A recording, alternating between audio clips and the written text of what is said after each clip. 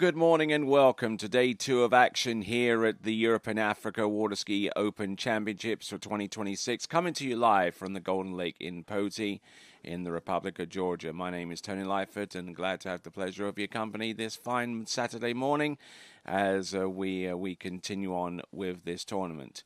Okay, our schedule of events will involve mainly slalom, and there you see it right there in front of you. We have men's slalom series 2 and 1, along with a series.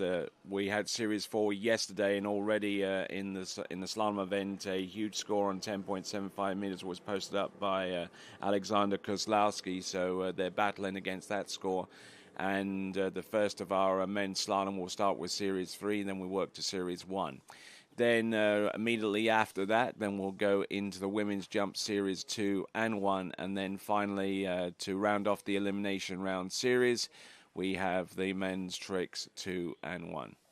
So glad to have you here at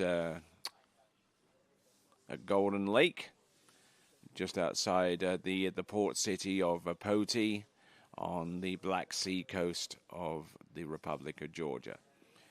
Pristine conditions out there, hardly a breath of wind, and hardly a cloud in the sky in this wonderful facility situated between Lake Palestoma, which is part of the Kolketi National Park system, and the Black Sea, which I already mentioned, as we work our way underneath the pedestrian bridge. And that bridge was constructed to allow pedestrians to make their way across the Golden Lake on their way out towards the Black Sea. There you see the schedule once again. It's going to be primarily slalom with Series 3 through to 1. We already had the women's slalom yesterday, and if you want to watch that action again, you can go to the TWBC YouTube channel and look at the archives, the most recent archives that were broadcast from coverage used yesterday. Looking down at the Golden Lake, working away north on this lake, almost parallel against the Black Sea coast. This is a two-course facility. It's a single lake, but there is enough of a kink in one of the courses to prevent backwash from rolling down the course and heading any further north that would compromise skiing on this part of the lake.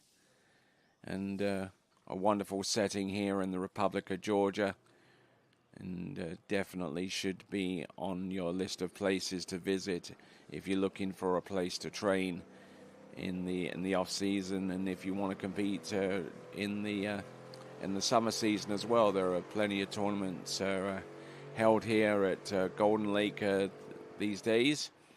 We had the Poti Pro just a few days ago, and we also had the first edition of that competition around about this time last year. As we zoom in on the downtown portion of the port city of Poti, highlighting the Neo-Byzantine cathedral, which was built in 1906, built to replicate the Hagia Sophia, which isn't too far away across the Black Sea. You'll find that in Istanbul. It's one of the architectural wonders of the world. And there we go. So a quick look at Poti. So as we continue on, a big shout out to everyone here for their efforts in making the two tournaments, the Poti Pro 2026 and indeed the Europe and Africa Open Water Ski Championships, a resounding success. Beautiful sunshine. It's kind of forced me to wear some sunglasses this morning as I present the initial images of day 2 of this competition for your viewing pleasure.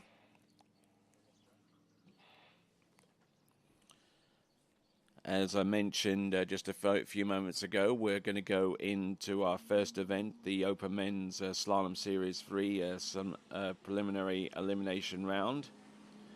And we've already had some decent slalom skiing in Series 4. Alex Kozlowski scoring 2 at 10.75 meters. Now, will that be enough to assure that he gets through to the next round? Well, we'll find out and see. But here is our men's slalom leaderboard after Series 4, and these are the scores that the folks in Series 3 to all the way through to 1 will be chasing down. Primary of which Alex Kozlowski with 2 at 10.75 meters, followed by Dennis Martinoff with 1.5 at 11.25 meters, and Dina Thompson 1 at 11.25 meters, representing the top 3 scores at this time. A Nautique 2025 towboat, the carbon edition. We have 2 of those boats and ready to rock the house, as it were.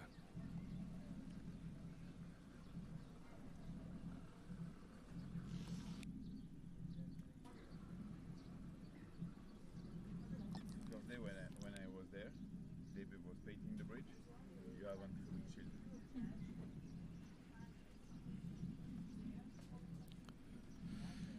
Okay, so waiting on the boat to make its way back to the dock and bring on our first competitor in this Series 3.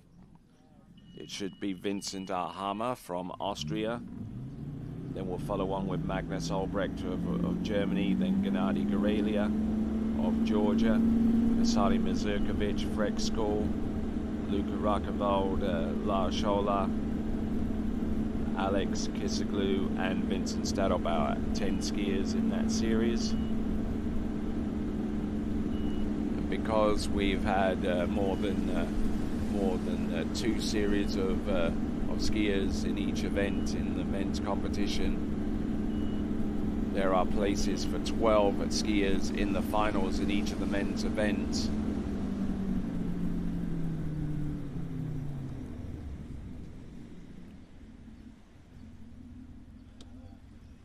Boat making its way towards the dock. Wind starting to gust up a little bit, but it shouldn't be too much of a concern.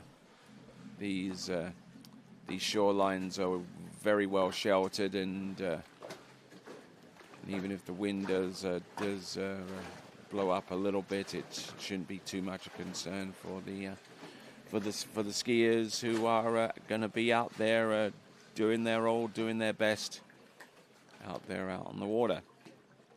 We see Austria's Vincent Arhammer, our lead-off skier in Series 3.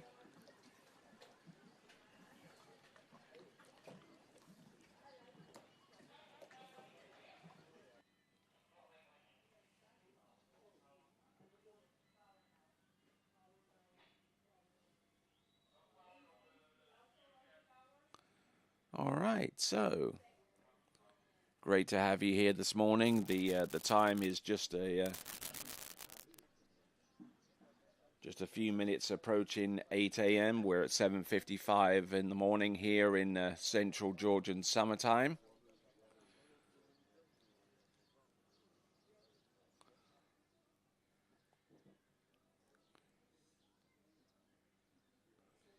Now, a few days ago, we had the Poti Pro, our pro event, which took place over Monday and Tuesday, and you can watch the archive of that competition on our YouTube channel. And Freddie Winter sliced and diced his way to victory in that competition ahead of Thomas de Gasperi in a 2-way runoff.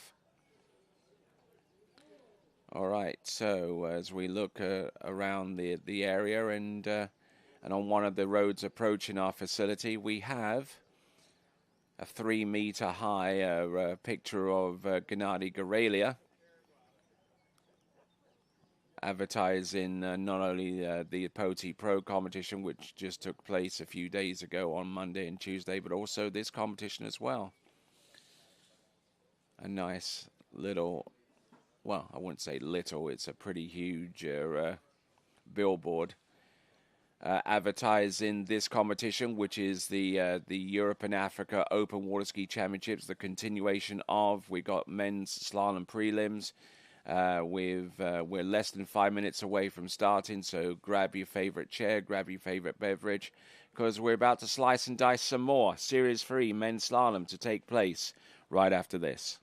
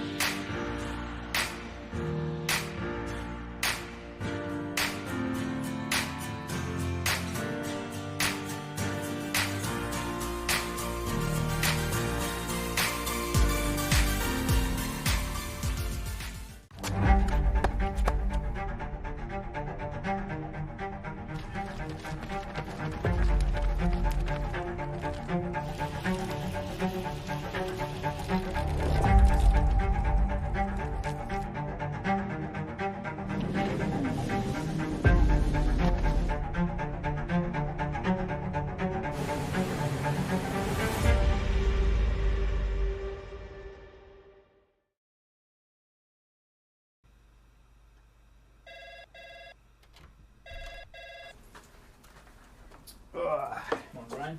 Hey, morning. You have a good weekend? Yeah, got out on the water a couple times. How about you? Yeah, I got to set in. Just gonna make a quick phone call here. Oh, of course. Can you get that, Will? Yeah, man, I got it. Thanks for calling Wake House. This is Will. Yeah, looks like we've got those in stock.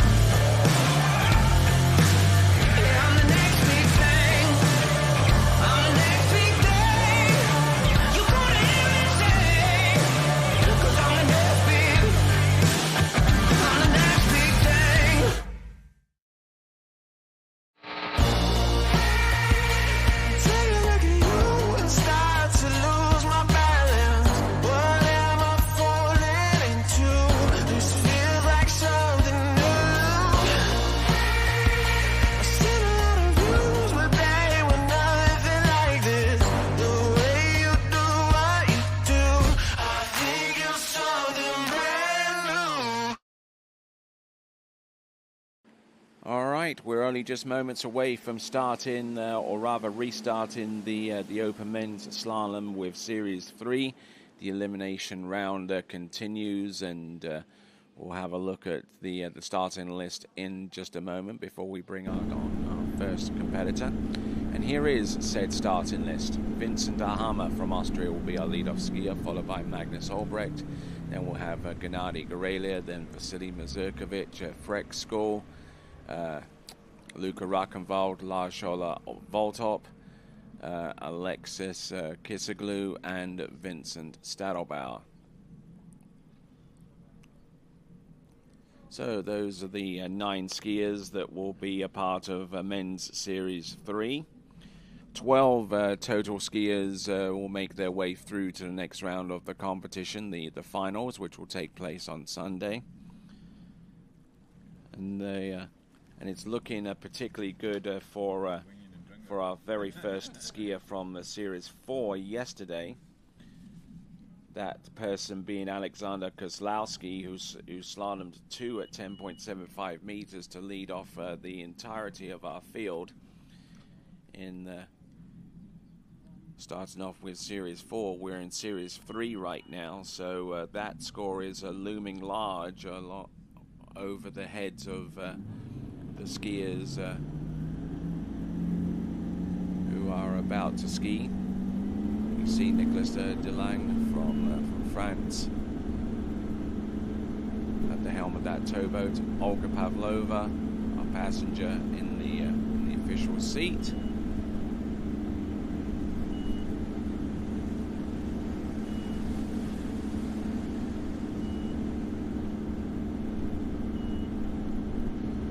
Okay, working his way back to the dock. We're now 8:05 in the morning here in Georgian summertime. It's about 2 hours back in European summertime, Central European summertime, which means that it's just a little after 6 o'clock in the morning. A little after 5 o'clock in the morning if you're watching us from the United Kingdom. And it's the late evening in Central Florida and many places along the eastern seaboard of the United States. And I'm sure that there are 1 or 2 hearty souls over there that are staying up late to watch some slalom skiing. Starting off with Vince Ahama in Men's Series 3 Slalom Elimination. Top score so far, as I mentioned, Alex Kozlowski from Belarus with a score of 2 at 10.75 meters. That is the target. Get past that and your chances of making it through to the 12 skier final are only helped.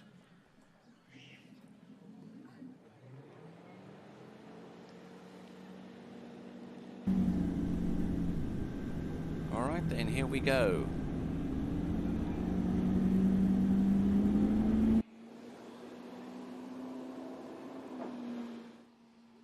Okay, so let's have a look and see. Vincent Ahama will get the particulars as he approaches the course. I suspect it's going to be 14.25 meters. Indeed it is. Minimum boat speed is the maximum boat speed, 58k.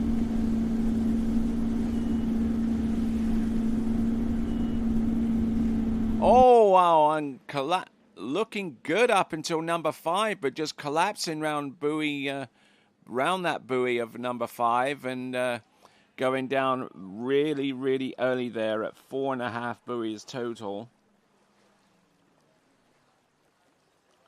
So 4.5 buoys total scored for Vincent Ahama, and no doubt he'll be crushed and disappointed with that performance.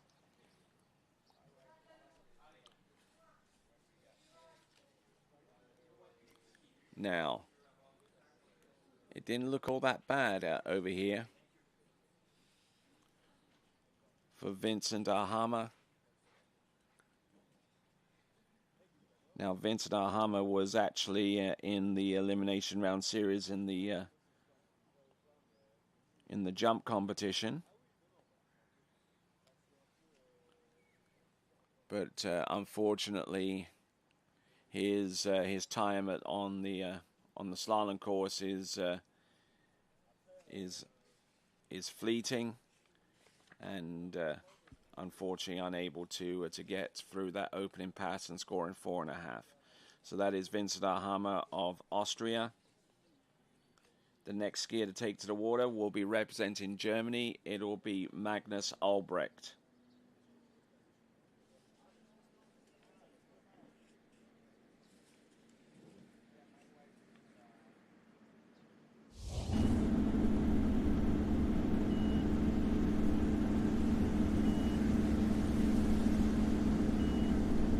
Vincent Arhammer, for his credit, was able to jump, I believe, far enough to make it through to the jump final. One of the 8 finalists in the jump event, the 12 finalists, I should say. All of the men's events have a 12 skier final. The women's events have 8 skier finals in tricks and in jump, and slalom has a 12 skier final for that particular event, just to give you the heads up on that. Magnus Albrecht getting ready to rock here. His opening pass should also be 14.25 meters unless he has other plans.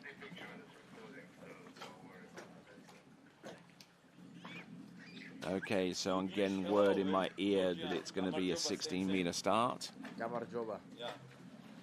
Madlova. Madlova, thank you. Didi Madlova. Thank you so much, Didi Madlova.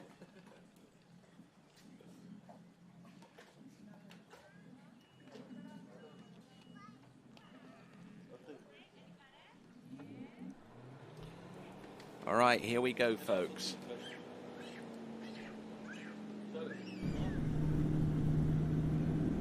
"16 meters has been called from the boat for Magnus Albrecht. Coming in. Taking a conservative approach here on 16 meters for Magnus. Rolls the ski through. Nice load there of number 1 and number 2.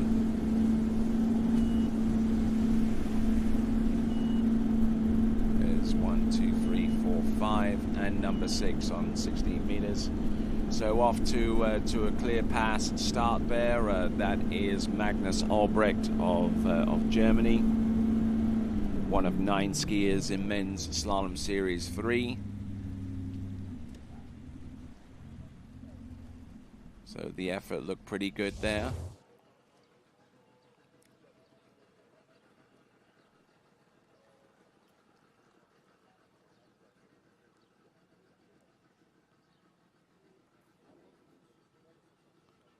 Working his way neatly from one side of the course to the next.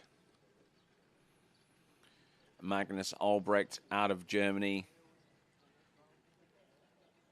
making an impression there with the 6 buoy count on 16 meters, and now gets ready for 14.25 meters whilst keeping the boat speed at exactly the same at 58k.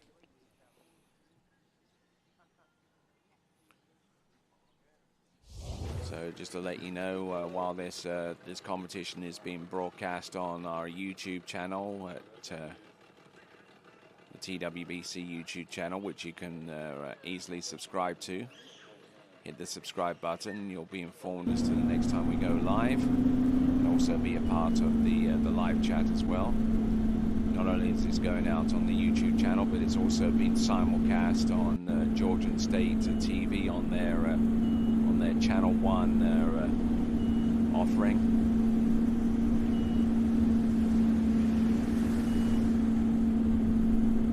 Looking good here, with the line shortened down from 16 through to 14, and there we go. That is the second pass produced by Magnus Albrecht.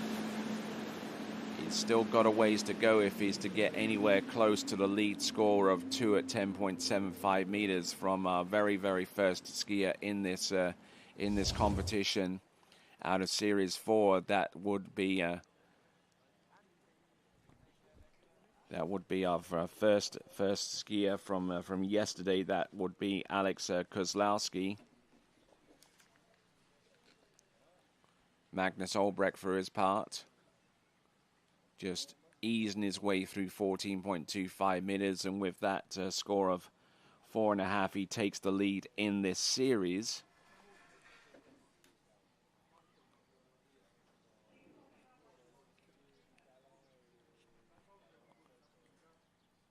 Of course, taking the lead within a series doesn't matter nearly as much as taking the outright lead at this point when you factor in scores from the previous series into the mix here. When we get the opportunity, we'll flash up the leaderboard on the left-hand side of the screen to keep you on track with that.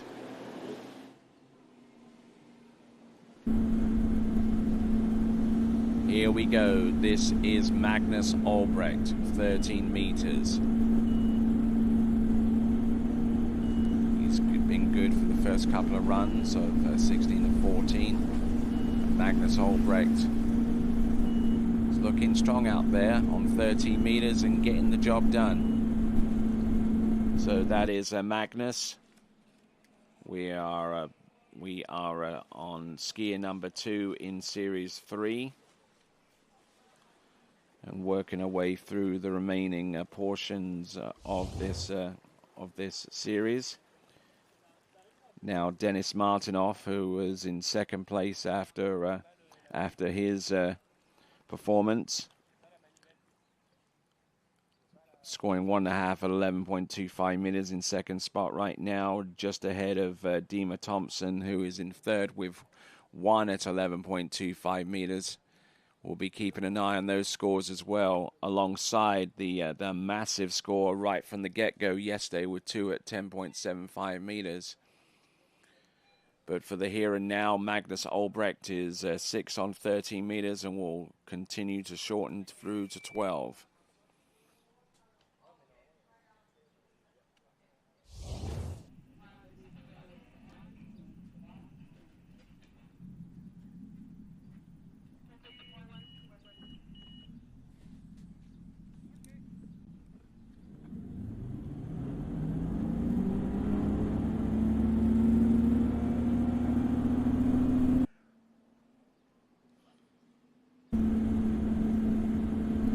Here comes Magnus. This is the 12-meter line. Getting a little bit down course, but managing to still stay on top of his ski. A little longish pull into number 3, but managing to make an impression on 4. Oh, and taking a huge bounce there on number 5. But indicating that he is all right, so it's going to be 4.5 on 12 meters there for Magnus Albrecht. Currently putting him, I would suggest right now, looking at this list, he's putting himself in 4th spot. That keeps his nose in front of skiers such as Ivan Zaletsov, who scored 4.5 on 13. Another score there, Kirill Zanetsin, also with 3 on 13, coming up a little bit short of what Magnus Albrecht was able to subsequently put out there by way of a score. 4.5 on 12, that currently puts him in 4th spot. Still, Alex Kozlowski in the lead with 2 at 10.75 meters. That was produced yesterday in men's series 4.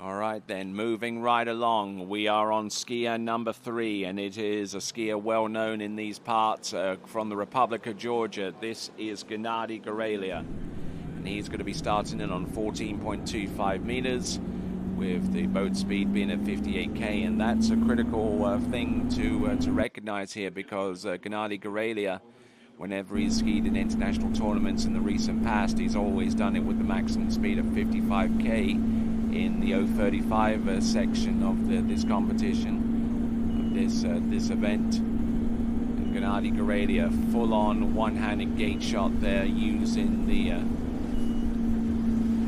the pre-gate as a timing aid and getting the job done there. That is a 6 buoy count at 14.25 meters for Gennady Gorelia.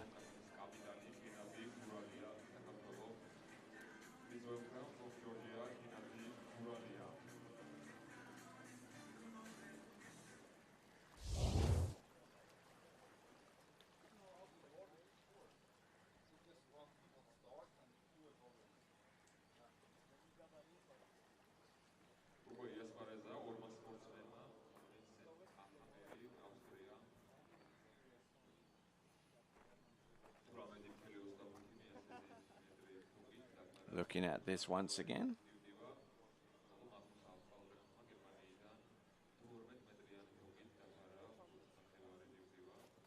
Gennady Gorelia, who's into web designing and construction. Started skiing in 1997 right here in Poti, when it was still very much a part of the Soviet Union at that time. His favorite event is jumping, although he doesn't practice it nearly as much as he would like. Does take a toll on the body, jumping. So too does slaloming, especially when you're having to reset the entirety of your technique from a 55k slalomer to a 58k slalomer, riding the SP skis Bronco or Mustang.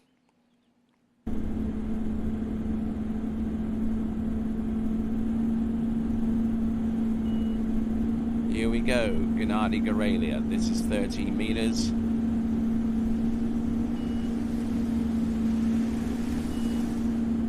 Nicely done, though. He's been practicing for the last couple of weeks over at Jolly Ski in Brescia, just outside Brescia, specifically San Gervasio Bresciano. And getting the job done with 14 and 13 meters successfully cleared.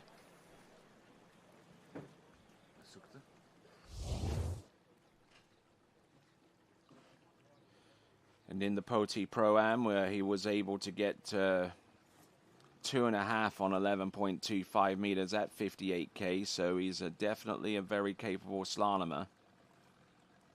Now, if he can get through 11.25 meters, it will definitely set this competition alight, as we would therefore have to wait to see how his score fares up, how it shapes up against the others going forwards.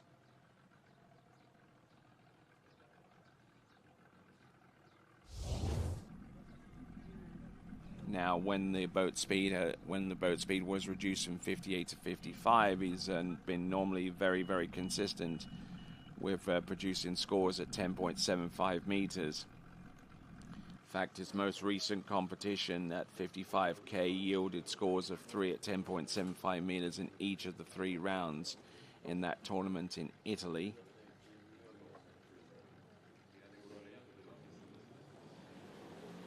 Now, last year he scored 2.5 at 11.25 meters at 58k.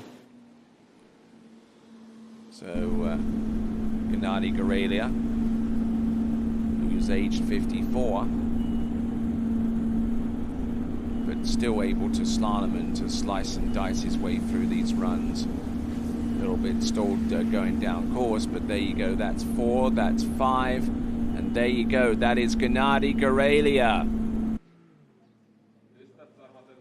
Fantastic skiing there from him. That was on 12 meters there for Gennady Gorelia. Now he has a chance, a pop at 11.25 meters.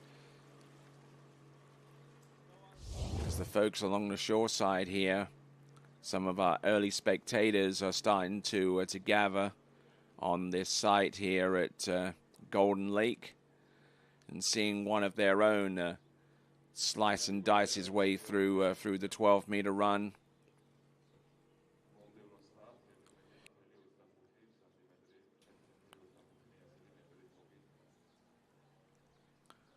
All right, so 11.25 meters are coming up there for Gennady Gorelia. He is very mindful of the fact that the top score is a 2 at 10.75 meters, and looking quite delighted that he made it through 12 meters.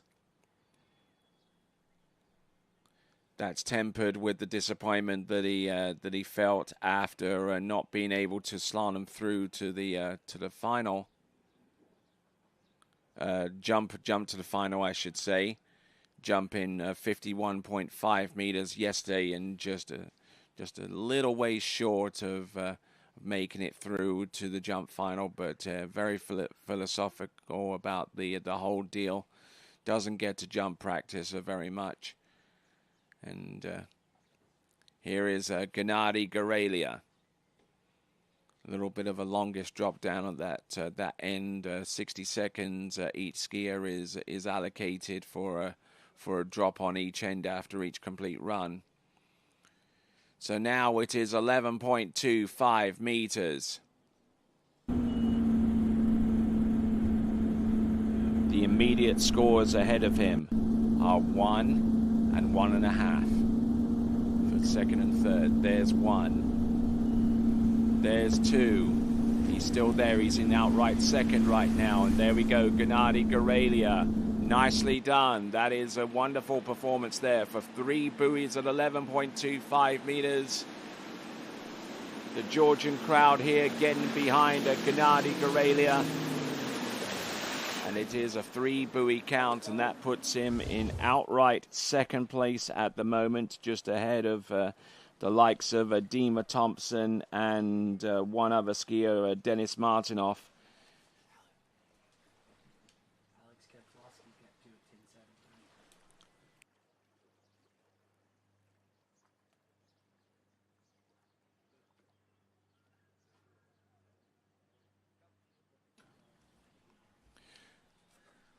So Gennady Gorelia happy with the performance, and there he is in outright second at the moment, 3 at 11.25 meters.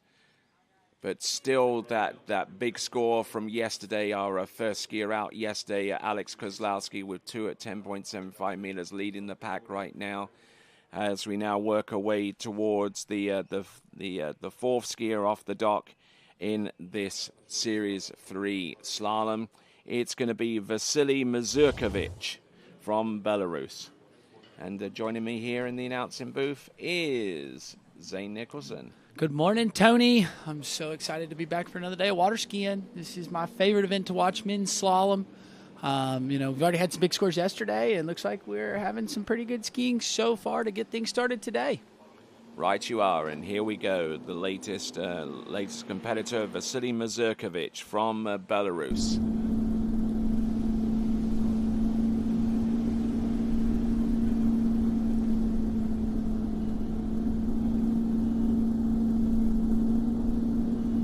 Good for the most part.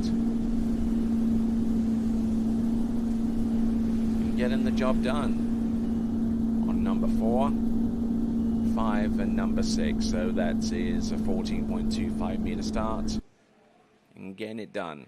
Yeah, Tony, he was looking really nice. Off to a good start yesterday. Made the jump finals. Was the last one in, but got the job done there. And then here, he's opening up with the slalom event, looking nice and strong, and he's very strong overall skier.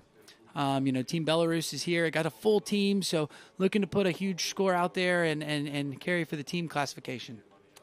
And Vasily Mazurkovich, more known as primarily a cable skier, doesn't compete behind the boat all that often. In fact, the last tournament that he competed in was in September of last season in the European Cable Ski Open Championships, tricking 82.60 there.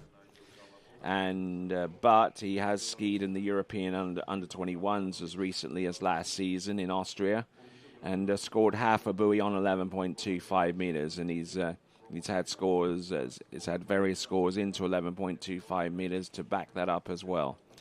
Yeah, I mean, he told me yesterday, Tony, off camera, that I guess he trained so much on the cable as a young kid that he kind of can get away with now. He doesn't practice nearly as much on the cable as he does behind the boat. I think he kind of enjoys skiing on the boat a little bit more. So we're seeing that pay off for him. But we're bringing him back in. 13-meter start here for Vasily. 13-meter second pass from the bridge in, Tony. All right, Vasily Mazurkovic. 13 meters. Getting it going there. And nice and early for number 6 there on 13 meters. In full control of that run.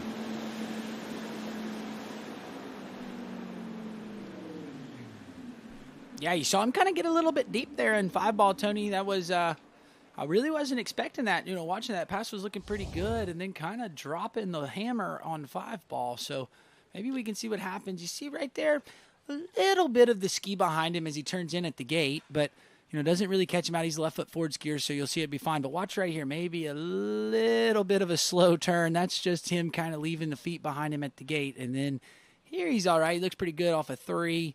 Coming to 4, looks pretty good here, but watch him off of 5-ball. You see he had a little bit of a slow turn there at 4, and then just drops the handle just a little bit, and gets a little bit of a heavy load on the backside of 5. But it's 13 meters. He's still kind of warming up and able to make it through. So now we're going to shorten the rope up, 12 meters. This is the last time that the rope handle reaches outside the buoy. So for maybe some of our new viewers that might not know, this 12-meter pass, the handle still reaches outside the buoy. So it is tougher, but still the skiers are fully capable of getting outside the buoy. As we start shortening the rope, they start having to stretch a little bit more. Yes, the course width is 11.5 meters, so you do the math on that one. Vasily Mazurkovic, this is 12 meters. Nice, staying patient there and not doing too much at the tail end of each turn to try and get more angle. And well constructed pass on 12 meters, and looking good for maybe a decent score on 11.25 meters, or maybe even a little bit beyond. Yeah, I mean, Tony, he's the skiers from Belarus, really good at tricks. So they're really good at rotating their hips through the turn, getting the ski around. The one thing that I would like to watch, you see that ski kind of unloaded a little quick into 2. He does it again here at 3. So watch it. Jumps onto that inside edge, doesn't really roll. So that's why he ran down course there. Didn't quite get the turn that he wanted at 3. So that's going to be something to watch here for this 11-meter pass, because as you do that ski, you don't let it roll. It doesn't carry out as much, so you don't have as much width as the buoys. And then you start to run with the boat. Now the skiers tend to start pushing the tail, especially these trickers, because they use their hips so well. They engage that middle section of their body.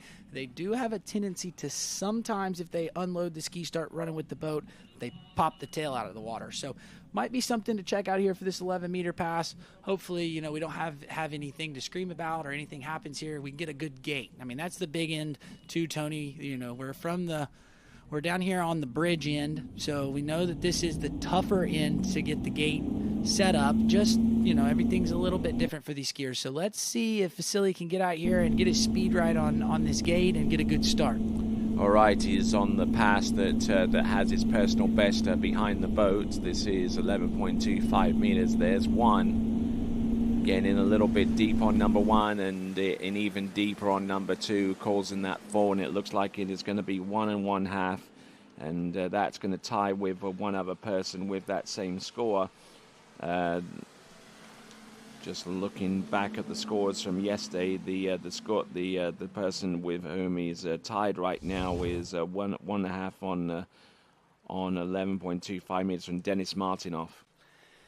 Yeah, and Tony, I kind of knew that was going to happen there. Wasn't going to get the turn he wanted, and then kind of called out that they were going to blow the tail. So he was a little bit fast at the gate when he turned in. You could see him. He was a little uncomfortable, a little unsteadied. So he started to pick that handle up to slow down, but he started rocking to the back of the ski. So you see right here, he's wanting to slow down. He's fast, so he kind of hits it really hard. So this is why you see him not have rope on the backside of 1 here, kind of running with the boat, has to eat it up. And then right here, kind of what I was talking about, he's going to really try to rotate the hips, but because he's moving down course with the boat and doesn't have the ski moving all the way out, you know, he pushes and he gets that tail to blow.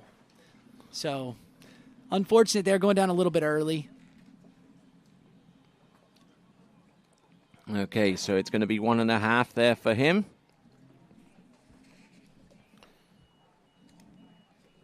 So 1.5 puts him in a two-way tie for 4th place right now with Dennis Martinoff. Next competitor up coming to us from the Netherlands, it's Freek School.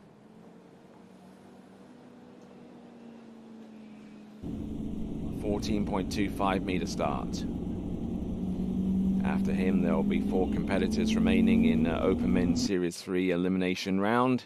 Then we'll go into Series 2, and then after that, Series 1. Here comes Freek School, skiing in the national colors of the Netherlands, which is orange.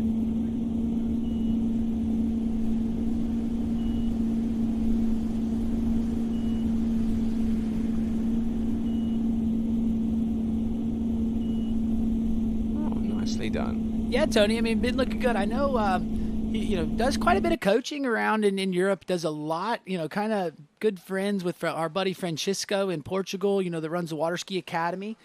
We see him kind of sometimes help out doing some training camps there in Portugal. So shout out to them. I know we had a pro tour stop there in Portugal last year. It was a really awesome, awesome event. I don't know about you, but I had a blast being there in Portugal. With Francisco and.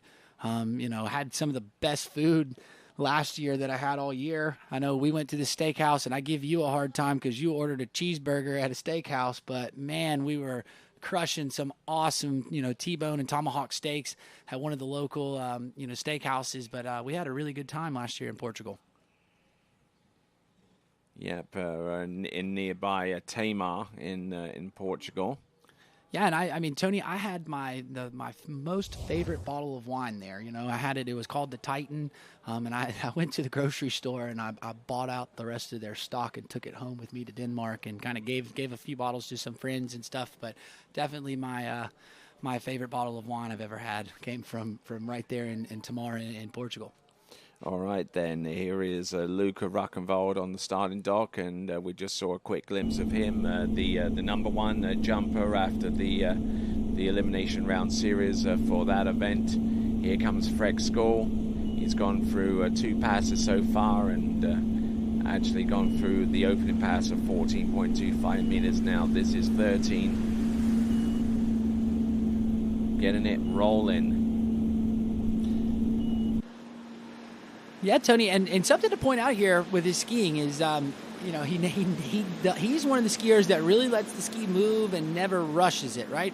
One thing that I did see that maybe might catch him out as we shorten the rope up is when he does turn in, he moves the ski. I like the way he waits on the ski to move at the turn, but I almost think he could start that turn in just a little bit sooner to get a little more angle off the finish of the turn. You see he builds that angle, but he didn't quite get all the angle that he wanted there on the gate going through until right behind the boat.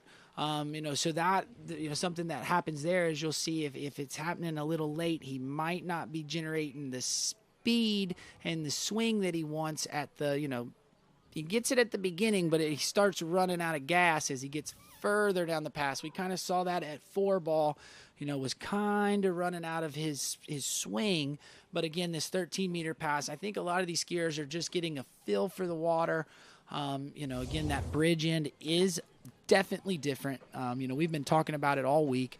And so that's just something to maybe check out here for the 12-meter pass. But, like you said, the counter that, I do like how he does move. He waits to get everything kind of where he wants before he loads, so he doesn't start generating a lot of speed too fast, All right, here he comes, Freek School. I'm sure he's got some folks watching in from various locations in the Netherlands, particularly Rui Plus, which is just outside of Handel, which itself is just a little ways outside Eindhoven in the in southern portion of the Netherlands. And there we go. That is Freck Skoll getting the job done. Yeah, no, does a great job. And I mean, another thing, since if we're being honest, talking about kind of things that I like on his skiing, Tony, was if you watch him when he pulls out for the gate, he pulls out and never spikes the zero off. So he kind of almost, hides from the boat, sneaks up on it, if you will, and it really helps him out. So he's always got rope tension when he turns in, and that allows him to get a really good turn on one ball, which then sets him up to get a good offside turn at 2, and now his rhythm is kind of established into the course. Brought the handle a little bit to the inside hip at 3, which caused the ski to check up a little bit, but he had created so much space at the first 2 buoys and with the gate that, he has a little bit of room for, a bobble here and there through the course. So, I really am enjoying watching his skiing here. And, now we've got an 11-meter pass, and, we got to run it if we want to take the lead. So, and that's a tall task. But, right now with how he's kind of doing the gates and everything, he does have potential to really go through it and it be a pretty easy pass. I mean, as you watch it, because of what he does at the gates, the boat, he doesn't spike zero off. So that first pull through the gates is not really flinging him into one ball, right? He's really got control of his speed into one. So let's see if he can do that again here, Tony, on this 11-meter pass. All right, so proudly wearing the color orange as a nod to the royal dynasty that has ruled over the Netherlands for many a century. Here he comes. This is Freck Skoll, 11.25 meters. He's passed 2. He's round number 3. He's still there. He's good to go for number 4. Does he get the 4? I believe he does. And he was happy with that, Tony. You saw a little bit of a fist bump. So, I don't know what his personal best is, but he definitely seems pretty stoked with that pass, thanks to the drivers as he drops in. But watch him right here. I just would think if he could start his turn in just a touch sooner there at the gate, I think that would kind of help him out. But he does a really good job going to 1. Nice job here on the pull to 2. But watch as he goes to 3 here. He's a little too open to the boat. You see how he gets there, but he starts to give that back shoulder, starts to rotate, and that's what causes that right there on the backside of 3. And now he's super separated into 4. And as a lefty, when we're separated and we're running down course, it's really hard to get that ski, to kind of want to bite in on the nose and come back through the turn. So, great job there. There's a couple things that he could work on, but I think, that's really strong skiing. That's a cool ski style to kind of watch. And, for people at home, he's got a lot of good things that translate to helping him be able to do that. But right here, this one ball at 11 was pretty nice. And you see there, he just kind of gives up to the boat a little bit there, a little square to the boat. And then right here, you see he loses that lead shoulder, back shoulder kind of twist to the boat, and that's what caused that turn. And now we're way down course here at 4. So, all right, and it is that 4 buoy count on 11.25 meters, which currently puts him in second spot right now. Yeah, and if my memory serves me correct, Tony, last year in Linz, I believe that he's right there at that bubble mark. I believe we had a runoff with 5 at 11. The only reason I kind of know that was one of my Danish skiers was one of those skiers, so in that runoff. So I know it was either 4.5 or 5. So with the ladies, we saw that the score to get in was right there at that 5 buoy mark. And that's what I know. 4.5 for the ladies got in. They had a runoff to get in last year, so something to watch. He's kind of right there on the bubble of being able to think he might have to have a runoff or getting into the finals for tomorrow. All right, and with that, we've got our next skier to take to the water, representing Austria, future doctor, and it is Luca Ruckenwald. 14-meter start. Yeah, Tony, and you say he's a future doctor. I know talking about being orthopedic, but I will say he is a doctor of the jump event. He is out there, and he just looks so good in the jump event. We saw him jump his way into the final. He's the top seed for tomorrow, but let's see what he's got for his overall campaign here with his slalom event. Starting at 14 meters. Nice glide out there in preparation for number 1. Smooth as she does it for the first couple of buoys. A little bit of slippage there on number 2, though, at the tail end. But managing to stay focused enough to get round all 6 buoys on 14. That is Luca Ruckenwald. Yeah, and you pointed that out, that had that little bit of slippage out of 2-ball. So, I mean, again, this 14-meter pass is kind of a walk in the park for just about all these skiers. I think everybody, runs this one with ease at home. You could kind of make a bunch of bobbles, but you kind of see how those shoulders are rotated into the boat at the gate. That's kind of the 2-ball was a product of the gate here for him. And a lot of times with the lefties, you'll really see any problems at the gate catch you out there at 2-ball like that. But, Luca didn't freak out. He just kind of stayed nice and calm. Then he gets onside turn at 3, and now he's back on top of the pass. So, the one thing for skiers that are kind of learning and trying to get better is, you do not want to rush the next turn if you have a problem, right? The key is to get a really good pull, take what you can get at the turn, and then get another good pull going the other way. And the pulls are what makes the ski come around and give you that, that turn that you want, right? Like if you see one of these guys have a slam dunk turn, the ski bites, around without them dropping the shoulder. That is what they have done behind the boat that gets the ski to turn like that. So, Luca did a very good job there. Not doing anything too crazy, managing, getting 2 good pulls, and then by the end of the pass, he's way on top of it. All right, so let's bring in Luca Ruckenwald for pass number 2. This is 30 meters. The green loop starts to get a little bit more intense now. There's 1. There's number 2. Settles into his pass now. And 5, and no worries getting around number 6 there, Zane. Yeah, no, that was a much better pass than the 14-meter pass. The other thing, too, Tony, with 14 meters, especially with these guys in at 58, is sometimes you've got to back off on it because there's just a little bit too much rope, Maybe not comfortable enough to go in on 13, so using this 14 to just kind of get their body woken up and feeling good. But here, going through the gates, he can be a little bit more strong. And, on the backside of the buoy, the boat's going to be there. Where at 14, you kind of got to be a lot more patient and wait, for that load. You can't pull as hard as you'd like. So, that to me, I think Luca's just able to go a little bit more into attack mode on that pass. And you see it, his skiing looks a lot more settled down as you can kind of put a little bit more, juice behind the boat, if you will. Right, plenty of juice there for Luca Ruckenwald as he gets prepared for pass number 3. It's going to be the 12-meter run coming up. Trying to make a bid for possibly skiing in the slalom final. That might be a little bit of an uphill struggle there for Luca Ruckenwald, but we'll see how far he gets. Yeah, Tony, but I will be honest. From watching him ski earlier in the week at the Pati Pro till now, he looks a lot more settled. The ski seems to be sitting in the water more. Maybe not getting as many ski rides on the slalom ski as he, does his other events, but looks a lot more settled here. Let's see if he looks settled here for this 12-meter pass. Here he comes, 12 meters.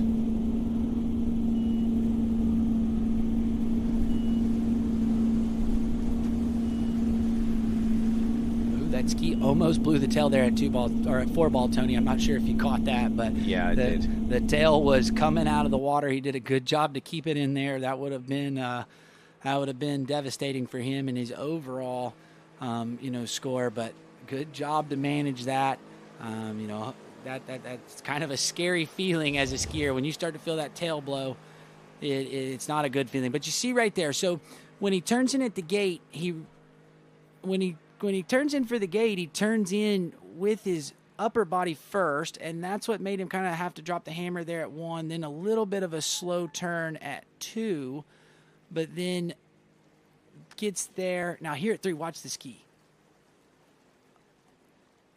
Oh, and then we're just getting confirmation, Tony. It sounds like he may have missed the gates. Maybe we'll be able to see a little bit better from the boat view. But, that is not what we want to hear for Luca, missing the gates. This next view will be the better one to see if maybe we get that one from the boat. But let's see here. You see right there, he goes with that upper body. But when he goes through, Tony, it looked like he missed that one. That sucks. That's not what you want to see for him. And, he's going to be down there a little bit disappointed, with that result. Okay, so rendering him a score of a 6 on 0 on 12 meters.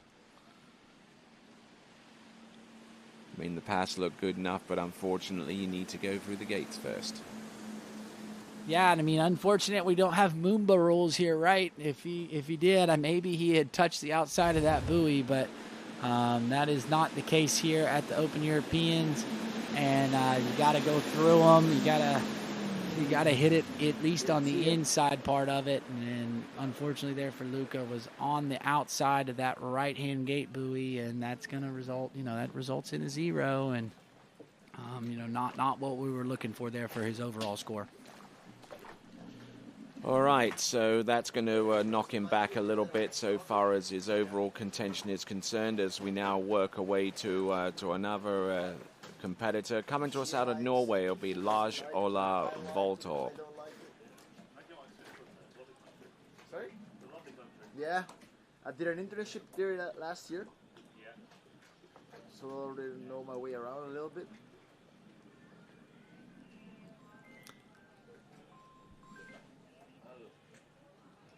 14-meter start It's a for really him. nice country, yeah. And Lars skis at that awesome ski lake in Norway at Slostad. We had our Nordic championships there a couple of weeks ago, and Tony, that's maybe the nicest lake in Scandinavia. It's a proper ski lake in a beautiful area. I personally ski at Valensbæk in Denmark, and I really love that lake. But that ski club there in Norway has one of the best lakes that you can find. It's definitely, especially in the Scandinavian area. So anybody that's kind of looking, where Lars skis is a good spot to maybe take a vacation if you're looking for a cooler summer area to go check out.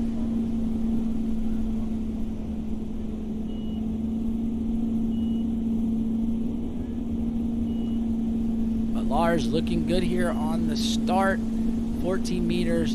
He's been here. He's got the wife and he's got his daughter with him, so it's really cool to have them hanging out and enjoying Georgia. There's probably a lot of these skiers. It's their first trip here to Georgia, and I mean I know I enjoyed my trip last year. This year I think the trip has been even better.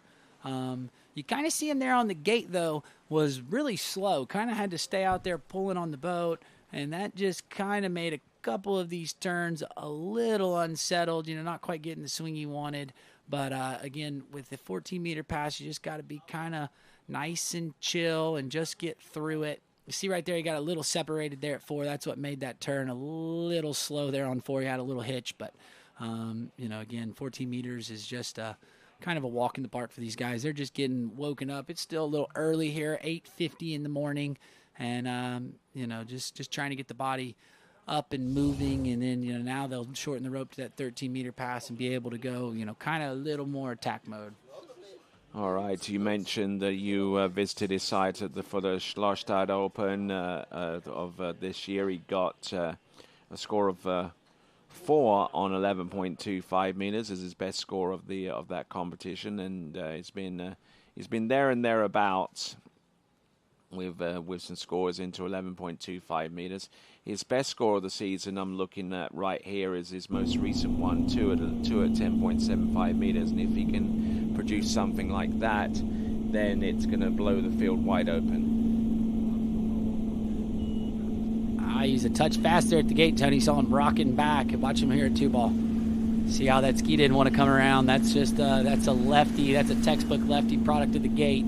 But then finds his rhythm at 3 and then is back in it at 4. So that's another thing with the lefties is they kind of can get away. If you can get out of 2-ball and get moving, usually you can get your rhythm found going to 3, and it looks a lot better on the back half. But you'll see that 2-ball was because he was fast at the gate. He started to rock back, and then that kind of put him on the tail on the backside of 2. But you see him right there. He's fast. He's moving back.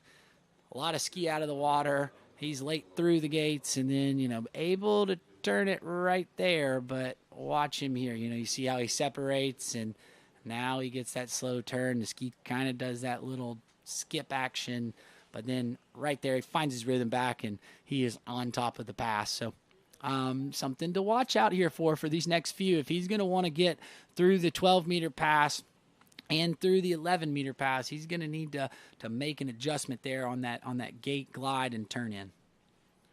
All right, getting it to go. That's Lars Ola Voltorp coming to us out of Norway. So he's gotten through the 14 and 13-meter passes. 12 meters comes up. And the triple beep there indicating to the boat driver that the 60 seconds of drop time has expired.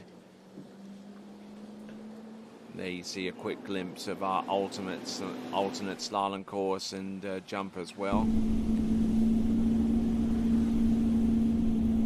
which our skiers are more than welcome to use, even though that we're in the midst of this competition right here.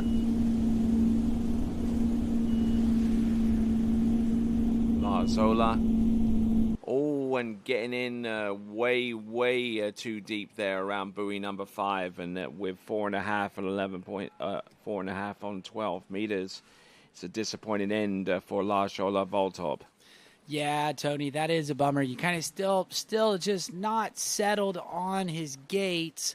So you see that ski kind of want to skip on him at 2, and then he starts getting separated. You see him really separated here, but you see, as he rolls in, he's still a little fast moving to the tail of the ski. Gets the turn here, but watch on 2. See how the hands come high and get away from him. So that ski kind of chatters around 2. And now he never quite got the hands back connected like he wanted. So right there, you see how far and separated he is at 4. And then going to 5, it's the same thing. Really hands far away. He's moving down course, and as he goes to push, he just doesn't quite have it. He needed to be a little bit more patient on when he wanted the ski to come around. It's okay to take the skiing down course, but right here, you see the feet are behind him, goes under the rope there, right before he goes through the gates. So that's why you're going to see this chatter here at 2-ball. You'll really see it. Watch the ski. It kind of pops on him, and then there he goes. He comes through. 3 was not too bad. I mean, he stayed pretty connected. You see he gets a good turn, but watch the hands. You see how high they come and far away. That's why the ski didn't turn like he wanted. And then there, he's pushing, he's pulling with his arms, gets separated, and then tries to turn the ski all at one spot, and it just kind of releases on him and does him a turtle spin 360, if you will, and going down early, not able to make it through the 12-meter line.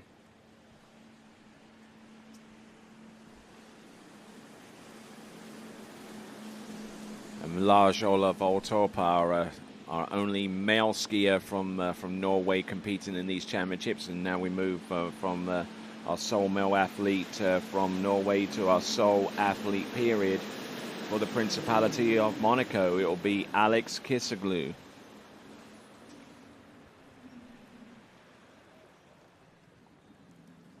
Yeah, and we had a pro tournament there at his home site, the Monaco Cup. He has a lot of the big, the hand in the organization of that, and so hats off to him for getting that together. But he's also quite a very good slalom skier. I know he is chasing that first time through 11 meters in a tournament. I think he's got a bunch of 5 balls. Just hasn't made it out around 6 and out the gates. So wouldn't that be pretty cool here, Tony, if he could get his first 11-meter pass in a tournament, and then he'd be challenging for the lead. We'd have to wait and see, but I think if you can get through the 11-meter pass and get a score, on 10-7, you're looking pretty for getting into the final. We've still got, Alex and one more skier in this Series 3, and then, Series 2 and Series 1 to kind of wait and see, but I do think that if you can get through 11 meters, at least your chances of getting into the finals go up quite a bit. We did touch on what the cut was last year, being at 4.5 or 5 at 11. So we'll have to see, but let's see what he can get here. We're going to bring him in. I believe this is a 14-meter start, Tony. Indeed it is, as he approaches the course at 58K as the best score of the season, looking at 5 at 58K 11.25 meters. That was at the PKB Slalom Cup, which was the last tournament in which they skied at before they're coming over for the Potty Pro. And speaking of the Potty Pro, he was able to get 4.5 on 12 meters. So looking for a little bit of personal redemption here. Yeah, but I mean, it's definitely going to come in to kind of probably helping him out. I think we've kind of noticed that our skiers that have been skiing the Potty Pro earlier this week, they look a lot more settled than the skiers that showed up and only had one set of sight familiarization. Definitely he's had a couple looks at the bridge end. So that also helps, with the gate shot. It is tricky. We've been talking about it all weekend, but pulling out for the gates and going under that bridge is definitely something that these skiers are not accustomed to. But Alex looking really good here on the opening pass. Like I said, looks super settled and looks, quite frankly, looks dialed today, Tony. Yep, at least so far as the first pass is concerned. Now it's going to start getting a little bit tricky, starting with the 13-meter line. And goes without saying that 30 meters was the minimum starting line length for our pros in the Potty Pro event, which took place a few days ago. So he's coming back in on that same pass, but not the same direction.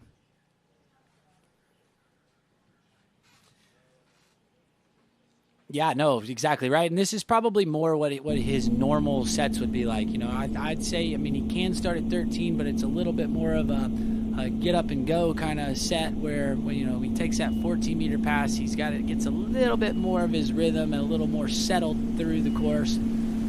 Something I like just as a coach, we see it happen with a lot of skiers is, they want to start maybe a pass better than what their ability is. And so what happens is they leave buoys on the table because they aren't able to get settled in and establish a very good rhythm to start. And, to me, I thought the 14-meter pass was really good, and I thought that 13-meter pass just looked more settled than Monday and Tuesday because, he's able to kind of get his rhythm established more so things aren't moving quite as fast here on this pass as they would if he starts at 13. But right there, you see, drops the shoulder just a little bit there at one ball, but nothing crazy. And then looks really good there on a 2. Got a nice onside turn. I really like that 2-4-6 side turn. And then was much better with keeping those shoulders level at 3, so you didn't see him kind of fall in. The one thing there that I'd like to see a little bit different is where his handle placement comes at the finish of the turn. Has a tendency to bring it to the inside hip, which makes the ski kind of do that little bit of check, if you will. It kind of pops up on him, and what that is as he's moving his hands from the inside hip to the outside hip where you need them to pull, that little move that the skier makes kind of has to, you got to unload your pull, unload kind of the angle you got on the backside of the buoy, and you see that ski check up on him. So just something to look at here as we move through these, this 12-meter pass. But again, I thought that was still pretty strong skiing there for Alex. And, let's see if he can get a good start and stay looking, nice and dialed here for this pass. All right, coming to us from the tiny Principality of Monaco on the middle of the French Riviera. Here he is. This is Alex Kissiglu. There's number 1 and number 2. This is 12 meters.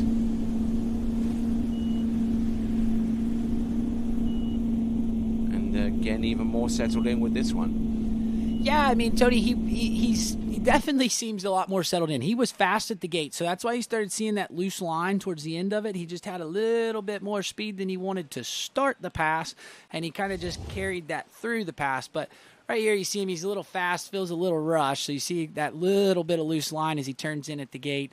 That's what kind of causes, he did a good job at 1. That's what kind of causes him here at 2. You just see there's a little bit of loose rope on the backside of it, has to kind of eat it out, but does okay. But now you're starting to see that gate kind of catch him here where that speed, he's got a little more speed than he wants on 12 meters, but the key is we're not giving style points.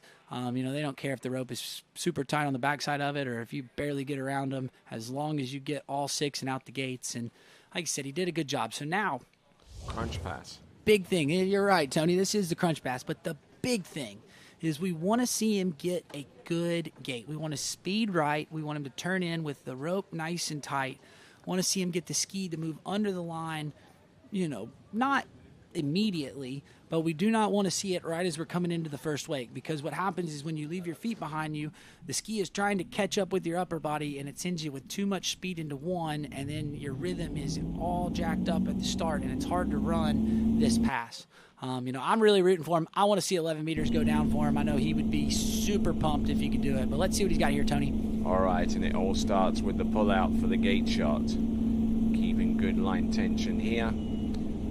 Rolls in for number 1. There he getting broken over, and unfortunately that's just a little bit too much for him to handle as he scores half a buoy at 11.25 meters. But the judges are calling 1 though. Yeah, so we'll have to see on the replay here. That was really close. I mean, I kind of thought he got 1, got to the wakes, but we'll see there. I thought he stayed connected at 1, but you see he just stretched and did not keep the shoulders level.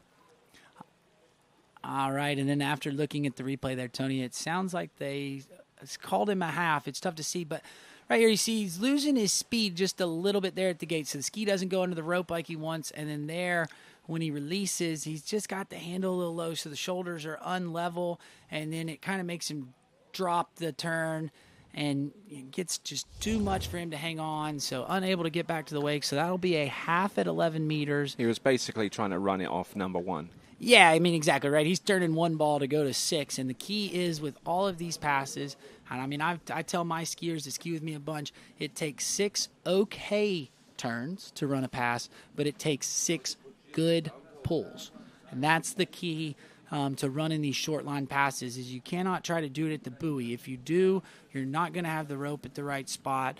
You're not going to get the load of the boat. And the thing is these skiers have to work with the 0 off. If you start getting out of line, out of time with the 0 off, I mean, you might have the strongest skier out here today, be super strong.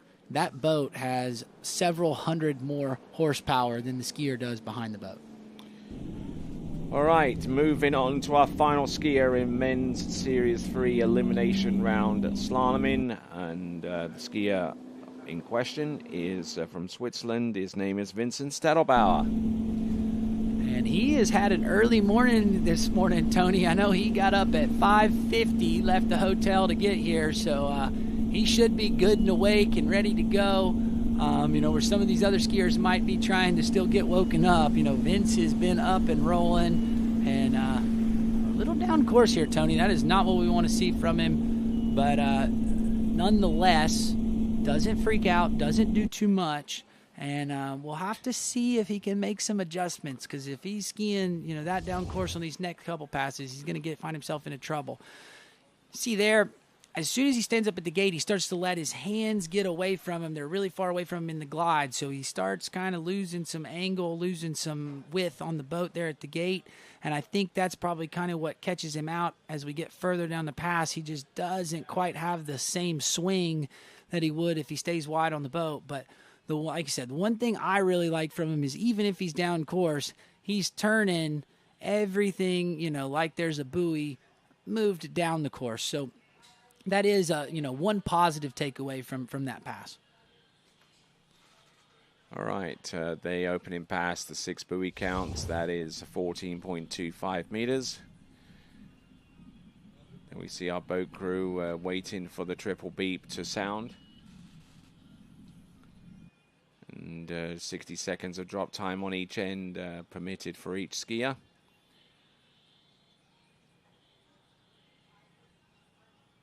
Just waiting for the wash and the rollers to subside, and once it has, then we will proceed on with Vincent Stadelbauer working his way to the course now. This is 13 meters. Let's see what he's got here. Rolls the ski. There's one. Keeping the speed up, keeping the water speed up here. Trying not to let it go, let it run down too low. But he manages to get around all 6 buoys, and a fantastic effort there from Vincent Stadelbauer. Yeah, Tony, I thought he did much better on the gate. Didn't lose the width and the speed. and you just got a better swing. So you saw that translate to him being closer to the buoys on the back half of that pass. So that is a very good adjustment there from Vincent on the fly. You see right here the hands are a little bit closer. So now he lets him go to turn. He rolls in, and he gets in here. Now, the one thing that I saw that was a little bit weird was right here into 2. He gets off the handle a little bit quick. You see right there he kind of gets stuck. But, again, got a better swing at the gate and was able to, stay a little bit more on time for this pass. So good job for Vincent.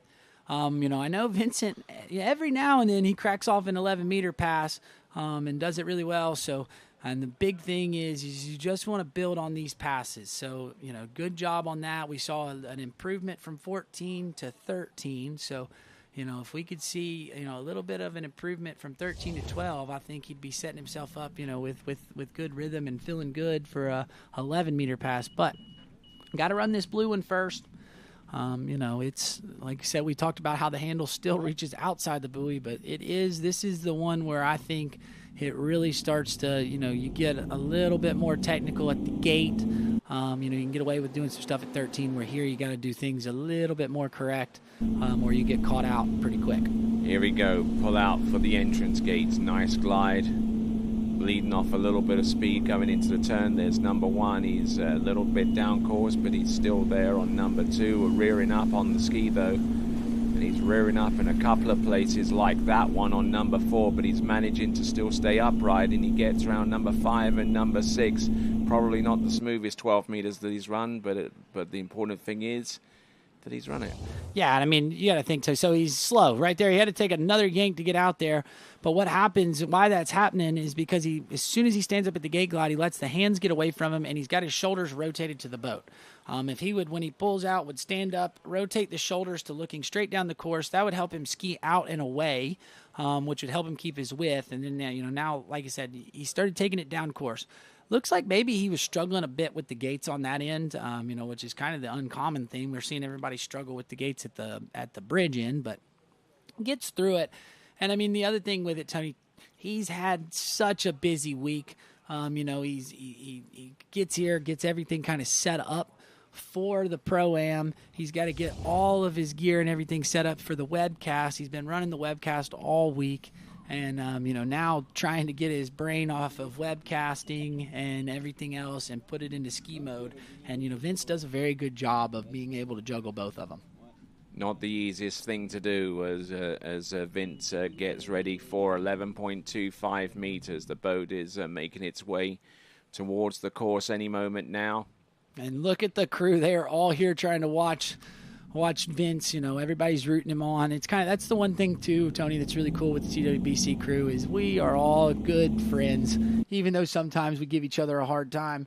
Everybody gets along. Everybody's rooting for each other. So really cool camaraderie here for the TWBC group. Coming on in, 11.25 meters, rolls the ski over. There's number 1 getting the good start there. There's number 2. He's continuing to roll here. There's number 3. And came into number 3 late and tried to turn his way out of it, but nothing was doing. Yeah, and again, Tony, just losing the width on the gate. And that's, as we get to that 11-meter pass, it just makes it hard to keep your swing as we get further in. And you saw that there at 3-ball for Vince. And, we'll see on the replay. You'll see him, he's still leaning against the boat trying to stay out there, but he's losing speed, losing water speed, and that's what catches him out here.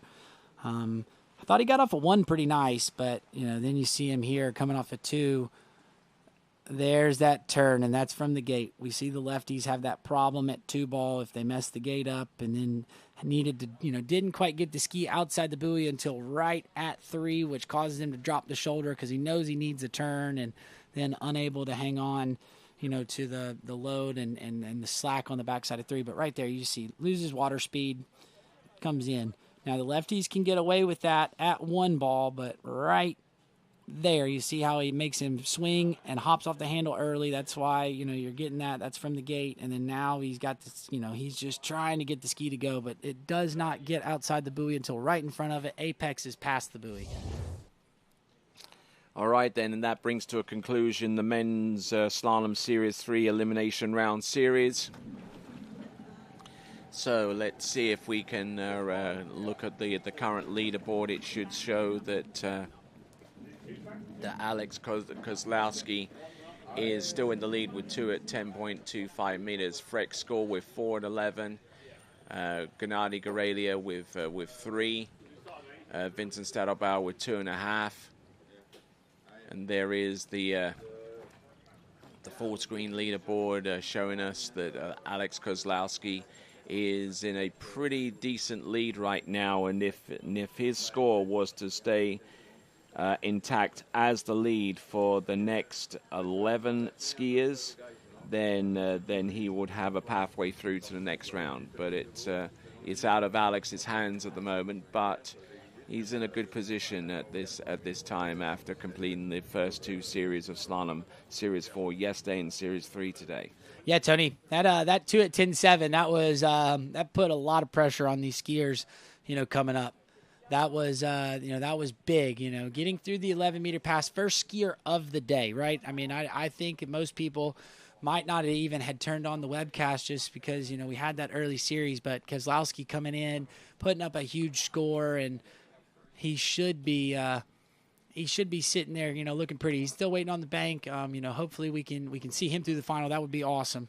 So we'll have to wait and see as we get through this Series 2 that's getting ready to come up. All right, there you're watching continuing coverage of the Europe and Africa Water Ski Open Championships coming to you live from Poti.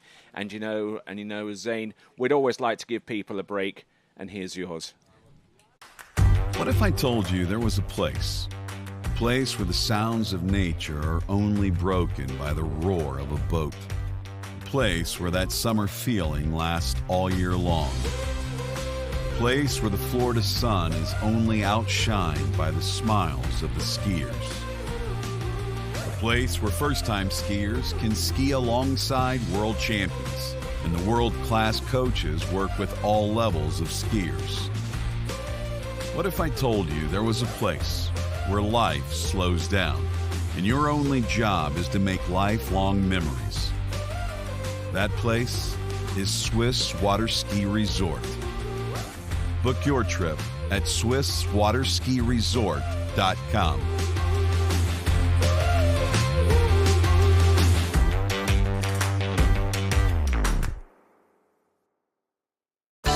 For 30 years now, Canada's #1 water sports pro shop, Shuswap Ski and Board, has been supporting the sport they love through extensive athlete and event sponsorship, donations, and prizes. Having watched the best water ski action on the planet for years, the crew at Shuswap Ski and Board is now helping TWBC bring that amazing action to you. To discover more about one of the world's top pro shops, visit Shuswap Ski and Board online at shushwapsnb.com. Old logic says success is determined by wins. It says you can't be a mother and a professional athlete, that you can't take on giants. New logic says watch me. Watch me become the most decorated track and field athlete in the world. Watch me start a brand designed by women, for women. When old logic holds us back, it's up to us to defy it. At Houston Cadillac, at the moment you arrive, you will notice dedication to excellence. We deliver an unparalleled customer experience, and we're elevating our commitment with a new state-of-the-art facility. Explore our selection of new Cadillac cars, crossovers, and SUVs designed to meet your needs. We are redefining the luxury experience and investing in the future. Visit Houston Cadillac and begin your journey towards luxury. At Dillinger Insurance, we have over 50 different carriers to shop your home, auto, and recreational vehicle insurance needs. We would love the opportunity to save you money. We insure $1 million mansions, condos, mobile homes, rental homes, and everything in between. We know all about wind inspections, 4-point inspections, and how to get you the right coverage for your particular home. You've got questions, we've got answers. Can you remember the last time you had a rate decrease with your auto insurance? Let's take a look and see what we can do. We know all the ins and outs of getting our customers the best rates, coverages, and discounts, so put us to the test. Don't monkey around with your insurance. Call Dellinger Insurance today. We've got tons of companies to help find you the best prices and the best coverage for your particular needs on home and auto insurance. Go Knights! All right then, and welcome back to live and continuing coverage of this Europe and Africa Open Water Ski Championships, coming to you from the Golden Lake just outside Poti in the Republic of Georgia. And we're now down to the Series 2 slalomers. We're going to have a look at the starting order. Mikolauchenko will be our lead-off skier, followed by Dominique Kuhn, then Francisco Calderola, then Leo Cederquist, Moritz Engelhardt, Jean Baringi, Arnaud Derick, Simon Aldman, Florian Paff, and Vincenzo Marino. Yeah, nope. We're looking to shape up. This is a nice Series 2. Looking to get out there. We got our first skier. This is one of the names that you love to say, Tony. Mikolauchenko. I know at the Worlds, had a really good go at the Under-17 Worlds there in Argentina. And I was in Namibia, and the Namibians were actually having a fun little game they were playing every time you said Mikolauchenko. The big funny thing was they were laughing because they were watching the women's were skiing, and somehow you were throwing in that name even when the women were skiing. But, if anybody knows anything about Namibia. Well, there was a good reason for that, because the Ukrainian U17 team, all three of them combined for a World Team Championship win. Yeah, no, they did a great job. And like I said, the Namibians love their Jägermeister. So every time you said that name, they had a little bit of Jägermeister, and a few of them were a little bit they were having a little bit of fun, after the end of the event. So 13-meter start here for Mikolau. He has been skiing really good, can get into 10.7. So he is a skier that is able to take the lead and looking to punch his ticket. One of the younger skiers here in this event, Tony. So let's see what he's got here on his opening pass. Yes, indeed. As I alluded to just a few moments ago, a member of the Ukrainian U17 World Championship water ski team competed there in Argentina, having trained extensively in Brazil in the weeks leading up to the event. And big shout out to the folks that provided them with that training facility. It's not always easy for the Ukrainian team to have a place to train given geopolitical tension right now. Yeah, shout out to Raul down there at CI and the rest of the crew. I know that they took care of this Ukrainian team. Raul is one of my buddies. He's always watching TWBC, always kind of texting and shouting out. So shout out to the crew there in Brazil. I know that they will probably come and watch these Ukrainian skiers. I know they absolutely enjoyed having them, and the Ukrainians also enjoyed their stay in Brazil. I've heard nothing but great things about that lake. It's a place that I kind of want to make a visit. But, right now we're seeing Mikolau out here from this awesome drone shot that goes under the bridge. And that's my favorite shot, Tony, is when they've got it behind the skier. Especially as one or two pedestrians cross over the bridge as well. Yeah, I mean, that's the cool part. If being honest, if you want a good spot on site to go watch some skiing, go stand on the bridge.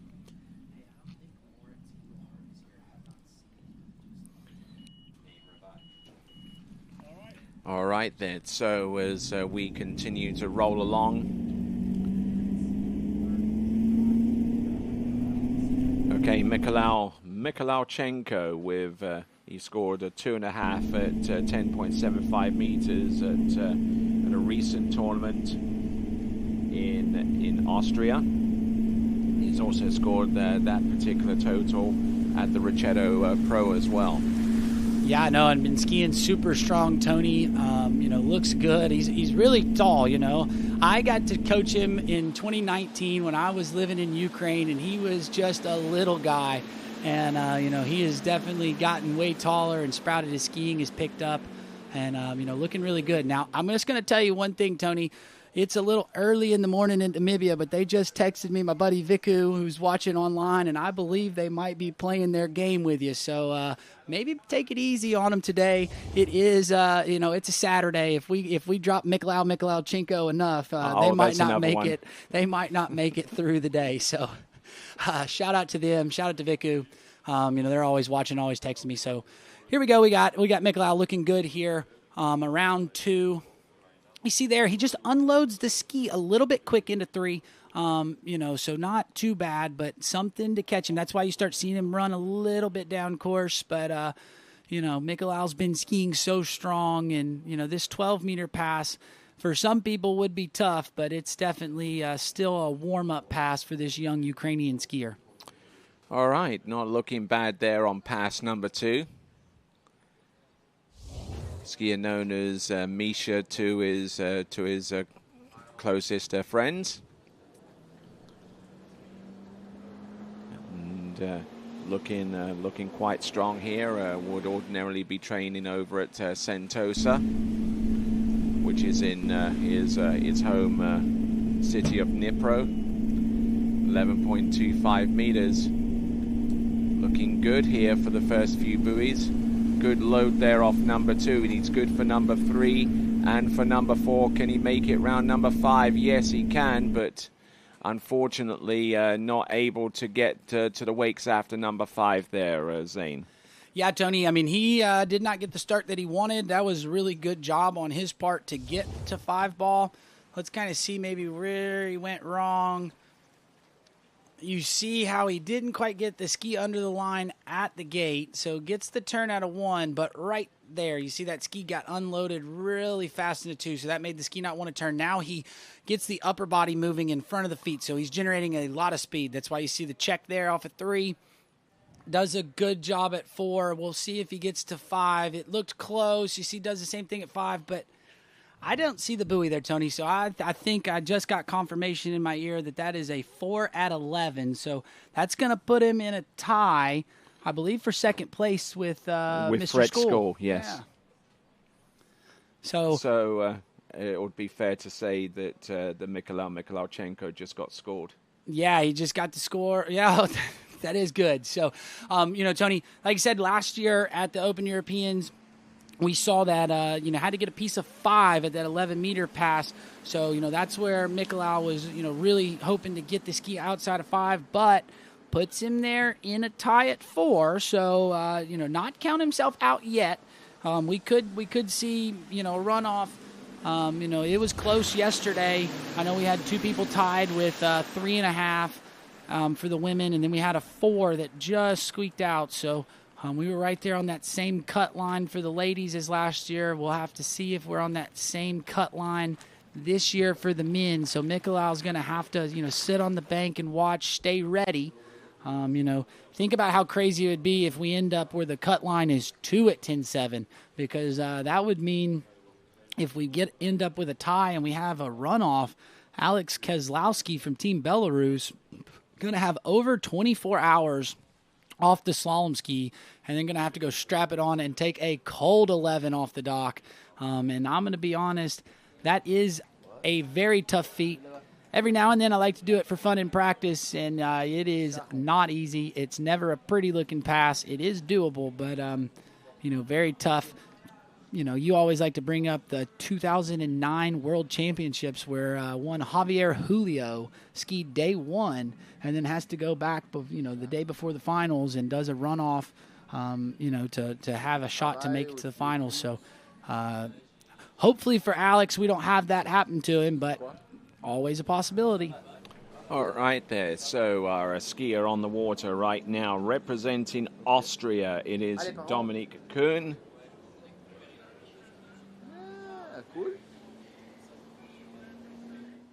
Right, the wind slowly starting to pick up here. It's going to be I believe, a tailwind on the opener.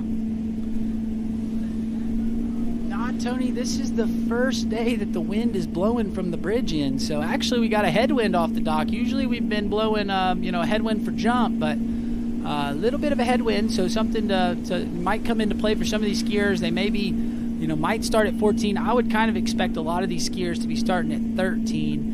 But you might see somebody take a little bit of a different start than they normally would to play for the wind.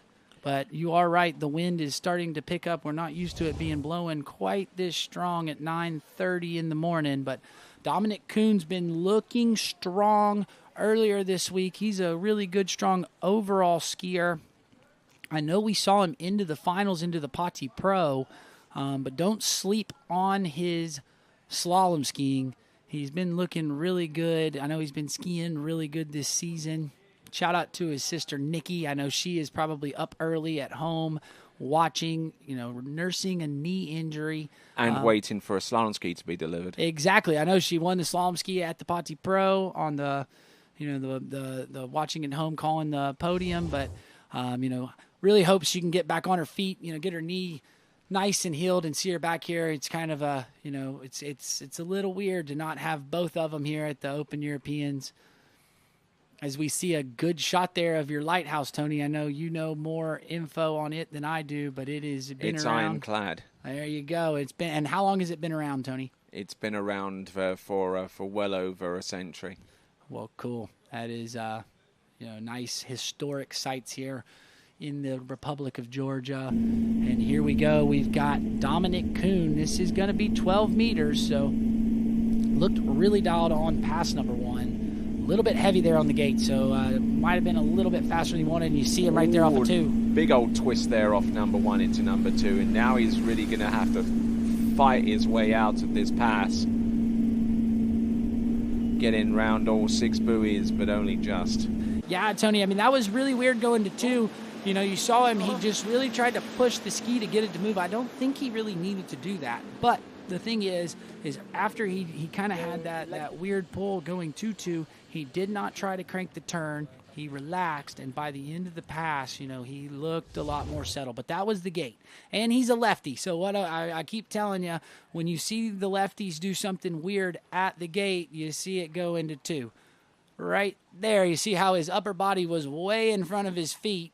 And then, he did the turn well, but go into 2, kind of like you said, the lefties, you will catch it, the gate product going to 2 or the turn at 2. So, there, now he's a little bit down course, but he's managing it super well. And then there on 5. Now, look, he's back on top of the pass at 6 ball. So, kind of like we talked about, it's not about getting a big turn. It's all about what you do behind the boat to build ground. And Dominic did a good job of making adjustments from his pull from 1 to 2, and then adjusting from there to get himself back settled over his feet and through that pass. Usually a lot of skiers, maybe, not the ones in these series and stuff, but you'll see skiers that are learning to get better, when they have that bobble go into 2 ball, they're done. And Dominic, you're seeing, some experience come into play. He's been skiing well, but 11 meters, big pass, Tony. Here we go, rolling in. Gate shot into buoy number 1. Now only one person has actually gotten through this pass in the entire Elimination series, and that was the very first skier in Series 4. But I'll tell you what, Dominic Kuhn is going to have a shot at it. And there you go, Tony. He made adjustments on the gate. It was much better, and you see it.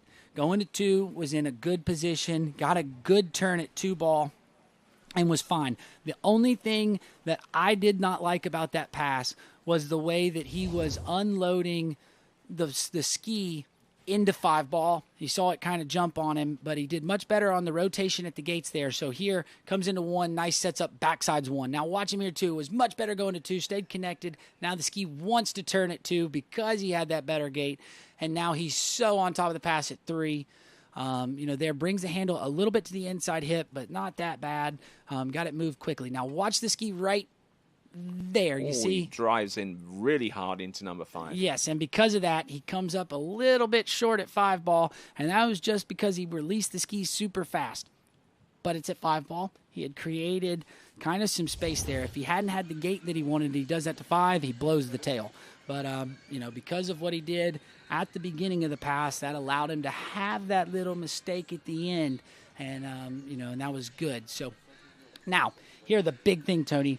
He wants to take the lead. He needs to get more than 2 to take the lead from Alex Kevzlowski. And not for the first time, he's gotten on to 10.75 meters right here in Apote. He scored half a buoy at 10.75 in the final round. Not a good gate. Not a real early on the entrance gates. However, that limits the amount of speed that he carried into number 1. But he gets around number 2, and we have a tie for the lead. Yeah, and he's a bit frustrated with that. I think he's frustrated because he knows he bombed that gate. I mean, did a good job to stay on the ski out of 1, but you just saw it. The ski was way down course at 1. That's because he didn't have the water speed at the turn-in at the gate, and then, was unable, went to 2, and there was almost no chance he was going to turn. But you see, look, he's still pulling on the boat just to stay out there. So when he turns, he kind of has to drop the hammer there, and that's what gets that ski to hop on him, going across the wakes, and a little loose line on the backside of 1. But he's a lefty. It's easier to stay over your feet and then go into 2. There was no chance the ski was going to turn. But it was smart of him, too, right? Because he could have tried to turn it and then blown the tail. That was what was going to happen. If he tried to turn 2 and go to 3, that ski was going to come out of the water. So right here, you see the water speed. So he's really narrow. And then there, he gets that hop going through the wakes, and now the ski is running with the boat. But there, the head and shoulders are in front of the feet, and there's smart move there from him. I think he was kind of thinking about turning it, but he can feel that tail wanting to push on him, and makes the smart play to check up there, takes the full 2. Good smart skiing there to take the full two buoys at 10.7 there for Dominic. And we are moving along to our Italian skiers. Francesco Calderola, the start of them, and he's going to go in on 13 meters to put a critical pass in the opposite direction. And let's see what El Gato's got for us today, Tony. I know he slalomed really well last year at the Patti Pro. A lot of people know him as a jump skier, but still a fully capable slalom skier, Tony. And was a part of that freeway runoff for 12th spot last season in this very event. Scored 411.25 meters and succumbed to the runoff, having scored 4.5 on that same line length pass. So a highly capable jumper who we saw a little bit earlier on in this competition yesterday in the Elimination Round Series jumps, managing to make it through to that event final and looking to try and replicate that feat with his slalom ski. Yeah, no, I mean, he's been looking good. I know we saw him jump himself into the jump final for Sunday yesterday, but wouldn't he, we'd love to see El Gato get into the final in slalom, just missing out.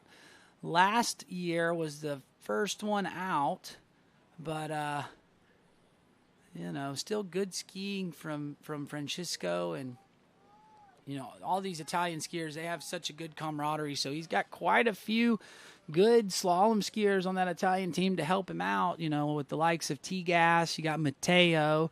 Vincenzo's been skiing lights out. Florian Parth has figured his skiing out. So, the Italian team is looking nice and strong. As we take a look there's that Pro Gear plate, that new binding plate, Tony. That is a sweet-looking front boot plate for the release system, so shout out to Pro Gear on that. All right, and having seen that, let's have a look and see what Francisco Calderola can do on 12 meters. A little on the back of the ski and finding it a little difficult to control the water speed into his gate shot into number 1, and handle coming up high off number 3 into 4.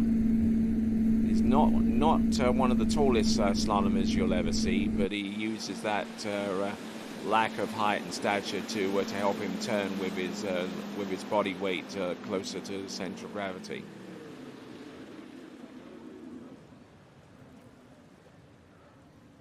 So Tony, we're just getting kind of being told that Francisco normally starts at 14, and I kind of said that maybe we would see some different strategies from the skiers with the wind being from the opposite direction, and so because of the headwind, electing to start at 13. Now, something I will point out, he was way too slow at the gate on the 13-meter pass, and there on the 12-meter pass, he had way too much speed at the gate. So, again, we've been seeing the skiers struggle a bit with the gates at the far end with the bridge, but most of the skiers have been doing pretty good from the dock end. But because we have not seen a wind from this direction the whole week, I think, the skiers are getting a little bit of a different look at the Golden Lake, today with it being a headwind off of the dock.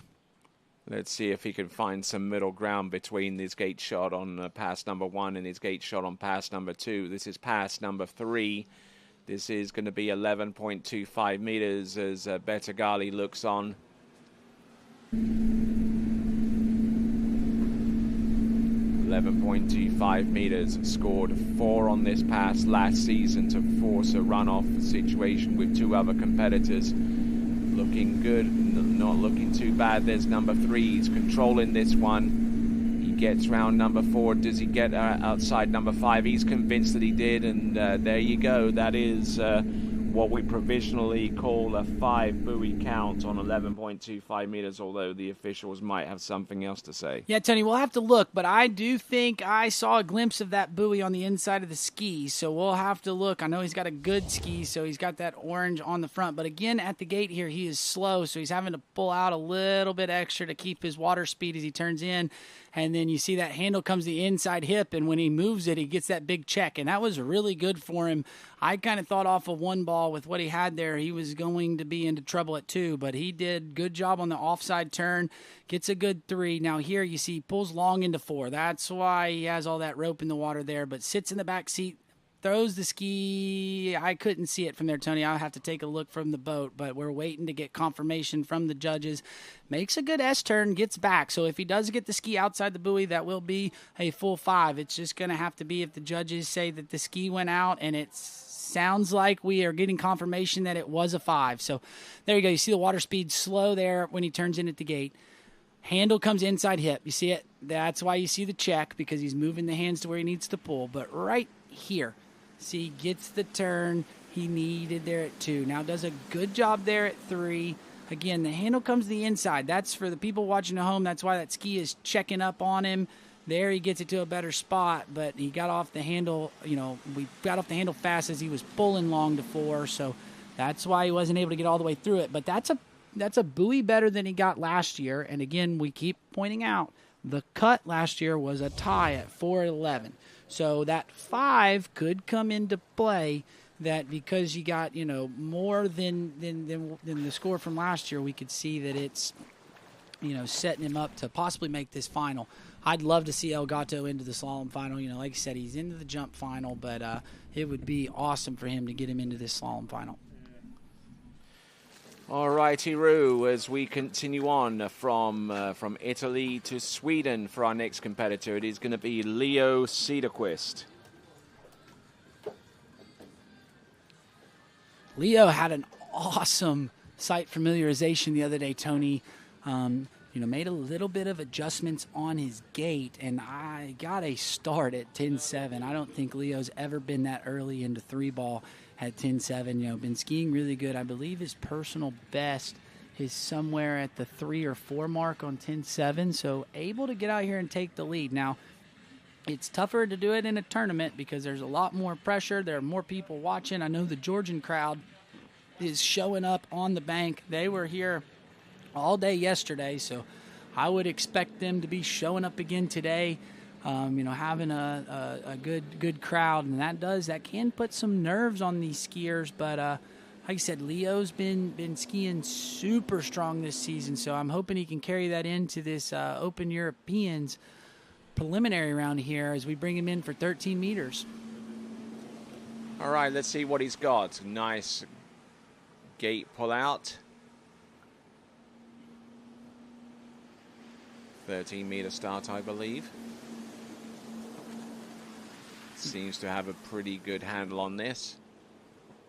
And there you go. Good skiing there from Leo Cederqvist, opening past 6 buoys, now all shortened to the next line length. Yeah, and shout out Connor Pesic for the awesome drone footage right there. Again, my favorite shot is watching the skier from behind as they run. So, I'll talk about what he did a little different on his gate there, Tony, kind of the adjustments he's made. So, what he was doing earlier is when he pulls out for the gate, he was pulling out a little bit hard and kind of spiking 0 off. And what I mean by that is, what we want our gates to be is we want, the full gate is going to be split into 2 parts. You got a gate pull out and a gate glide.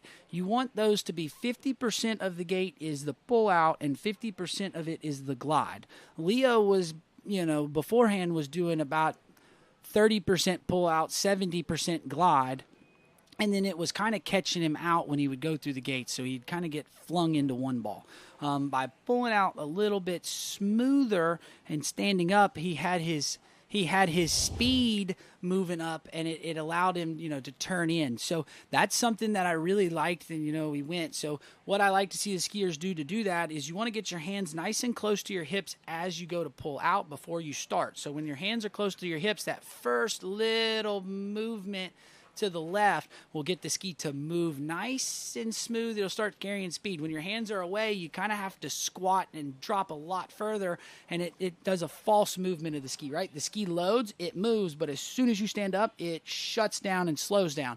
And that's what Leo was doing. We saw him do that at the Potsy Pro, and that was the adjustment that he made at his gates, and that's what helped him get that start, get a really good start at 11, but then it also made him get that awesome start at 10.7. I mean, I was in the boat videoing it, and I thought he was going to run 10.7, and when he got done skiing, he goes, I went into 3-ball thinking I had it, I had a chance to run it, and just, didn't quite get he kind of rushed it there. So that's something to watch here, Tony. Let's see if he can keep that going on and do that all the way through. That would be super sick. I'd love to see Leo get a personal best here, in this preliminary round. All right, he ended up with 2 at 10.75 meters in the second round of amateur skiing with the Potsy Pro just a few days ago. Let's see what he's got here on 12. Was a little heavy at the gate there, Tony, so you kind of saw a little loose line off of 1, but still doing a pretty good job of managing it. Now he's back on top of the pass. That was a great 5-ball, and early as you like into 6-ball, could have waved to the Georgian crowd and said hey before he made that turn, but good skiing. Leo Cedarquist looking nice and strong. Nicely done there on the opening 2 runs of 13 and 12 meters, and 11.25 meters comes up. A critical pass for Leo Cedarquist, who skied in last year's Europe and Africa Water Ski Championship, and in that event, in the men's slalom, he was placed in 16th with a score of 3 at 11.25 meters, and it is that pass that he will attempt next.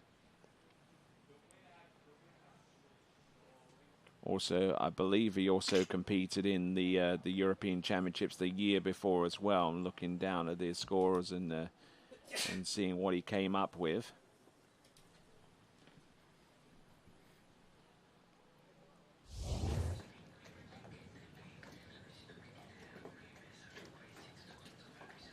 All right, Tony, let's see what we can do with Leo. I know we're going to get that rope shortened up 11 meters. He's been running this very consistently, so kind of not getting quite as good of a gait as we'd like to see on 12 meters, but I bet you he'll make adjustments. So he's got a headwind here, just so everybody knows. We've been having tailwinds from the dock, but the wind direction is different today. Much better gait than the 12 meters there, Tony.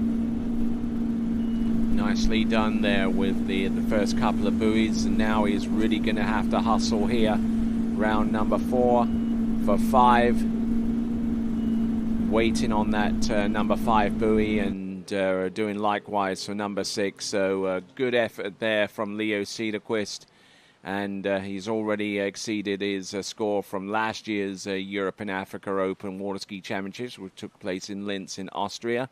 You're watching us live in these championships, coming to you from Golden Lake, just outside Potsy in the Republic of Georgia, and there were a couple of errors here on 11.25 meters, but for the majority of the pass, there was a lot to like. Yeah, Tony, I mean, I really liked the gate. The one thing, though, that he did that caught him out there at 1 and 2 was he got a good gate, but then he unloaded his hands going into 1, so the ski jumped to that inside edge, and that's what made the start of that a little unsettled. So then that through the pass, it wasn't quite as clean as I think Leo would like, but, you got the nerves of European Championships. You're wanting to ski well. We know we're kind of thinking we're going to have to run this 11-meter pass just based on kind of how scores are starting to shape up. I know we've been talking about the cut last year being 4, but Leo now got through the 11, so I think he can relax a little bit. Now the big thing, he's going to want to get a good pull out here,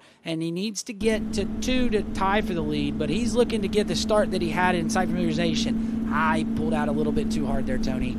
Here he comes. Entrance number 1, but he's still there. He's still upright on number 2. He's good to go for number 3.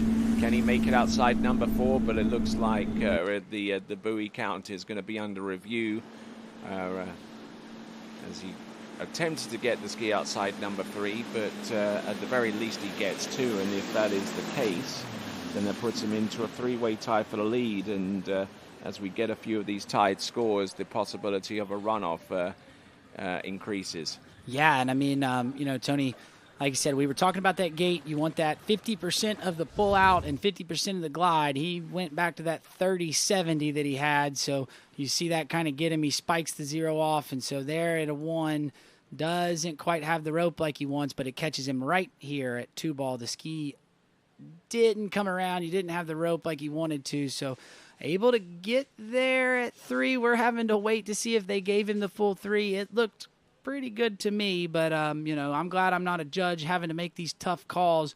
We'll definitely be able to see it here from the boat angle a lot better, but you see, just because he spiked 0 off, he unloaded and the ski rocked out from under him, and then he brought it back, so that's kind of why you're seeing a little bit of loose line on these, and then there you see he hops on the inside edge, which causes a lot of slack there on 2.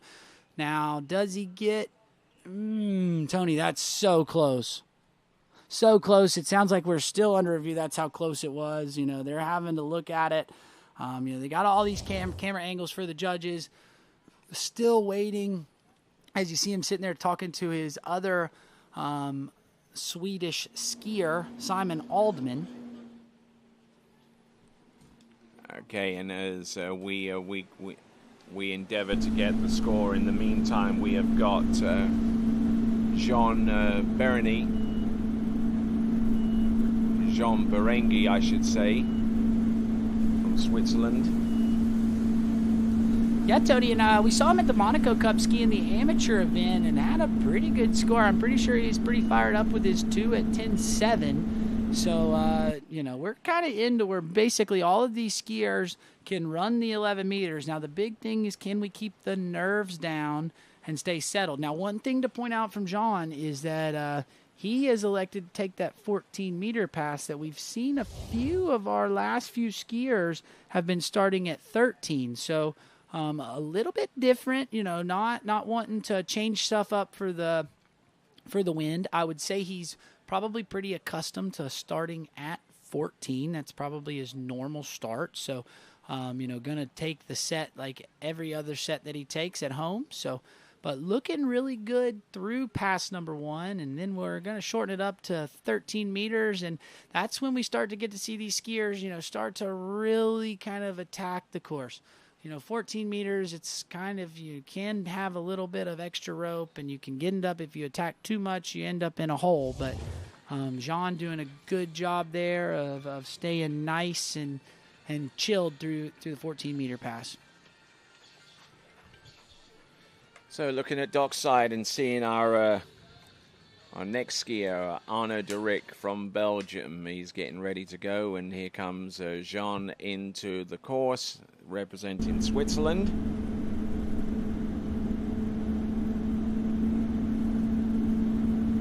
Starting in on 14, this therefore means that this is the green loop of 30 meters. Ooh, bit of a rapid offload there from 1 into number 2.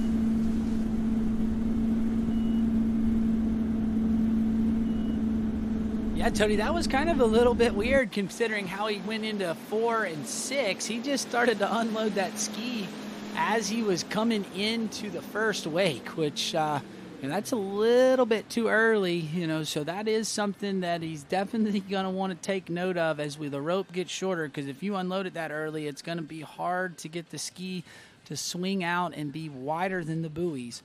Again, 12 meters is the last line length that the handle goes outside the buoy, but it is one of those ones where you got to get a little bit swing up on the boat, and if you unload that early, you don't swing like you want. You start to go straight down course, and it can kind of bring you up narrow. So that's something, maybe, just feeling a little bit fast with the tailwind down there, and that's why he did it, was trying to get the ski to slow down, because once you put it from the pull edge to the inside edge, the ski starts to shut down and slow down. So we'll see right there, he's just got his skis swinging a little bit too soon, but, nothing crazy for 13 meters, and, really the pass didn't look too bad. It's just that's, for being a little bit critical on technique, that was the one thing that I saw from that pass that I'd like to see a little bit of an adjustment. And there we go, Tony. We got an official score for Leo. That's a 3 at 10.7. That's somewhere in the ballpark of a PB. I think, his best is either 3 or 4 in the tournament, if I'm not mistaken. So that's good skiing. And most importantly, it takes the lead. Exactly, and that's going to be huge because we've kind of got at least 2 people right now tied at 10.7. So, that could come into play. That could be the bubble score. We'll have to wait and see. But great skiing for Leo. I know he'll be super happy with that. And, Jean right there made the adjustment on the 12 meters, and I thought that looked like a really strong pass. So yes. Now the big thing is he's got the tailwind down there with the 11-meter pass, and the bridge. So the big thing is can he make an adjustment and not feel so fast? We want to see him not swing the ski so quick into 2. And then that way he can make this, his 11-meter look like this 12-meter. But look at him right there. That was a nice roll in at the gate. Good swing out to 1. You see him backside. Now the handle came a little bit inside hip, so you see the ski check just a bit. But, nothing too major.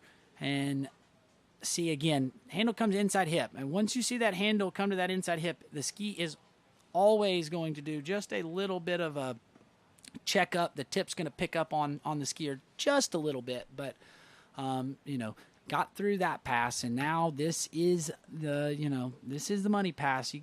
We're basically, for me, I think you need to run this one if you want to feel semi comfortable of trying to get into the final.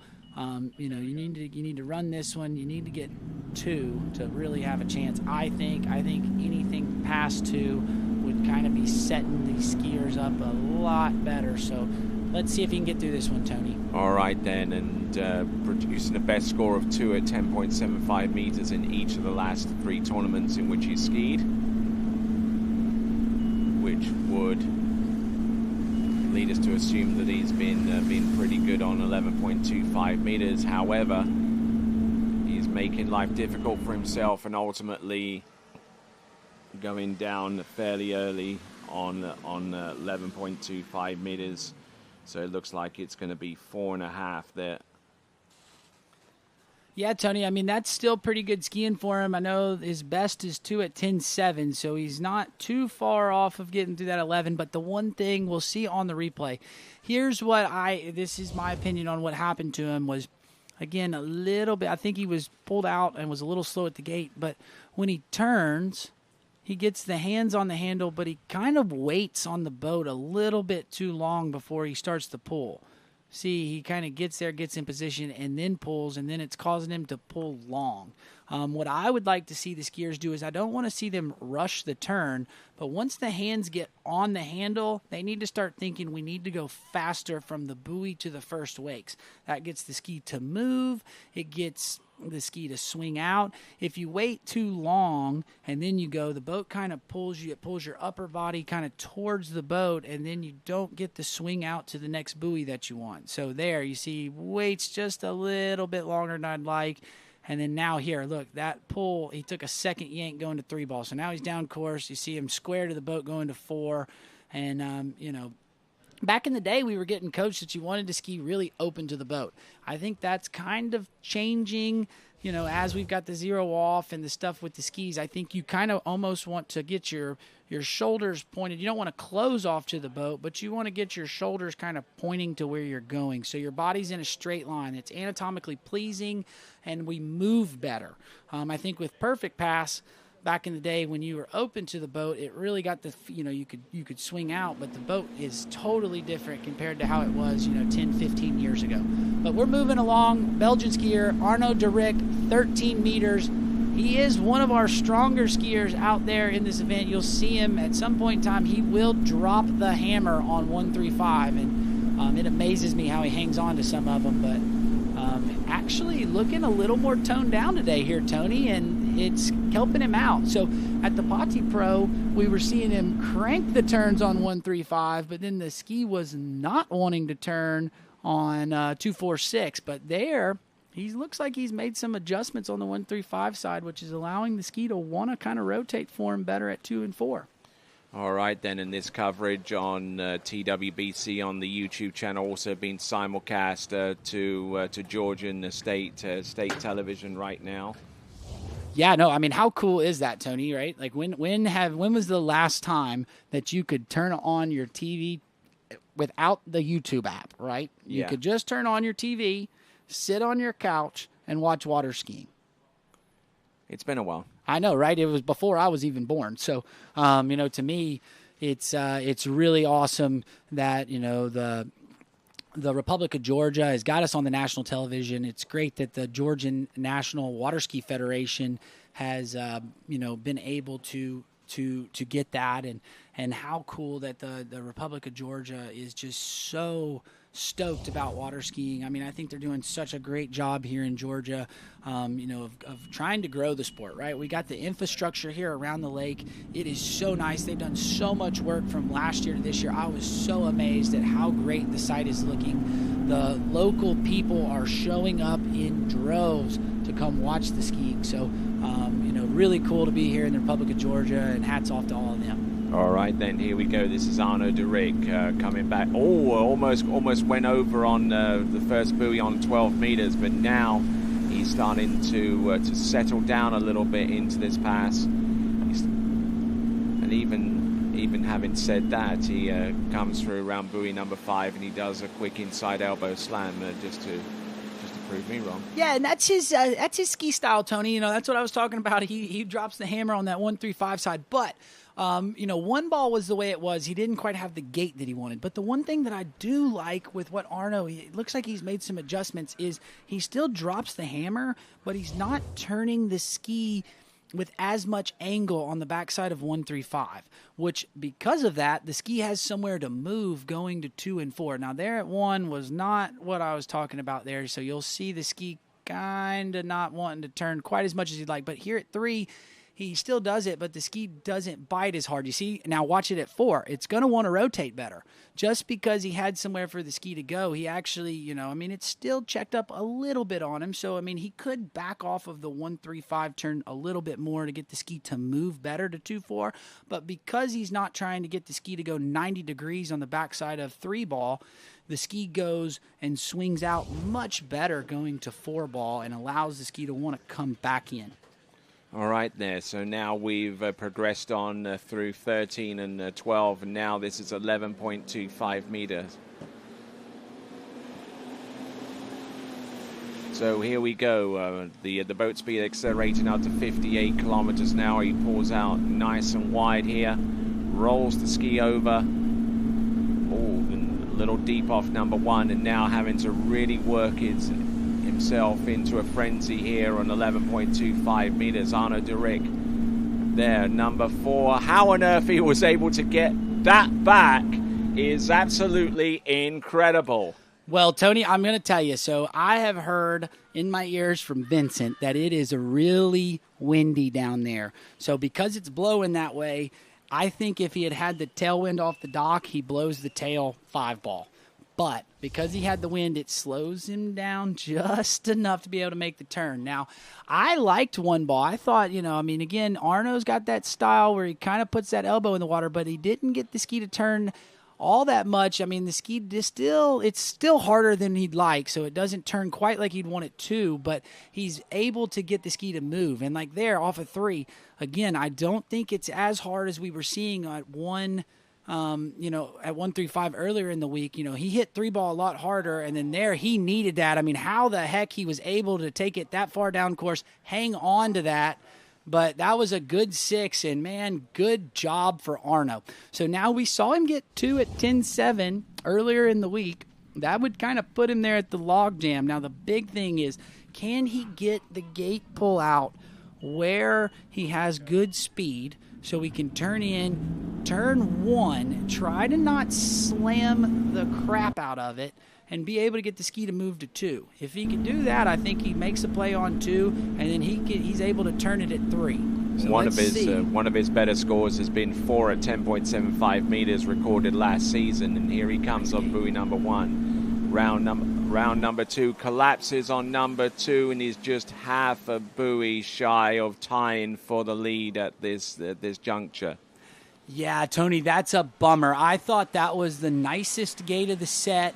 And the only thing is he's got to learn to back off of that 135 side. I mean, it looks really good from here. The gate right here was so nice. I mean, hats off to him on that with that windy end. But you see how he drops the shoulder. It was still better than earlier in the week. So he wanted to turn. I mean, that's what his problem was earlier in the week, was the ski did not want to turn at 2 and 4. And then he was having to slam 135. At least today, because he's backed off of that 135 a bit, the ski does want to come around, but he's got too much speed because still right there he's getting loaded from 0 off a little more than he wants, but he's making a play. He was thinking about going to 2. I think if he had been able to keep the fin in the water and gone to 3, we would have seen that 5 ball from 11 at 3 ball, and he would have been able to fling the ski outside of 4.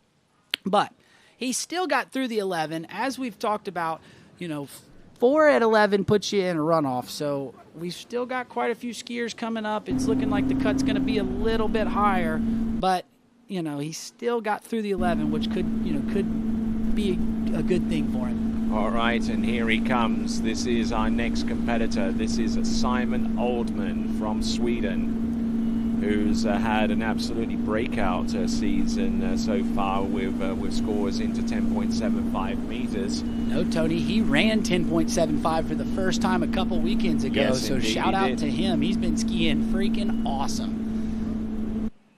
Yes, and that score was 1 at 10.25 meters. That was at the Nordic Championships, which I believe took place at Slorstad Club. Yeah, I mean, he'd gotten several 5 buoys, and he was knocking on the door of it, and then got it done at that Slowstead. We talked about it being an awesome site over there in Norway for the Nordic Championships. Not quite having the Pati Pro that he wanted. I think in the first round he stripped out his inserts, and we saw the plate. The back of his back boot, the plate came off the ski after he ran 11 meters in the first round. So still got 1 at 10.75 though, despite all of that. Exactly. Was able to. He got 3 minutes to try to get his stuff adjusted. Just didn't feel comfortable to turn 1, but then he said he thought the inserts had stripped out, so he put 4 screws into the back of it, so it should hold it. But that's just something for people at home. Always check your equipment. I know he checked it. But, unfortunately, those stripped out, but still skied nice and well, has been looking super strong. So I know he's been skiing down there in Louisiana at Bennett's Water Ski School, kind of where you tend to hang out when you're not behind the booth there, Tony. So maybe he's gotten a few tips from you, and this good skiing's coming from a little help from Mr. Lightfoot over here. Trust me, he's gotten nothing from me. Well, he's gotten plenty from the folks that he skis with, and on his practice entourage, Oscar Antonsen and Casper Turner, who he skis with. Yeah, no, and I bet you they are watching. Now we saw the wind down there catch him out at the gate there, Tony. He was a little bit fast when he rolled in, but it's. Still 12 meters for him is a nice warm-up pass and getting through it. And, now we're going to get the 11-meter pass. So he's got the headwind. Things will be a little bit better situation. We've come to expect him to get through it. But you see how he's got that loose line, turns in late. That's just that wind down there pushing the skiers. And the thing that's a little bit tricky, Tony, is because of the trees and everything at the end, if you're looking at the water, it doesn't look nearly as windy as it is on the body. And that was kind of the thing even with jump. We were hearing the jumpers kind of talking about the headwind being a little bit too strong for him. But what it was, I'm looking here. We've got the tent around us so we can't feel it. But the wind is much stronger off of the water than it is on the water. All right, a little deceptive as we take a look towards downtown in the city of Poti with the giant state flag of Georgia holding sway in the middle. And here we go. This is Simon Oldman. He's gone through the initial couple of passes, and now this is 11.25 meters. Drives it hard off number 2. Look at this, keeping that water speed up. Slows it down a little bit for number 4 and just manages to hold on to it all as he gets round number 6, Simon Oldman of Sweden. Yeah, Tony, and that's where you're starting to see his skiing come into play. He's been skiing so well. I think last year, if you had that 5-ball from Simon, there is no chance he was going to hang on to it. But, with what he's been doing in the off-season and, his training and how he's been skiing, he's actually able to kind of relax. He knows how to hang on to those, those heavier loads that you want. Still had his speed was a little fast and a little bit abrupt on the turn-in at the gate. So that's kind of what you see there. I thought he got a pretty good 1-ball, but watch 2. See how that ski the tail picks up on him a little bit. It wasn't super bad, but that's from the gate. Now there at 3, you see the handle comes to the inside, so we get that little check. And then right here into 5, watch him. Drops the shoulder. So really, in my opinion, you can't see it from there, but I think he was a little bit too open to the boat going to 5. He didn't have his direction with his hips and his upper body pointing where he wanted, which causes him to not quite get the width in front of the buoy. So then he had to kind of drop the shoulder. If that had been a right foot forward skier needing to do that on the offside, that's pretty tricky. But because he's a lefty, he gets that extra turn at 5-ball, and that kind of helped him out. So now here we go. This is 10-7. Looking to take the lead. Would love to run it. Let's see if he can keep his speed up. That was a better gate than the last one at 12. There's 1. There's number 2. Can he make a play on 3? Gets round number 3 and ties with Leo Cederquist. He's good to go for number 4. Can he make it round buoy number 5? Yes, he can, and he's inside number 6, and he has emphatically taken the lead with 5 on 10.75 meters. Would have ideally loved to have run that pass, but it'll take 5 as long as it's the lead. Yeah, Tony, and I thought he was going to run it. He got caught staring at 5-ball till it went at his feet, and then he tried to turn it all in one spot. And at 10-7, it just does not work like that. But I thought the gate was way better than the 12-meter line from down there, and he was on top of the pass as he's coming through. They're awesome gate 1 and 2. So here he goes. He makes the play. Still, again, not quite keeping his direction as much as I'd like to see him there at, going to 3. But right here, look, he got better direction here, but he waits and stares at it. The one thing we want to see those skiers is we want to keep that rotation and keep that lead shoulder kind of, engaged or down as the feet swing, not let the lead shoulder come to the boat. You'll be able to see it a lot better here, but the gate was so much better. So that's why you're seeing that 1. Got a little check from where the handle came, but, because of the gate was good, the ski wanted to turn and got good. Now watch him there as he swings. You see how that lead shoulder comes up, so he didn't quite get the width that he wanted, but was still managing it. Here at 4 was pretty good. I thought he was going to run it off of 4, but watch him. Stares at it, knows he needs the turn. He was still on top of the pass, but because he tried to do everything at one spot, he's unfortunately not able to get outside of 6, but he has been getting 5 really consistently, so that's great skiing there from Simon Oldman. And now he's got to wait for the next 3 competitors to see if that new lead score of 5 at 10.75 meters is still intact as the lead score. In the meantime, on 13 meters, this is Florian Paff.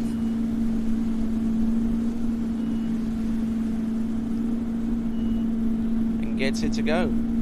Opening pass, 13 meters, no problem there. A skier out of Jolly Ski in the out of San Gervasio Bresciano in the northern part of Italy, in the province of Lombardy. Had the pleasure of skiing a little bit.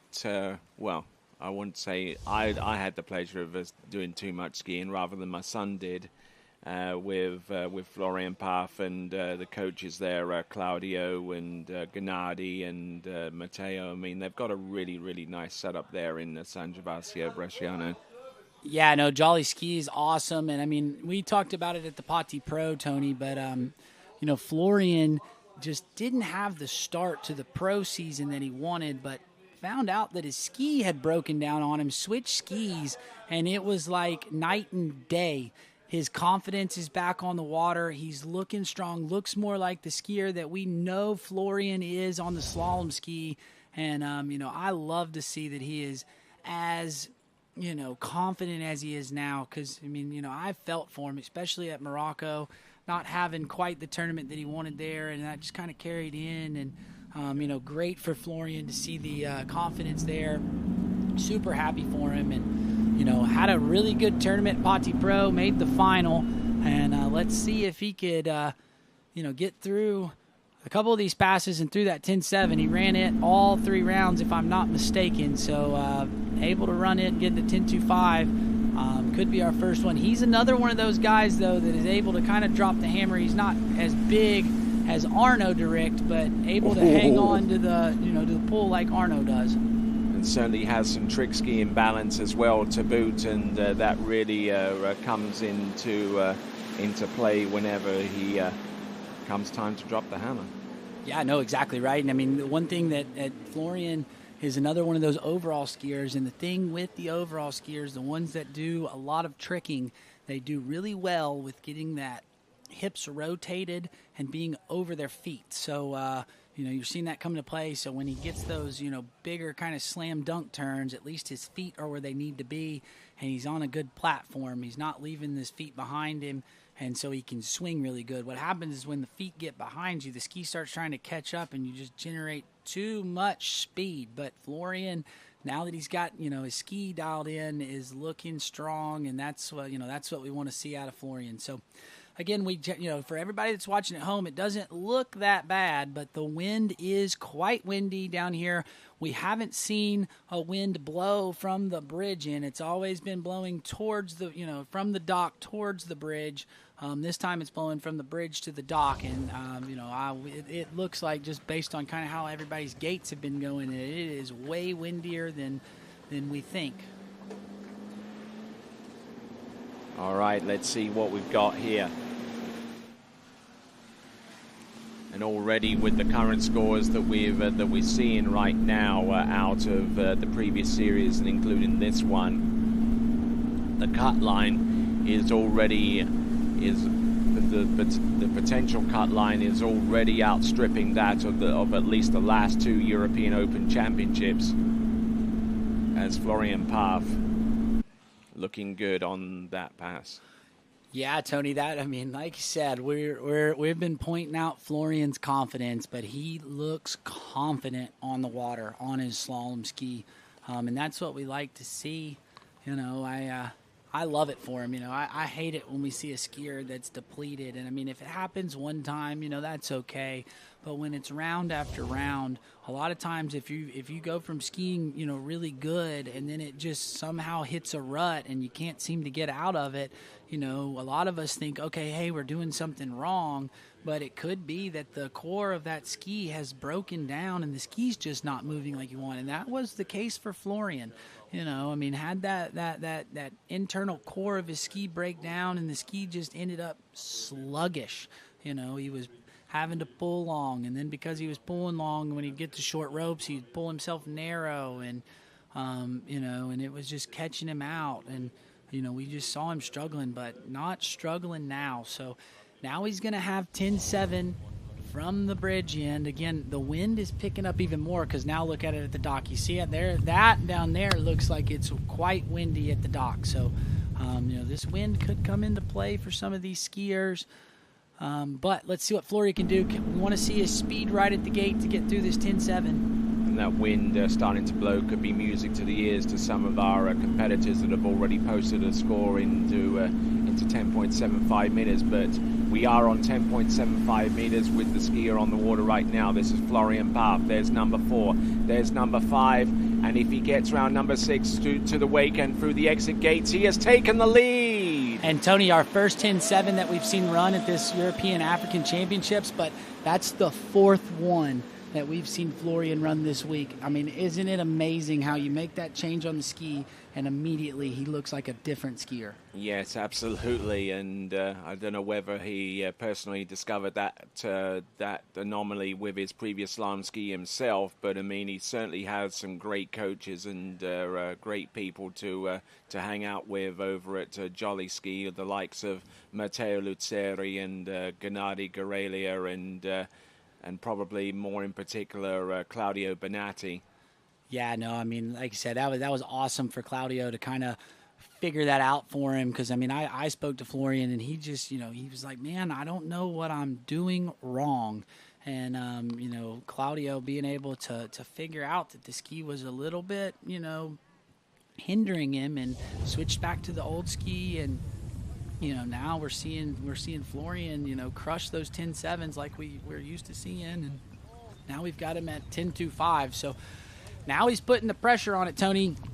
I'm gonna bet that just because he ran that 10.7, he has punched his ticket in, just kind of faced. I know the first 4 skiers in the Series 1 are overall skiers and are there for the overall.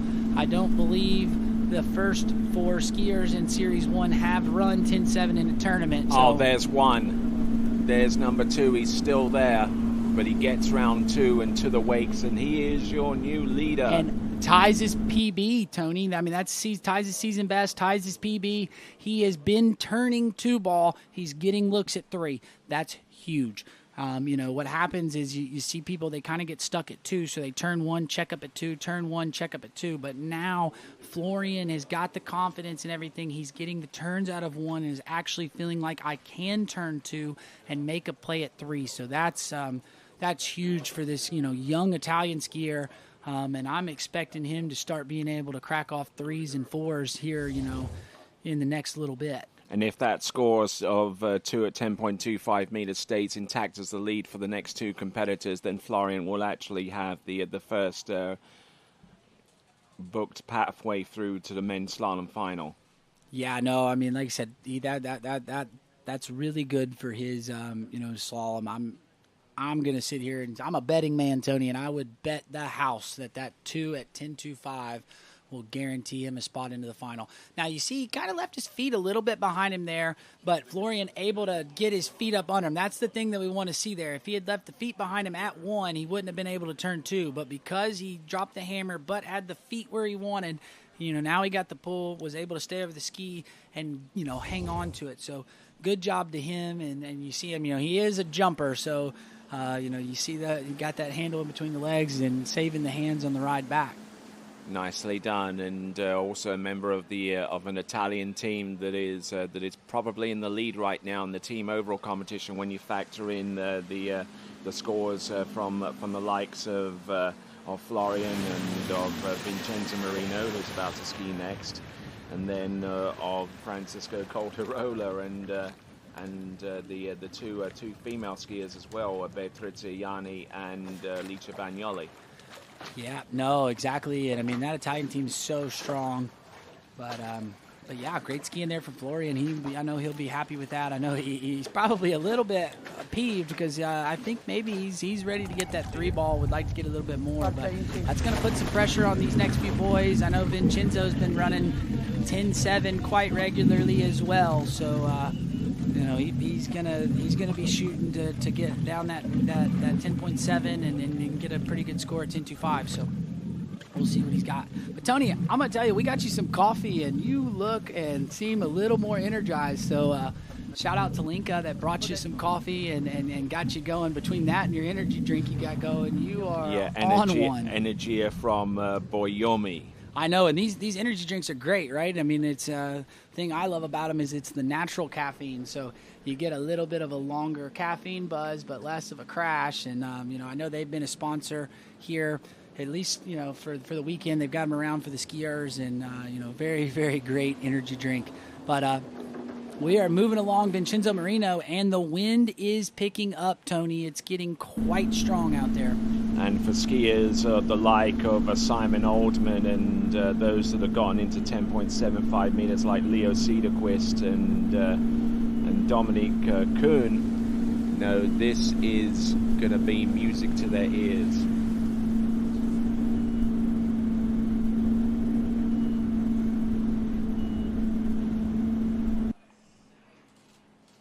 So as Vincenzo Marino opens up with a clean pass on the opener, let's send it to Sadie.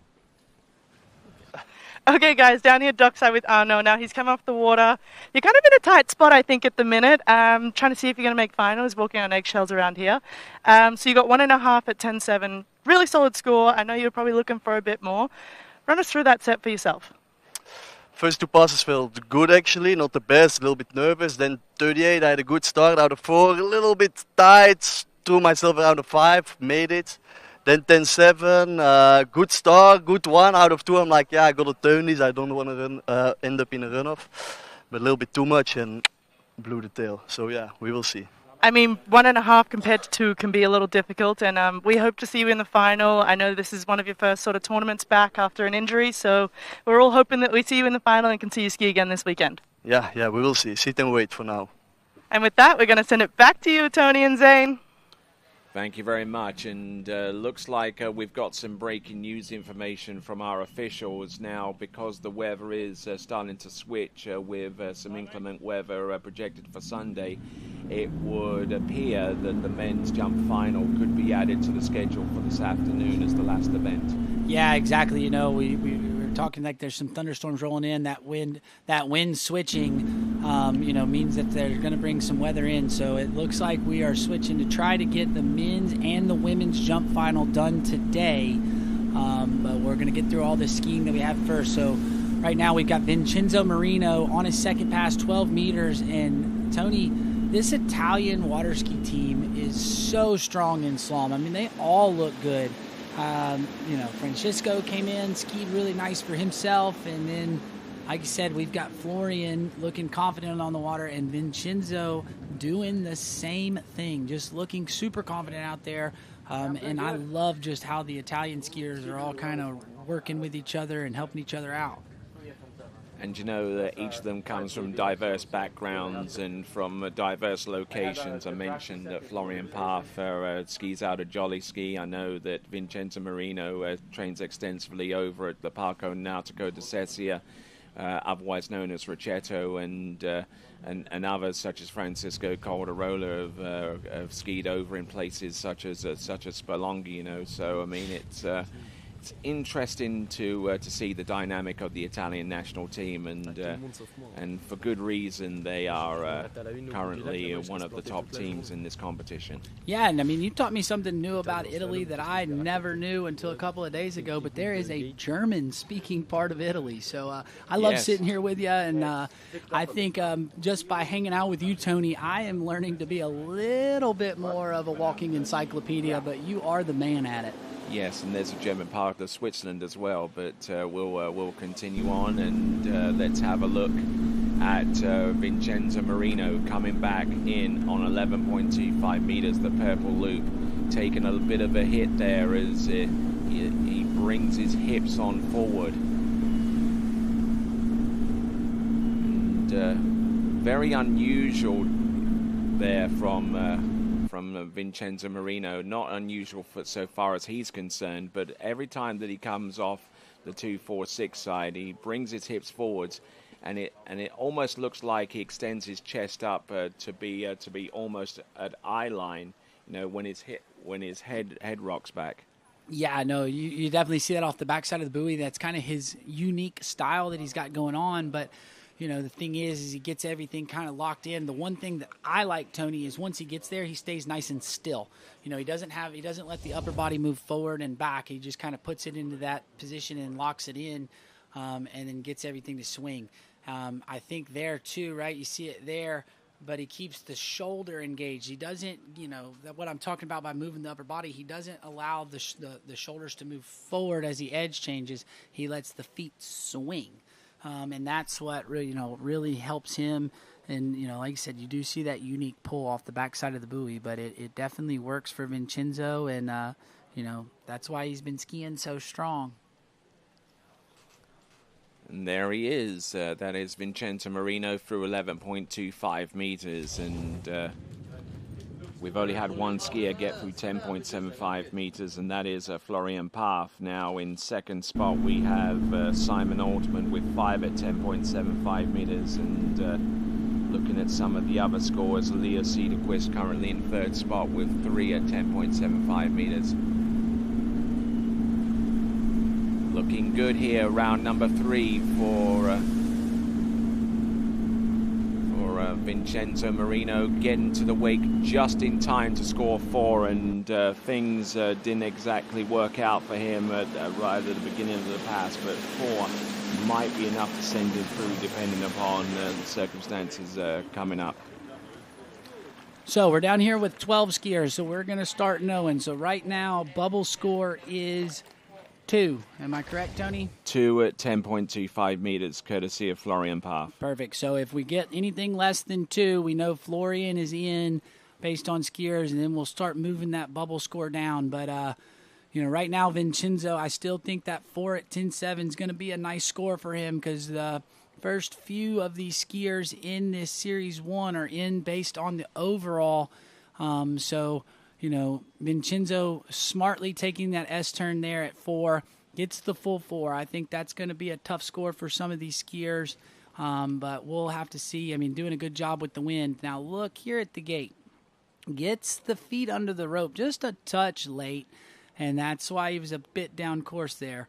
But then there, off to 1 going to 2, he unloads the ski just a little bit hard into 2, and that's why he got a little bit slow. Then kind of has the same thing kind of going to 3, and then at 4, he knows that he was going to check up there. All right, then, and with that, let's send it to Sadie.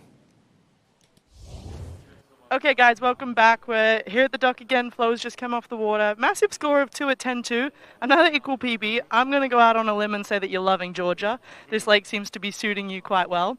Now, I know that set you tried to sort of turn 2 and try to get a piece of 3. You've never got to 3, so we're hoping to get there. But nonetheless, I think you're going to be in the finals. So run us through how you felt coming into that 2-ball. Yeah, again, I had a super heavy. No, actually, I started already bad from my gate. The gate was super bad. It's actually surprising that I got out of 1. Still had not too bad of a look into 2, but I was really fast. And so I just tried to not blow my fin, but at the same time turn it.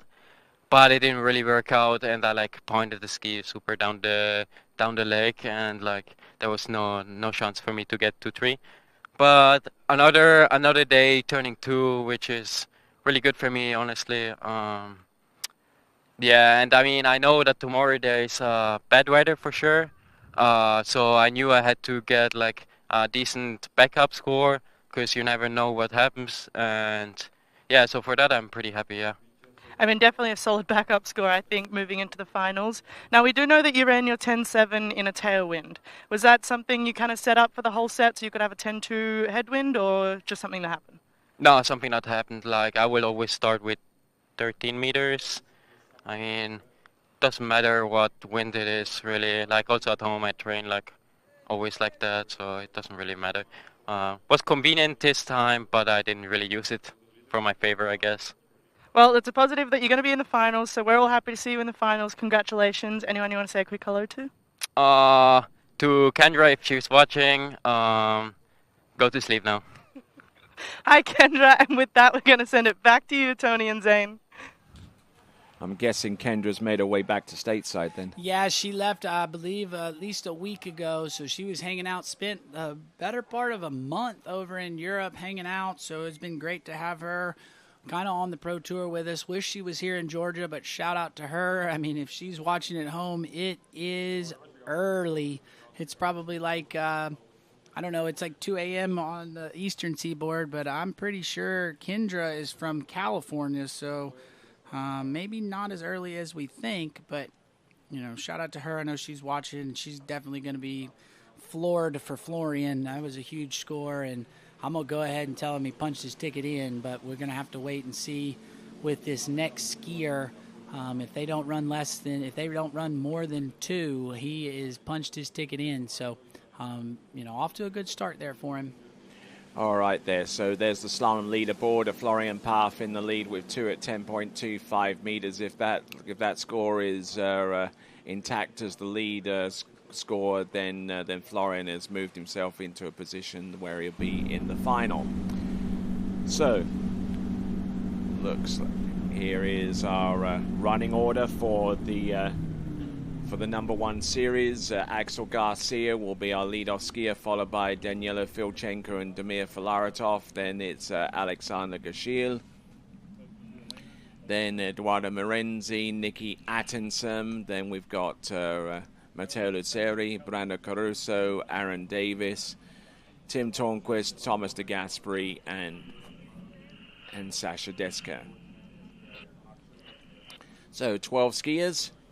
If any of them exceed more than 2 at 10.25 meters, then they go through to the next round. With that in mind, let's send it over to Sadie. All right, guys, we're here with Vincenzo. He's just come off the water, 4 at 10.7. Super solid skiing out there this morning. I imagine you wanted to separate yourself from the pack, from those guys that are sitting on 2. So talk us through kind of what was going through your mind going into that set. Yeah, I was a little bit afraid about the cut because so many people at 2s, and then I was waiting for 2. I was thinking, but I'm happy. Actually, I'm super tired after the pro tournament, and then 3 jumping, and let's see. Hopefully it's gonna be good in the final, so happy to be in the final. Well, we're happy to see you there. We know you're an overall skier, so we hope to see you in a few other finals as well. So good luck with your skiing this weekend, and go and put your feet up and enjoy the rest of the day. Thank you so much, guys. All right, back to you, Tony and Zane. And yet, Tony, we don't know that he's into the finals yet. Based on the running order, I think that 4 will put him in, but we're going to have to wait and see if 3 of these first couple skiers don't run more than 4, it'll be in. But this is looking like it's shaping up to be a pretty high cut here for this men's slalom event, right, Tony?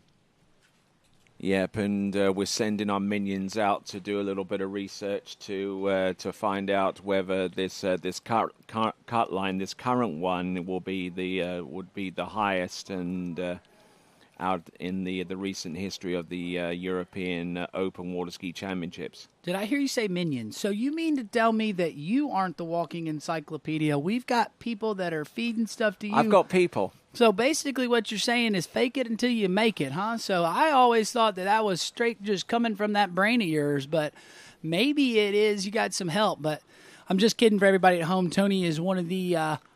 when you remember things that it blows my mind. You're almost got a mind of an elephant, you never forget.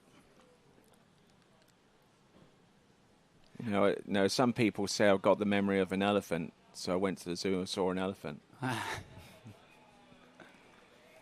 Well, here we go. I think we've got a skier back on the water. This is Axel Garcia from France. Saw him get his first pro podium earlier this week, so off to a good start, and here on his trip to the Republic of Georgia. All right, then let's see what he's got. 14.25 meters, and probably one of his first appearances skiing for the elite French team. He's excelled well in the past in the junior ranks, and including in that is the under-21 World Championships, where he placed pretty high there in that tournament last season at the Lakes of Castingstone. And speaking of which, our next tournament after this is the Rocky Mountain Pro, and that will take place at Predator Bay, the home of the Lakes of Castingstone, with live coverage starting next week on TWBC. Yeah, I know. I'm excited to watch that one. I know I've been talking to my sister a little bit, and she's excited to get up to Canada and do some skiing. So really looking forward to that. But it's great. So now we just saw Axel Garcia run his 14-meter pass. We saw him jump himself into the finals, so we'll see him jump later today. Definitely known as a tricker, has tricked over 12,000 points. So really strong overall skier, and we'll have to see if he can get a big score here. I know he's going to need a big score, Jason, to get into the final. We know right now the bubble score, Tony, is 2 at 10.25. That's a huge score for these guys to chase. And Florian, putting pressure on these last 12 skiers. And that type of cut line with 2 at 10.25 meters would be very close to matching the next highest cut line that we've had in these championships, going all the way back to 2022 when the Europe and Africa Open Championships took place in Riceto in Italy. The cut line for that event was 1.5 on 10.25 meters, and we're already around about that same kind of mark there, Zane. Yeah, no, exactly. I mean, like I said, we had Florian come out, run 10.7. He's the first one of the day to do it, and we're going to have to see if that holds up. Like I said, I believe from here Florian can relax on the bank, chill out. But, we're going to see that's a pretty high cut line. It's much higher than it was at Linz last year, in Austria. So the cut line for that one was 4. That was the freeway tie for on 4. At 11, right? So, yes. I mean, that's right now the bubble score being 2 at 10.25. That's quite a bit higher. So, really, that's a shout out to the lake, Golden Lake here, the organizers, all the hard work they've put in, getting this site ready and having it able to be at a level for such high skiing. So, I mean, that's hats off. I know a lot of work has gone into the site the past year, and getting everything, nice and dialed, a lot from, the infrastructure around the lake to as well the shoreline that they've built. I know they moved the slalom course, so everything seems to be, perfect for skiing, and the skiing has been absolutely massive this week here in Georgia. Here we go. This is Axel Garcia, and this is 12 meters. He started off on 14.25 meters. Always in trouble here. He's round number 2, managing to stay on top of his ski. And he's all over the show here. Rock'em sock'em slalom skiing. Yeah, that was a tough 12-meter pass. I mean, you kind of see that strong wind kind of getting him, and he's just a little bit all over the place. But the thing is, Tony, they do not give style points. They just count buoys. So that is a 6-buoy count, and he gets to shorten the rope. So big thing, we want to see him. Oh, Tony, I spoke a little too soon. We've got a gate review, so hopefully the judges give it to him. We see him at 11, but, the last skier we saw that had a gate review, they had it pulled, and that's not where you want to be as a skier at the end, having them rewatch the gates. Yeah, and that skier concerned was Luca Rockenwald with his score of 0 on 12 meters in Series 3. But Axel Garcia, an overall skier, using some of his Houdini-like escapades to get round number 6 and through the exit gates. But could it be all for nothing, though? Yeah, I mean, that would be quite a bummer if he worked that hard to get through the pass and then gets the gates pulled. No gate. We're hearing that straight from Nathan McGarry. Yeah, I mean, and that's a bummer there. But with that bummer for Axel, one man's misfortune is another one's elation. So that guarantees Florian. So kind of like we were calling here, we thought Florian would definitely be in with the 2. So that now moves the cut line to Simon Aldman with 5, Tony, at 10.7. So now skiers still got to run 10.7 if you want to guarantee your spot in the final. Anything less than 5, we start moving that cut line down. But, that is a bummer for the overall skier. Like I said, we're going to see him in the jump final later today. He's going to have his trick preliminary round. He's been a strong trick skier coming on. Again, like we said, he's tricked over 12,000 and got his first pro podium earlier this week in the trick event. All right, so disappointment there for Axel Garcia. Let's check this gate out, Tony. Yep, I think that one was kind of close. That kind of looked similar to Aaron Davies earlier this week in the Pati Pro, but maybe the judges just saying he was a little bit earlier than Aaron was and just not quite giving it to him. So that is, a bit of a bummer. Like I said, the thing is these skiers, in my opinion, you want to make sure you try to hit them kind of down the middle. The closer you get to that right buoy, the more you're leaving up to chance with the judges. I'd like to see a skier, give yourself a little room. But if you end up too late, then, you run into that. So, and then the other thing is if you're one of those skiers that's always close, the judges kind of take note, they're not judging you, they're judging just the thing. But if it's close and you leave it up to chance, you run that possibility. All right, then. So that moves the cut line to 5 at 10.75 meters. Simon Oldman's score waiting in the wings to see if our young competitor from Sweden would make it through to next round. But standing in his way is a skier who comes to us from Ukraine. This is Danilo Filchenko. And he's going to need a PB, Tony, if he's going to, punch himself into the final here. He did say yesterday he was expecting a score at 9.75. So if that happens, I would also be willing to bet he is the shortest skier to ever make it into 9.7. But he's going to have to run a few passes before he gets there. But Danny been slaloming really good this weekend. I know he didn't run 11, but he built off of round 1. Did better, got to 5-ball at 11 in the second round of the Pati Pro. So we'd like to see Danny get through that 11-meter pass. That would be really nice for his overall score for sure.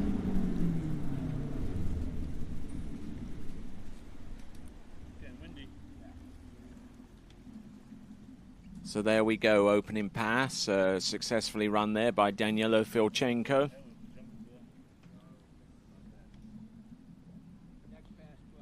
A well-seasoned individual in the slalom event, as well as the tricks and the jump. As a matter of fact, going back to the likes of 2024, Danilo Filchenko ended up in 5th spot in the men's slalom event with a 3.5 buoy count at 10.75 meters. That event took place in France.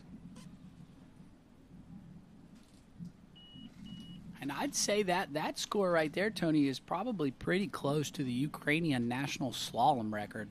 I know in 2019, I believe Alexander Smolenov broke that national record with 2 at 10.7. So, I'm not super versed with my Ukrainian national records, but I would say that 3.5 at 10.7 is kind of there in the ballpark of a national record in slalom. So let's see if Danny could replicate that here. Going to need to get more than that if he wants to guarantee himself a spot in the final. A little slow there off of 1, but does much better into 2. That wind is really pushing these skiers from that end, so, you'll tend to see them be a little bit safe. They don't want to generate too much speed and then push on the nose of the ski and blow the tail.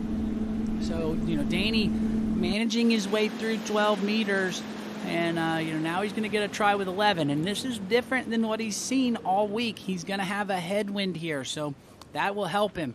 That was kind of his problem this week, was he was ending up with a little bit too much speed and kind of blowing the tail. At the 11-meter pass. So this headwind will help kind of slow him down a little bit. Давай активнее and в then he поворотах. won't have to push so much. So Spock right there, and for all the people that don't speak Russian, was talking about his turn. Okay. Just so you know, I don't know a ton of Russian, but that one word of the pavarota is the turn. So I think, like I said, I thought Danny looks good. Like I said, the big thing here was to get through that pass. That was good. Also, he's, in this overall event, and kind of based on where Axel Garcia just skied, getting through that pass will be, it'll be good, because that now he's got a 6-buoy gap on Axel in slalom. All right, so now Daniela Filchenko, he's good for the opening couple of runs, and now past number 3 into an increasingly gusty headwind on 11.25 minutes. Has to load again to get round buoy number 2. He's round number 3. He's good to go round number 4. And he gets round number 5 and unfortunately unable to make a play on number 6. So it's going to be 5 buoys. Yeah, Tony, I think that's a season's best, but he will be kind of happy with that. I mean, like I said, I thought off of 1 where he was at, he did a good job for getting as far down that pass. But with that 5 at 11, that guarantees Simon Aldman is your next man into the finals. We just saw him walk by. He kind of gave us a little bit of a thumbs up. So, great skiing for him this season, and we'll see him ski in the finals. Right there, you see Danny just kind of kiss the tip, pushes the upper body, so he's generating a lot of speed there too, but manages it good. But there's that handle to the inside hip, ski checkup. You just see that handle keeps coming to the inside hip, and he's trying to snatch it and get the ski to turn. I'd really like to see Danny get that handle to the outside so the ski can exit the turn without having to do that, safety check, if you will. But, still you see a little bit of a fist bump. That's, again, Danilo really, probably his weakest event is slalom. He's a very good overall skier, so I'm not knocking him, but slalom is probably where he lacks where he lacks the most. And by getting that 5 buoys at 11, that'll be a big score here for his overall campaign. I know he's defending overall champ here at the European Africa Champs. Managing to just get that ski on the outside of 5 and to the wakes. 5 buoy count on 11.25 meters. He's going to have to stay patient with that score to see if that's enough to send him through to the men's slalom final. But as we mentioned, Simon Aldman, who I'm not too sure is skiing in his maybe his first Europe and Africa Water Ski Championships, but it'll be a first for him to make it through to the final in said championships at the very least. And there he is walking down the bank there, Tony. He should be a happy dude right now. He's got that swagger. I mean, can't you just tell? Yeah, you can tell he's got a little bit more confidence walking down that lake. He's excited, and I'm happy for him. Just kind of how the Pati Pro went for him. Wasn't the tournament that he wanted. Had the problem with the back binding, came back, got a better score, but wasn't able to make the finals, which he was really wanting to do. But then comes out today and all but ran 10.7. I mean, I think he just got a little bit excited going to 5-ball and, made a little bit of mistake that you just don't have that much room for error at 10.7. But he has been all over the back half of 10.7 all season, getting a bunch of 4s and 5s. We saw him run it at Nordic Championships in Norway just a couple weekends ago. So that should be, really good skiing for him, and hats off to the Swedish skier. Been working really hard, and we're starting to see that hard work pay off. But now we're moving right along, Tony, to our next skier, Damir Fleretov, the other Ukrainian overall skier here. And here he comes. I believe he's got a best, Tony, of 4 at 10.7 in a tournament. You'd have to go back and check. Maybe your minions can check for us, but and that's where we've moved our cut line is now to 4 at 10.7 with Vincenzo Marino, if I'm not mistaken. All right then, and with that, let's send it over to Sadie.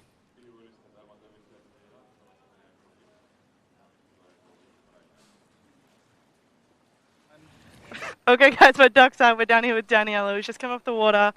5 at 11. I know it's a pretty solid head tail, and we're running 11 in the headwind. We know headwinds slow us down and make us a little narrower, and you're not quite the tallest human on the slalom ski, so kind of run us through how that pass felt for you.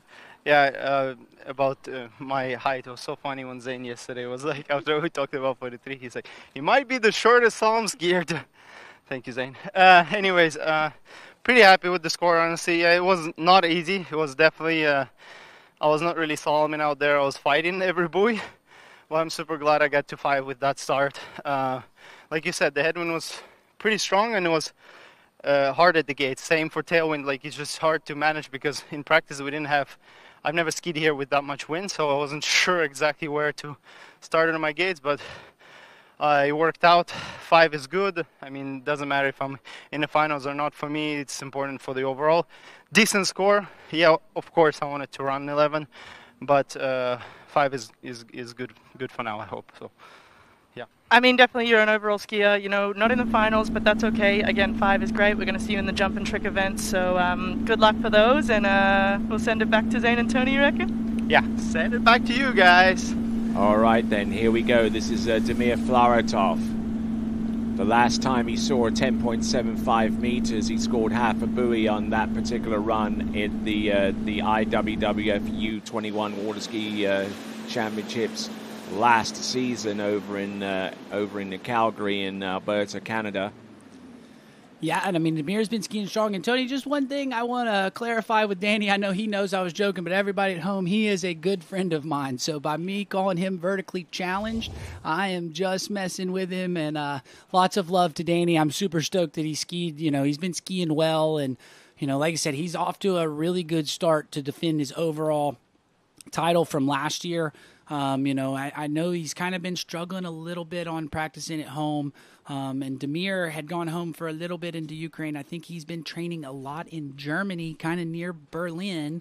So, you know, he's been getting some good skiing. We're seeing him look strong.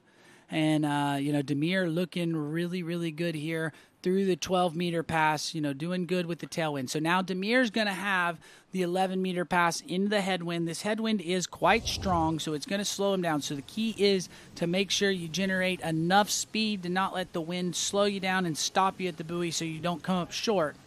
But Damir was making it down this pass. I know he didn't quite run it in the Pati Pro earlier this week, but he was pretty close. So let's see if he can get his speed up at the gate. That's the tricky part, is keeping the speed at the gate and then, you know, get enough swing to get him down the pass.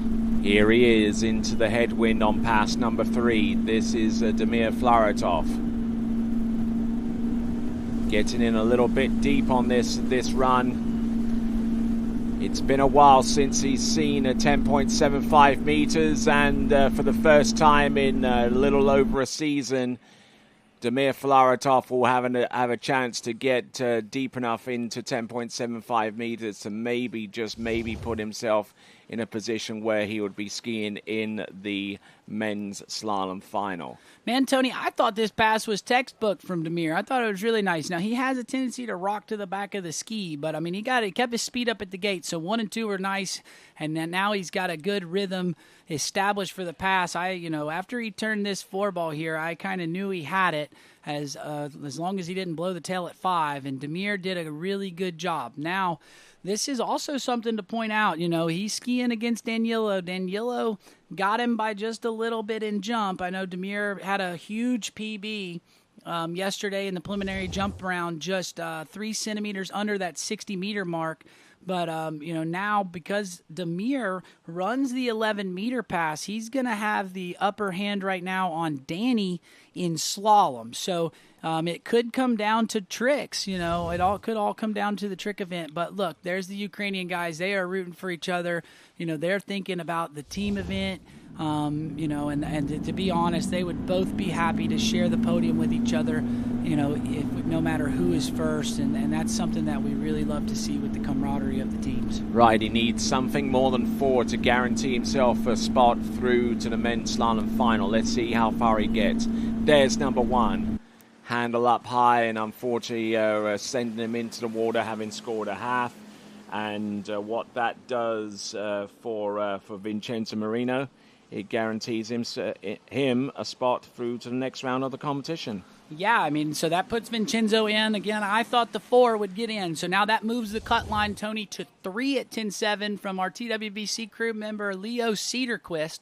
So, you know, he's the one nervously sitting on the bank now to see if he's going to punch his ticket in. But the cut line is 3. So the skiers have to get 3 if they want to put themselves into a runoff. Any piece of 4-ball guarantees them their spot in the final. Yes. All right, our next skier about to take to the water representing Austria. It's going to be Alex Gaschiel, skiing out of the Linz water ski club. Salmsee, they call it. Now, Tony, I'm pretty sure that G is a silent G. I'm not 100%. I think it's Schiel. I figured you might know a little more just based on all of your German training that you've been doing. I hear you have quite the Duolingo streak going on there. So don't read too much into that. I'm doing Italian now. Ah, so you're on Italian. So I heard you did Spanish. Right? No. So you're just on German and Italian. No, just Italian. Well, my new language that I'm trying to learn is Afrikaans, and my current word that I just learned is verkleer monarchy, which is a chameleon, but translate to little color-changing man. So that's kind of fun. But here we go. We got Alexander Schiel. I want to say the G2, but on the water, 13 meters. Needs to get through a few passes and get a piece of 4-ball to guarantee his spot in the lead. Rearing up on number 1, though, and number 2. He is not that comfortable out there on the course on 13 meters. Well, I mean, we saw him ski at the Pati Pro, so he's had a few sets here this week, but the wind is different, and the thing was that was kind of the common theme at the Pati Pro, was that ski was rearing up on him a little bit. He kind of skied on the tail of it, so maybe being a little cautious there with the wind, feeling it out, because it is different. It's probably the strongest we've seen the wind this week, and it's blowing from the far end. So, we've been told that we've got some weather blowing in for tomorrow. So that's kind of what this wind that's blowing in is, that weather blowing from the south. So, big thing here is he's definitely needs to get over his feet a little bit more. And feel a little more settled. Now, I thought 1-ball was the worst of them. I think he did a bit better, as he got further down the course, kind of got more up over his front foot. But you see him behind the boat, he just squats a little bit more than we're used to seeing most of our skiers, and that's what kind of has him rock to the tail of that ski. So that's Alex Schiel from Austria, who describes his musical taste as veering towards hip-hop, likes hockey and golf among his extracurricular activities. And he's also a big fan of sushi and schnitzel, though not at the same time. I love a good schnitzel, Tony. Every time I hit Austria, I eat my weight in schnitzel. Here we go. This is 12 meters. And he looks so much better here, Tony, on this 12-meter pass. That looked more dialed. I don't know if he was just kind of feeling the wind out, or maybe there was a little bit of nerves. I mean, this is the Open European Championship. He's also overall skier, so maybe we had a little nerves go on there. But there you go. You see team captain Carlo Basic on the dock giving him a little bit of encouragement. That was much better. That's why you're seeing him shake his head, so good for him. Now, Tony, when we had the under-21 Europeans last year, they were in Vienna at that ski lake. I mean, awesome IWWF. Ski lake. Exactly. Shout out to them. I know they're probably watching, because you got Nicky Atkinson coming up, and that's his home lake. So shout out to the crew there watching. But right by the lake, there was a restaurant that had schnitzel. And I walked in, didn't look at the menu, and they said, do you want, I ordered the schnitzel. They said, do you want the schnitzel or the extra large schnitzel? So 3 of the Danish boys ordered the extra large schnitzel, me being one of them. And when they brought out a plate, they brought out this big wooden plate that had a mound of French fries, and it had 4 pieces of schnitzel. And I was like, oh, they put all of our schnitzel on one plate. Well, then the guy come back with a second one, and I realized, oh boy, we have 12 pieces of Wiener Schnitzel, and we had so much food that the 3 of us could not move the next day. That's how full we were, but it was so good. So I understand why his favorite thing is schnitzel, but right now... It was November until you needed feeding again. Exactly, but right now we got 11 meters for Alex Schiel. Let's see what he's got. A little bit of a fast unload into 1, but manages it pretty good. Can he stay on top of the pass? Ooh. Oh, and going down. And so that is a bummer for Alex, but Leo our guy, our TWBC guy, punches his ticket in, and that's, I would believe, his first Open Europeans final. And look at him. He is super stoked. He's already back working. Vince does not let you sit around and relax if you are on the crew. Put him back to work, and hats off to him. I'm stoked for him. That's great for him. I know Mom and Dad watching at home will be stoked, so shout out to them. Hey, you guys. And let's see right here from the replay on Alex's pass. He unloads the ski super hard here at 3. That's what caught him out, if I'm being honest, Tony. He did that. He managed it good, but because of that, it causes him to run here and then go into 3. Same thing, just jumps the ski too fast, and, there he tries to push the nose too quick, gets the load too heavy, and pops the handle.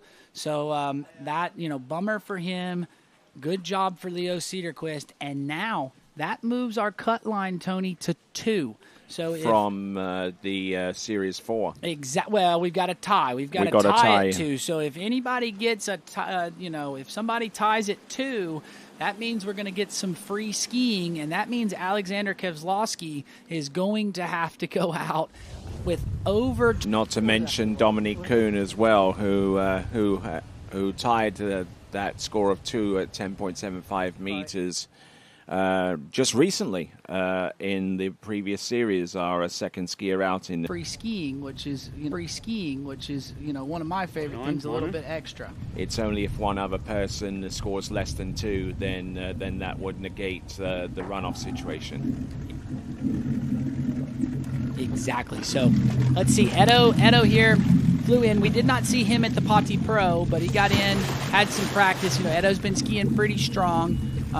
He's also another one of these overall skiers that looks really good. We saw him jump himself into the jump final, which will happen later today, as we have a schedule change due to some inclement weather that we will be getting tomorrow. So, everybody watching at home, that's just a little bit of a change in the schedule. But right now, Edo's mind is purely on slalom. He knows he's got to get 2 at 10.7. Edo's been running 11 pretty consistently. So, he's one of these skiers. He's definitely able to do it. But right now, with the wind blowing the way it is and maybe a few less sets than some other skiers, it could come into play. But let's see what he's got as we bring him in, Tony. Here he comes, Edo Morenzi. Highly capable overall athlete. Just recently arrived here from New Hampshire. And with that, let's send it over to Sadie. Thanks, guys. Welcome back dockside. We're here with Demir. He's just come off the water, half at 10.7. Solid skiing out there this morning. We know you're an overall skier, so you competed in the jump event yesterday, you jumped well, and we'll see you in the trick event later today. How'd you feel out there slaloming this morning? We know the wind's up a little bit. Yeah, I was worried about the wind a little bit before my set, but actually, first 3 passes felt great. At the last pass, 10.7, felt like I kind of had too much speed, so didn't go according to what I wanted, but still, I'm pretty happy with my score. I mean, getting through that 38 in the headwind was solid, and then we know the tailwind's pushing you through that 39, so great skiing, half at 10.7. It's good. Anyone you want to say hello to? Yeah, for sure. Of course, to everybody who's watching, who's supporting, and everybody from Ukraine, especially my family. Дякую всім, що дивитесь. Well, we hope to see you out there in the other few events, so good luck for those. And with that, we're going to send it back to you, Zane and Tony. All right, continuing right along, and we've got Edo Morenzi out there on the course at this time, and following him will be Nikki Attensem from Austria. So let's see what Edo does. Second pass coming up, it should be 12. Yeah, but I expect the rest of the skiers, Tony, to start at least at 13 meters. We might get somebody that takes a 12 meter from the difference, just maybe by the likes of, Sasha and T-Gas. I know they like to do that sometimes, so that might be something we'll see. But I would expect all the skiers moving forward to start at that 13 meter pass. And gets it to go there with a 12 meter second pass successfully run. That is Edo Morenzi. Looking at some of his scores from previous tournaments, he's his best slalom score in the most recent tournament that he competed in New Hampshire. Was half a buoy at 10.75 meters. And with that, let's send it on over to Sadie.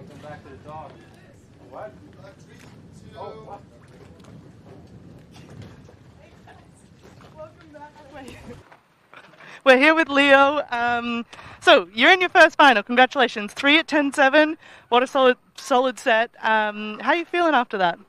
No, feeling really good. First Open European finals. Skied way better than the Poti Pro. Tweaked some things in the familiarization. Didn't really quite get it to work as I did in practice, but way better than the Poti Pro. I'm super happy with that score. Well, we're stoked to see you in the final. I know now that you're in finals, you get another round, so you get to go out there and hopefully we can progress on that first round score.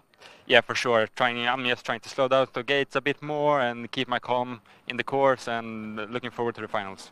I know we're all stoked to see you in the final. Can't wait to have another chat with you in final, and we'll let you get back to work because he's on the clock. And with that, we'll send it back to you, Tony and Zane. All right, then, here we go. This is Eduardo Morenzi, 11.25 meter run. Scored 3.5 at 10.75 meters at the Ricciardo Pro, and unfortunately, he's not going to get anywhere near that, unfortunately. Yeah, Tony, and you could see that coming from two ball. He unloaded that ski super hard into two. It didn't turn, and then he was in trouble and just never able to get back on it. We'll see on the replay. He's frustrated. He knows that, he's one of those skiers that definitely could make it into the slalom final, but it also is going to put a bit of a damper on his overall campaign. So that forces a runoff now. So Alexander Kevzlowski, who we saw first skier on the water yesterday, is going to have to ski again, and it's going to be a cold 11 off the dock. Under the assumption that score of 2 at 10.75 meters doesn't let in another skier through to the next round, because there's a two-way tie between Dominic and Alexander. Now, if one other scorer scores below 2, then it brings both of those scores into the frame. Well, Tony, I'm just based on looking at the rest of the running order, I would be super surprised if any of these other skiers doesn't get 2. I mean, they all are running 10.75, running 10.75 and into 10.25 regularly. They all get scores of 2 at 10.25 just about every time they ski. So, we'll have to wait and see. Anything can happen, but I would say that we're going to see a runoff with 2 at 10.7. I mean, if the wind gets picking up like it is, you might see a couple of these guys check up at 2, play it safe, and then, somebody run another 2 at 10.7. So time will tell, but we, at the very least right now, it's looking like we are going to have a runoff, and we're going to get to see cold 11s off the dock for both Alex Kevzlowski and Dominic Kuhn. All right. So our next competitor coming up, an individual skier, non-team skier from Austria. It's Niki Attensam, who skis at the IWWC, and a big shout out to those folks over there at the Internationale Wiener Wasserski Club. Yeah, no, shout out to them. I know his dad, Oliver, is hanging out, made it here for the Open European Championships, but I know Mom and Consti and his sister Philippa and everybody else will be watching at home. So shout out to the Attensam crew. They're a strong ski family. I know Nikki's been skiing really well. I believe has or is a co-holder of the Austrian national record. I know Konstantin has had an awesome season with some PBs. So, great skiing family, and, love them. So shout out to them watching back at home as we see Nicky on the water. He's been struggling with a little bit of a back issue, Tony, so that is something to play. Yeah, he's had his struggles with injuries over the last few seasons, so hopefully he would have had some work done and gotten some of the lingering pain in his back deadened down enough to allow him to ski at this high level 30-meter start. and getting the job done with the opener. That is Nikki Attenson. Yeah, and I mean, Nicky's been skiing really well, Tony. I mean, the one unfortunate thing for him is that he hasn't made a pro final. He's been the first one out quite a few times, but he's been skiing. He's knocking on the door. Super strong skier, able to get that get tons of scores in the 10.25. He's able to get the ski over to 3-ball. So we'll have to see how it goes. But right now he's been skiing well. That back has been bothering him, but it didn't bother him too much. We saw him get through and get a score at 10.25. Earlier this week. So I'd love to see him get that again here today.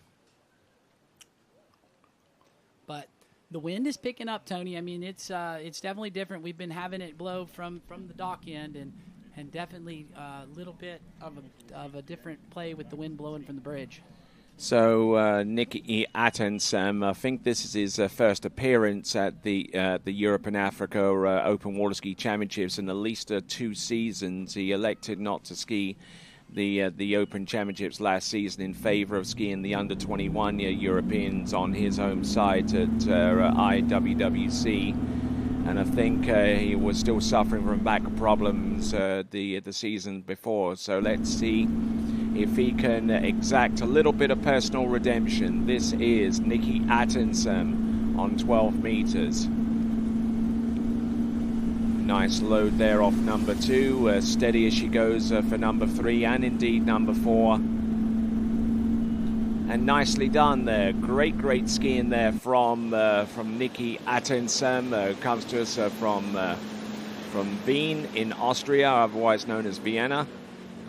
Yeah, Tony, and we kind of saw him there check up on 5-ball. That was, to be honest, I think that tailwind was pushing him, and he was just kind of checking speed up there at 5. I don't think that was, I think that was kind of purposely done just to make sure he slowed down. The one thing you don't want to do on these early passes is blow the tail out of the water. So Nicky kind of using his experience on the Pro Tour, we've been seeing him for the last few years right there, knows that he doesn't need to do too much at 5.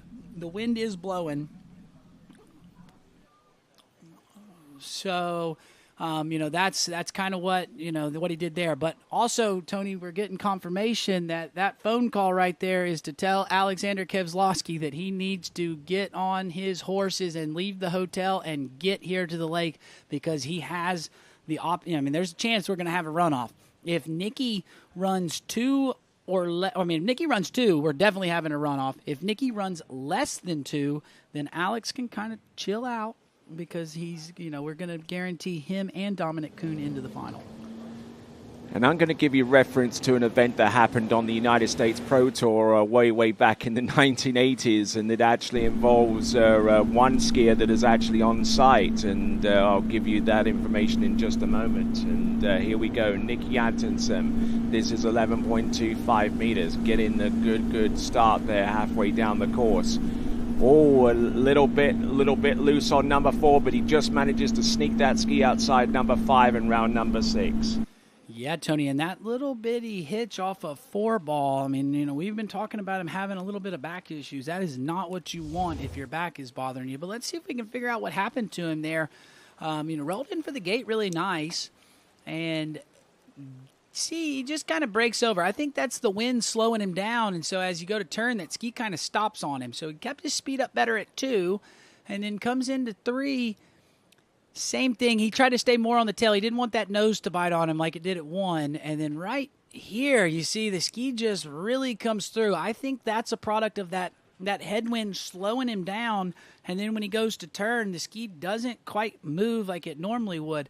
The one thing that I will point out, and we're talking about experience of this skier, he uses his experience. I think some of the other skiers might have messed up there, popped the handle at 4, but he's able to get through that pass and get a chance to punch his ticket in.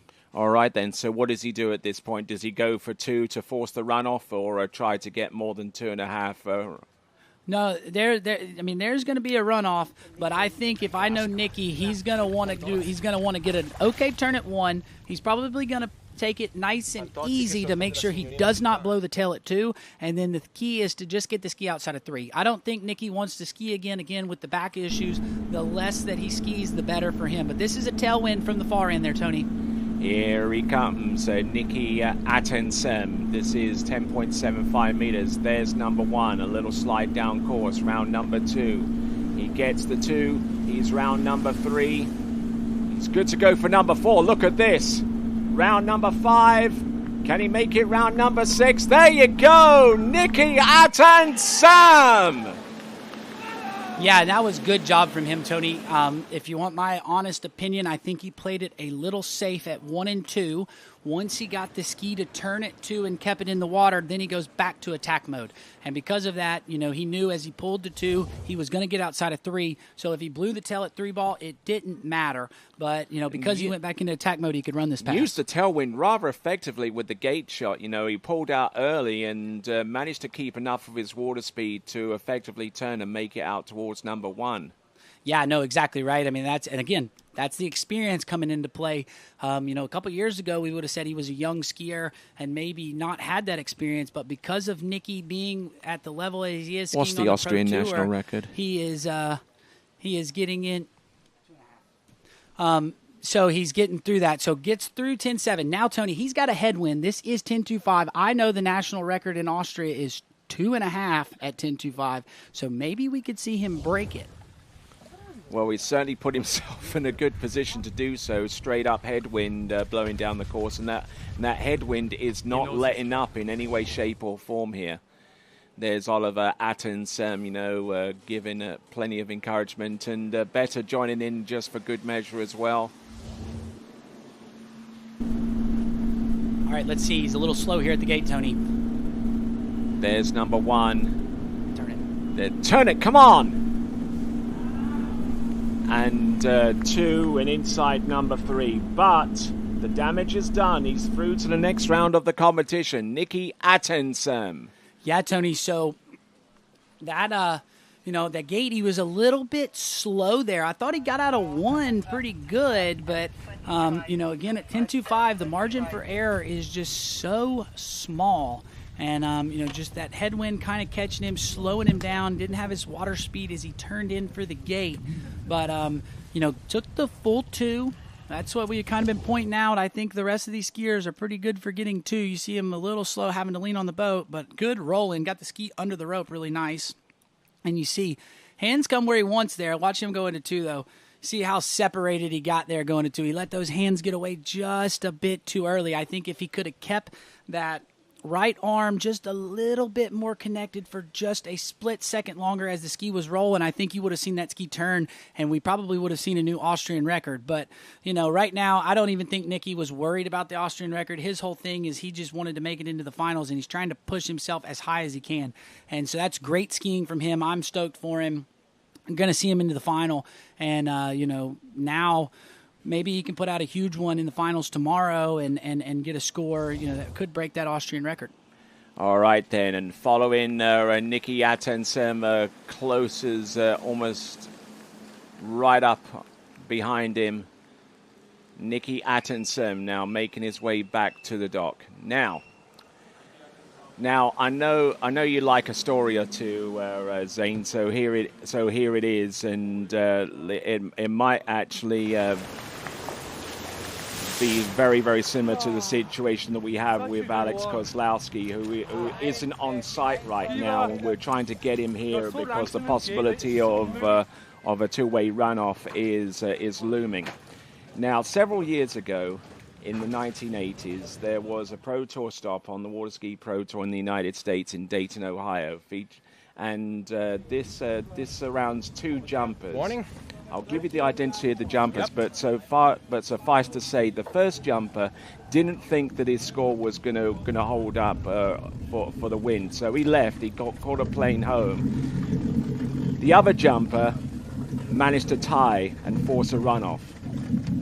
The first guy that was in the runoff wasn't around, so the title was actually given by default to the other person. Guess who was involved?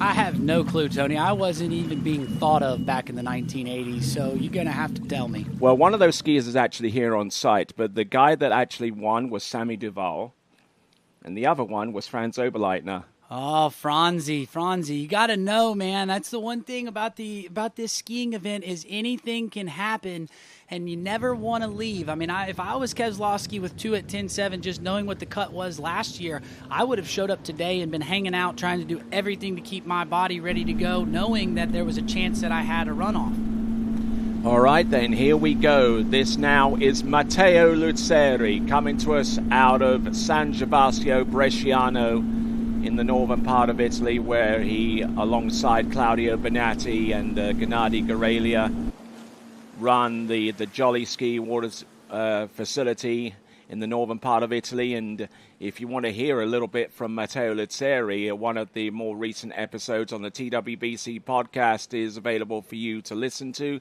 The TWBC podcast, my interview with Matteo Luzzeri. Let's switch it on over. Send it to Sadie. Okay, guys, we're dockside. Nikki's just come off the water. Massive score of 2 at 10.2. Super solid skiing, getting yourself into the final. Now, I know as a slalom specialist, it's kind of one and done. You know, you want to be in that final. As overall skiers, they get not a second chance, but they get the other events to make it up. Being a slalom specialist, you need to get yourself into that final. It's kind of your make or break, right? Yeah, no, it's the most stressful tournament. So as a slalom specialist, one chance and it could be over right there. And I actually had a bit of a scary moment at 38 at 4-ball. Like I thought I was gone already, and luckily I had a good 5. And then I knew the cut was 2 at 39, so I got outside of it. Didn't have the best skate, didn't have the best start. And then once I knew I was going to get out of 3, I just dropped the hammer and suddenly kept on going. I'm like, okay, we're still in it all the way till the end. So didn't quite expect it. And I had good 1-ball at 41. And didn't get, unfortunately, properly out of 2 and get to 3. But it was a good try. Well, we're going to see you in the final, so, you know, we can correct those mistakes and keep moving. But as you said, you know, you kind of run your first few passes pretty safe, get yourself into the final, and then you drop the hammer and you kind of do whatever you can do out there. And I'm glad to see you got a good gate at 10.2, and see if we can build in the final. Thank you. Yeah, I'm excited for it, and I have a couple of things to work on in the final, so I hope I'll do it. Well, congratulations, and with that, we're going to send it back to you, Tony and Zane. All right, Matteo Luzzeri getting through the second pass. Looking good, starting off on 13, coming back on 12 meters, and looking very good. And in respect to Nikki Adamson's interview, guess who just messaged? Probably his mom. Yes, yeah. Absolutely right. Yeah, she's always watching. She's always texting me too, Tony, and I love that. And some family there, great. And shout out to Caro, and thanks for watching. And you know, now I'm super happy that Nikki's into the final. But I mean, this is another skier, Tony, that you know, I've really enjoyed watching this season. Matteo has looked really good. I mean, he's looking like he's just a few little things away from being able to get deep down 10.25, and I mean, he looks like he could run it. I mean, based off what I'm seeing, I know he got a new practice PB you touched on. I was in the boat at the time. Perfect. Well, maybe it had something to do with that help you give the skiers, because Simon Aldman been skiing with you at Bennett's and seemed to be working out for him. We just happened to be in the same place, that's all.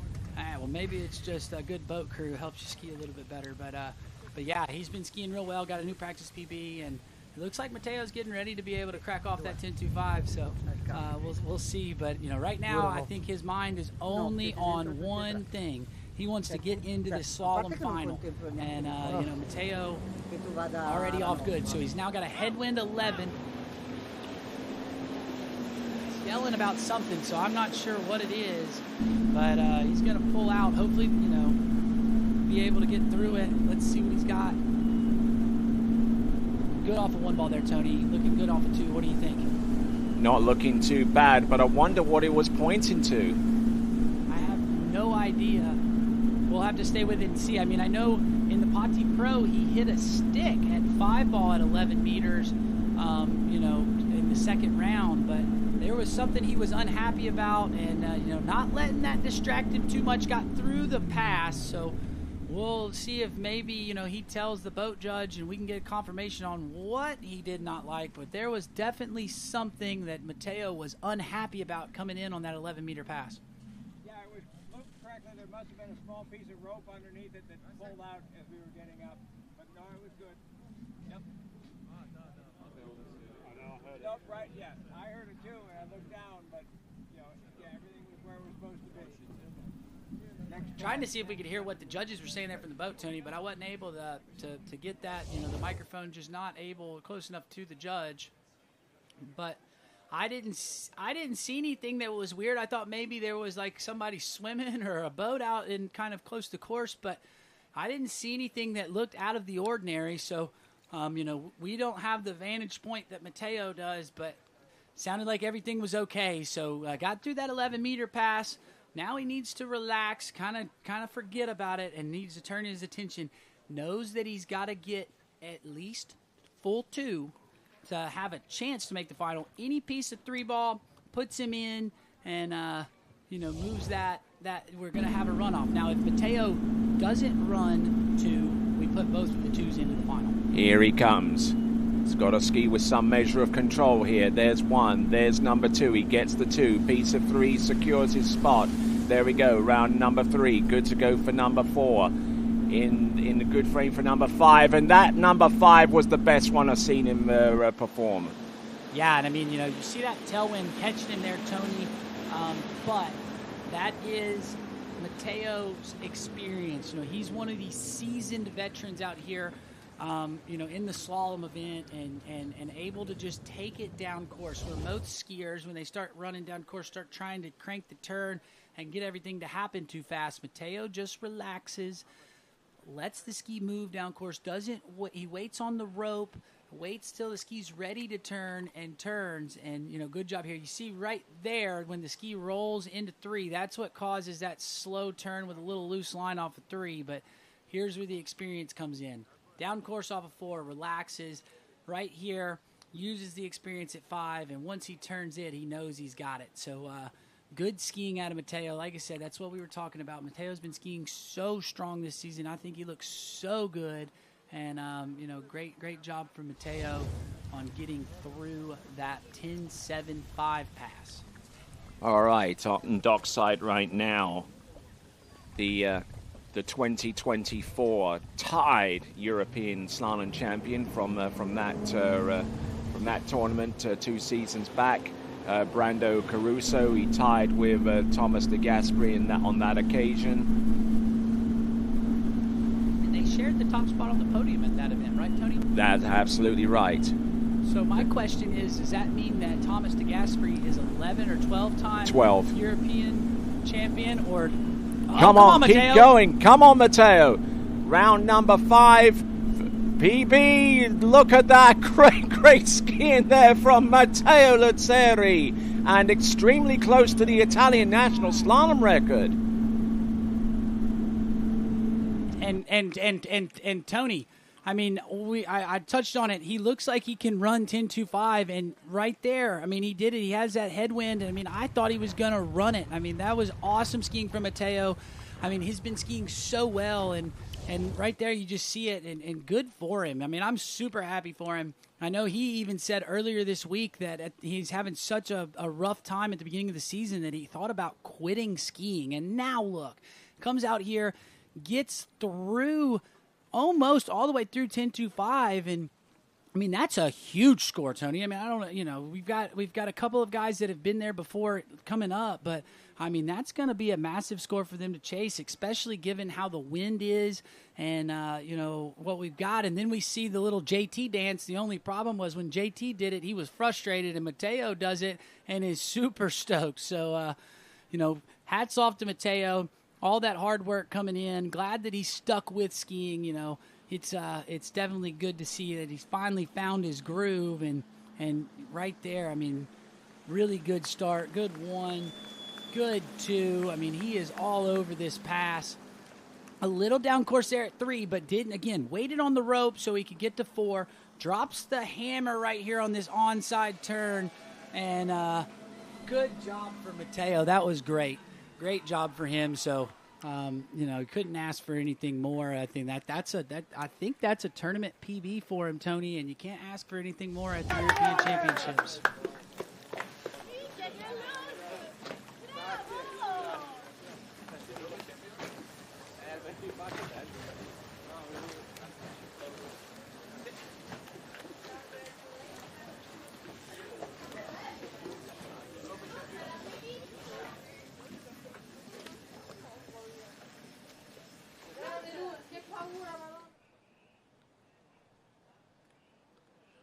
So, Matteo Lizzeri.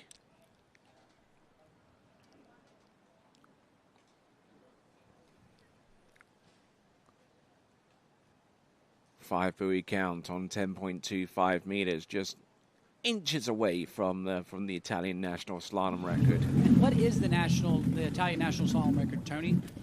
5. And so it's actually provisionally a tie for the Italian national slalom record right here at the Europe and Africa Open Water Ski Championships. Now, next skier to take to water, another individual athlete from Italy, Brando Caruso.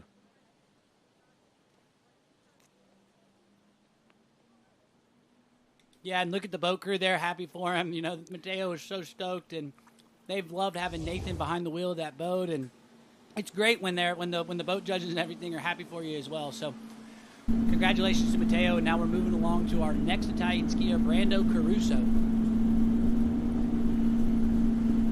Now Brando Caruso tied for the slalom championship in 2024 and was runner-up in 2025. So he's been there and thereabouts in the top 2 spots in each of the last 2 seasons, Brando Caruso.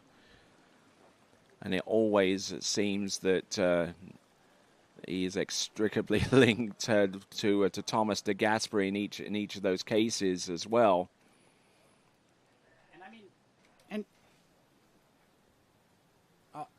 I even think they kind of have the same ski styles, Tony. But right now, let's go check in dockside with Sadie. Oh, hey guys, we're down here with Matteo. He's just come off the water. Pretty epic score, I might say. 5 at 10.25, 2-ball PB.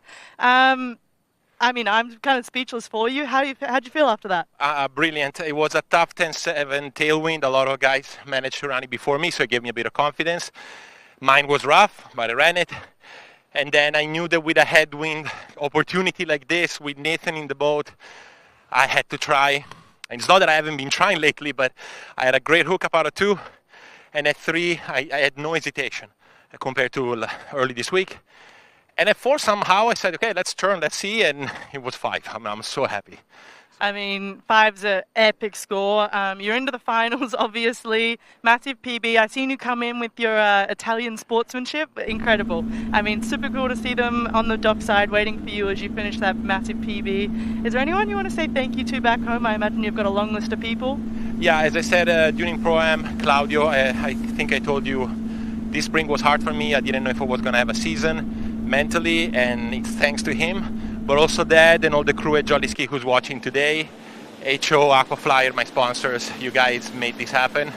I'm the second Italian ever to get to 5, and you know Italy has a long history of slalom skiing. I'm stoked, I'm speechless. I mean, I'm super stoked for you. I'm sure everyone back home is sitting on the edge of their chair cheering, super happy for you. Being an Italian skier, it is great to be one of the other very few people to get to 5, so congratulations to you.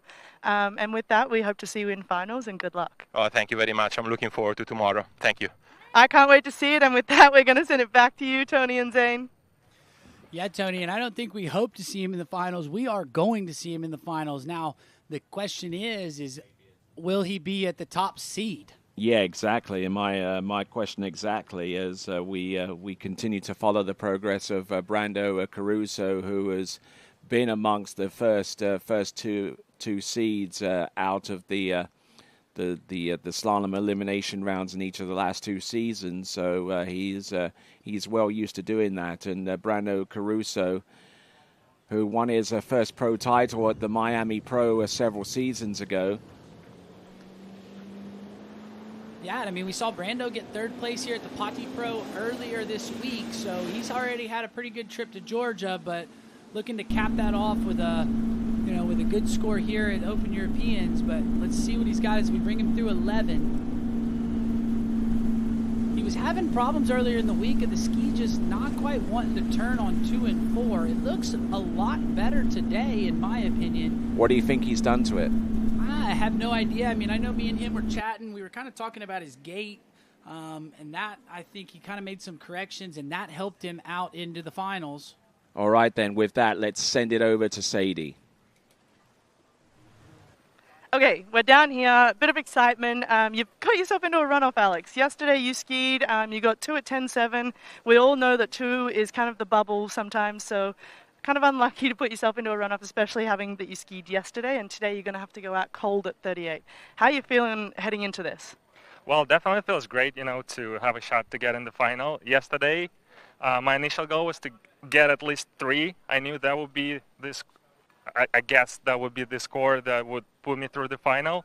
Was a little unfortunate. Had struggled at the gates a little, so I had 2 just inside a 3 ball. But happy to have a chance to be in the final. So let's see how it goes, and good luck to Dominic. And yeah.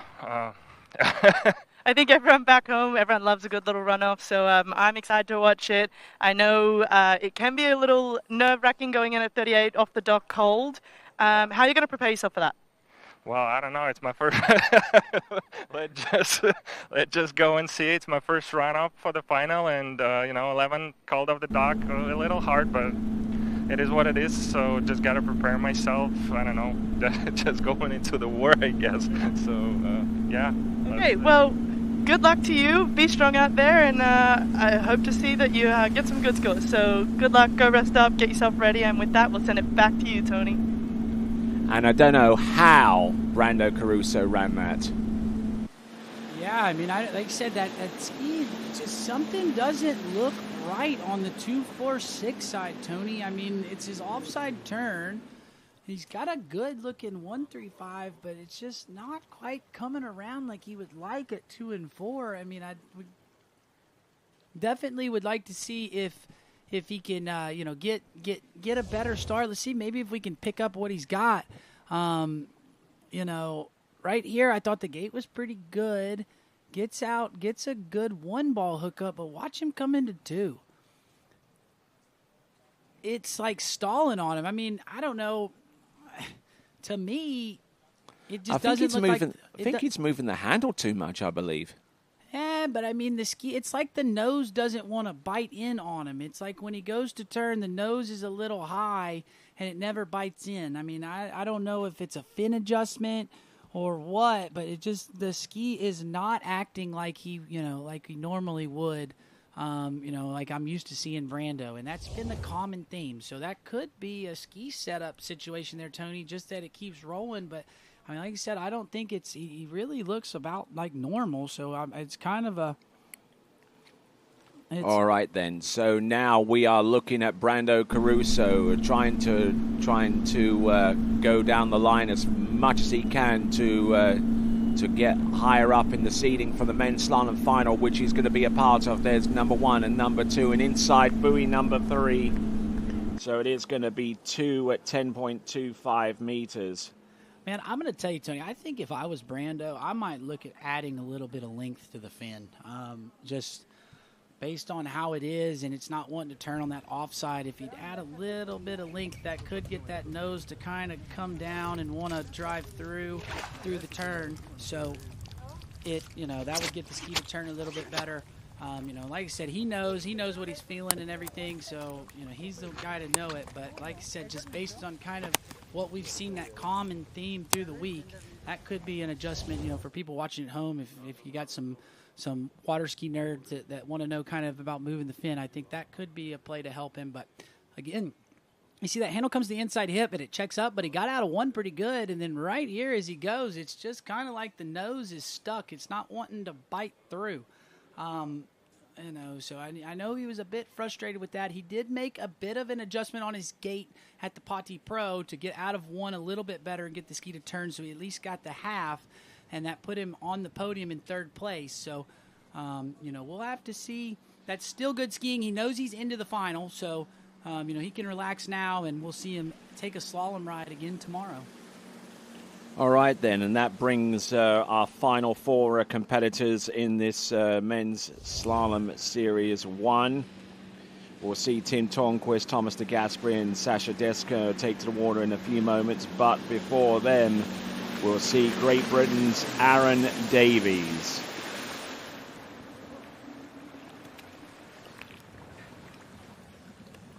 So the following skiers have made it through to the final already. We've got 4 more competitors to go, but so far Brano Caruso, Matteo Luzzeri, who leads with 5 at 10.25 meters. Nicky Attinson, he's through to the next round. So too is Vincenzo A2, Marino. 13 meters, please, fellas. Florian Good Paff morning, is how we through. feeling? Simon Oldman, he's through. Leo Cederquist, he's through. Now, Aaron was really excited to have Nathan behind the wheel of the boat. I know he gets to ski, the luxury of skiing with Nathan quite a bit back at home in the UK. So, said he felt really good at the Pati Pro. And, you got Nathan behind the wheel here in this preliminary round. And let's see if we can get Aaron, through that 10.7 and get, he's been getting 3s at 10.25 pretty consistently this year. I know his final score at the Pati Pro-Am was 2 at 10.25. Scored a 2.5 to punch his ticket into the final. So we will have to see. It kind of seems like the wind has died down a little bit, Tony, which is kind of nice for these last few skiers. All right, working his way towards the slalom course. Skis at various locales across the United Kingdom, including Three Sisters over in Wigan, and also at Oxfordshire Water Ski Club. No doubt he's applied his trade at a number of other spots across the United Kingdom, including Hazelwood Ski World and Gosfield Lake. This is Aaron Davies with his opening pass of 13 meters. Yeah, and Aaron's been looking strong as we talked about this season. He's kind of in the same boat as Nicky. He's kind of been on the tour now, so we're seeing some experience. But with that, let's go check in dockside with Sadie. All right, guys, we're down here with Brando. He's just come off the water. Solid skiing, score of 2. I know the wind out there is a little tough, so talk us through how you felt during that set. I don't know, just semi-final Europeans, it's horrible because, the cut, it's pretty low and you got to make it in. And I made it in, that's all that matters, and then we'll see tomorrow. Exactly that was the plan today going into this preliminary round, was just to make finals and get yourself in a spot, to be in finals and compete tomorrow. So good luck for finals. We're excited that you're in finals. Anyone you would like to say thank you to? Of course, to the federation, my family, Davide back in Spelonga, whoever is supporting me throughout the way, and yeah. Well, go put your feet up, enjoy the rest of the day, hang out with your friends, and we'll send it back to you, Tony and Zane. All right then, and Aaron Davies comes into this initial preliminary elimination round with some good skiing. 2 at 10.25 meters. In the final of the Poti Pro slalom competition, which took place just a couple of days ago now, for a 5th place finish. He's not looking too bad there on 12. Just trying to keep everything contained and getting around all 6 buoys on that pass of 12 meters. Yeah, no, Tony, Aaron's looking really good today. I thought those first 2 passes looked pretty strong. Like we touched on, it is windy, blowing from the bridge in, but it does seem like maybe the wind has come down just a little bit than it was a little bit ago. So, that's good. As we take a look there at Nicky, looks like he's getting stretched out. So I think maybe that hit at 11, kind of probably got that back a little bit fired up, but Nicky did a good job to get through 10.7, and then, we saw him get a good gate and a good one at 10.25. I thought we were going to see a new Austrian national record today, but definitely got himself into the final. Good skiing for him, and I'm excited to see him ski tomorrow. So Aaron Davies, and we begin our countdown towards our next event, which I believe is going to be the women's jump final. The prelims, I beg your pardon. We've had a shift in terms of the schedule of a number of events. The jump final. No.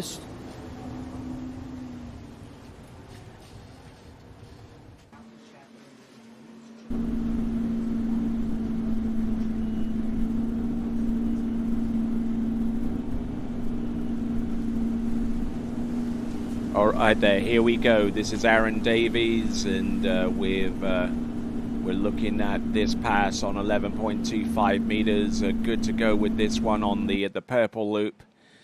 Great skiing there from Aaron Davies. And just a quick reminder to you folks that didn't catch it earlier, we're adding the women's and men's jump final to the end of today's schedule. Our next event is the women's jump preliminary round. We only have one series of women's jump, actually 2 series of women's jump, I beg your pardon. And then we'll go into the tricks elimination round for the men in Series 2 and Series 1, and then add into the end of that the finals of the women's jump and the men's jump competition. I hope you got all of that. So 6 buoys, 11.25 meters, 10.75 meters coming up right away for Aaron Davies, waiting for the triple beep. And then that will be the signal for our boat driver, Nathan McGarry, to mash the throttle and bring Aaron Davies into the course one more time at least.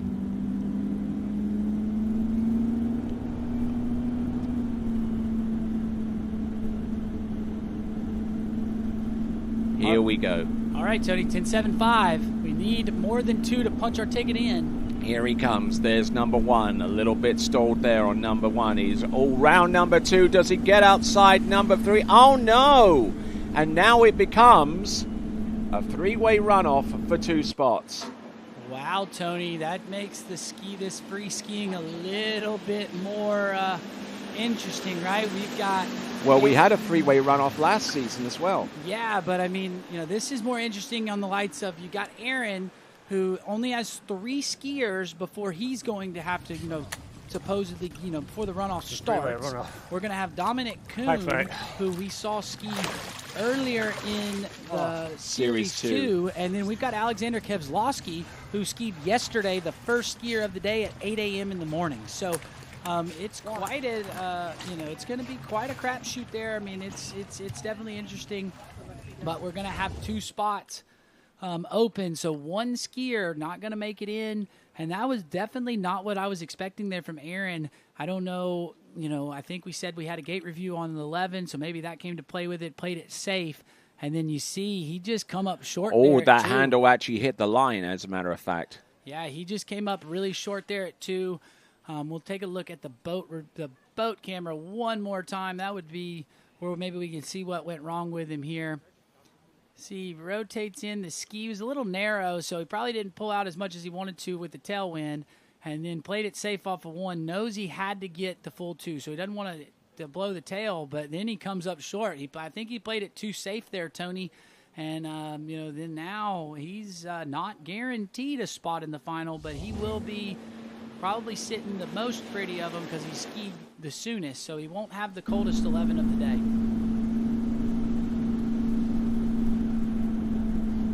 All right, we got Tim Tornquist coming in. That's our next skier. This is 13 meters. Timmy T been skiing strong this season. I know he has a personal best of 5 at 10.25, and that's a Swedish national record, so maybe he could come out here, challenge the lead. I mean, that's a tall task set by Matteo Lazzari, but we'll have to wait and see, but looks strong on the opening pass. And with that, let's send it over to Sadie. Okay, we're down here dockside. Bit more excitement to add into the mix. I mean, Aaron's just going out, and we knew that you needed a minimum of 2 to get yourself, well, now you're in a runoff. So anything more than 2 put you through to the final. But you've got that 2. I think you were pretty happy just to stay on your feet and get back to the wakes for that 2. You're in a runoff, a 3-way runoff with Dominic and Alex now. You have 1 positive. You're warm, and the other guys haven't skied. I mean, I know Alex hasn't skied since yesterday, and Dominic skied in Series 2. So how are you feeling now? A little mad. Well, a lot mad at myself. Like, I don't know. I just, I was close again on the gate on 11. I'm like, come on, just middle it. At least get your gate sorted. And yeah, I came around 1. I was like, okay, feeling okay. And 2, I don't know, I just stood up. It was weird. Yeah, I mean, I had a bit of a wobble at 2. I was like, okay, just stand up. Make sure we at least in the runoff. and then have a go at 3. But yeah, no excuse for that really. Should be getting 3 at least every time, but that's not how it worked out today. So skiing again. Skiing again, more time on the water, getting your money's worth. Okay, well, we're happy to see you in the run-up. We're going to let you go and keep your body warm. Not happy, sorry. We're going to let you go and keep your body warm and get prepared for this run-off after these next few guys. So good luck out there and have fun. Yeah, thanks. I mean, yeah, we'll see what happens. Done a couple of run-offs before, so yeah, we'll see how it goes. All right, we'll use that experience and take it with you. And with that, we'll send it back to you, Tony and Zane. And not looking too bad there, Tim Tornquist. He gets through 13 and 12. And we actually spoke just a few moments ago with Matteo Luteri and asked him what was he pointing to prior to, 11.25 meters. And he wanted to confirm that the rope was tight enough on the pole. Yeah, no, exactly. But, didn't let it bother him. He got through it, and it really didn't let it bother him. Got all the way almost through 10.25. And now we're taking a look at the replay here at 12 meters from Timmy T. And, he's going to need to tie his personal best if he wants to tie Matteo for the lead. But he came out looking strong. Now, one thing I want to touch on, Tony, is that wind is starting to kind of gust and pick back up. So that could come into play. But, right here, I think Tim looks super strong. He's one of my favorite skiers to watch. We skied together a little bit in Louisiana, and you've just kind of seen his skiing ramp up a little bit each season, and he's been looking super strong. Skis with Franzi in Florida, good chunk of the wintertime, and then comes over to Europe and does a lot in Sweden. But been skiing super strong. Let's just see what he's got. He's got 11 meters. It's not none of these passes from here on out are a given. But, like I said, Tim, I've come to expect him to run 10.7 every time and get, at least halfway down 10.25 when he skis. But let's see what he's got here as we bring him in 11 meters, Tony. His best score from the Poti Pro-Am that was held just a few days ago was 1 at 10.25 meters, and he's not looking too bad here at the moment, getting the job done. That was a pass at 11.25 meters, I believe, and getting ready to shorten to the next line length pass at 10.75 meters. Yeah, and it's something, Tony, that was a little uncharacteristic of Tim's skiing. Just getting 1 and then not making it through 10.7, but he was battling a bit of an ear infection. And, he said he just wasn't feeling 100% at the Poti Pro. You'll notice he doesn't have the ear taped up now like he had been earlier in the week. So he has told me that he is feeling better from that ear infection that he got kind of on, right before he got over here to Georgia. And I'll be honest, Tony, Tim's looking strong today. He looks like he's feeling 100%. He's looking like he's dialed over his ski, and that's what we want to see out of our skiers. You hate to see him kind of battling something, but it's glad that he was able to recover from it and get back strong on the ski. So now we're coming in. It's a tailwind, 10.75.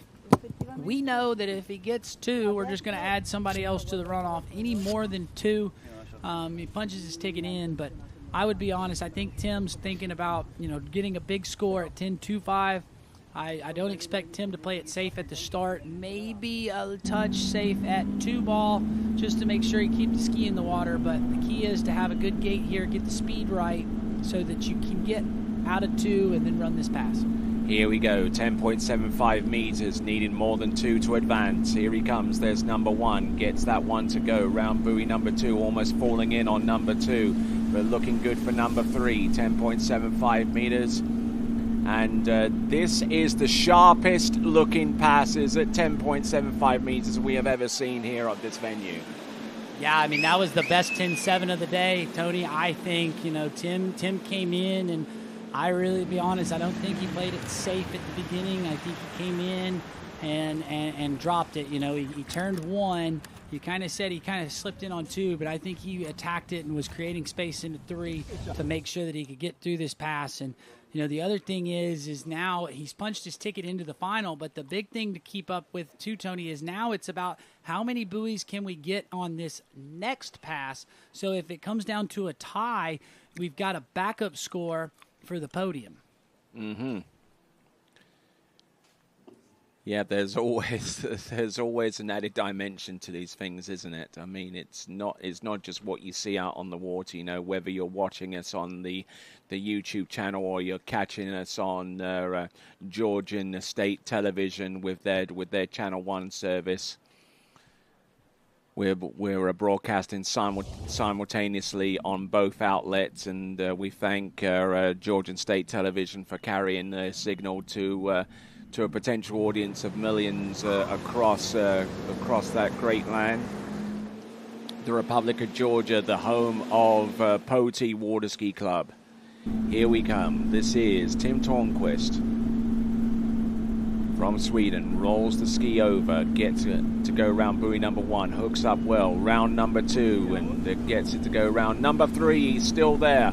He's good to go. Does he get it round buoy number 4? He tries to go for the wake. And ties his season's best. He's fired up, Tony. I mean, I thought to start he might get a little further than 4, and I think he got a touch excited after 1 and 2, and checks up there at 4. That's big, you know, getting the full 4. So that's going to slot him right behind Mateo, who had a 2-buoy PB. But, you know, Tim 1 buoy off of his PB of 5 at 10.25, and like I said, Tim's been skiing really strong, and you kind of see it. I think that ear infection was kind of playing on him earlier this week, and Tim just looked super strong and dialed here. So I'm super happy for Timmy T. You see 1 was awesome. Look at him here at 2.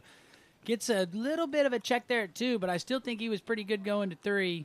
And then right there, you see that handle comes to that inside hip, which causes him to make that checkup, and that's why he knew he wasn't going to get to 5 after 3 ball, but still great skiing from Tim, and that could come into play really big. He's got a good backup score, you know, where we've got a couple of guys who have 2. You know, he's going to set himself out and, you know, definitely put him, he's going to be one of the skiers that should be able to know what he's going to need to run to make the podium. We'll have to see how these next 2 skiers go to see how it goes, but right now, slotting himself into 2nd behind Matteo Lazzari. Gets round that number 3. Actually, number 4, I beg your pardon. So 4 at 10.25 meters, bringing us our final 2 athletes. We'll see Sasha Detskanen in a few minutes, but before him, the current and 12-time European slalom champion is Thomas de Gasperi. I was too early at 3. I had to hammer it. For me, it looks like you had to wait for the off a little bit. Yeah.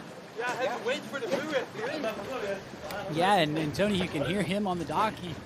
He said he had to wait on the buoy for 3 balls, so that's kind of what we were talking about. I thought he had a really good 1 and 2, and you know, then maybe got over there a touch early, had to wait, and that's why you kind of saw him bring that handle, kind of snatched it in, and had to have that check on 3 ball. But still, nonetheless, that's a really good skiing there for Tim. As you see him talking to Franzi, I know he does a lot of skiing with him in Florida, definitely during the the early spring and some of the winter time. So, you know, hard work paying off there for Tim Tornquist. So Tim Tornquist, who placed in 4th at the Royal Nautique Pro, with his best score of that competition being 5 at 10.75 meters, alongside 4.5 in the final. So he's on a roll right now as we now pick up our next competitor, our penultimate skier and a member of Team Italia. It'll be Thomas de Gasperi. And Thomas, Mr. Consistent, you know, that's what I like to call him. One of the seasoned veterans out here, maybe the most seasoned veteran that we have in the field today, Tony, but, you know, super strong. We know Thomas knows exactly how to get 3 at 10.25 just about any time he skis. We saw him have a 3-time runoff with Freddie for the win at the Poti Pro. So, you know, been skiing good here in Georgia. Let's see what he's got, though, as we bring him in for this preliminary round of the men's slalom at 13 meters. Looking good out there. Nice and wide. Round 4, round 5, and as he gets round buoy number 6, we're going to send it to Sadie. Hi guys, we're back on the dock with Tim. He's just come off the water. Solid score of 4 at 10.25. I mean, your PB's 5, so an incredible score, I should say. Congratulations, you're in finals. You're sitting second top seed at the moment with just T-Gas and Sasha to finish. So, how you feeling? No, I'm feeling very good. I felt super strong out there today, which was finally I felt strong on the slalom ski. A couple of rough days, and I think I might have overskied at 39 in the start a little bit. I was so early at 3, I had to hammer it, but yeah, I made it through. Good gate, good one ball at 41. I was patient coming into 2. I just wanted to go too quick and then kind of drop my shoulders a little bit, but yeah, hey, I'm super happy with that. That's second biggest score for me. I got a 5 before, but yeah, looking to run up pass in finals. I mean, I'm looking to see you do that. You're in finals now, so you've got the opportunity to give it another go. So congratulations again. Go put your feet up and let's enjoy the runoff that is coming up and the next 2 skiers. Yeah, that will be interesting. Okay, thanks, Tim. And back to you, Tony and Zane. All right, good to hear there from Timmy T. Yeah, I mean, that's, like I said, that's great skiing from Tim. 4 at 10.25, and I thought he looked really good, and he did. He looked super strong. He even mentioned it, so it feels a little bit more like himself after that ear infection. But right now we got Thomas de Gasperi out here on the water, 12-time Open European Slalom champion. Maybe one of the most decorated slalom skiers here today. He probably is the most decorated slalom skier here today, Tony. So, and he's showing you why with a nice, easy walk in the park on that 12-meter pass. Placed in second in the Potty Pro that was held a few days ago, with a 3 at 10.25 meters being his best score via the runoff situation that existed between him and Freddie Winter for that title chase.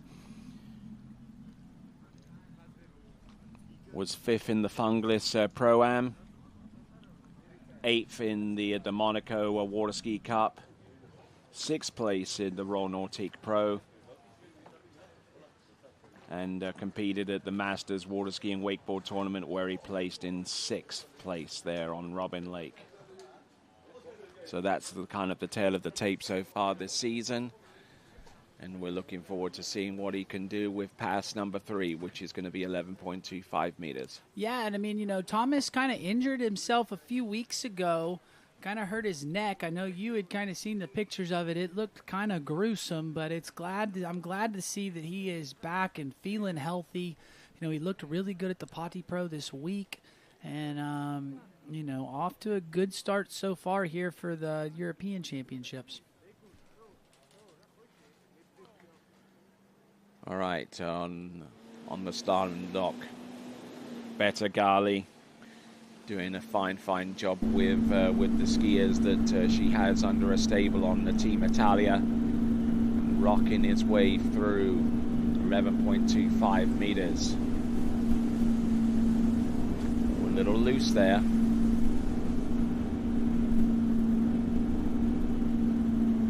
There we go. That's Thomas de Gasperi. Looking okay so far. Yeah, and another thing to talk about, Tony, he got over here, and, maybe some people might have missed the Potty Pro, but he got here, and in his first round, he just didn't feel super comfortable at 135, and went and kind of measured his ski and took everything and realized that his boots had shifted a 1/16 of an inch forward. So, he found that and then made that adjustment, and after he made that adjustment, this water ski that he's on just looks so much better. It's amazing that little bit of a moving the bindings back would make that much of a difference. But, with the way of this, it's a game of inches, and you move your bindings, especially at the level of which Thomas skis, that little bit will make the ski come alive. And, Thomas has been looking good, after that little minor adjustment. And given that we know that his ski is an asymmetrical, do you reckon that he cants the bindings a little bit as well? Yeah, I mean, I don't know. You'd have to look on it for me. I haven't seen it. I just know that he does ride that asymmetrical ski that he worked on for years with good, got it dialed in for him, and now it's something that, the general public can get and ski on. And, You know, Thomas has got that ski working perfect for him. So let's see if he can keep it working perfect for him here on this 10.75 pass, Tony. Here he comes, 10.75 meters, needs more than 2 to advance. That should not be a problem. Now number 3, round number 4. Rocking his way round number 5, safety's up, gets round buoy number 6, tightens up the line, and a team skier for Team Italia.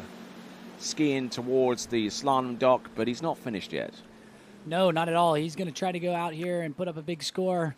I'm expecting at least 3 out of him. But, Tony, you know, something to point out when you watch Thomas ski, I think he might be maybe the second or third skier that we've seen that does this one-handed gait. I know we saw Gennady ski earlier. He does the old school, really late pull-out one-handed gait. Now, Thomas does more of a hybrid. He kind of pulls out like a two-handed gait, but lets go, which allows him to rotate his hips coming in. And then, you know, here we go. We see it. Now, the one thing Thomas does, you kind of see that move going into 3-ball.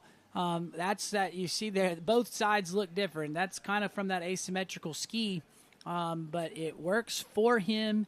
Like you said, he's been around for a while, and he's been on top. You know, not calling him old, but I'm just saying that he's been around in the slalom event for a while and been on top for forever. You know, I grew up as a young kid looking up to Thomas. That was, you know, one of the skiers that I grew up kind of watching, and you know, it's great to still see him here around and skiing so well. You know, we saw him win Europeans last year, and you know, he's been on the podium a bunch, and he won Pati Pro last year, second place this year. So let's see what he's got here. 10.25. We know the lead is at 5, Tony.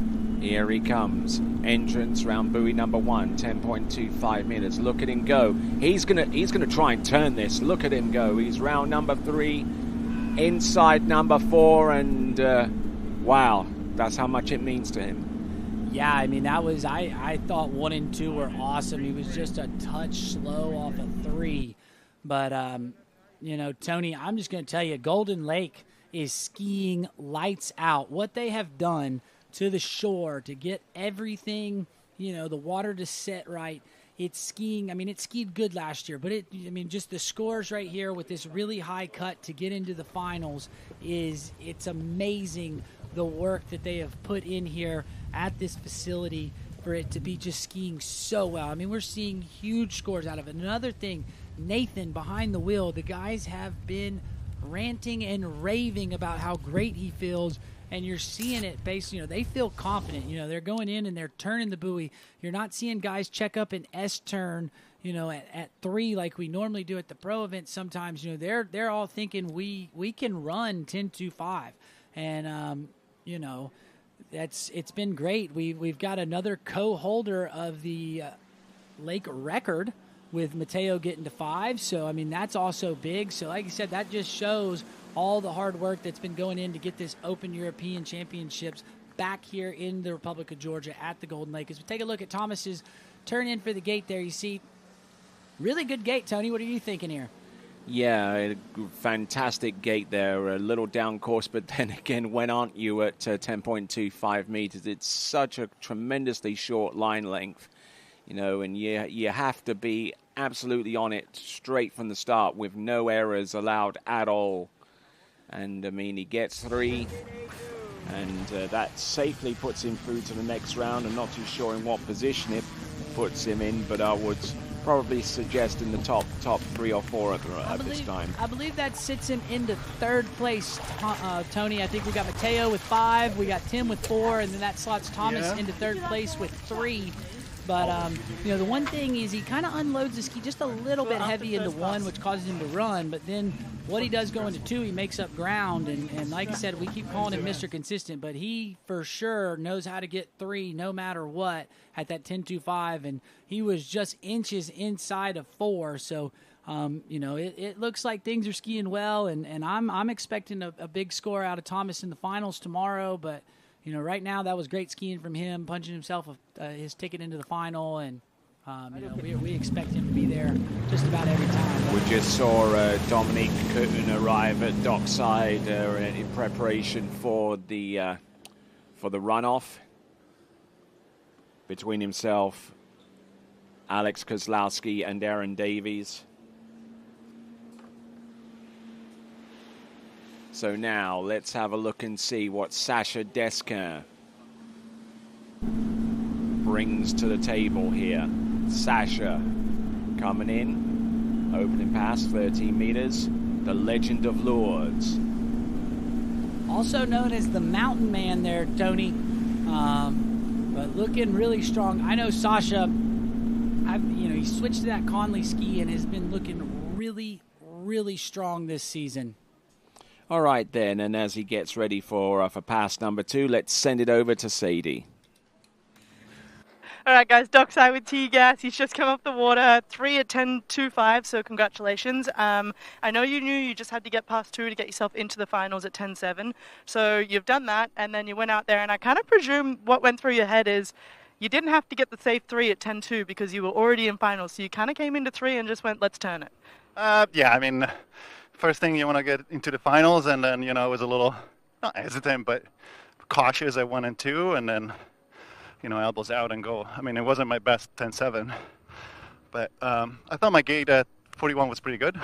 I had a good 1 ball, pulled too long to 3, but yeah, today is about survival, tomorrow is about attacking. Can't wait to see you in the finals, so congratulations. Is there anyone you want to say hello, thank you to? Mama, Vittorio, Sam, Manu, Esther, everybody, all my friends and people at home, my sponsors and everybody else. The list is long for T-Gas. He's got many years of experience. So with that, we're going to send it back to you, Tony and Zane. All right. And, that we just got done talking with Thomas. It's great to hear his insight. But, I've been really looking forward to getting Sasha out on the water. Tony, he's been skiing lights out this season. I mean, we saw Mateo get 5 at 10.25. And, Sasha got a 5 at the Monaco Cup. So he looks like he can run it based on what I've been seeing him ski. So let's see what he's got as we bring him in here. This is looking strong here, 12 meters. He also replicated that score in another tournament as well, which means that he's definitely found some level of consistency going forwards on that Conley C1 slalom ski, and looking particularly good out there on pass number 2. That is Sasha Deskin. Yeah, I mean, his consistency has gone up, and I mean, to me, Tony, it looks like he's changed his ski style just a bit from what we're used to seeing Sasha in the past. He's not quite as heavy at the buoys, which to me translate that now the 0 off is not going to pull him as much. The heavier you are, the harder the boat pulls back. So to me, I believe Sasha's working with the boat a little bit better, which is then making it translate to him being able to get out of 1 and 2 at 10.25. And like I said, we've been seeing him able to ski, deep down that 10.25 pass. To me, he looks like he's able to run it. I mean, the 5s that I've seen him get, it looks like he's running it, and then there's just the margin for error is so small. But I'd love to see him get through 10.7, and I mean, if we could get him to run 10.25, that would be awesome, considering we had it ran earlier this week. But I mean, that would be great. All right, we're on to our last skier in regulation here at the Elimination Round Series for the Europe and Africa Open Water Ski Championships Men's Slalom. We're coming to you live from the Golden Lake in Poti in the Republic of Georgia. And coming in on pass number 3, 11.25 meters, this is Sasha Deskin. Round buoy number 1, bringing the handle down nice and low. Does likewise on number 2, looking good for number 3. Coffee and a croissant. That's the amount of time that he has on that particular run. Has enough time on each buoy to consume one or both of those culinary delights from France, and he gets the job done on 11.25 meters. Yeah, Tony, and I mean, the thing we're talking about how he looks like he's changed his style, but if you watch him, what he does is he finishes the turn, and he kind of, he keeps the ski moving, but he waits on the boat, so he doesn't quite hit his load, and his pull right off the buoy. He's got the ski moving, it kind of moves a little bit, and then most of his pull is all right behind the boat from spray to spray. And that's what, to me, in the past, he would turn here and start to make the load there, but instead he kind of waits and gets it right behind the boat. So he's got control of his speed going out. He swings out a bit better. I mean, that's something that we got used to seeing Nate Smith do. Charlie Ross is really good at doing that, but we're starting to see that Sasha has kind of figured out how to be able to do that. And keeping line tension at the end of the turn is a key to his success as well. I mean, you very rarely see Sasha Deskin on passes of that magnitude extend his arms out any further along his body. He kind of keeps that handle very close. Yeah, and that comes from what he does at the gate to start. So he keeps that line tension into 1 because of what he does at the gate when he rolls in. Right, he moves, he gets the ski moving, he has his speed up at the turn, and then that allows it to go off of 1. But he's looking really strong here off of 2, Tony, at 10.75. There we go. There's 2, there's 3, there's 4. He's already through to the next round of the competition. And, yeah, looking good around all 6 buoys there. And we were discussing a little bit about the arm tension going through the entrance gates. And when you mentioned it, how it relates to the gates, it reminds me of a one John Battle Day. Yeah, a little bit before my time, but I agree with you, Tony. The one thing, like I said, the thing that I like that I see is he's got his speed up when he turns in, and when he turns in with speed, the rope is tight. So he's basically almost like a jumper in their counter cut. He's skiing away from the boat, skiing, and then kind of almost does an S turn, but keeps the ski moving through with speed.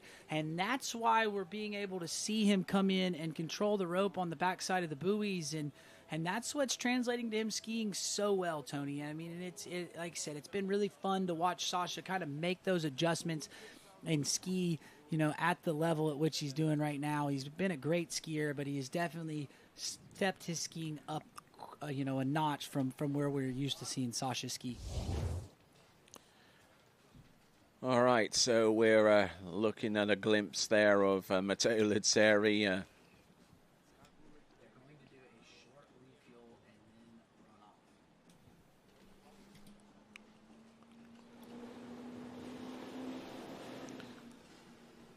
So now, here we go. We've got Sasha Deskin coming in on 10.25 meters. He's already assured himself of continued skiing in these championships by way of the final.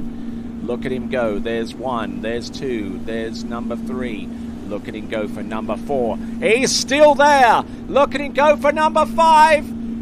And he's just barely inside number 6, and that ties his best score of the season. And it ties Matteo Lizzeri, but Tony, I'm going to tell you, I think he left a buoy out there. I thought he was going to run it.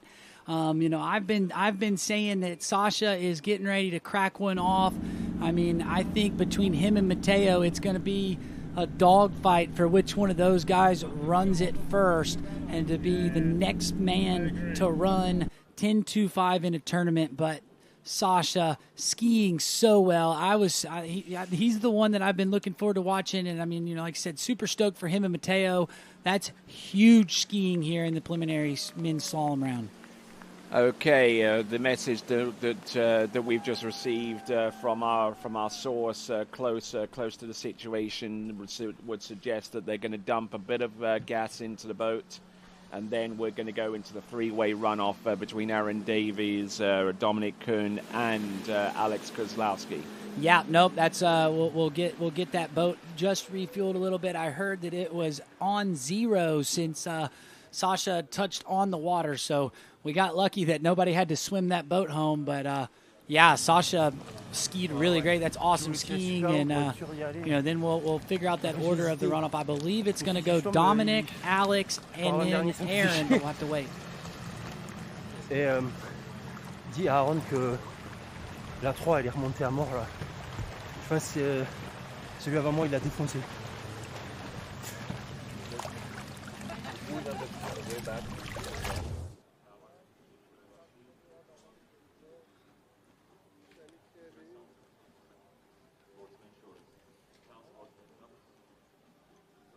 So, Tony, it sounds like one of your minions is in our ear telling us that Sasha in French was saying that he pulled too long to 5, but also thinking that 3 buoy was it would have been 4 buoy. 3 buoy from the bridge end has gotten a little bit high. We saw that at the Pati Pro. That buoy got big. We saw Freddie kind of asking them to pull it down for the runoff. So, maybe that buoy raised up on him, and that maybe kind of caused him to just be a little hesitant in 4, and that's why he pulled long into 5. But watch this replay. I mean, see how the speed's up. Loads really nice there into 1. Got a awesome start here. I mean, this is great skiing from Sasha. He looks super good. They're at 2. Let's see. Kind of unloads a little heavy into 3, but that's all right. He manages it, but you see the buoy, yeah, it does look like it's a touch high, so he had to kind of wait on it just a little bit to make sure he didn't hit it, and that's what caused him to go just a little long to 5. But, that's really good skiing. I really thought he was going to run it, and he is knocking on the door of getting through that 10.25 pass there, Tony. And not many people have run through 10.25 meters. There's probably, I don't know, how many people in the world that have seen 9.75.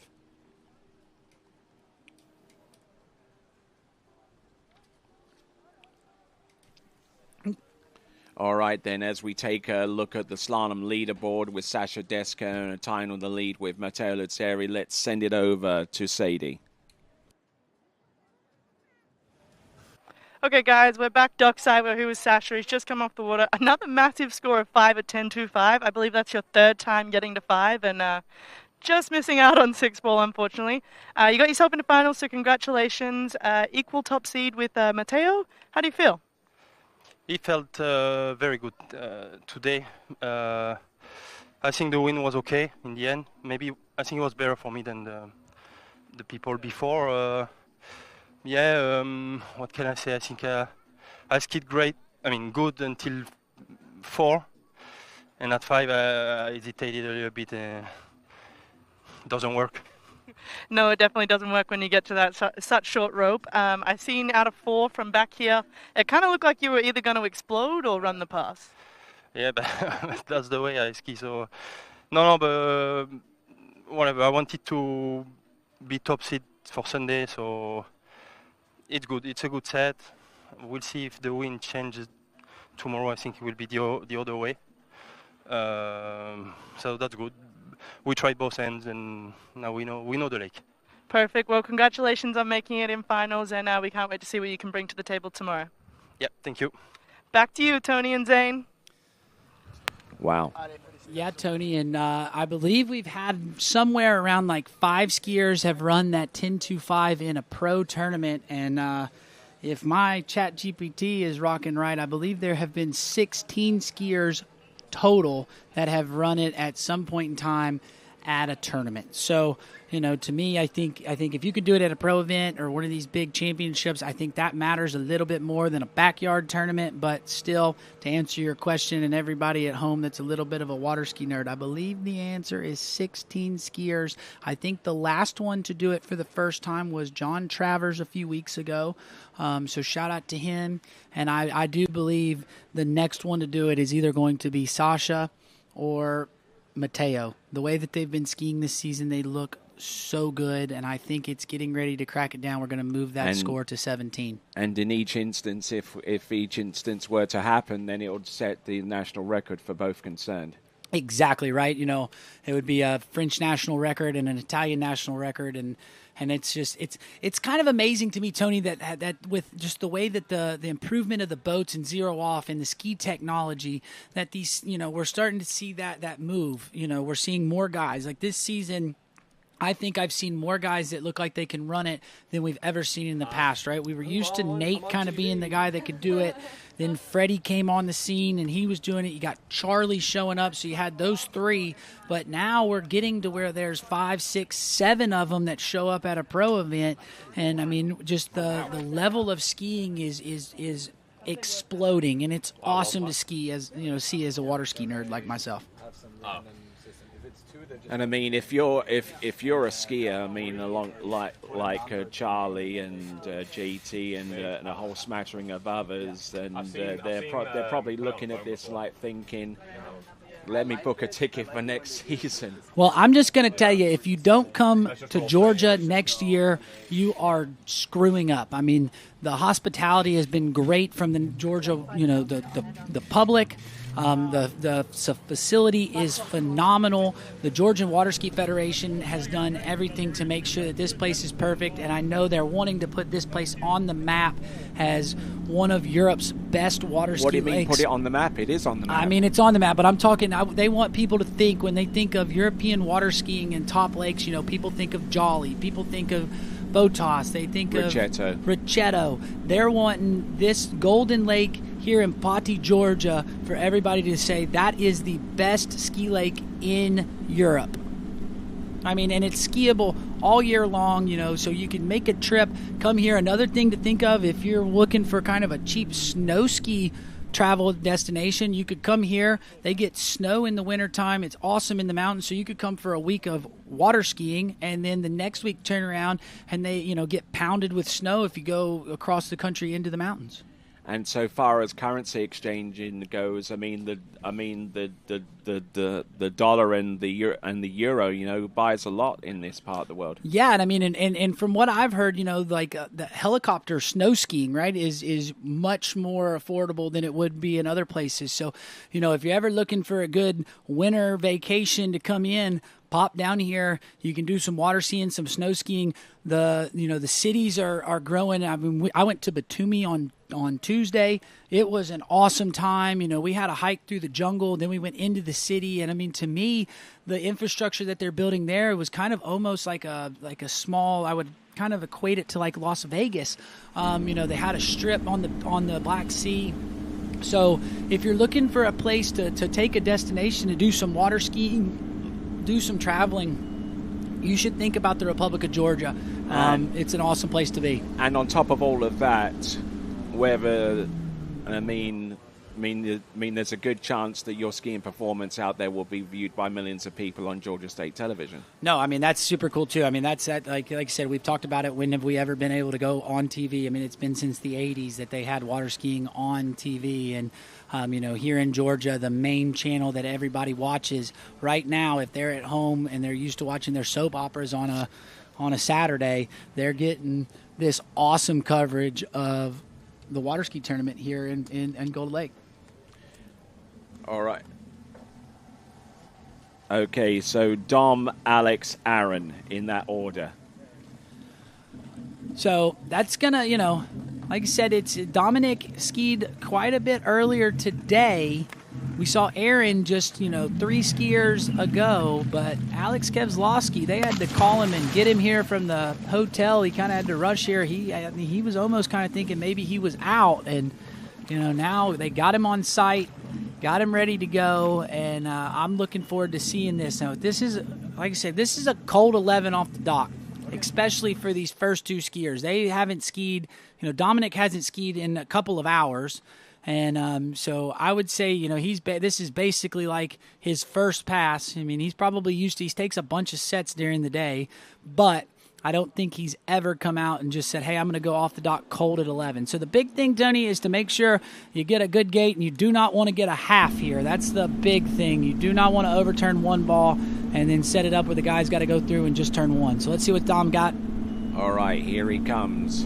Entrance number 1. Oh, getting a little twisted there, and even more on number 2. He's fighting for survival at this point here. He gets round number 4. He's good to go. Oh no! And getting into buoy number 5 and reaching for the handle across his body, and he goes down.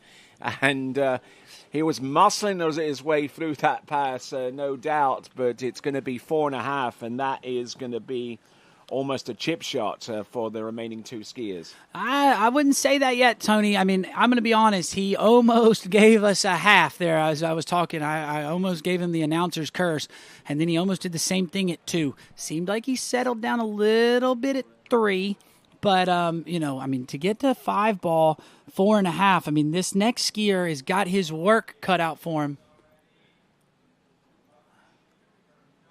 Oh, boy, Tony, that is... Oh, my word. Alex Kevzlowski just got Christmas in July. He's got to pull out and just, really, and no. Aaron Davies, too. They don't even have to pull out, Tony. They have to go and just ski behind the boat. Alex Kozlowski doesn't even, I mean, he just has to get a deep water start. If he misses his deep water start, then we have a different, whatever. But all he has to do is he has to ski behind the boat, go through the gates, he's in. Yeah, I mean,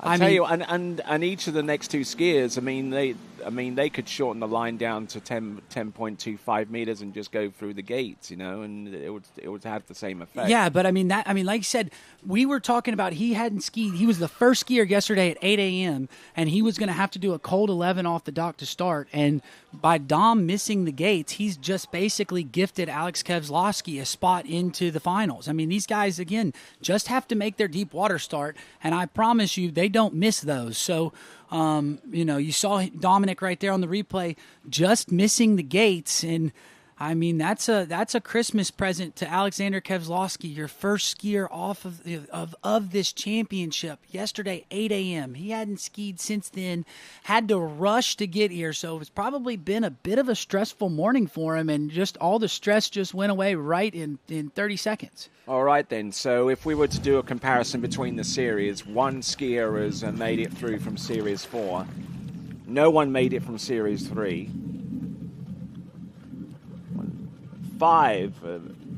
4 have made it through from Series 2, and the rest come from Series 1. Now, the only thing here for Alex, you cannot miss the gate if you are going to ski it. I mean, I assume that somebody... would force another runoff, I assume somebody told him, but that's the key. You cannot miss this gate. Here we go. This is Alex Kozlowski. He went through it, so yeah, absolutely. Probably the latest gate that he's ever executed at 11.25 meters.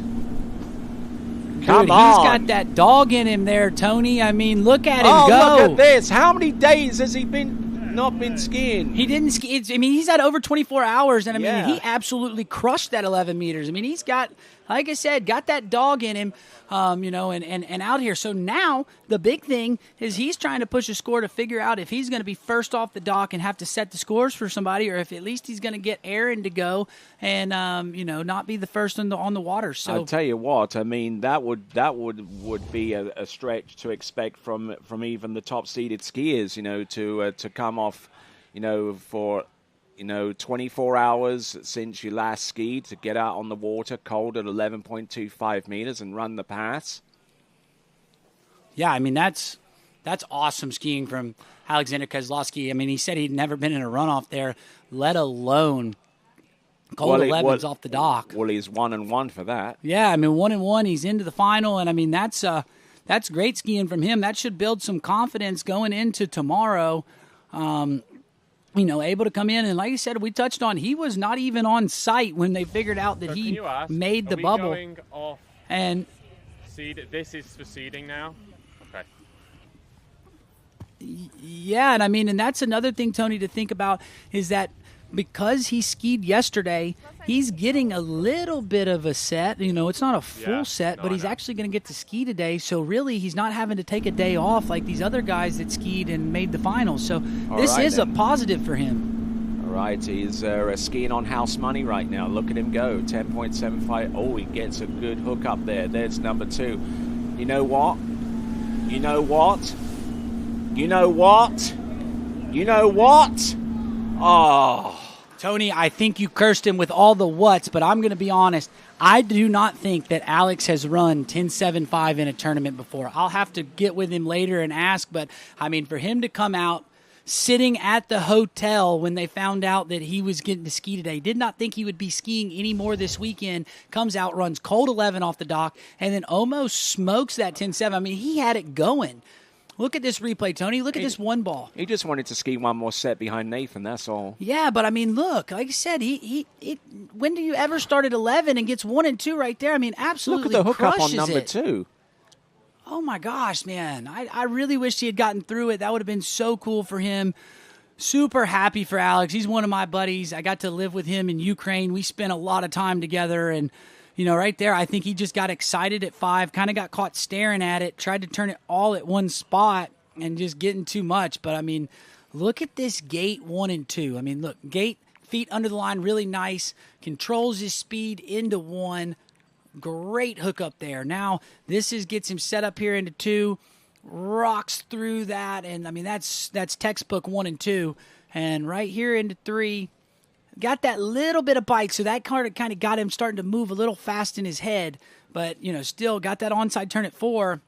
And here, you see, he was early, had the space into 5 ball, but just waited just a second and then tried to slam everything at one spot. At 10-7, you cannot do that. That's, that's a big no-no. But still, he got almost through it. That's great skiing for him. Hats off to him. Now let's see what Aaron Davies got to do. Got to get through the gates. Big thing, number 1, is get through the gates.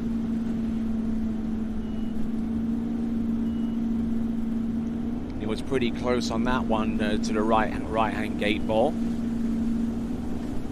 Just to keep it exciting. 11.25 meters, coming to us from the town of Bolton in Lancashire in the northern part of England. And there you go.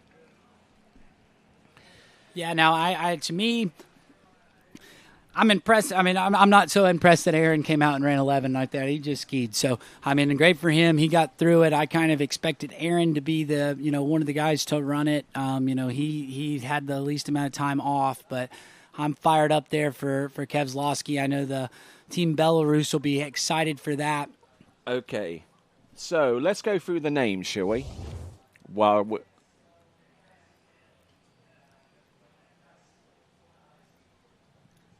Yeah, for sure. We'll try to grab Alex as he comes by, because I would love to chat with him there, Tony, and kind of find out. I mean, he should be stoked, and I mean, great skiing for him. But as we take a look here at Aaron, he's getting through this 11-meter pass. Like I said, I expected Aaron to run this one. I expected Aaron to make the finals. Had that little hiccup at the in this preliminary round, just getting 2 at 10-7. But great job for Aaron getting in. Now he's going to get another try at this 10-7. Hopefully gets a better look at it than he did. I think Aaron's actually wanting to run this one and maybe get a look at that 10-2-5 just for the gates for tomorrow. Okay, so he's past the 12 skier final alongside Alex, alongside Leo. And I'll mention the other names in just a moment. Here we go. This is Aaron Davies. There's 1. There's 2. He's still on top. He's good to go for number... Oh, he loads up well off number 3. He's still there. He's still on top of the water. And ladies and gentlemen, Aaron Davies has run 10.75 meters. And he's just saying to himself, why couldn't I have done that earlier? Redemption. Is there any 15 minutes break? Yeah, I mean, that'll feel better for me. He did not get the 1 ball that he wanted there, Tony.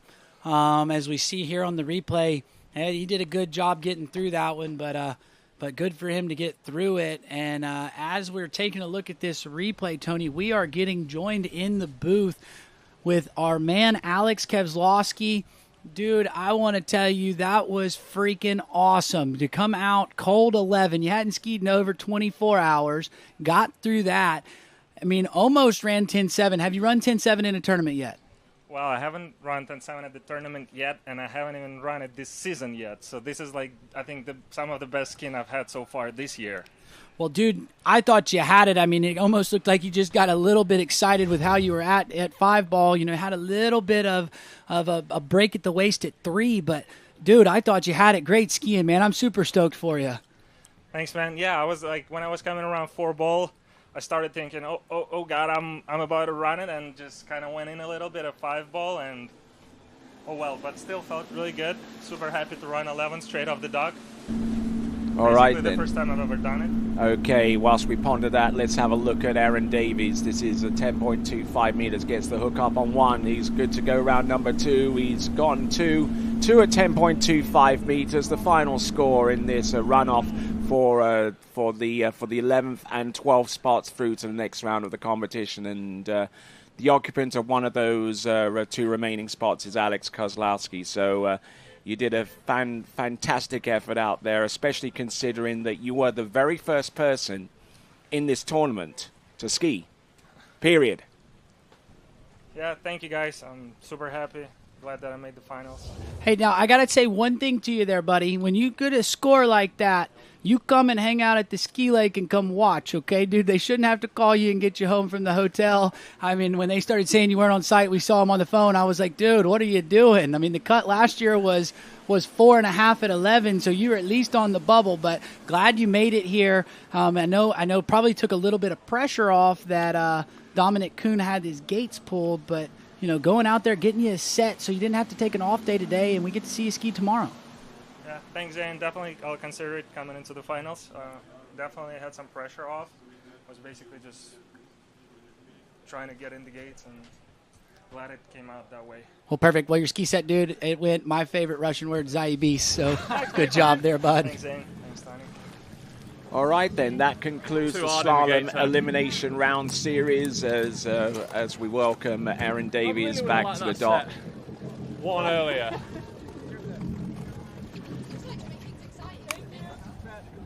Too hard at the gate turn, really. Okay, so with Aaron making his way back to the dock, he's forms part of the 12-skier final, and here is that 12-skier running order. For so far as the leaderboard is concerned, one or two of those scores are tied, which means a coin flip is going to determine order. So Sasha Deska and Matteo Lizzeri tie with 5 at 10.25 meters. Tim Tonquist on 4. Thomas de Gasperi on 3. Brando Caruso and Nicky Antonsen in 5th place, tied with 2.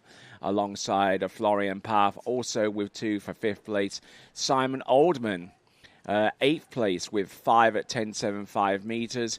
Vincenzo Marino on 4 and 10.75 meters. Leo Cederquist with 3 at 10.75 meters. Aaron Davies, the second to final spot earned by our skiers in the Elimination Round Series with 2 at 10.75 meters. And Alex Kozlowski from Belarus rounding off the 12 skiers that have made it through to the men's slalom final. So any parting thoughts there, Zane? Tony, I'm just going to tell you, for everybody that's watching at home, if they are not on the edge of their seat and didn't enjoy that, you are not a water ski person. Pick something else to watch. But that was great skiing. I was super stoked with that. Okay, let's send it back to Sadie. All right, guys, back dockside. We're down here with Aaron Davies. He's just come off the water. You've got yourself into the final with that runoff. So super good skiing. I know going out there all after Dominic's set, you knew you just had to get your gates. And I can put a little bit of pressure on you because I'm going to say gates haven't been amazing this week. Yeah, I mean, there's been a couple of tight ones. But, yeah, putting all that behind me, it's just wish that set was won earlier, really. Would have been a lot more comforting, but to go out on 11 and run 10.7 in the tailwind, it basically knocks the last set out. I can put that to sleep, and maybe not an ideal way to get into a final, but it puts me off early. I prefer being a bit earlier, set the score and see what happens. Well, we're stoked to see you in finals, so congratulations. Is there anyone you want to say thank you to? Yeah, everyone at home, Mom, Dad, especially. Without those guys, I wouldn't be skiing. Grandparents as well. Steve Blandfield at Oxford Wakeboarding Ski Club. I'm sure you guys are all watching. The guys at Three Sisters, and I guess the biggest one is Vio, always my big supporter, who's unfortunately not here this week. But yeah, I'm looking forward to getting back to her and my busty and my doggy. Okay, well, congrats on being in finals. Can't wait to see you rip it up tomorrow. Right now, go put your feet up, relax, enjoy the rest of the day, and we'll see you back here at dockside for a final chat. Back to you, Tony and Zane. All right, then. So as we continue on, we've got the women's jump preliminary rounds in about 15 or so minutes' time. So why don't you take your time to refill your drink, puff up the pillows on your sofa or easy chair or whatever you use to sit down and watch the coverage of this, the IWWF Europe and Africa Open Water Ski Championships, coming to you live from Golden Lake in Poti in the Republic of Georgia. When we return, it'll be just in time for the women's jump preliminary round, so stick around. All that and more to come right after this. What if I told you there was a place place where the sounds of nature are only broken by the roar of a boat. A place where that summer feeling lasts all year long. A place where the Florida sun is only outshined by the smiles of the skiers. A place where first-time skiers can ski alongside world champions, and the world-class coaches work with all levels of skiers. What if I told you there was a place where life slows down, and your only job is to make lifelong memories? That place is Swiss Water Ski Resort.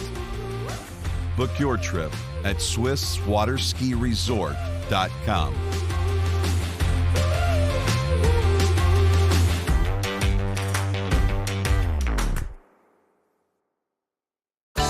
For 30 years now, Canada's #1 water sports pro shop, Shuswap Ski and Board, has been supporting the sport they love through extensive athlete and event sponsorship, donations, and prizes. Having watched the best water ski action on the planet for years, the crew at Shuswap Ski and Board is now helping TWBC bring that amazing action to you. To discover more about one of the world's top pro shops, visit Shuswap Ski and Board online at shushwapsnb.com.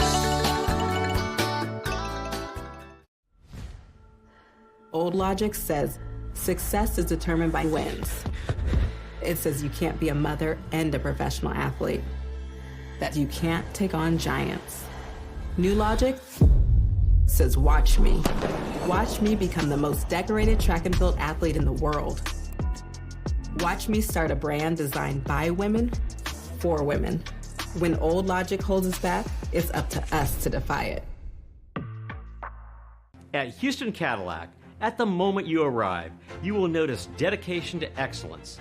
We deliver an unparalleled customer experience, and we're elevating our commitment with a new state-of-the-art facility.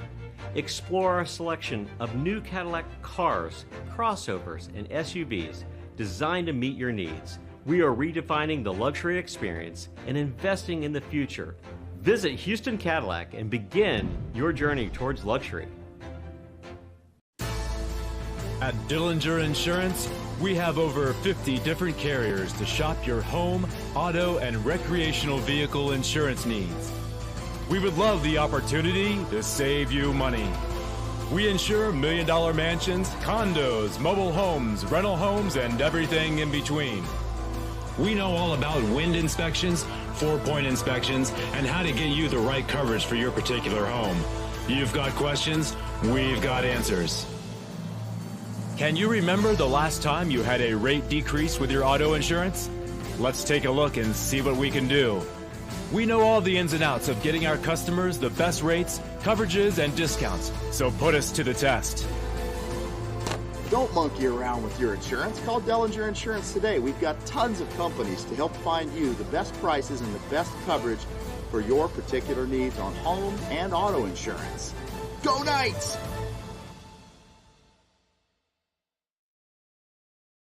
My name is Thibaut Dalen and I'm the broker of Dalen Real Estate. And today I want to show you some of our special listings located in Florida's world famous water ski hotspots.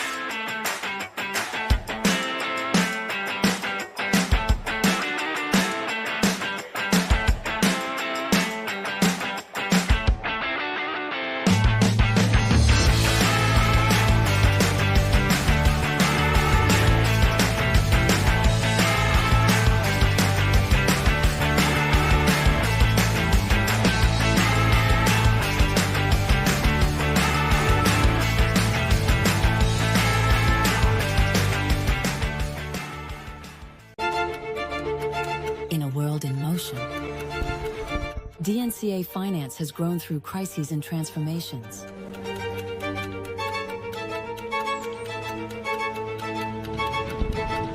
Times change, values remain. For more than 25 years, DNCA has been by your side for active and flexible management of your wealth. DNCA, Maison d'épargne de valeur. Speak with your financial advisor. Luxury means something different to everyone. A private island, a hidden villa, a journey designed around you. At Marola Travel, we take the time to listen to how you want to travel, how you want to feel, and what luxury truly means to you. Marola Travel. Wherever you're going, we'll make it easy.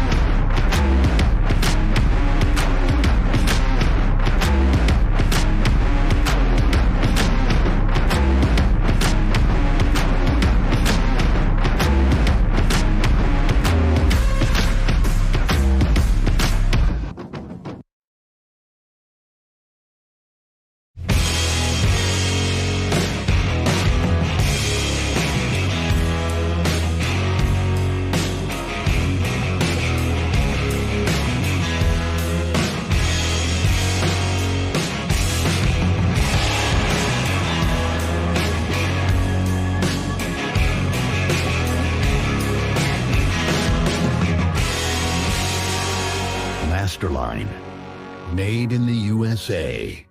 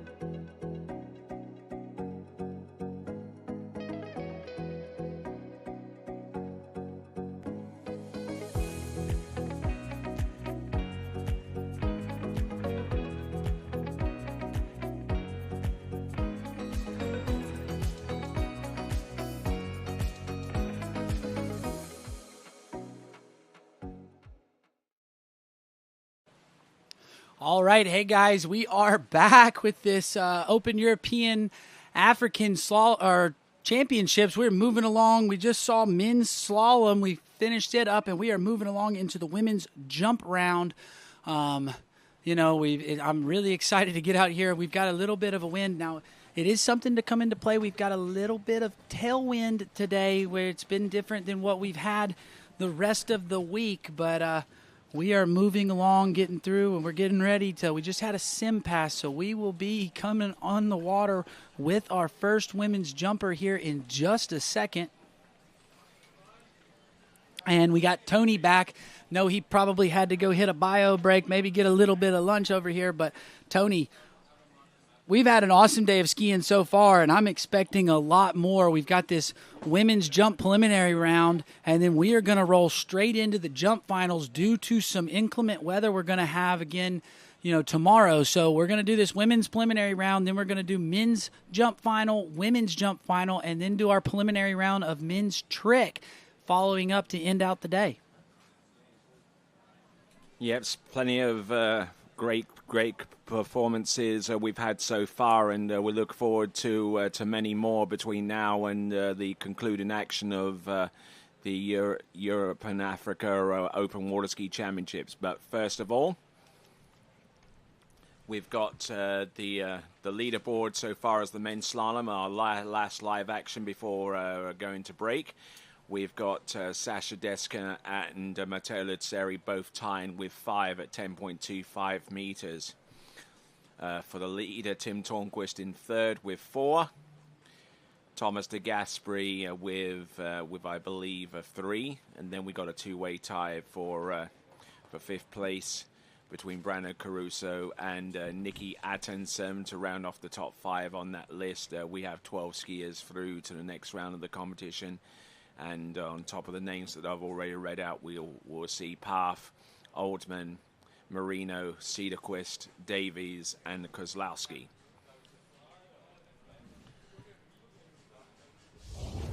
So let's have a look at one of the performances of the competition so far. Matteo Luzzeri, the one of the 2 skiers that have tied for the lead with 5 at 10.25 meters, a new personal best for him. Yeah, I mean, Tony, like I said, we've been talking about how well Matteo's been skiing, and I mean, he had such a good start here to that 10.25, and got a PB, I believe, tied the Italian national record. So, really good skiing from him. You see him all fired up there. That's what we like to see. I mean, that was huge skiing from him, and that kind of uncapped the competition. Him going there. Then we had Tim Tornquist was a buoy off of his PB. We saw Sasha get to 5. I mean, we had some really good men's slalom skiing, and as you touched on, the highest cut that we've had since 2022. And then we see Tim Tornquist coming in. This is his 10.25, and I thought he had a really good start here. He got a really good 1. Look at him go into 2, was super nice, and I even thought Tim was going to go a little further than 4, but still really good skiing, and great job from him. As he gets here, you see, just didn't quite get the 3 ball that he wanted to be able to go further, but able to stand up, get to 4, and setting himself up nice in the 3rd spot, and great skiing from him. All right, our women's jumpers are assembling around the starting dock area for the elimination round series in that particular event. But whilst they assemble, we'll have a look at Sasha Deska with his performance of 5 at 10.25 meters there, Zane. Yeah, Tony, and I thought this one was the best 10.25 of the day.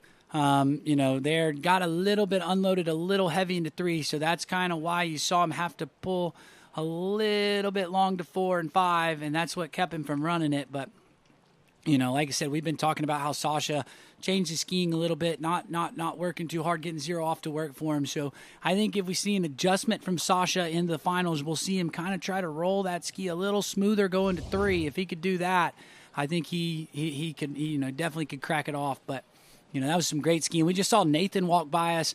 He's had quite the morning this morning. The boys have loved skiing behind him, and the scores have shown it. So it makes a difference when you got a driver that the guys trust and go out there and put the hammer down and get huge scores. So that's hats off to Nathan being as good as he is behind the wheel of the boat.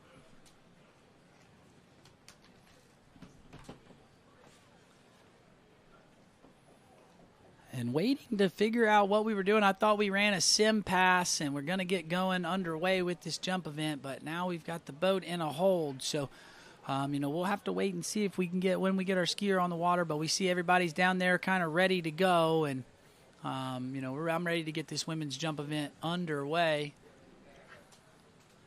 And then after the women's jumper elimination round series concludes, then we'll go into the men's jump final. The elimination for that event took place yesterday, and then the women's jump final will take place after the conclusion of the men's jump championship, which will be one of our next events.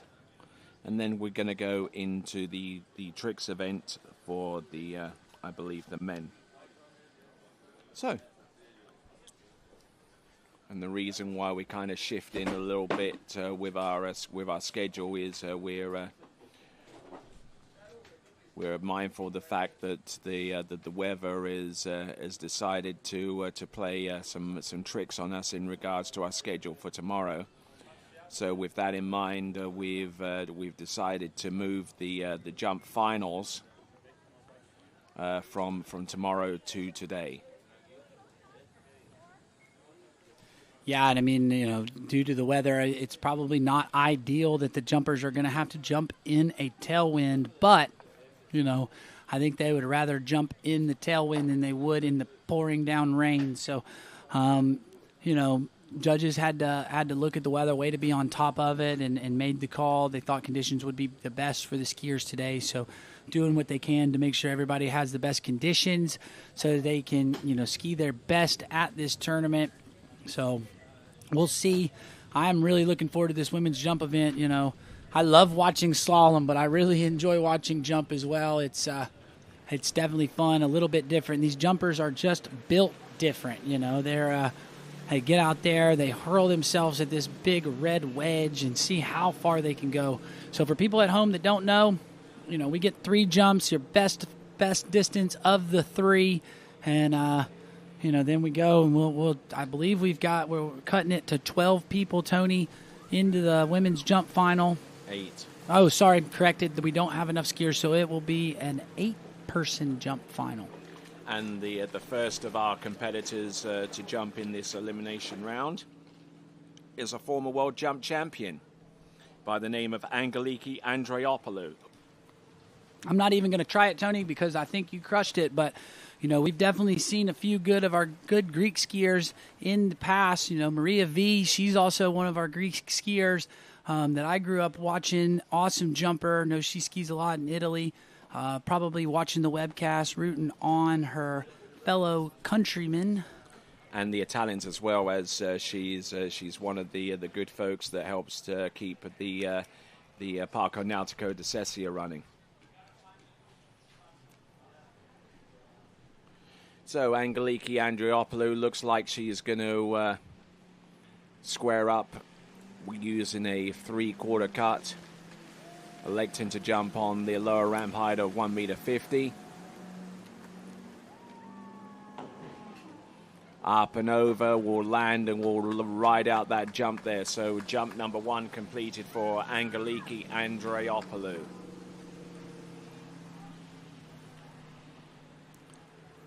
Yeah, and just upper body moving a little bit, going through the wakes there.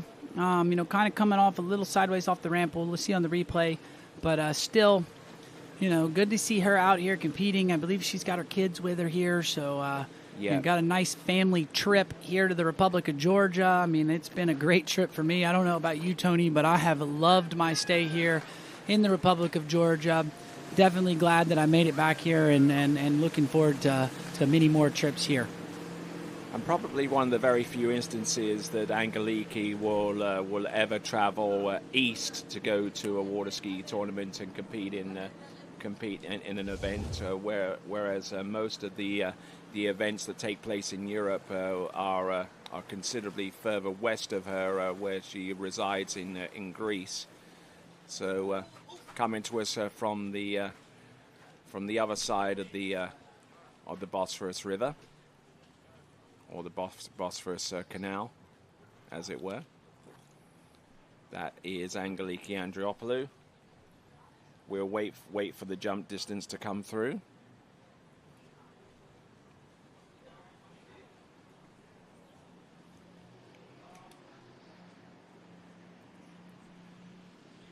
Do you have a distance?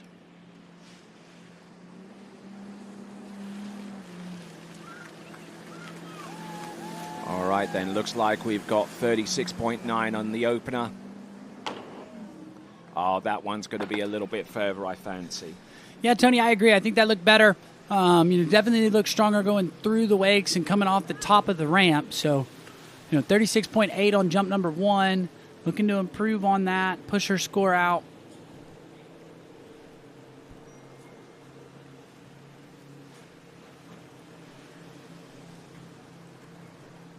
All right, 2 jumps under her belt.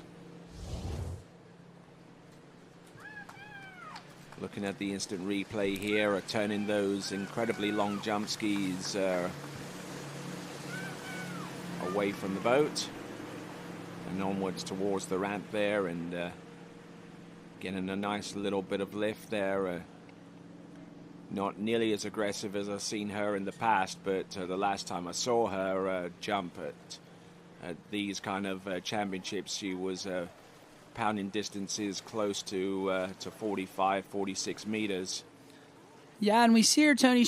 I think she's getting to the ramp a little bit earlier than she wants, and she's coming off of that handle a little bit. So you see her as she comes off the ramp, kind of getting turned a little bit towards the boat. So not maximizing the distance that she could get, but is building pretty good into the ramp. So I'd like to see her as she comes off, work all the way through the bottom, keep those hands on the handle a bit longer to get the pull from the boat. And it looks like Angeliki is taking a third and last jump. Let's see what she's got here.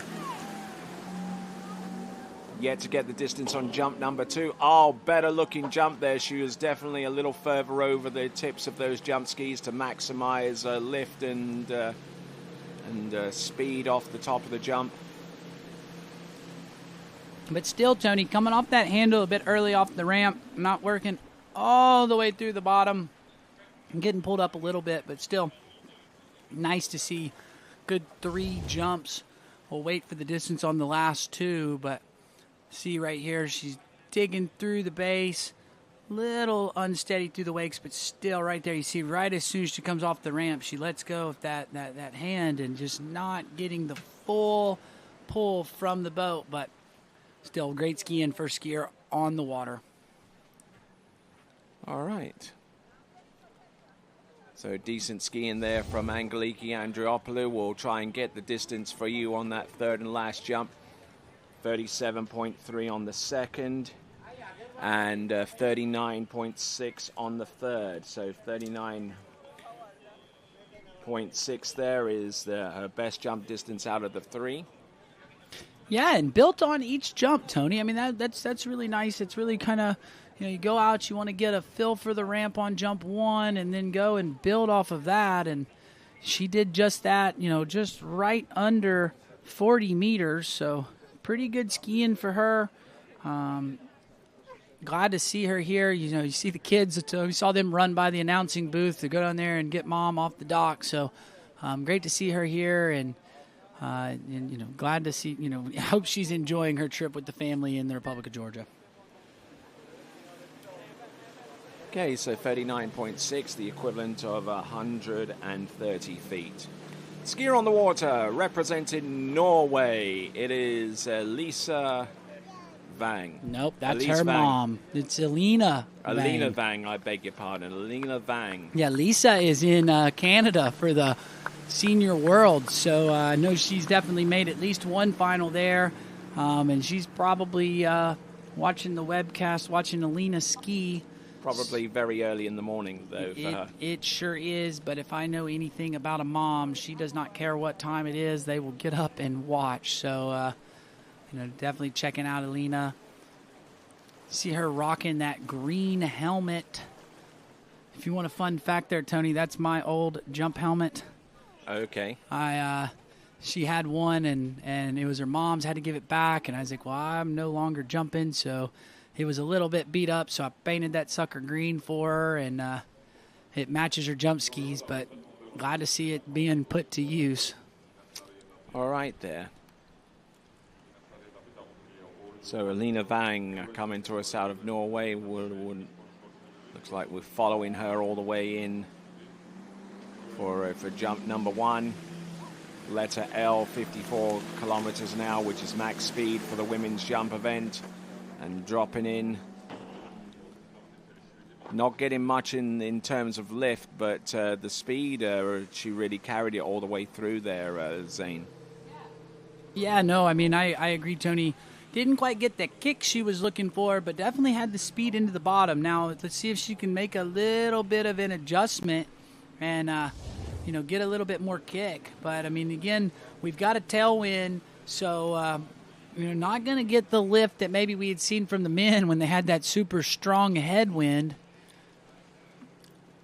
as we take a look there, it's 32.6 on jump number 1. So doing a lot of that with just pure speed, Tony. We'd like to see her get a better kick and get up over her ski tips a little bit more. But again, jump 1, going to try to build off of that one.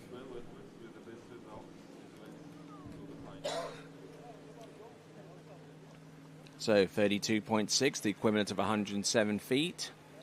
For those of you fans across the pond, particularly the United States, that are wanting to get an idea of what distances are being jumped without the benefit of the metric system.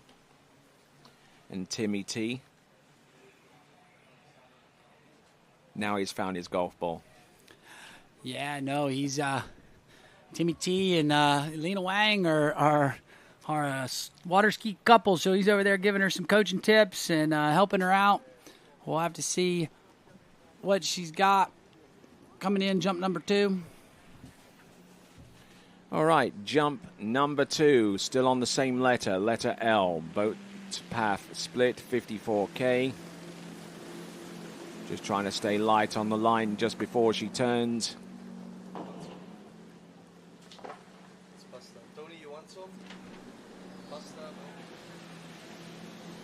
Not looking bad at all bad there on the jump number 2. I suspect that one could be a little bit further than 32.6.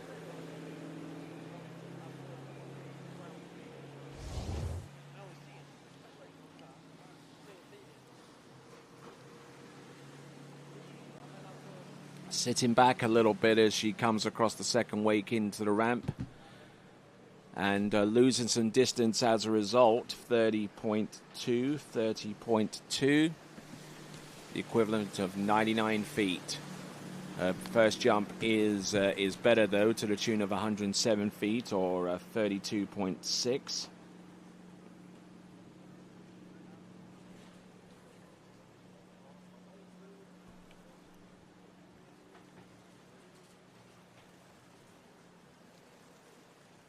So that is a second jump of 3, and then she's got one final opportunity to get some more distance. As we look at Maria Popova, our final jumper at the 1.50 m ramp height, actually our third from last. Yeah, she is actually the final skier at 1.50 m, and then we go on to 1.65 meter ramp height, where we will have 12 skiers. Or actually 10 skiers, because there has been absence from at least a couple of competitors on the list for Series 1. But we're a little whiles away from getting to that point as Lena Wang closes out her 3 jumps set with that third and last attempt. From Norway, Elena Wang. Yeah, Tony, and I believe that first jump was her furthest one. We'll have to wait and get confirmation on that, but just not looking like she had the distance that she did on jump 1 on the last 2. And, yep, there you go. So the furthest jump there for her was 32.6 for Elena. That's not going to be enough to put her in the lead, but still, good job. She's an overall skier. As we see here, gets the turn, gets a pull through, and it just kind of looks like she's a bit early there, Tony. Not getting there quite as late as she wanted, so she could have brought it down. Again, you got that tailwind pushing you, so the skiers don't want to end up too late. But in return, you could end up too early and just not able to not work all the way through the bottom of the ramp and get the kick that you want. All right, looking at her third and last jump again, yielding a distance of 31.3. Her best jump out of the 3 is 32.6, which is the distance she produced on her very first attempt. So still out in the lead with 37.6 is Angeliki Andreopoulou from Greece. The boat seems to be docking up for some reason.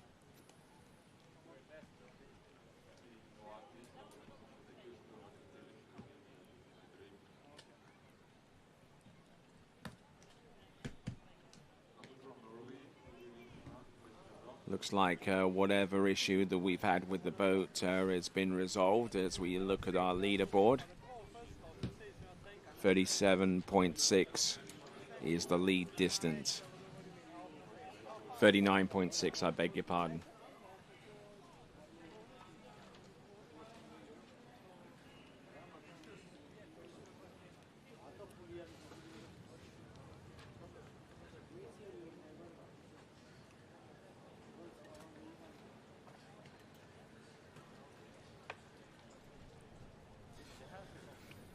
Okay.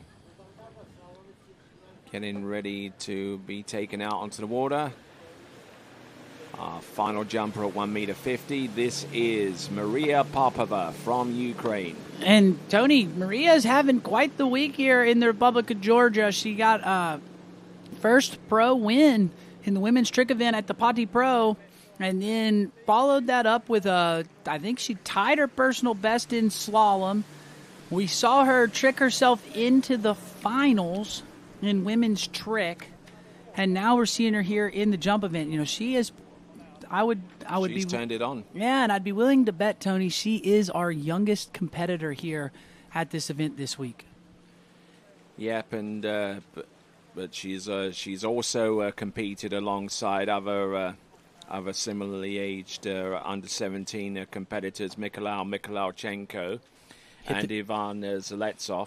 Yeah, but I think she was the youngest one, if my memory serves me correct. And the Namibians are probably pretty stoked. They've had a little bit before they got to play their game. But I knew it was going to get another one in there, and you seem to somehow work Mikhailchenko's name into a women's event. But it's not a stretch considering that three-person team in this past January won the junior world team title. Yeah, I know, and I know Mikhail will be on the bank rooting her on here. That Ukrainian team always pretty loud rooting their skiers on. So let's see what Maria's got as we bring her in. Jump number 1. Oh, this is a late approach. Ah, look at that. Not bad off a 5-foot high ramp. No, that was a pretty good looking jump. Kind of looked like she rushed her turn just a little bit. But, one thing that she did say to me earlier this week, and I told her she was crazy, was she goes, I love jumping in tailwind. So not having to jump in that strong headwind that we saw her jump in the pro event. So getting her conditions she wants, but again, just kind of looked a little bit rushed there. So probably a little later than she wanted to be when she turned in, but still built into the bottom, got a pretty good kick. So we'll see. I know earlier this week she said she's kind of rooting for a 42-meter jump, so that's not quite it with 38.2, but still setting herself up for something to build on with these next 2 jumps. So 38.2. Lifting that left ski just before the ramp to gain a little bit more speed, albeit temporarily. Yeah, the one thing I'd like to see her when she picks that ski up, it looks a touch forced. I'd like to see her get a little bit more pressure on that right ski so when she picks it up, it comes up, but that ski tip not fly up in her face. That's something that I've kind of seen her do that. She did that last season, but you see how when she picks that ski up, it just kind of flies up at her a little bit. But still, she's been looking really good here, so looks like she may have brought it down just a little bit, Tony. I think she has.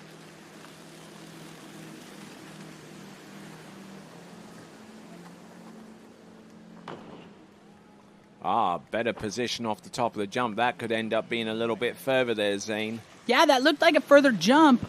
Still, if you looked at where she came off the ramp, she was still a bit early. So I still think she rushed the turn just a little bit. Could stand to be a little bit more patient in the turn and then build a little bit better into the bottom. But I do think she got some extra distance on it, as we see here in this turn. You see she gets the skis around and drives them. She's got a good pull. She looks really strong going into the bottom. So there you go. That was a 39.7. So she's almost to that 40-meter mark. Like I said, I know she was chasing a 42-meter jump, if I'm not mistaken. But that jump itself, 39.7, is the new leader. Yeah, there you go. And that's pretty good skiing out of her. I know she's working on an overall campaign and off to a really good start with a PB in slalom into the finals in trick. And, 2 good solid jumps there. So Maria Popova, one of the new breed of water ski superstars coming on through. 39.7 on jump number 2, has one more attempt left at her disposal, and here it comes.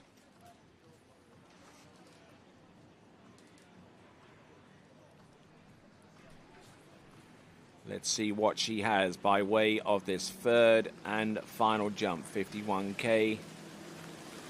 Letter M. Oh, very quick turn here. Yeah, coming in with a lot more speed, but unfortunately the control into the landing wasn't there for her, so she doesn't get a score on that third and last jump.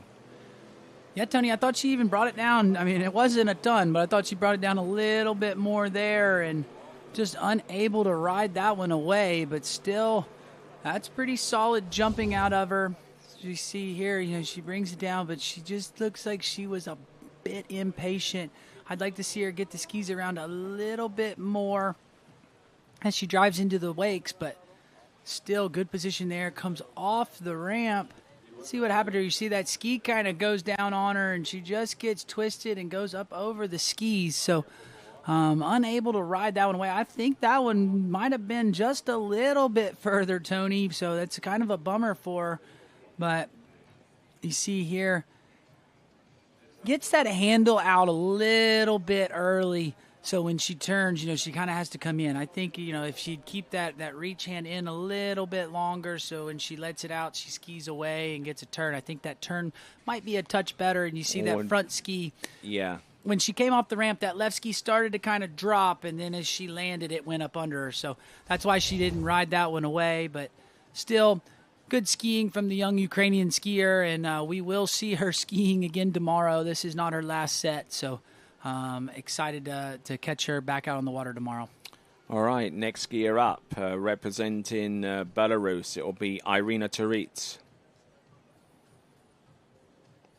followed by Maria Kazalskaya, and that will be the final 2 competitors in series number 2, and then we'll go into series 1. Bear in mind that 8 jumpers, the top 8 jumpers, will advance through to the women's jump final, which will take place just a little ways after the men's jump final.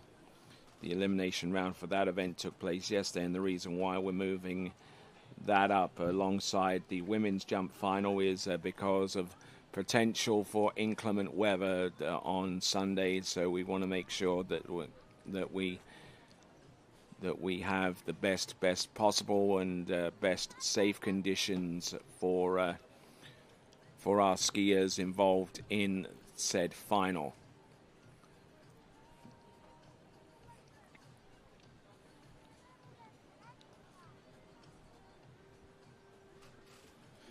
So it looks like the ramp has been raised. Now our utility boat making its way back towards the dock.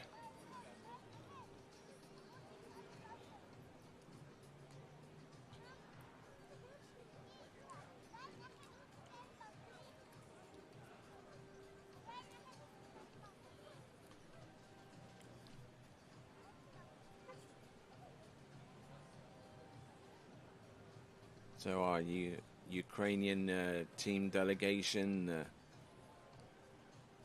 they're discussing the jump set there with Maria Popova. Yeah, and if you wanted to drop the name, there's Mikhailichenko's mom right there, Tony. She kind of comes around, does a lot of traveling with the young Ukrainian team. Stefan Spock, team captain, does a great job with that Ukrainian team, coaching them. He's got them skiing really well. Not just in tricks, but in jump, and they've been quite, slaloming quite strong as well. I believe we saw 2 of the Ukrainian skiers tie their season's best, this season in slalom earlier with Damir and Danilo. And so, hats off to the Ukrainian team. Glad they are here and skiing as well as they are. Yeah, skiing extraordinarily well, despite the fact that that in a lot of cases, then they aren't able to really train as effectively as their other counterparts coming into this event. I mean, just having something as relatively simple as access to GPS is almost an impossibility due to geopolitical strife going on right now in Ukraine. Yeah, exactly. I mean, and that's what, sometimes they might be able to get it, other times they don't, and they're doing a good job about they've got somebody that can hand drive them and be able to at least get them to practice, but definitely not able to get the same consistent pull that they normally would. But still great to see them here and skiing at such a high level as they do. I mean, they've had a lot of help all over the world. That under-17 team did a lot of training in Brazil, and so they're able to kind of go and been skiing places. It's been tricky for that team, and it's good to see them skiing at the level at which they are. All right, then, moving on from Ukraine to Belarus. The first time that we've seen Belarus compete in these championships under their own national flag for the best part of a decade.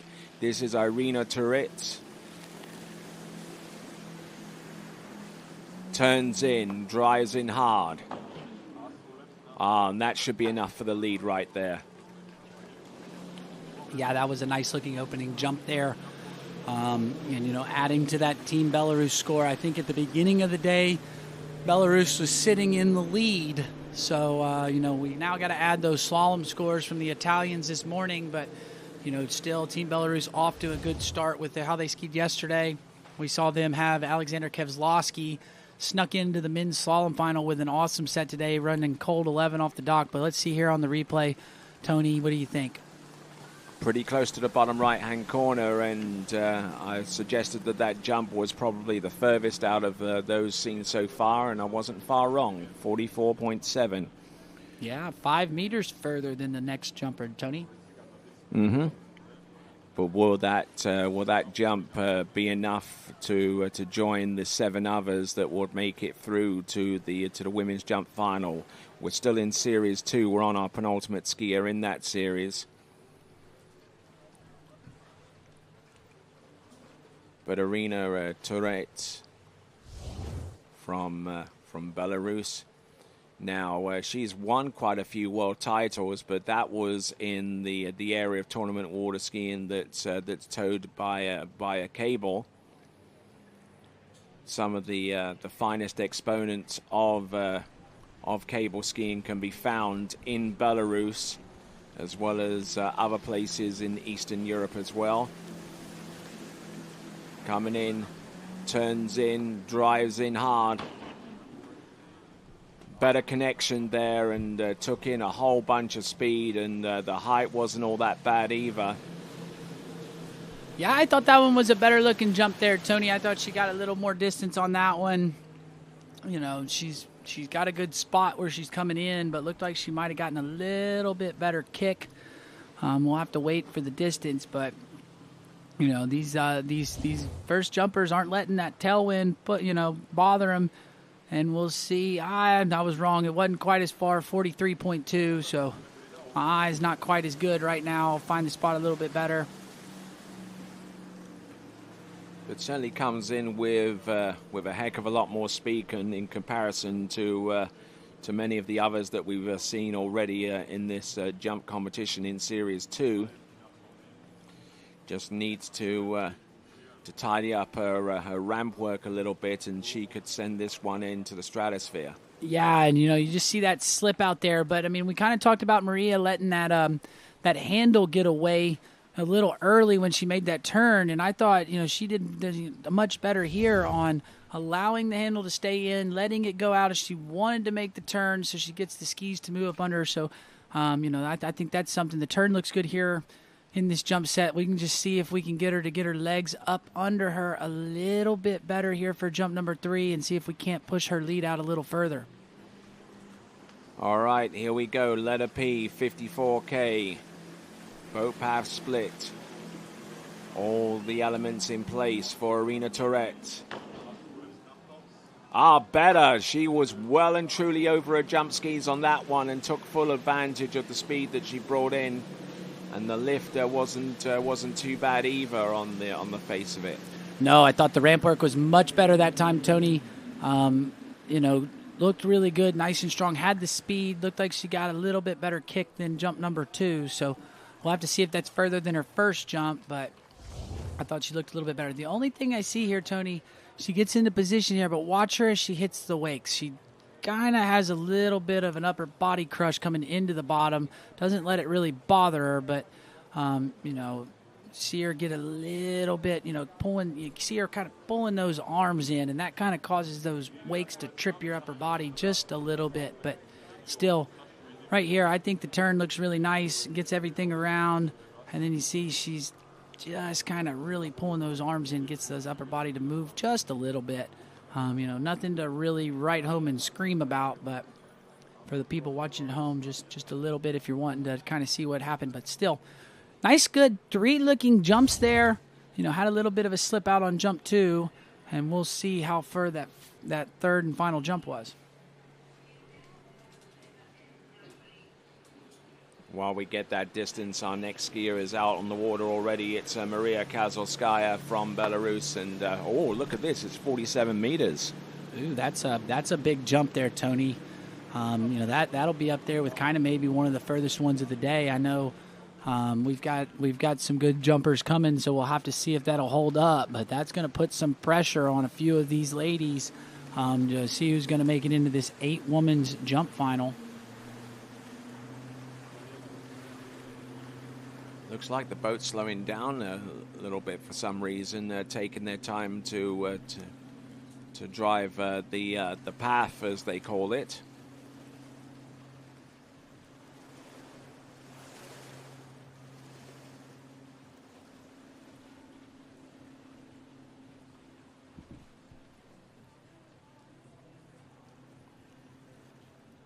So the boat making its way down towards the opposite end of the lake. It's on the southern end of the lake where they're making the turn right now, and then when the boat straightens up, it will head towards the north and the west. So here we go on the water. This is Maria Kazalskaya.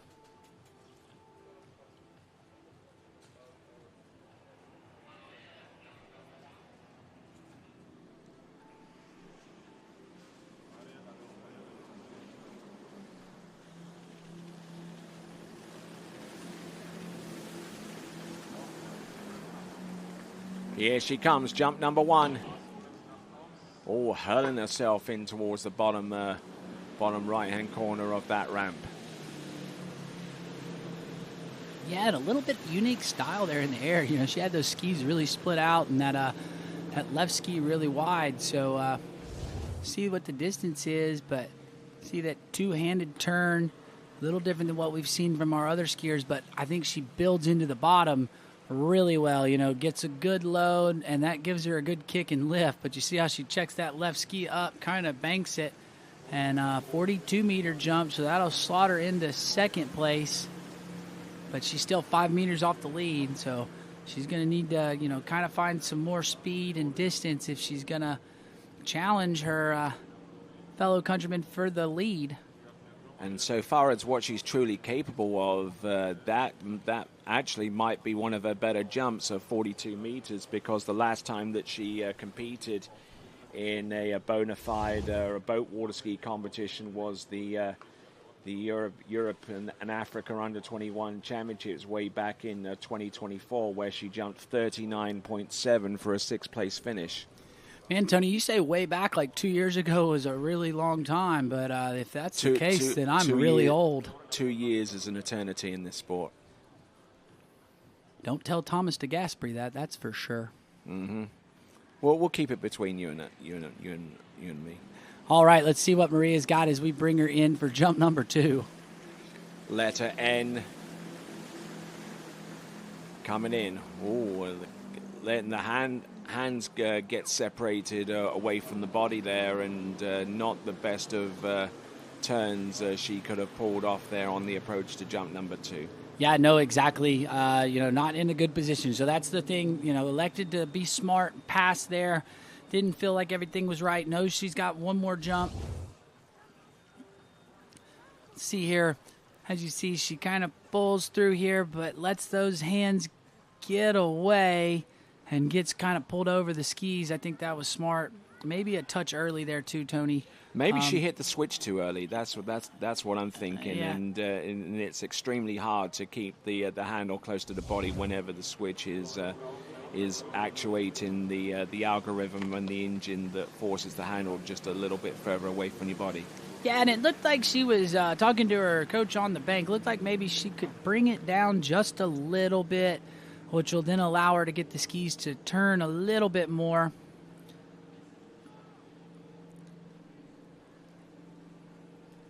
But again, doing a little different. She's as we pointed out, she's doing a two-handed turn here, where all of our other jumpers that we've seen, I believe, maybe our first one, Angeliki, was the only other one that was doing a two-handed turn here.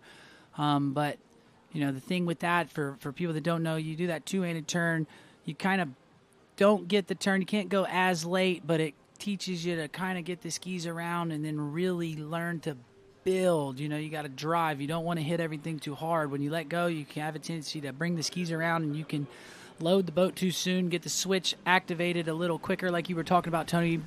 So let's see if she brought it into a better spot here for jump number 3. Maria Kazolskaya representing Belarus. Oh, and passing up on jump number 3, which means that with 8 competitors to go, the bar is set. Anything over 47 meters for any of our remaining 8 jumpers would qualify each of them through to the next round of the competition.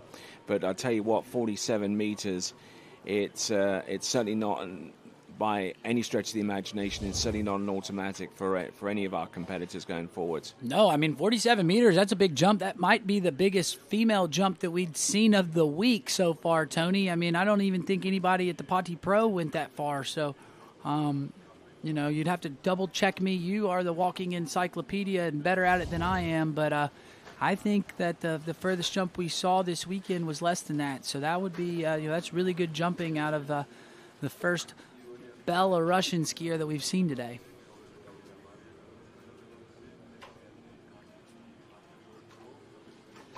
And another thing to point out, Tony, that's a good score for the team event. We haven't seen Team Belarus showing up with a full team in quite a while, but it's super nice to see them have the full squad here, able to compete under their flag. I was excited about that. I know Natalia Bernikova, one of my really close friends, has been messaging me about the Europeans after the tournament. She was excited to see, her team back and competing. She said she misses being able to compete at this event. She said it was one of her favorite events, was skiing the Europeans. So, great to see Team Belarus back and competing like they are. All right, then, and you asked the question, and I'm attempting to deliver. Linda Polidarova won the pro women's jump competition with 45.4 meters. So already outstripping that distance, Irina Tourette. So the current women's jump leaderboard, Irina Tourette's with 47 meters or 154 feet. Maria Kazolskaya with 42 meters or 138 feet. Maria Popova of 39.7. And there you see the remaining jumpers. Elena Parkmenka from Belarus will be our lead-off skier in women's Series 1 jumps, followed by Katarina Hafner, then Kerzi Wolfersberg, Sofia Hosvedevia. Then we've got Linda Polidarova, the winner of the Poti Pro just a couple of days ago, Perrine Saunier, Elena Thompson, and Enith Angwano. Top 8 make it through to the next round of the competition, and the bar has been set anything more than 47 meters, and that guarantees that particular competitor or any competitor that jumps beyond that jump distance a pathway to the women's jump final, which will take place later on today. Here we go. This is Elena Parkmenka. Oh, nice. Not a bad looking opening jump there. Yeah, no, pretty good spot. Didn't quite get the lift that I think she was looking for on that jump number 1, Tony, but I think she was in a pretty good spot. Has something to make a few minor adjustments on, and hopefully we see her get a little bit more kick and get a little bit more distance. I don't think that was 47 meters. We'll have to wait and see, but the best part about it is she gets 2 more jumps. So we see her make this turn here, gets the skis kind of around, comes in, holds it through. She's flirting with that right corner there. I'd kind of like to see her get her skis around a little bit more. So not 47, so not enough to take the lead, not enough to punch her ticket in, but 42.1. So that'll slot her into second place.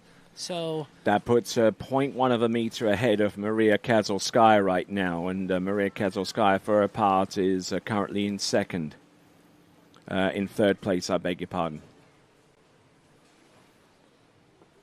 And comparing distances and performances from last season, Elena Partmenko last season jumped 47 meters for a 4th place finish.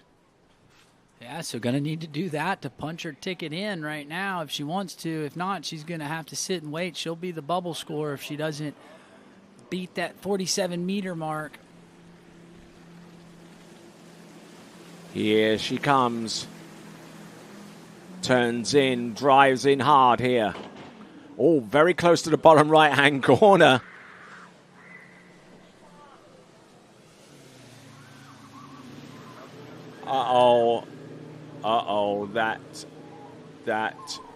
That's a knee, Tony. She's hurt. She's screaming.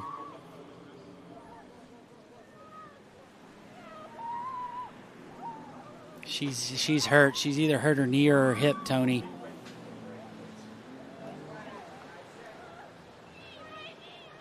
She's saying it's her knee, Tony. I'm hearing her say it's her knee.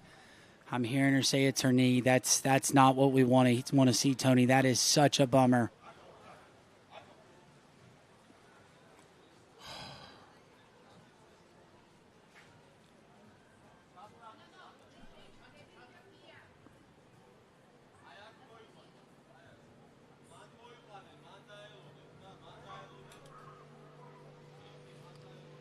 She's hurting, Tony, man. That is not what we want to see.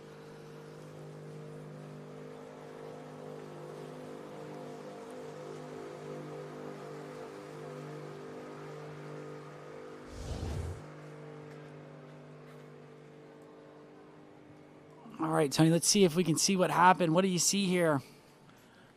I think it might have something to do with how she impacted the ramp on the bottom right-hand corner. Everything looked fine from there, and or it might have been caused by the landing there and the skier whipping back, that right ski whipping back. We don't know which knee it's that it's affecting. It's the right knee, Tony. So it's that ski that got drug and slid. And I mean, she had a knee brace on the left one, but you'll see here, you see she goes, and right here when she lands, you see how it pops in, and right there, I think that might have been it. Oh, and the tail of that ski had just whipping up over her leg as well.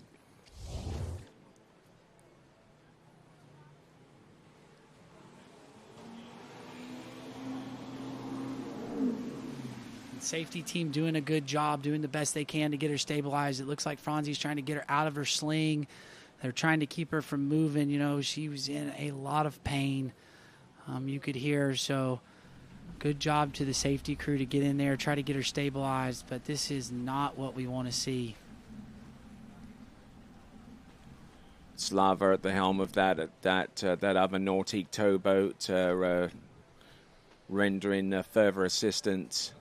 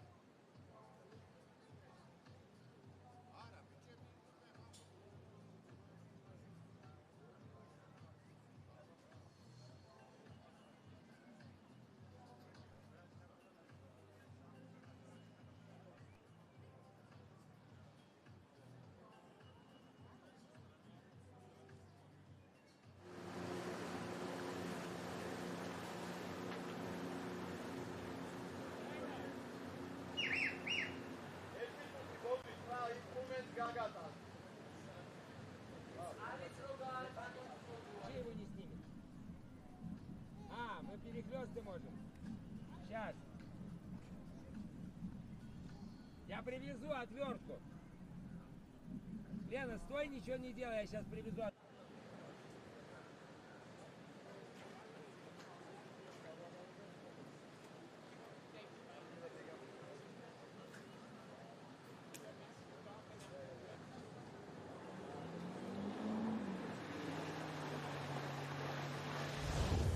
All right, then, as our officials are attending to Elena Parkhomenko from Belarus, we're looking at the jump that caused her injury to her to what we believe to be her right leg, and just looking in at the landing, the just that wrenching force there on her right knee forced that injury. We're looking here at the most telling angle as she turned into the jump. Everything looked fairly normal at this point as she was pursuing a spot through to the next round of the competition, the women's jump finals. But yeah, that would certainly be of immense strain to that right knee. I don't care who you are. Yeah, Tony, I think when that knee went in, I think that was kind of what it did. And then because the ski caught and pulled, it doesn't have anything holding it on that side. I mean, it could be pretty bad. And yeah, the officials are doing a fine job right now, holding Elena Parkhomenko upright on the platform. Her right ski is still attached to her foot, so they don't want to exacerbate the injury that she'd already sustained, and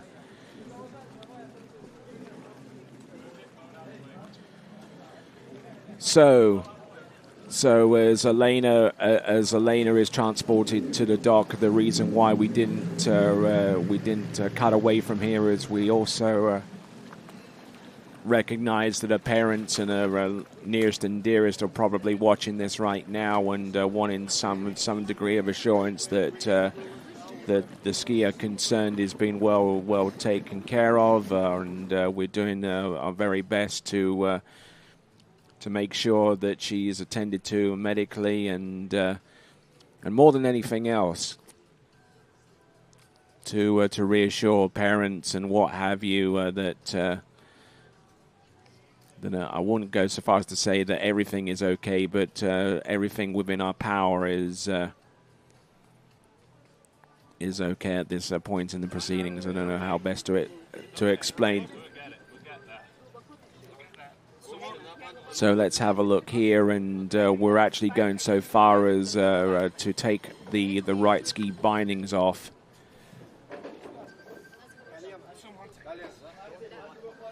Looks like Aaron Davies is down there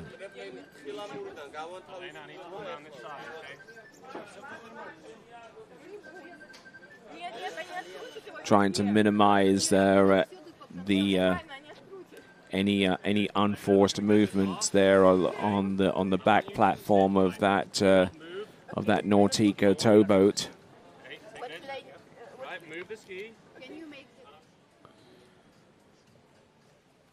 And certainly utilizing the experience of a well-experienced campaigner in the form of Aaron Davies.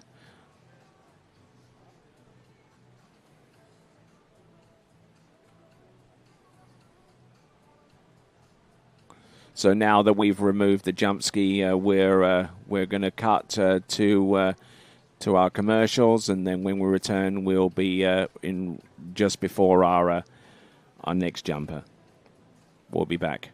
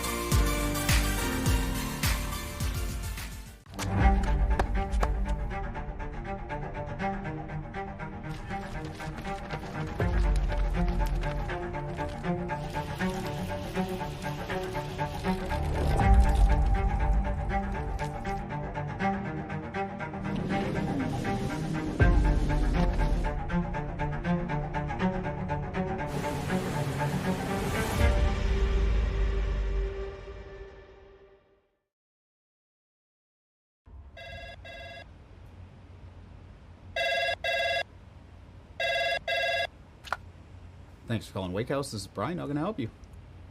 Yeah, Will. Can I let him know who's calling? All right, just a second. Will, I got a fill for you. Perfect. Give me just 1 second. All right, hit it. Thanks for holding. This is Will. Hey, how's it going? Good.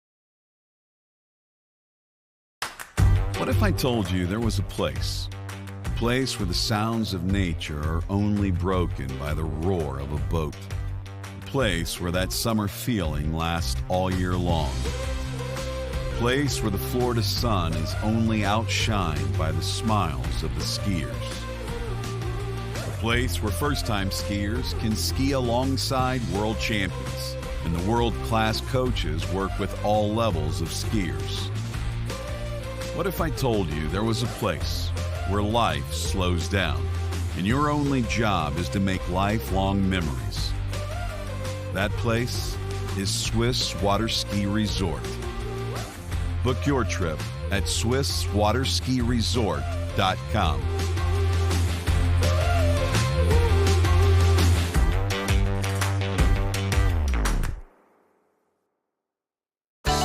It's well known that Canada has produced many of the best skiers the world has ever seen. Well, more and more skiers are coming to realize Canada's Shuswap Ski and Board is one of the world's best pro shops. They stock D3, Radar, HO, Connolly, Reflex, Masterline, Syndicate, Stokes, Camaro, S-Lines, Eagle, KD, Stealth, Pegosky, O'Neill, and back them with Shuswap Ski and Board's performance and fit guarantee. Check them out online at shuswapsnb.com.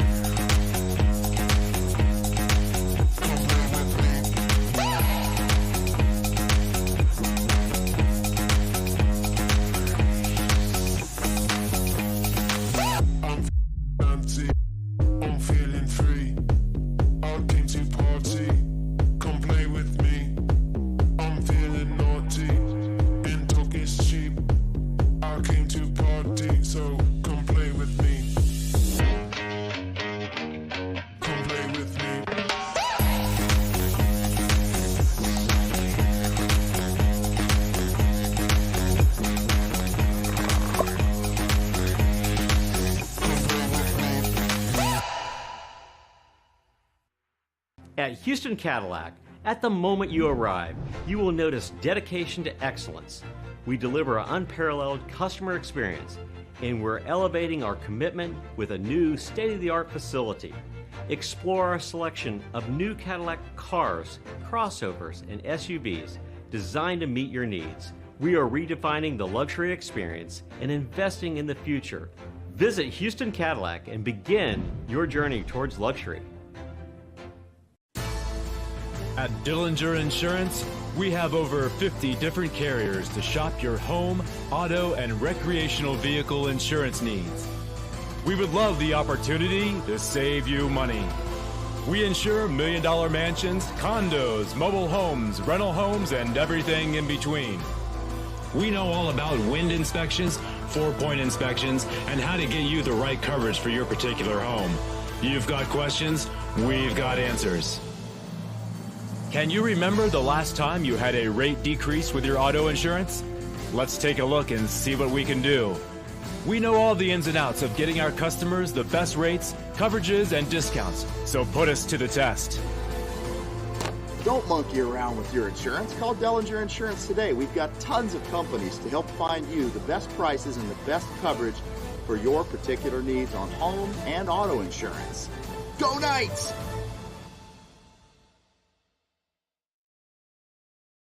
My name is Thibaut Dalen and I'm the broker of Dalen Real Estate. And today I want to show you some of our special listings located in Florida's world famous water ski hotspots.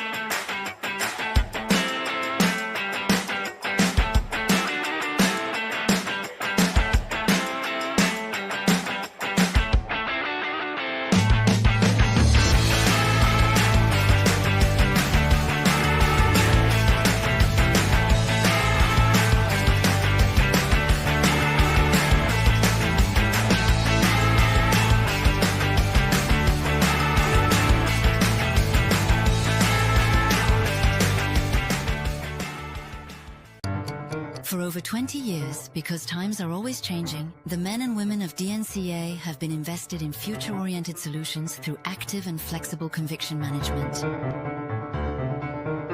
Times change, values remain. Entrust your savings to an asset management firm to meet your long-term financial goals. DNCA, Maison d'épargne de valeur. Speak with your financial advisor. The perfect holiday isn't a destination. It's a feeling. That's why we don't sell packages. We listen. We design. We create journeys as individual as you are.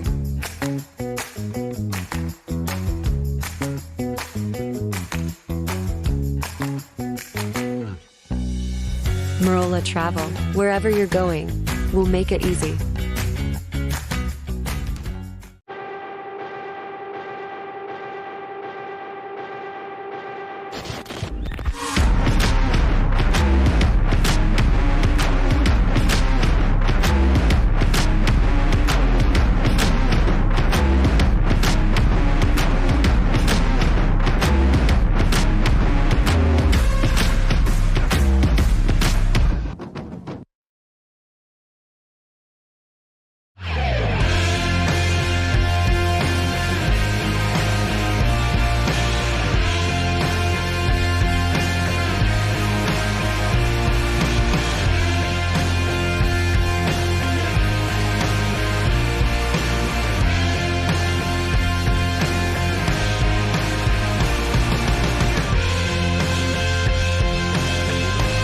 Eagle, made in the USA.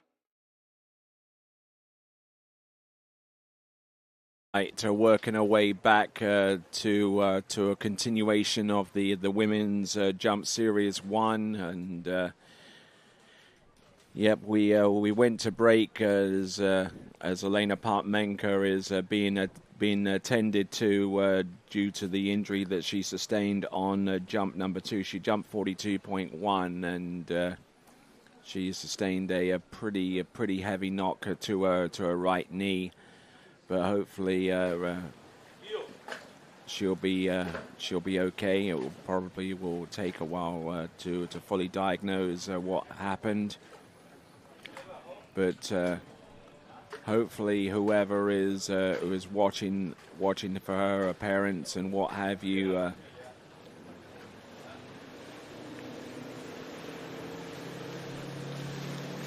Yeah, Tony, that's something we don't want to see here. I know everybody on site, you could hear a pin drop, and that's the worst thing you could see. And I mean, she had the tricks finals coming up, and was looking good in jump and looking good in the overall, and it's so unfortunate. But the safety crew did a good job about getting her stabilized. They got her in an ambulance. She's on her way, so that at least she's in good hands, and we wish the best for her, going forward.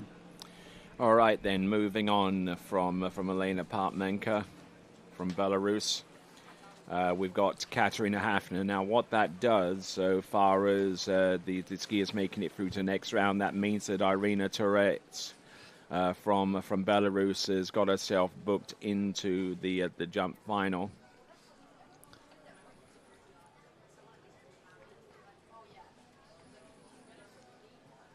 So 8 skiers make it through to the jump final, and we believe that we have 7 skiers remaining. Here we go. This is Katerina Hafner, 54K, letter P on the 0 off. Now let's see if she can land a first jump to at least try and give herself some reassurance and confidence going forwards. Yes, not a bad looking opening jump there. That should be close to 40, if not over. Yeah, and good job from her. She's in a tough spot right now. She had to watch that jumper before her. We had to take a break, so good job to come out here, get one under her belt, fill in the ramp out. That's a big thing. She just wanted to make sure she got this first jump go well. It did, so now we're waiting a distance, but we'll get her to build off of this first jump. You see her, a little bit of an upper body crush there, Tony, as she hit the ramp, but able to come out over the skis, and 41.6 on jump number 1. So that's not quite enough to punch her ticket into the final yet, but that's still a good opening jump and giving her some room to build. Currently in 4th spot there with that effort, 41.6. The speed looked good, but not far enough over the skis to take full advantage of the situation that she presented herself. Yeah, like I said, we'd like to see her just work a little bit through the bottom, not have that upper body crush that she had there. I think if she does that, she'll get a little bit more kick and lift off of the top of the ramp, and you'll see some more distance out of it. But still, like we said, nice opening first jump, and going to look to make a few improvements. I know Carlo's probably on the bank. Him or Luca are down there on the bank. Those are 2 really good guys to be getting some jump coaching from. So we'll see what adjustment she's made here. Turns a little bit in front of that 600-foot buoy. All right, chasing a distance in excess of 42.1 meters to qualify her to the next round of the competition. Not a bad looking jump there. The speed was around about the same. But still kicking a little bit back off the ramp there. Yeah, Tony, that time when she turned in, she had a little bit more slack rope when she turned in. I thought maybe she was going to take a pass on it. So, still feeling comfortable to go up and over. But I think that one's not going to be as far as the first jump. I'm not good with my guesses there. So 42.4. So that punches her ticket into the final there, Tony. So, now she's got jump number 3. Key is to see if we can't find that spot, make that turn just a little bit better. She had more speed into the bottom. I don't think she got as good of a lift, but she had more speed there. So, getting there, coming out, getting a distance to put her in, and we'll see her skiing in the finals a little later today.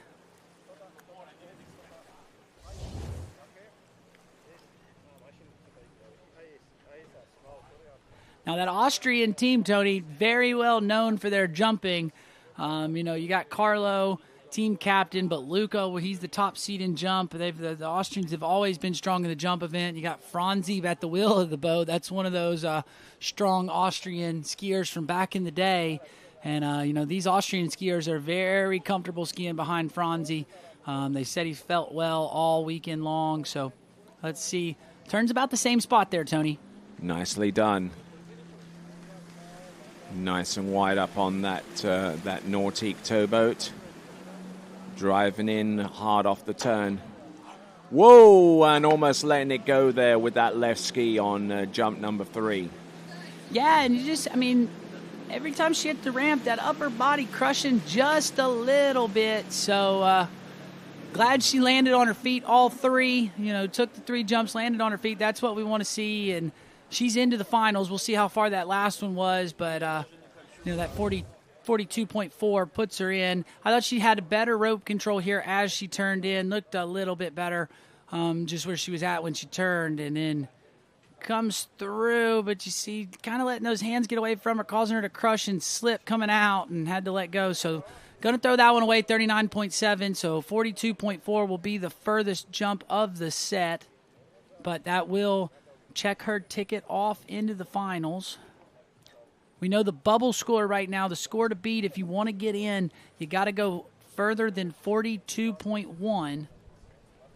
And irony of all ironies, that 42.1 meter distance that's above her.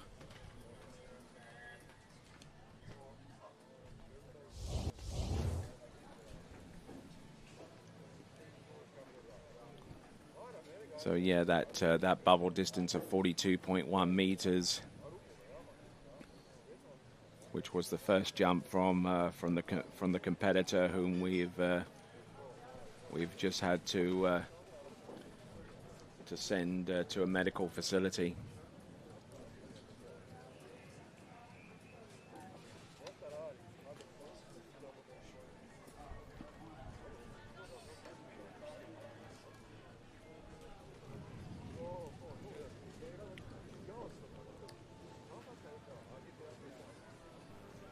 All right, getting ready to tighten up the rope. Our next skier coming to us out of Switzerland. This is Kirsi Wolfersberg.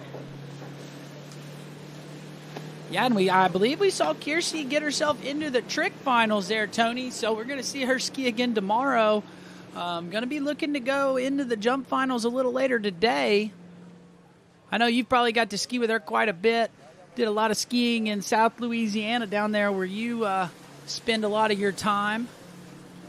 Yeah, she made the odd trip over to Bennett's Water Ski School during her time studying at the University of Louisiana at Lafayette, where she actually was awarded a outstanding graduate of the year for the college that she attended. Yeah, that's awesome. I mean, it's just a short trip there from Lafayette over to Bennett's.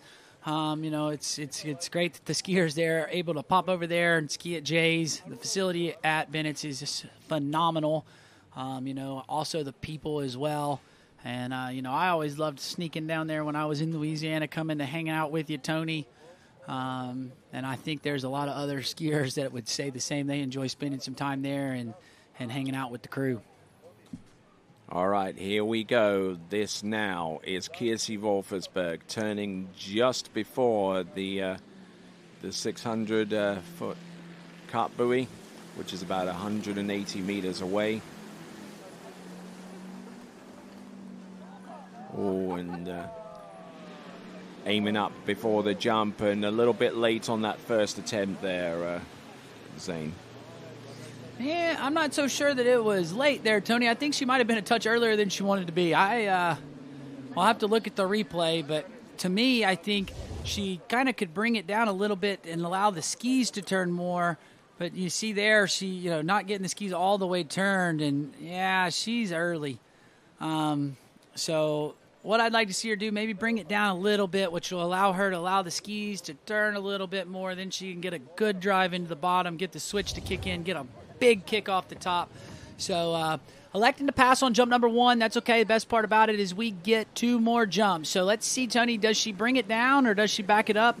You'll be the judge. I'll let you tell us, and we'll see. But not liking what she had on jump number 1. And, again, knowing that she needs to get more than 42.1 to punch her ticket in.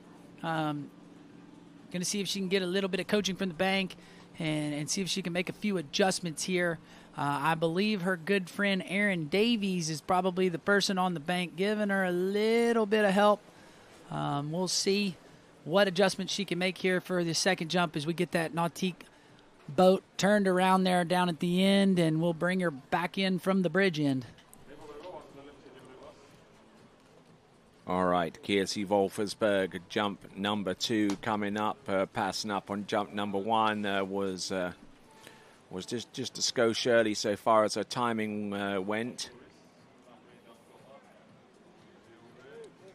Now let's see if she brings this a little bit further down, turning it around about the same place. So if she's going to make any changes, this is where it's going to occur. Oh, getting really close to the bottom right-hand corner, and I think that switch kind of hit her very early on, and she struggled to make it to the ramp surface. Yeah, Tony, I think she turned it about the same spot down there around the 600 buoy, but, she had more speed as she turned, so you saw her, she turned her skis more. So I do think that first one she was early, but she was flirting with that right corner as she got there, and you saw that crush, almost getting pulled over the skis, able to, land on top of them, but that, not really what she was looking for. You see her, I think she was later that time and had a bit of a split, so we'll wait to get a distance on that jump. Looked like she went 34.5 meters on jump number 1, so she's going to want to throw that one out. Now she's got 1 jump, and this is kind of not the spot you want to be in as a jumper because there's a lot of pressure here for her. Oh, she got really lucky there, Tony, to be able to stay over her skis. But a well-accomplished competitor, Kiersey Wolfersberg. And I'm sure that the rest of her extended family, of which I believe there are 9 members of the Wolfersberg family. Well, shout out to them. I guarantee you they are all watching back at home. Yes, they are. Including the employees of the bakery that has several branches across Switzerland. Yeah, so Tony, she backed it up there. I think she's going to try to take the same cut out here on the counter cut, but backing it up, keeping the speed up. Speed's up better there in the turn, kind of like the last one. There you go. That was a little bit better. Nicely done. So just trying to play it safe as much as she can. That's 34.5 meters with the middle jump, and that last one I suspect maybe a little bit further, but not by much, I don't think. Yeah, I'm going to be honest, Tony. I don't think that was enough to punch her ticket in. Going to have to sit and wait and see distances for everybody else. So 40.1, so that is not enough to put her into the final. So that'll mean that 42.1 from Alina got her ticket in. Unfortunately, we had to send her to a medical facility. So I think that'll right now that means we're going to have a 7 women's jump final. Unfortunate there, but Kiersey still much better than jump number 2. I think was in a bit of a better spot. Like I said, she backed it up on that one and got a better pull, carried her speed through the turn, but just not able to quite find her spot. You see her, she was getting there, kind of straighten them legs a little earlier than she wanted to, so not going to get maximized in full kick. Looked like she might have hit the switch a little early there on jump 3, so not quite what she was looking for. Okay, just waiting on our next competitor to take to the water. It'll be Sofia Hosvedavia. I really like that pink helmet, Tony. That's a sharp-looking helmet. She's we saw her trick herself into the women's trick final yesterday, so looking to add to her overall campaign here in this women's jump event. Now, so the bubble score now, Tony, 42 even, 42.0, held by, I believe, another Belarusian skier. So Irina Torets. There you go. So trying to see if we can get over that 42.0 mark to punch her ticket in here, but we'll get her down the lake, get the boat spun around, and see what Sophia has for jump number 1.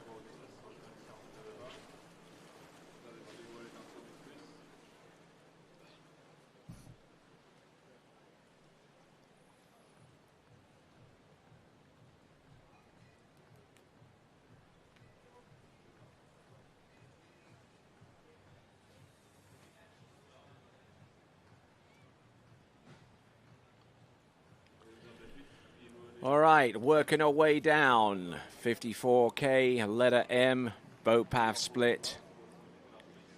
And turning almost right on top of the 180-meter cut buoy. Here she comes, jump number 1. Good, solid positioning off the top there. Very, very upright coming off the top left corner, and something to build from, Zane. Yeah, I mean, Tony, I think she was a touch early there on that jump, just seeing where she came off of the ramp. But yes, giving her something to build on, that's the big thing. You don't want to go out and go super hard on jump 1, and then if something goes wrong on jump 2, you kind of put all the pressure on jump number 3. So really getting in there, building. As you see, she kind of comes in, hits the middle of the ramp.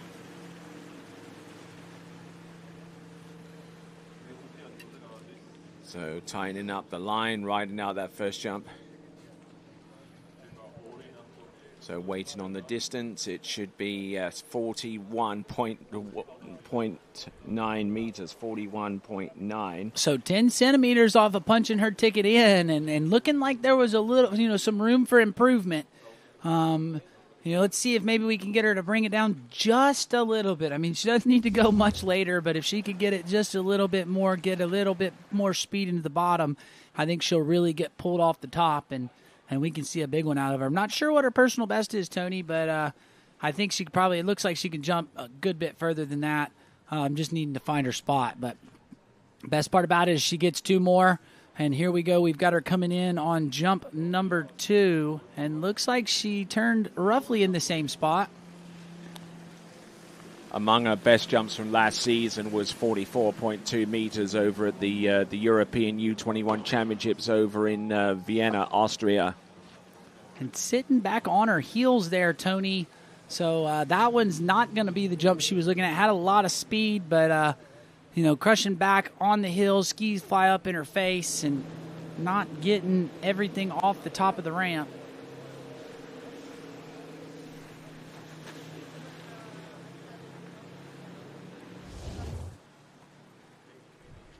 So, Sofia Hosvedevia from Belarus. I think this one is going to be in about the mid-30s. Probably won't touch 40 meters. Or if it does, it'll be 37.1, 37.1, which is the equivalent of 122 feet. So losing a bit of distance there with that second jump. Yeah, Tony, I mean, if I were going to make any adjustments, just kind of what I saw there, I think I'd probably keep it in the same spot, but I'd try not to release the handle quite as fast to get ready for the turn. I think that kind of has that. She was a little slower, so that causes her to turn on her heels. If she'll keep the hands on the handle just a sliver longer, she'll swing up on the boat a little bit more and have a little more speed for the turn. But, let's see if she makes any adjustments here on this third and final jump. Again, chasing 40.0. She's 10 centimeters off. Here she comes, Sofia Hosvedevia. Coming in. Jump. Number 3. Oh, that was quite a rapid turn, and she knew it as well, turning way too hard and hitting the switch way too early.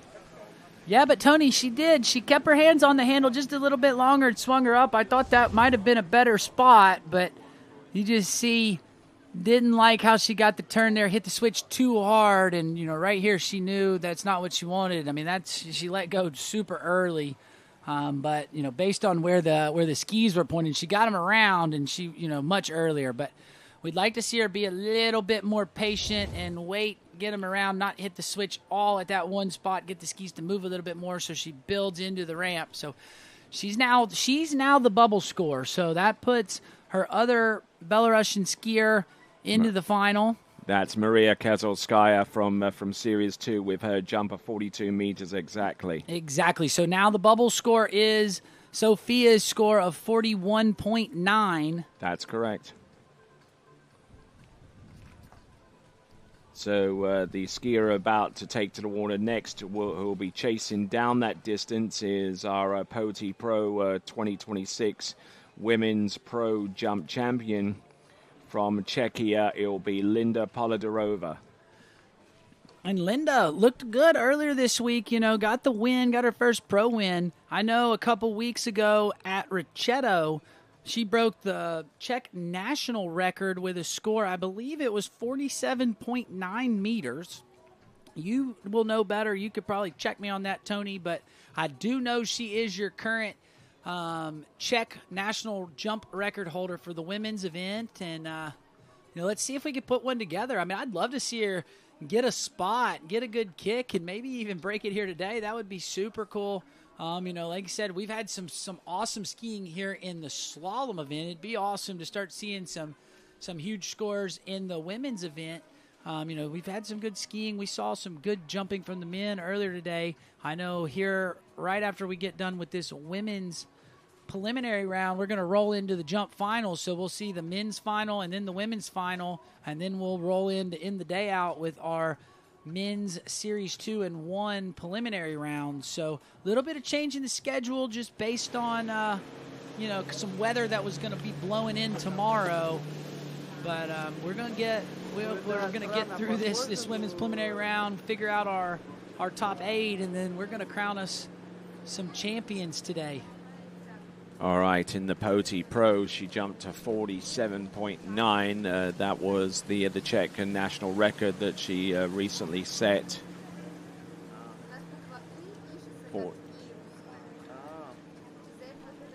No, Tony, I believe she jumped 45. It was 45.3, 45.4 in the POTI Pro. Yeah, she broke the national record at Richeto, yeah, which I just mentioned. So having set the new national record in Richeto, she backed it up with a winning jump here in POTI for 2026, and we'll see what she has in store for us. Now this would make the target of 41.9 meters fairly easy for her to obtain, but you just never know. So here we go. She's going to take a 3/4 cut to ease herself into the situation here at Golden Lake here in POTI. Looking good. 54 kilometers an hour, letter P. There you go, lands a solid looking opening jump, and that should be into the 40s, and if it's deep enough, then she is good enough to make it through to the next round of the competition. Yeah, Tony, and something to touch on here, we've seen quite a few double cuts, but for jumpers at home that are kind of wanting to learn and stuff, you don't need to go straight into the double cut, okay? I mean, I think you see some people that go too fast, and what the double cut does is it brings speed, and you want to make sure you're able to get the skis turned and build into the base. So you see Linda, she does a good job and takes kind of an early cut with those two hands, but she builds really good into the bottom, and right there you see she goes 46.1 on a two-handed 3/4. So to me, and that's the best jump here. Yeah, I mean, and that's a good opening jump, something to build on. But back to what I was saying. To me, I think the jumpers don't you don't want to rush into the double cut. You get there, you start adding speed, you end up later, and then what that kind of results in is you're giving yourself a little less room for error, and you'll see skiers tend to end up in positions that they don't want to be in. So to me, as a coach, I like to see skiers get in there, really work on that three-quarter cut, make sure you've got it right, because, you can go far with those. And, I remember Danilo took, I want to say he took a three-quarter cut and went huge and qualified for the Masters on a smaller ramp, at Jack's one year. And so you're able to go really far on three-quarter. Extra speed doesn't always translate to you going the furthest that you can. Here we go. Linda Politderova up and over and pounds the ramp to a decent distance. I'm not too sure whether it'll be a replicant of the 46.1 meter distance on the first jump, but she's definitely following the script here. Yeah, and you saw her just sit back on her skis and on her heels there when she hit the ramp. So I don't think that one's going to be as far as the 46.1, but as we see here, kind of a little bit slower. Didn't have her speed up quite as much as she did on jump number 1, which caused her to kind of sit back, and then you see her, she splits out on the ramp. So 42.7, even if that was the first jump, that would have punched her ticket in, but she's going to try to throw that 42.7 away. 46.1 was a nice jump, and let's see if we can build into it. Chasing 47 is the lead. But, it would be nice if she could get her speed up a little bit into the turn, keep it up, and be able to get a little bit better work on the ramp. See if we can't get her, to jump herself into the lead. All right, so as it stands right now, 5 skiers have made their pathways a reality towards the women's jump final. Irina Toretz, Maria Kazalskaya. 2 of those competitors, Elena Partmenka, although her status in regards to the jump final was questionable, Katerina Hafner, and Linda Politderova.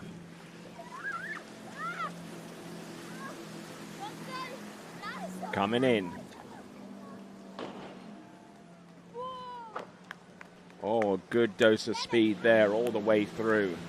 Yeah, and I thought she did better there, Tony, keeping her speed up on the ramp, but I still don't think she quite maximized her work off the ramp.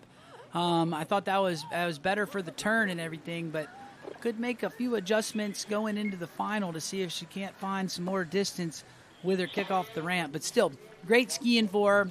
She is your Czech national record holder, and yeah, that's not going to be as far as the first jump of 46.1. So again, I thought she had good speed at the turn at the first jump and then was able to keep her skis under and get the kick. So good jumping from her. That slots her into second place. And we're going to catch her jumping, a little later today.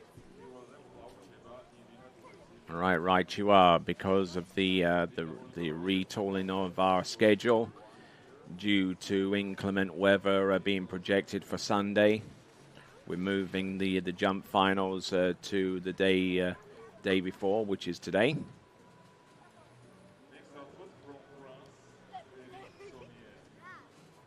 So next competitor up representing France is going to be Perrine Saunier, the first of our remaining 3 competitors. After her, it's Elena Thompson, and then finally Ina Thangwano. All right, and you see Linda there on the dock. I believe she's sitting there chatting with Francisco Calderera, a.k.a. El Gato. So that's one guy to really talk to, talking about kind of what they're going to do. But that's nice, to make a few adjustments, trying to see what you need to do to get a little more distance in the final. But she's in the final. She's going to be in this 8 women's final. So looking forward to getting her out there a little bit later today.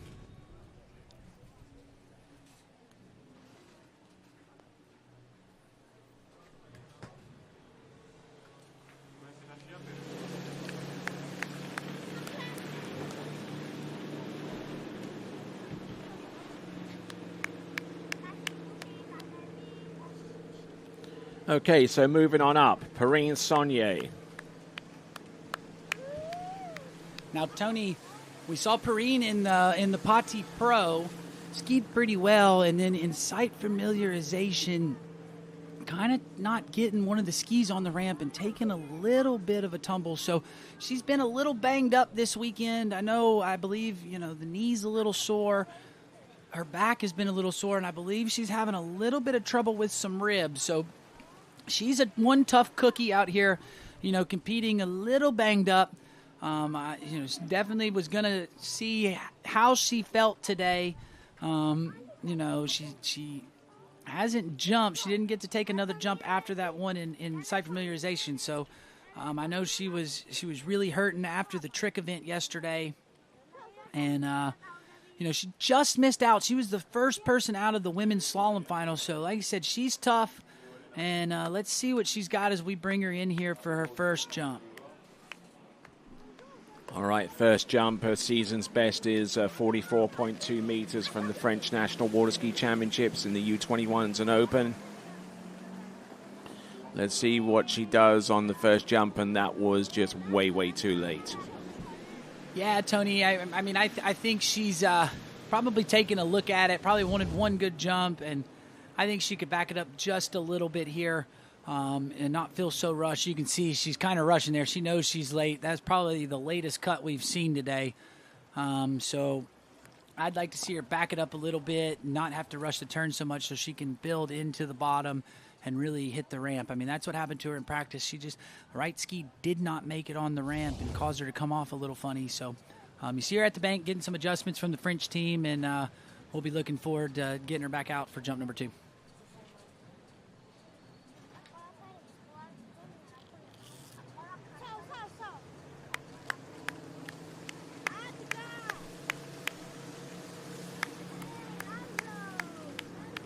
All right, so working our way down, we've got Perrine Saunier, who I mentioned a few moments ago is the recipient of a 44.2 meter jumper, best of the season, and is currently the French national women's jump champion with that distance. They just recently completed the French nationals in Open and under 21. And then they hopped on a plane to be here with us in time for the Poti Pro event, which took place this past Monday and Tuesday. And stuck around with the remaining portion of the French team as they assembled here for this tournament, which is the 2026 Europe and Africa Open Water Ski Championships. And we're coming to you live from the city of Poti. The lake venue is... it's Golden Lake right here in the Republic of Georgia, and here we go. This is 54 kilometers an hour. Oh, and getting really, really close to the bottom right-hand corner, and wow, that was risque. Yeah, Tony, she's okay, which is good, but you could kind of see that one coming as she came across the wakes. That upper body really dropped on her. And, that's really not what we want to see out of her. Glad that she's okay. That's the big positive out of her. But now there's a lot of pressure here on this third jump. Going to see if she's going to be able to put it together. So I believe, again, still the bubble score is that 41.9, right, Tony? That's correct. So needs to get, over that if she wants to make it in. You see there, she just turned, was a little on her heels.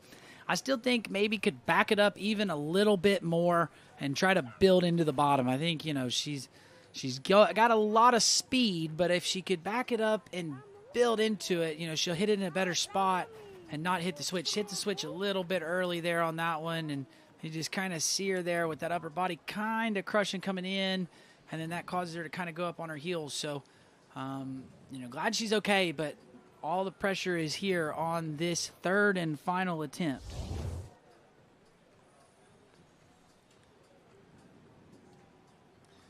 So then we see Gennady Gorelia. Isn't there anything he can't do? You might as well call him Superman. He's a jack of all trades there, Tony. He yanks out transmissions in boats. He gets sights up and running. He's a great water skier, and also, phenomenal coach. Does a lot of coaching there at Jolly Skis with Mateo and the crew. So, he's a good man to have around at the ski lake. Definitely a good friend to have if you are a water skier and need some help. So, shout out to Gennady, the local hero. I know a lot of people came out to watch him do some skiing. Gonna get to see him in the trick event here in a little bit. Just barely missed out on the jump final, which was a bit of a bummer for the home crowd. I bet you it would have been a full bank had we known that Gennady was going to be in the final. I think maybe the whole town of Poti, had they not been at work, might be here on the bank just to see Gennady. He is a local legend. Absolutely, in every sense of the word. So, we have on the water, having passed up on jump number 1 and recorded the 0 score on jump number 2, Perrine Saunier now is up against it under the cosh a little bit, needing to jump more than 41.9 to earn herself a spot into the women's jump final. And she's going to have to do it off the 3/4 cut, it would appear. Yeah, I mean, so I think she's been taking the 3/4 cut all weekend, so see a little bit of chatter on those skis, but gets the turn. Oh no, and passes up on jump number 3, which means that... Yeah, but Tony, she's asking for a reride, and I'm going to be honest, we'll have to wait to see what the judges give her, but it was rolling. I mean, you can see when she pulled out, there was rollers all the way down the bank. I think she has a pretty fair argument here. We'll have to wait and see what the judges say. And the boat is on its way back to her, and she's going to have the opportunity to plead her case. Yeah, I mean, like I said, I think if you go back and look at the replay, she yeah, bounced. Oh, yeah, just look at it right there. But, Tony, all the way even from the time she pulled out, she was bouncing with rollers. So I really think, she's got a fair argument here. And, I think that was a smart move not to take that one. But we're going to have to see what they give her. But I do think she does have a fair argument based on my humbled opinion.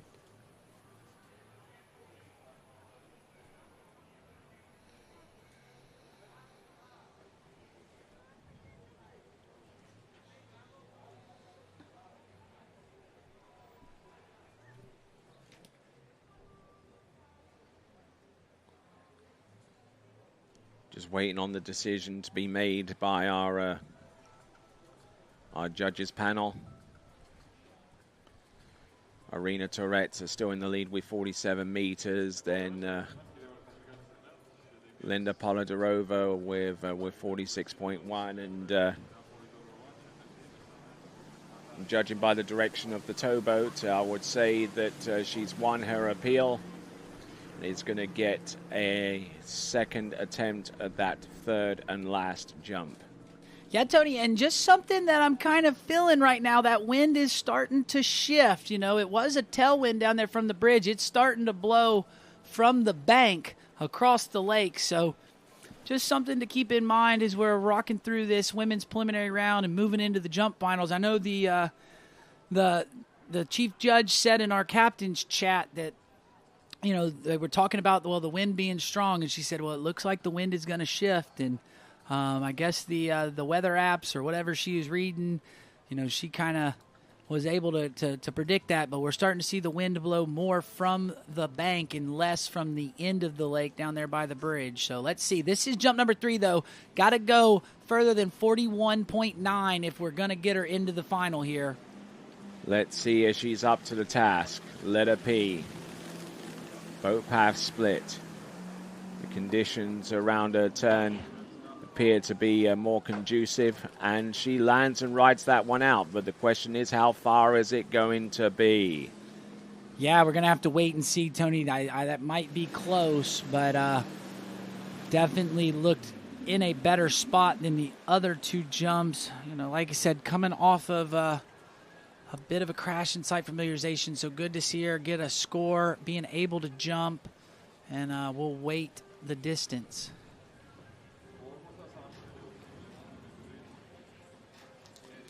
.43.4 meters, the equivalent of 142 feet, 43.4. And in addition to that, Perrine Saunier punches her card.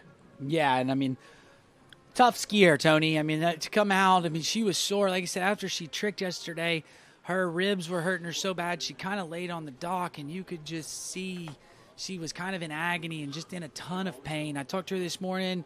She said she wasn't feeling much better, so to be able to get out there and be able to hit the ramp. That's awesome for her. And I know that she's got a bunch of people watching at home. So great ski from her. You see this turn right here. Nice, good drive through the wakes. Good position coming off, and gets the kick that she needed. Definitely has a little bit of room to improve moving into the finals. But the big thing here was just to get out of this preliminary round, punch your ticket in, and we're going to see her a little bit later this afternoon. All right, then, and let's see our penultimate competitor, former world women's overall champion and International Water Ski and Wakeboard Federation Hall of Fame inductee. This is Elena Thompson.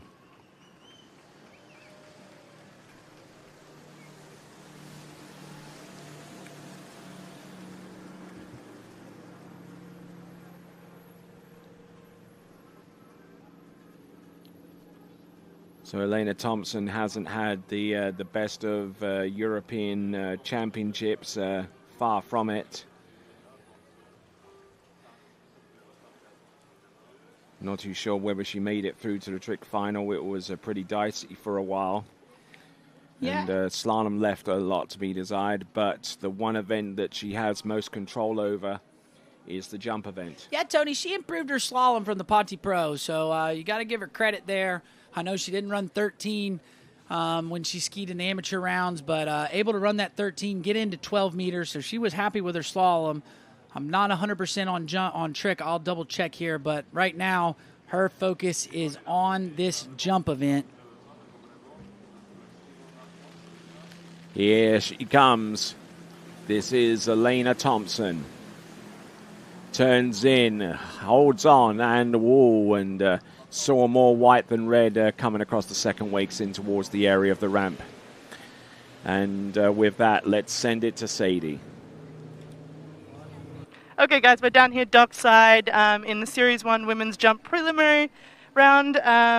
Prince just come off the water. She's jumped 43.4, so you're into the finals. Congratulations. I know your set didn't really go as planned as you want. You went out there, you passed the first one, didn't land the second, passed the third due to rollers. Yes, that's true. Actually, I fell second jump, and I still had some rollers from the jet ski coming to my rescue. So I couldn't take the third jump, so I got a reride. And finally got over the ramp and made it into the finals. I mean, I imagine the goal today was to find some confidence. I know you didn't have a great last set prior to this event, so confidence is there building into the finals. Yeah, that's true. My last set was not a really good one. I crashed pretty badly. I mean, my right ski didn't make it on the ramp, so I pretty much fell on the ramp. I don't feel so good. My skis don't look good neither, but I made it into the finals. So now I have one more set to do. I'm gonna give it all, give everything I have left, which is not much, but I'm gonna try my best. Okay, well, we're happy to see you in the final. Anyone you want to say a quick thank you to? Yeah, thank you. First, thinking of you, there's a huge fire over there. Hopefully the ski club won't burn. Thinking about the people living there. The French team, we're flying back to Bordeaux airport on the way back, but the airport's closed because of the fire, which is like 100 kilometers away almost. But it's huge, so I'm thinking about them, hoping everybody's safe. And Mom, I'm okay.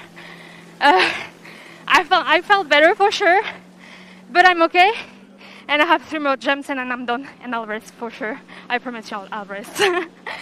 Okay, well, we're all proud of you. Congrats on being in finals. And with that, we're going to send it back to you, Tony and Zane.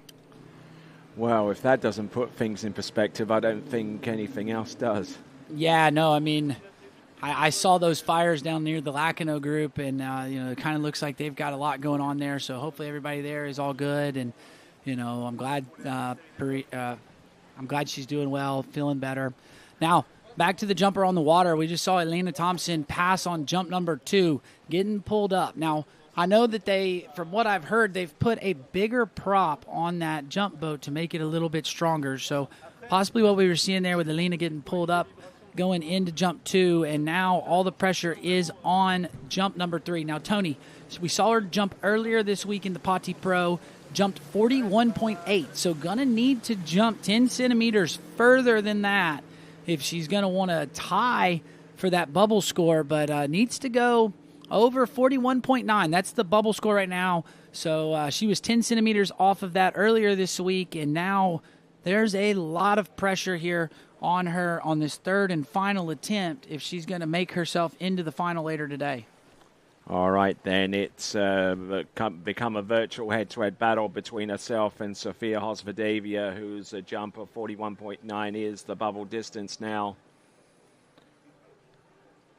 Elena Thompson, inducted into the International Water Ski Hall of Fame in one of the previous cycles.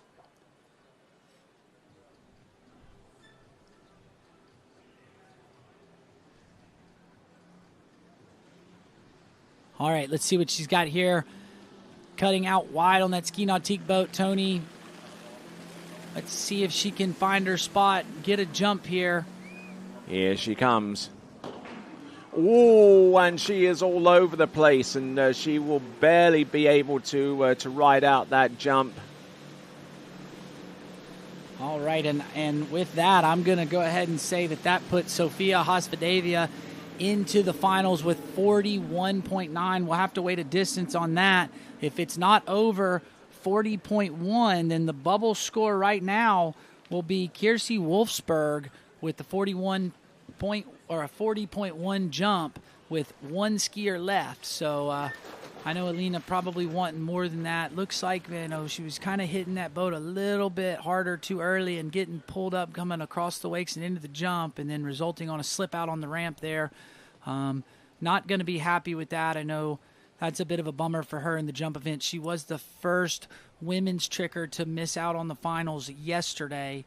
So, definitely not the tournament that she was looking for here at the Open Europeans.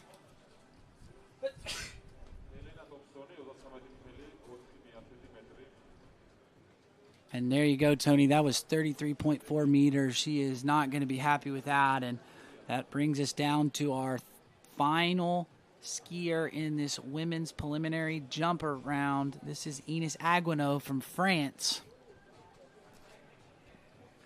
Okay, so now the bubble score has been reduced from 41.9 to 40.1.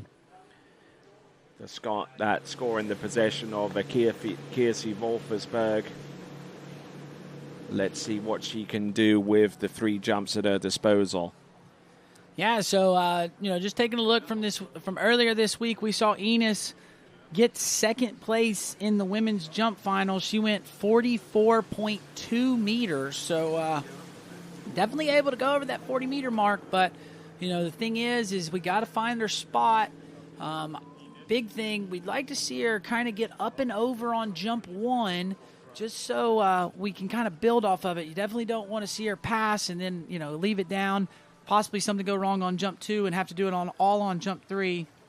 We saw Perrine Saunier kind of had the same thing there, and she got lucky getting 43 meters on the third and final attempt, but definitely don't want all that pressure there on that third and final jump, because we just saw Elena Thompson, same thing, not getting jump 1, not getting jump 2, and then all boils down to jump 3 and unable to to get her kick. So let's see what Ines has coming in. This is going to be a 3/4 cut.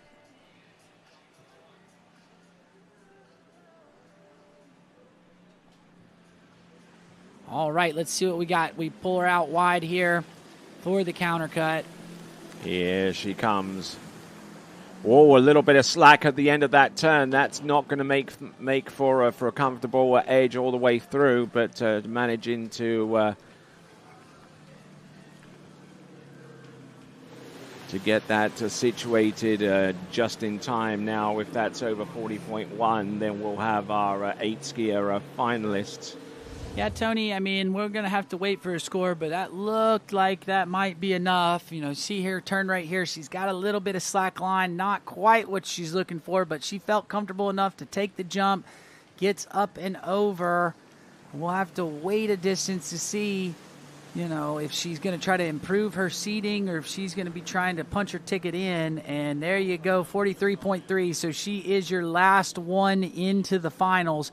Now got 2 more jumps to see if maybe she can find her spot a little bit better, looking to improve her seating.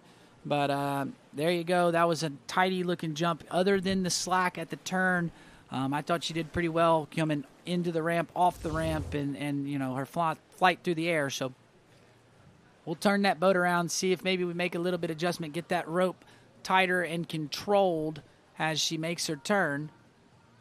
As we see we see Alana Bischoff-Bergier. We're seeing her in the women's slalom final later tomorrow, but the French coach on the bank, Seb, definitely helping out with the French team, does a great job.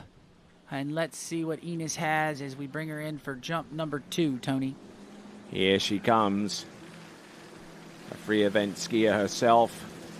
So there's that element to consider. And also the French team effort going forwards as well.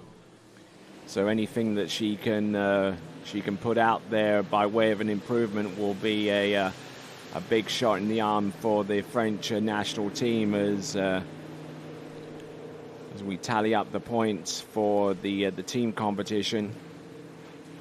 Yeah, and we just saw her as we take a look here at the replay. It looked like she had the rope a bit better there at the turn, but just slipping out as she kicked the ramp. See it here. She comes in, got there a little early, so causing her to slip out. You see her kind of take her hand off the handle. 39.2 meters, so definitely going to try to throw that one away. So what we'd like to see is the drive into the ramp and the ramp work from jump 1 with a little bit more rope control like she had here on jump number 2, and see if we can't get her to maximize the pull off the ramp. Getting launched off the top of the jump there, and not much control offered by the left hand on the handle. It came off pretty early, so she was fighting to maintain her balance through that attempt. And here is our updated schedule. Women's Jump Series 2 and 1. We're on our last skier with that is concerned. Then we're going to go into the men's jump finals. And then our final events will be Open Men's Series 2 Tricks Elimination Round, followed by Series 1. Final jump. All passing up on that one, but she's already jumped herself through to the next round, so congratulations to Ina Thangwano. Yeah, and smart decision there for her, Tony. That jump, she just didn't look very settled in, and so electing to pass, knew she was into the final, had a 43.3, so definitely enough to put her in. I think that slots her into the 4th spot, so we will see her a little later today. Going to see if we can't get some adjustments, get a little more distance on it, but congratulations to her. We'll see her into the final. Just trying to handle the slack off the turn here. It's been a common theme to her jump in, at least so far as this set was concerned. But she was able to control it enough to be able to jump 43.3 meters on the opener, and ends up being her best. But our best jumper there at the top, Irina Tourette from Belarus with 47 meters. Linda Polidorova with a 46.1. Perrine Saunier with a 43.4. Just marginally ahead of Ina Thangwano with 43.3. Katerina Hafner with 42.4. Then Elena Partmenka, who we wish the best of luck going forwards, with 42.1 meters, but currently in a medical facility right now trying to recuperate as quickly as possible. Maria Kazalskaya from Belarus with 42 meters. Sofia Hosvedavia, our finalist, our last of our finalists to make it into that section of the competition, in 8th spot with her jump distance. So congratulations to those 8 competitors through to the next round of this competition. All right then. So we'll continue on with live coverage here at Golden Lake in Poti. The men's jump final will take place in less than 15 minutes, so that gives you an opportunity to puff up your pillows, grab your favorite drink or a refill of, and get ready for the men's jump final. The Europe and Africa Water Ski Championship, the Open Championship, will be coming your way, the continuation of, and it all comes right after this.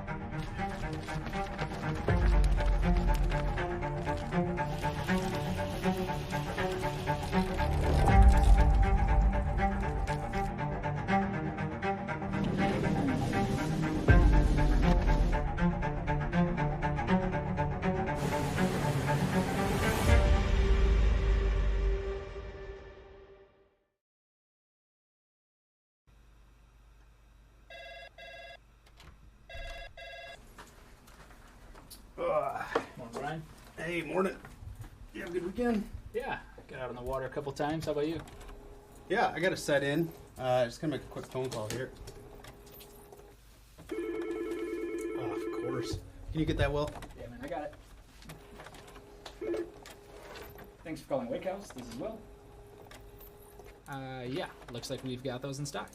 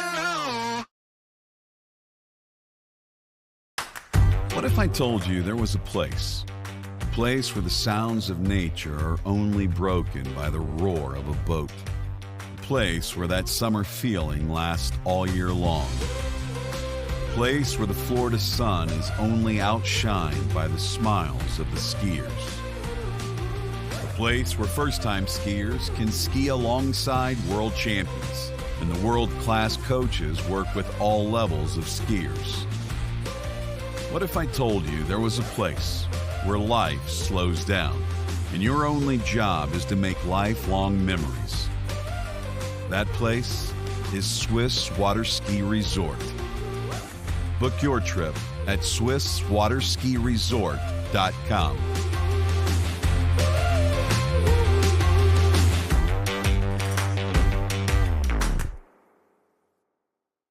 It's always summer at Shuswap Ski and Board isn't just a slogan. It's been a way of doing business for 30 years. Shuswap Ski and Board keeps more summer gear on hand than any other shop in Canada. More wake surfers, water skis and wakeboards, more wetsuits, ski and board vests, water toys, and tons of pickleball gear too. Not only Canada's best selection, but the guaranteed lowest prices as well. To discover more about one of the world's top pro shops, visit Shuswap Ski and Board online at shuswapsnb.com. Old logic says success is determined by wins. It says you can't be a mother and a professional athlete, that you can't take on giants. New logic says watch me. Watch me become the most decorated track and field athlete in the world. Watch me start a brand designed by women, for women. When old logic holds us back, it's up to us to defy it. At Houston Cadillac, at the moment you arrive, you will notice dedication to excellence. We deliver an unparalleled customer experience, and we're elevating our commitment with a new state-of-the-art facility. Explore our selection of new Cadillac cars, crossovers, and SUVs designed to meet your needs. We are redefining the luxury experience and investing in the future. Visit Houston Cadillac and begin your journey towards luxury. At Dillinger Insurance, we have over 50 different carriers to shop your home, auto, and recreational vehicle insurance needs. We would love the opportunity to save you money. We insure million-dollar mansions, condos, mobile homes, rental homes, and everything in between. We know all about wind inspections, 4-point inspections, and how to get you the right coverage for your particular home. You've got questions, we've got answers. Can you remember the last time you had a rate decrease with your auto insurance? Let's take a look and see what we can do. We know all the ins and outs of getting our customers the best rates, coverages, and discounts, so put us to the test. Don't monkey around with your insurance. Call Dellinger Insurance today. We've got tons of companies to help find you the best prices and the best coverage for your particular needs on home and auto insurance. Go Knights!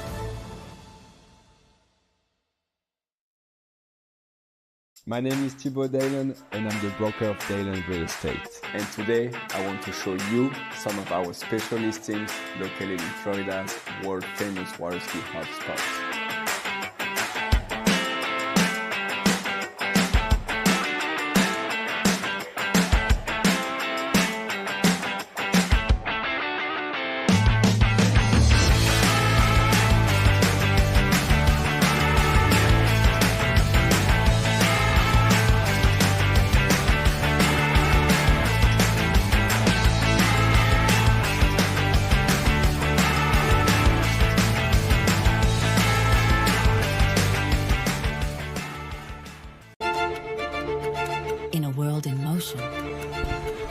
DNCA Finance has grown through crises and transformations.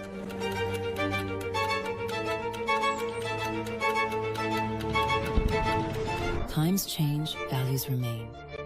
For more than 25 years, DNCA has been by your side for active and flexible management of your wealth. DNCA, Maison d'épargne de valeur. Speak with your financial advisor. Luxury means something different to everyone. A private island, a hidden villa, a journey designed around you. At Marola Travel, we take the time to listen to how you want to travel, how you want to feel, and what luxury truly means to you. Marola Travel. Wherever you're going, we'll make it easy.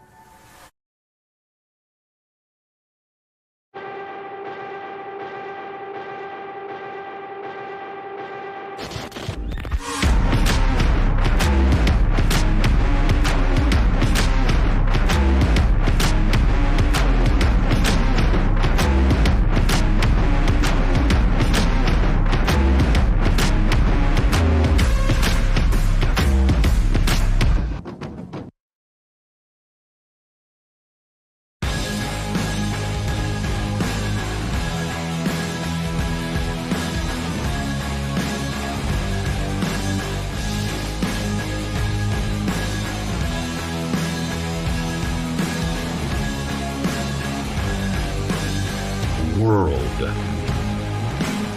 record ropes masterline.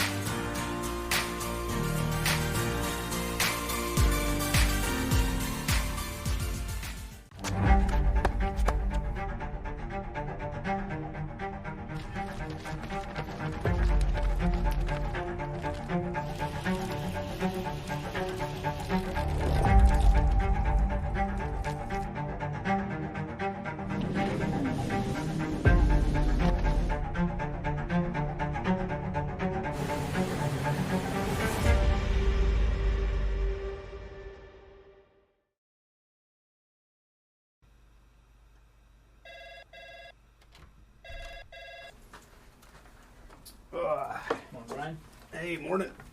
You have a good weekend? Yeah, got out on the water a couple times. How about you? Yeah, I got to set in. Just gonna make a quick phone call here.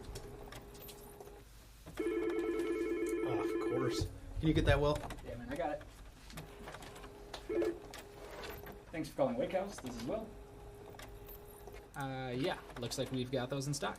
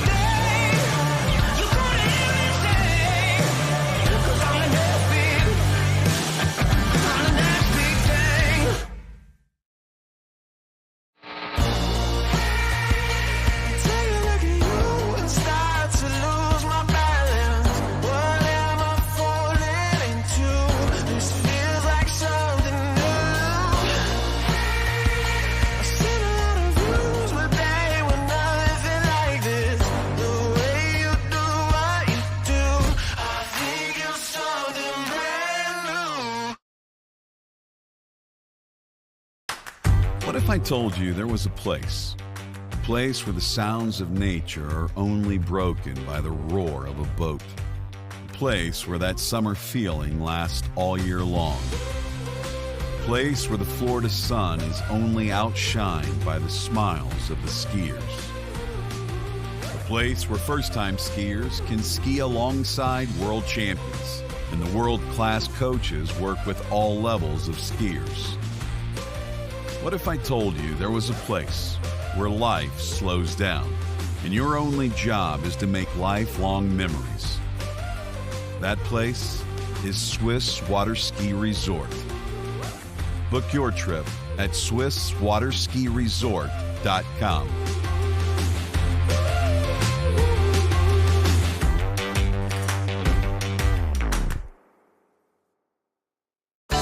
For 30 years now, Canada's #1 water sports pro shop, Shuswap Ski and Board, has been supporting the sport they love through extensive athlete and event sponsorship, donations, and prizes. Having watched the best water ski action on the planet for years, the crew at Shuswap Ski and Board is now helping TWBC bring that amazing action to you. To discover more about one of the world's top pro shops, visit Shuswap Ski and Board online at shuswapsnb.com. Old logic says success is determined by wins. It says you can't be a mother and a professional athlete, that you can't take on giants. New logic says watch me. Watch me become the most decorated track and field athlete in the world. Watch me start a brand designed by women, for women. When old logic holds us back, it's up to us to defy it. At Houston Cadillac, at the moment you arrive, you will notice dedication to excellence. We deliver an unparalleled customer experience, and we're elevating our commitment with a new state-of-the-art facility. Explore our selection of new Cadillac cars, crossovers, and SUVs designed to meet your needs. We are redefining the luxury experience and investing in the future. Visit Houston Cadillac and begin your journey towards luxury. At Dillinger Insurance, we have over 50 different carriers to shop your home, auto, and recreational vehicle insurance needs. We would love the opportunity to save you money. We insure $1 million mansions, condos, mobile homes, rental homes, and everything in between. We know all about wind inspections, 4-point inspections, and how to get you the right coverage for your particular home. You've got questions, we've got answers. Can you remember the last time you had a rate decrease with your auto insurance? Let's take a look and see what we can do. We know all the ins and outs of getting our customers the best rates, coverages, and discounts, so put us to the test. Don't monkey around with your insurance. Call Dellinger Insurance today. We've got tons of companies to help find you the best prices and the best coverage for your particular needs on home and auto insurance. Go Knights!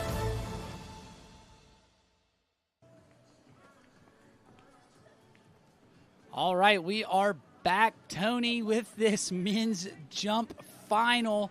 Getting ready to get them on the water. We see our first skier on the dock, Vasily from Team Belarus. As we're waiting for that boat to make its phantom pass, they'll toss the rope and we'll get him out on the water. We've got a 12 men's jump final here as we see the start list there. Yes, so starting with Vasily Mazurkovic, followed by Axel Garcia, Vincenzo Marino, Vincent Ahama, Alex Schil, Demir Filaretov, Daniela Filchenko, and from that point onwards, we will continue on with the list. Florian Pah, Francisco Calderola, Eduardo Morenzi, Vladimir Ryantin, and Luca Rockenwald. Now, a good portion of this list is going to be partitioned off because of the ramp height. We start off with 1.65 meter ramp height. Okay.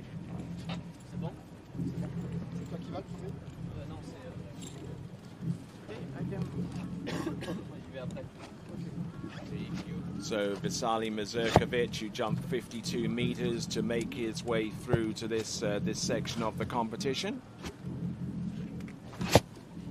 and we'll see what he can do by way of putting out a jump into the finals that will put some heat on the remaining competitors to come. It's a 12 jumper final.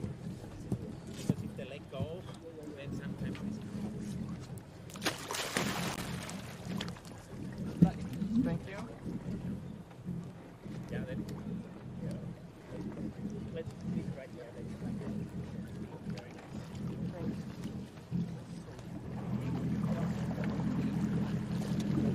All right, Tony, we have had such a killer day of skiing. I mean, that men's preliminary slalom round was awesome. Then we had quite an eventful women's jump preliminary round, and you know, we moved the schedule around, so we're rolling into jump finals. We're going to have the men go, and then the women, and then we will finish out the day with men's trick preliminary round. So it's been exciting. If you're at home, you know, make sure you are got a comfortable spot on your couch, got you a nice beverage or a good thing to eat, and stay tuned in. I mean, we've got some big skiing coming in, and this jump final is going to be good. You know, we got some people that are in here going for an overall title, so looking to, you know, push scores out, maybe better their overall chances. But, you know, everybody right now is chasing down Luca Rockenwald, who we saw go the furthest in the preliminary round with 67 meter jump. So, able to put down some big ones, but let's see. This is our first skier off on the water, and let's see what Vasily has as we turn that boat around. We'll bring him in jump one, but Tony, I hope you're ready for it. It's been a great day. I hope you're enjoying it. Yes, I certainly am, and here comes Vasily Mazurkovic coming in for his first of 3 attempts. 52-meter jump he produced in the elimination round of competition.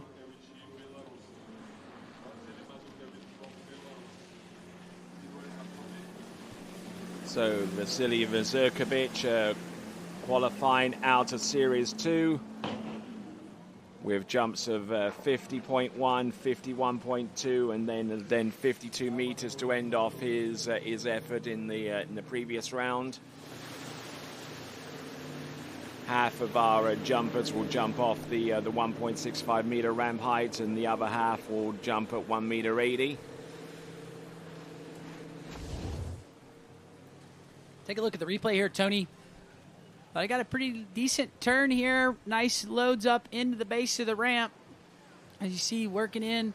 Gets pretty good kick and lift. I mean, definitely considering which way the wind's blowing. We don't have a headwind like they had, and there you go. I mean, already bettered his preliminary round. So 53.1 meters on jump number 1. That's a good opening start there for the Team Belarus skier.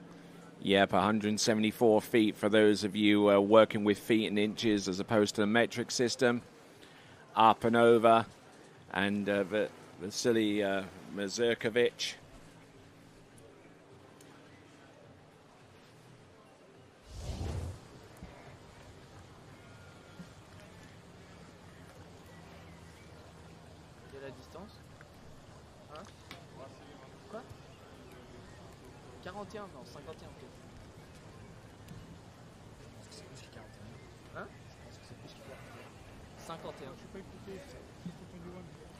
All right, as we listen in on some of the conversation that's taken place on dockside vis-a-vis Axel Garcia, who's going to be jumping next. Here comes Vasily Mazurkovic on jump number 2, and didn't quite get the ramp work necessary to extend that jump out. As a matter of fact, he was confident enough in knowing that that jump would have been less than the first one. He dropped the handle, and he's sinking into the water and giving himself a little bit more time to contemplate where he goes next from this point. Yeah, Tony didn't have as much speed when he turned in, and he hit the boat just a little bit hard too early, and that switch kicking on, slipping out on the ramp, and, as he landed, just kind of dropping the handle. So he gets one more jump. Like I said, he's already bettered his jump result from the preliminary round, put some pressure out there as the opening jumper, but definitely looking for some more. If I'm not mistaken, I believe he had a best jump last year at this competition of somewhere around 58 meters. So definitely capable of going, several meters further than that first jump. But we just got to see if he can find this spot. I mean, it's been tricky. The wind is blowing different than the skiers have had. His sight familiarization, he had a headwind. And, now we've got the wind blowing kind of from the bank. It's slightly a crosswind, a little bit of a shift, but definitely different than what they've had to ski so far this week. So in this same tournament, around about this time last year, he jumped 58 meters. Jumped 58.3 meters, or the equivalent of 191 feet. So he's definitely capable of throwing some heat down. Let's see if he can do it, though.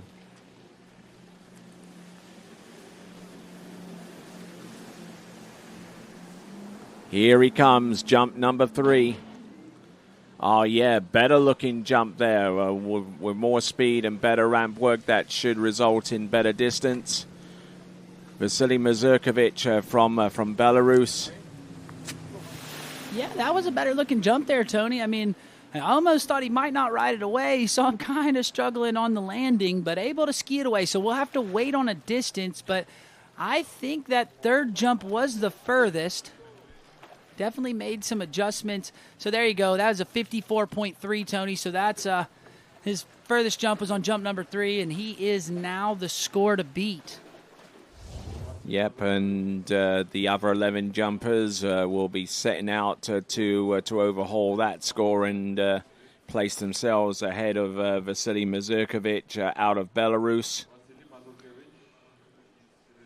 Next jumper up is going to be Axel Garcia of France, making his debut in this Europe and Africa Water Ski Championships as a bona fide member of Team France.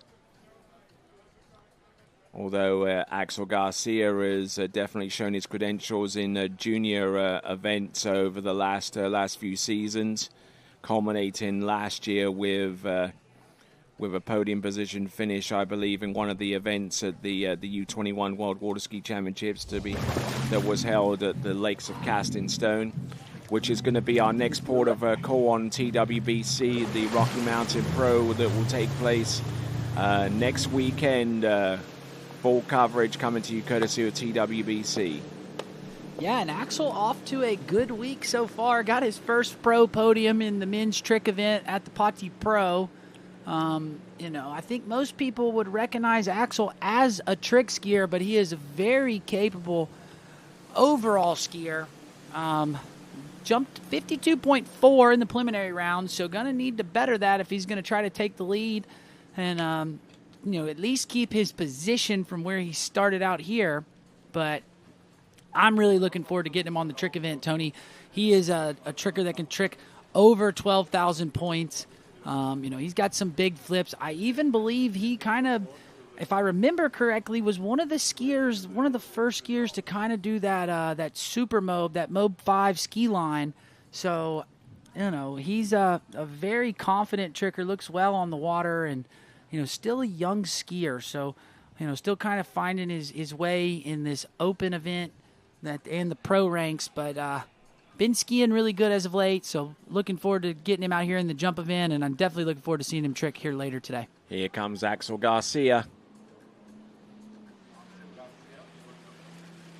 Nice and wide up on that towboat. Good turn, good drive here. And a decent looking opening jump. Still has plenty of room to take that cut a little bit later and generate more speed and lift as a result. Yeah, Tony, he was pretty early on that one. You see him coming off of the left-hand side of that ramp. So definitely want to see him either bring it down or keep his speed up a little bit more as he makes the turn. You see he kind of releases and slows down a little bit, but gets the skis around, gets in a good position, locks in, and then you'll see as he comes in, he was early, and that's going to result in a 47.5-meter jump. So not the jump he was looking for, but gives him a good score to start and gives him some room for improvement. And, we saw him yesterday. He did that. He got better each jump. So let's see if he could do that here today. As we see the replay here, coming off early, see the boat kind of checking him up because he had to stop coming into the ramp or he would have skied off the left-hand side. And with that, Tony, we're going to go check in with Sadie on the dock. Guys, we're down here dockside with Vasily. So he's just come off the water, 54.3, an improvement from first round. So great skiing. I know you definitely wanted more. Your PBs are quite a few meters further. Talk us through how you felt out there. I feel nice, but some work not do today. But it's happened now. We need more work for the jumps, and we will see one round of tricks, preliminary rounds. We will see. Well, we're excited to see you trick, so good luck for trick. Congratulations on being in the jump final, and how are you enjoying Georgia? I'm pretty enjoy of this country, the food, the weather so much, and I like sea, and every day we're coming to sea and swimming. It's pretty nice. I enjoy. Well, we're glad to have you here. Thank you, and good luck for trick preliminary. Thank you so much. Back to you, Tony and Zane. All right there, Axel Garcia, who lands his second distance to try and exceed 47.5 meters, and the turn here looked absolutely spot on as he nails the second jump with 55.7. Yeah, Tony, I liked how he kept his speed up there for the turn, so he didn't slow down like he did on jump number one, able to get the skis to move a little bit better. Plus, by having that speed, he brought it down a little bit more, so that was a 53.7-meter jump. That's going to slot him into second place, but he's pretty close to taking that lead. And kind of if he follows the trend that he had yesterday when he jumped, he's going to build off of that one. And that was, like I said, much better jump. So see if he can make just a little bit of adjustment to get some more height and kick off of that. But I thought that was a big improvement from jump one, Tony. And 53.7 is looks like it's a par for the course there for Axel Garcia. He has been jumping around the 53, 54 meter range as recently as the French National Championships in Open and U21 that took place just the past weekend. Now let's see if he can improve upon that. Here he comes, jump number 3. The height was definitely there, certainly. Yeah, definitely got the kick there, Tony. We'll have to wait on the distance. I don't know if he had as much speed as jump number 2, but definitely got the work off of the ramp that he wanted. We'll have to wait and see. He's sitting there looking, trying to figure it out. He's pointing at something, so not 100% sure, and man, he was pretty consistent there. That was a 53.6-meter jump, so 10 centimeters shorter on jump number 3. So jump number 2 will be the furthest, and right now that slots him into second place.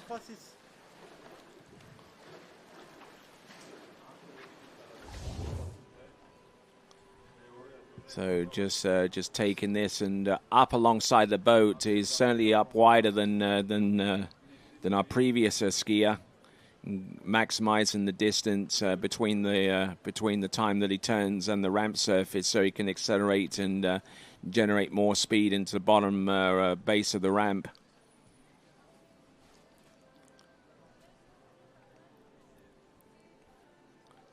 And he's certainly been working on the turn. It looks like that he's been coached extremely well on the turn.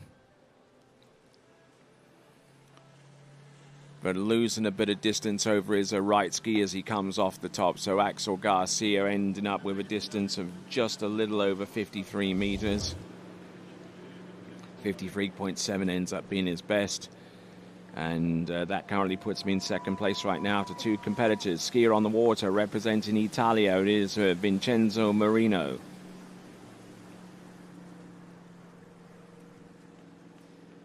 All right, and looks like Vincenzo jumped a 55.4 meter jump in the preliminary round. So if he could do that again today, he would take the lead. But so far, the first two jumpers have bettered their results from the preliminary round. So let's see if Vincenzo could do that, jump closer to that 60 meter mark. I don't know if he's jumped that fully yet, maybe been there one time, but definitely chasing 60 meters. We'd like to see him get more consistent, get those further jumps, but we'll see what he's got here. We got that boat turned around, bring him into the course for his first jump. So Vincenzo Marino, who's jumped extensively this season, is a best jump distance of the season so far is a 56.7 meter leap. In the Poti Pro, he jumped 52.5 meters. Let's see if he can conjure up a little bit of something there, and unfortunately dropping the handle and skiing around the bottom left corner. Yeah, Tony, I think he was a bit late on that one. A little later than he wanted to be. Kind of looked a little unsettled. Kind of looked like he rushed the turn here. We'll kind of see. So he's take a look at the replay. Gets the skis around, but yeah, I think he was pretty late. As you see him, he lets go, has to jump over that corner. So we'll definitely get some adjustments here from him. But right now with that, Tony, we're going to go check in with Sadie. Okay, guys, welcome back dockside. We're here with Axel. He's just come off the water. 53.7 was your jump score. So super strong jumping. We know we saw you in the slalom this morning. Some good slaloming this morning. I know it's not quite what you wanted, but we're also going to see you in the trick prelims this afternoon. How did you feel out there today? Felt good. Perfect condition today to jump. Good jump, 53.7, so happy and ready to trick prime. I know you're a super strong tricker, and a lot of people back home, I'm sure they're excited to see you out there on the water this up. So good luck. Do you want to say hello to anyone? Yeah, hello to my family and to my dad. Thank you so much for all, and yep, thank you. Well, you're welcome, and we'll see you later on the trick up. Back to you, Tony and Zane. Thank you very much.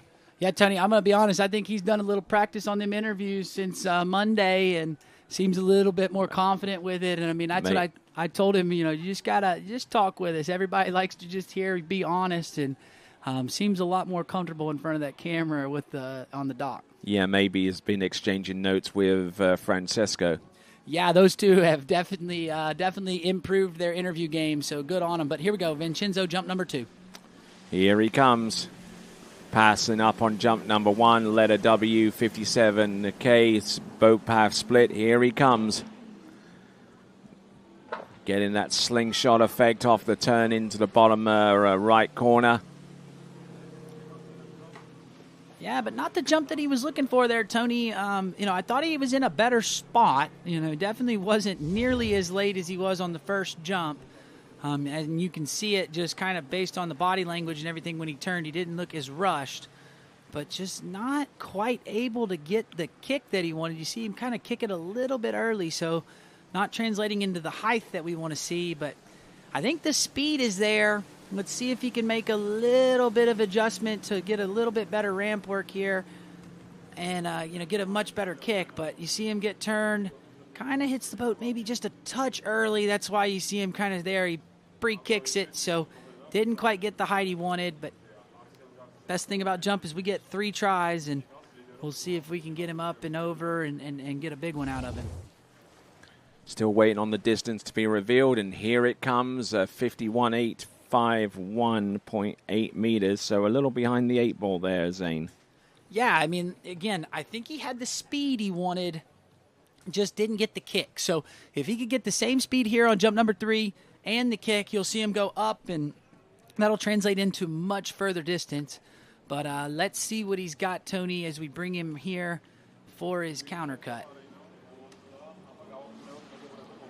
Here he is. Third and last attempt. Working off 51.8 meters. His best this season is 56.7 from Ricciardo. And that one, I think, is a little more like it, and he is absolutely loving it. Tony, that was a pretty big jump, and that's the kick we were talking about. He's happy with that. You saw him throw the fist, but he's still kind of yelling. But that time he got the kick, and you can see it right as he came off the ramp, he went straight up. And that's what we were talking about. Didn't pre-kick it. We hear a big cheer. Let's see. Maybe they've got the score before we do. That could be the local Georgian crowd. I know they've been they were hooting and hollering yesterday when these guys were jumping. So there you go, Tony. 59.6. That's a big one. 59.6. That's a new personal best. Great job for him. I mean, that's awesome jumping for Vincenzo, and definitely got what he was looking for there. Like I said, I thought jump 2 had the speed he wanted, but missed the kick, and in that time made that adjustment, got the kick that he needed with the same speed, and a huge jump. I mean, that's great jumping out of Vincenzo, and it'll be huge for his overall score and also the team score for Team Italy. Just absolutely thrusted that one straight up over his skis. Just getting some good pull off that boat, that Nautique towboat from Correct Craft. We're using the 2025 model, a carbon edition towboat. A slightly bigger prop we're using as well with this jump boat, or at least one that is designated as a jump boat due to the higher rated engine.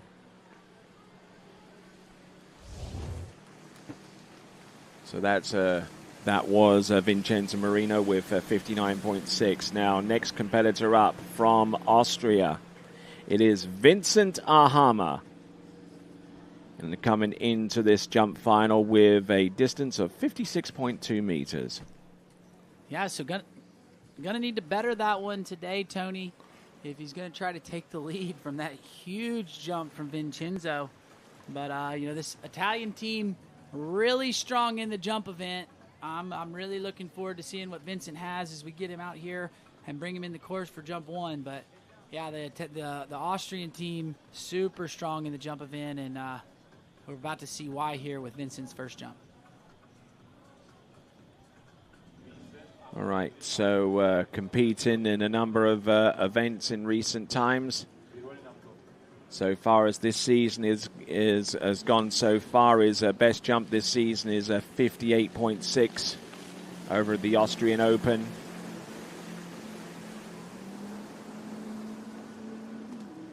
His best jump from last season is 59.5 meters over at the World Championships in Ricciardo. So that kind of gives you an idea of what he's capable of, but unfortunately having to pass up on jump number 1. And while we pick him up and take him back down to the other end of the lake, let's send it over to Sadie. Guys, welcome back dockside. We got some happy campers down here. Vincenzo here has just come off the water, 59.6 meters. Massive jump, perfect time to do it, was in finals here. So how do you feel after that? Oh, so happy. Like, I've been struggling so much at the beginning of the season with my jumping, and now, like, everything come together, and so happy. I want to thank a guy in Rosetto, Eugenio. They beat me up me a lot in jumping, and my friend Libe that is driving there. So thank you guys. Can't wait to be back in Rosetto and train for more. I mean, it takes a team to get you to this point. Congratulations on getting here. I know you slalom well this morning. You've jumped super well, and we're hoping to see you make the trick finals as well. Yeah, can't wait to trick. See you later. Well, good luck with it, and we'll send it back to you, Tony and Zane. All right. So a big shout out to the crew over in Rosetto as well. Yeah, I know they had an awesome pro event there a couple weeks, Tony, that you guys broadcasted. I enjoyed watching it. I was at the Nordic Championships in Norway, unable to hang out with you guys, but y'all did a great job. And we got Vincent Ahammer on the water. You know, he's been 20 centimeters off of 60 meters, so he is chasing a 60-meter jump, and would definitely love to get that here in this men's jump final. All right, here he comes, Vincent Ahammer. Passing up on the first attempt. This is now the second. Here he comes. Digs in. Whoa, almost gotten pitched over the, too far over the skis coming off the top, but he is definitely pushing for it. Yeah, I agree, Tony. Definitely pushing. You just saw him kind of get pulled up into the ramp. Started to see that right ski kind of go on him, but able to keep it in the position. So, gonna sigh, a breath of relief. And get down here and see if we can make an adjustment on this third and final attempt and get the look at the ramp that he likes and the kick off the top. And we just saw Vincenzo. It did it on jump number 3. So let's see if Vincent can, use that boat to his advantage, get the kick he wants and needs, and put him over. I mean, it would be awesome to get him over that 60-meter mark. I mean, we've had people jumping super strong, so that's telling you how nice that boat is, how good Franzi feels behind the wheel and the ramp, but that's not the jump he was looking for. That was a 42.7 meter jump, so he's going to try to forget about that one, and all the pressure is down here on this third and final attempt. All right, we have 2 more competitors scheduled to jump at 1.65 meter ramp height. Alex Schiel from Austria and Damir Filaretov from Ukraine. Although I actually think that Daniela Filchenko should be at the end of that list as a jumper at 1.65 meter ramp height. But we'll check that out and see what occurs as we now look at Vincent Ahammer, third and last. Hits that ramp, maximum impact. Trying to get maximum distance out of that ramp with the cut and the effort that he came in with. And that was a better jump, Tony. I mean, better than the first two attempts, but definitely not, you could tell with his body language, he knew that wasn't enough to take the lead from Vincenzo, and not quite what he was looking for. Just didn't quite get the kick that he wanted, and there you go. That's a 56.1, so that's still a big jump. That'll slot him into second place right now, but there was definitely more to be had from Vincent on that third and final attempt. So 56.1, that I believe is one of his better jumps of the season. His best jump from the Austrian Open was 58.6 so far this season. That is for Vincent Ahammer. And now we move on to our next competitor. Also from Austria, it should be Alexander Schiel. Just 7. How are we doing, Alex? Thanks, man. You too.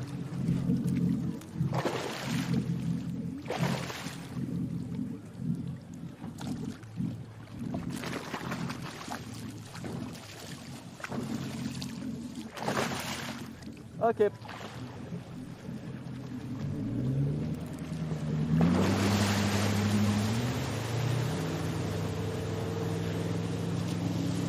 All right, in the Poti Pro-Am just a few days ago, Alex Schiel was able to register a maximum distance of 58.7 meters for a fourth place finish. Back that up with 57.7 meters.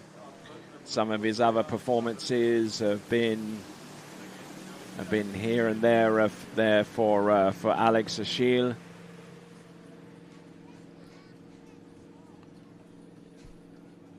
Those are distances in towards the 58 meter range are among his better jumps of the season. So he definitely has the potential of taking the lead. But the question is, does he have that capability right here and now, Zane? Yeah, I mean, I just on looking here, Tony, he's going to need a PB if he's going to take the lead away from Vincenzo. Definitely he's got a 59.2 2 seasons ago, but didn't get over 58 last season, and it's going to be PB territory for him to take the lead. But those Austrian skiers, if I know anything about them, they're all down there helping him out. He's got quite a few of them to get some help from by the likes of Carlo Basic and Luca Rockenwald. But let's see what he's got here, Tony, as he makes his turn, jump number 1. Here he comes. Oh, and passing up on jump number 1. I wonder if that's a timing issue or more of a technical issue. As we ponder that thought, let's send it to Sadie. Okay, guys, welcome back down to the dock. We're here with Vincent. He's just come off the water, 56.1, solid jumping. I know your PB is up around that 60-meter mark, so you were looking for a bit more today in the final. Yeah, I don't know. I feel kind of disappointed, but at the end, it is what it is.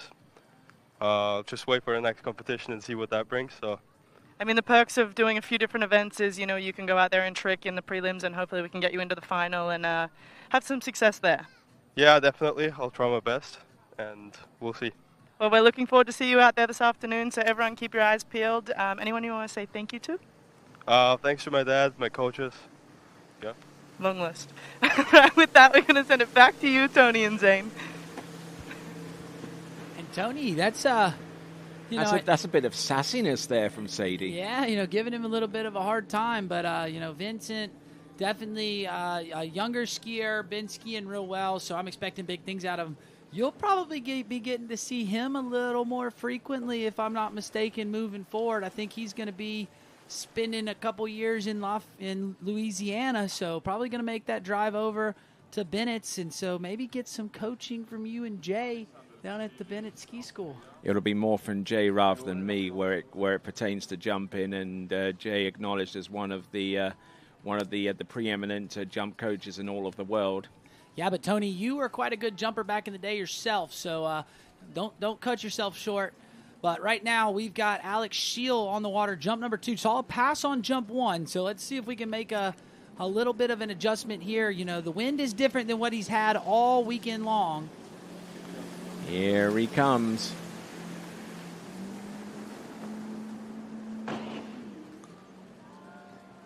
Oh, yeah, nicely done with the second jump. Does he land and ride it out? Oh, barely able to. And that's them. I mean, he's a strong cat, Tony. I mean, he's really strong. I think if maybe you'd gotten maybe 1 or 2 of these other jumpers that just don't quite pick up and sit down heavy things like he does, they might not have been able to hang on to it. But Alex able to ride it away, and that was a pretty big jump for him there on jump number 2, Tony. Has his speed up there when he makes the turn, gets a good turn, then loads the boat right here. You see him and gets his kick at the right spot. He goes up kind of like Vincenzo, and we'll wait to see the distances there. That was a 57.7 meters on jump number 2, so a better spot, better looking jump for him there, but still needs to make some adjustments if he's going to try to jump himself into the lead. And 57.7 is 0.1 of a meter less than the jump that he produced yesterday to make it to this section of the competition. And if I remember correctly, Tony, he had to do that one on jump number 3.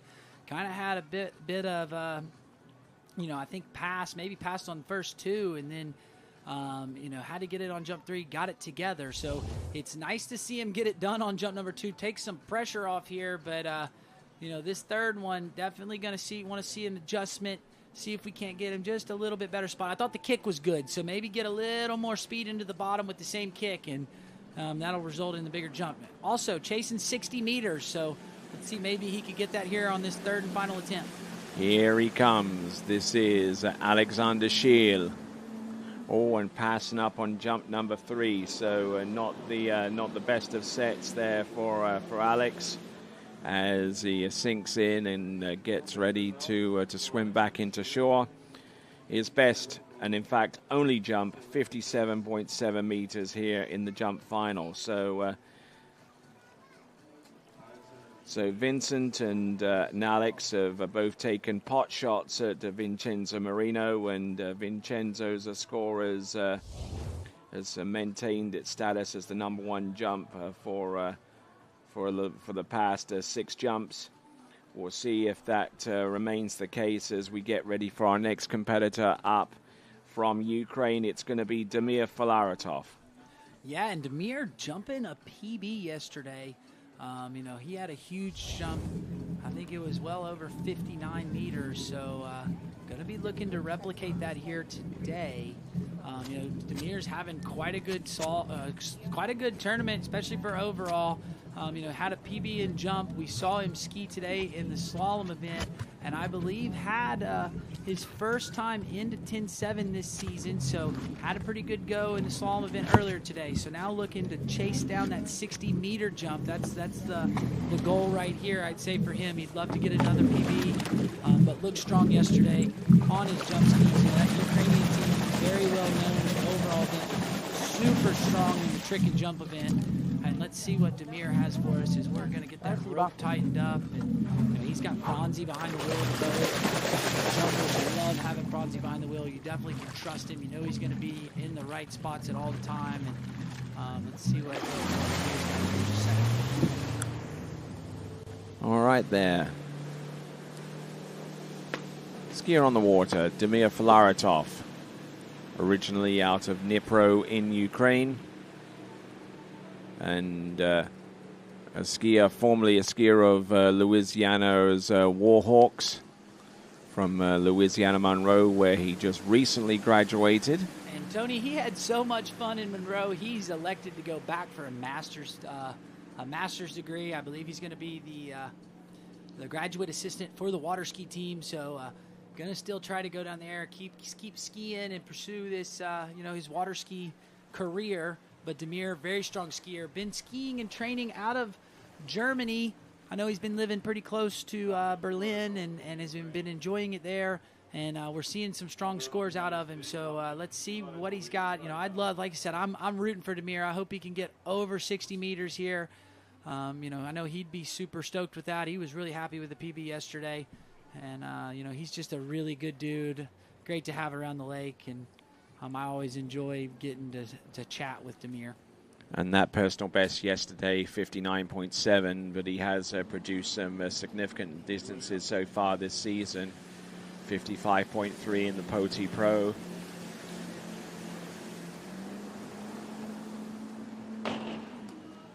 Oh, yeah, nicely done there. Does he land it? Yes, he does.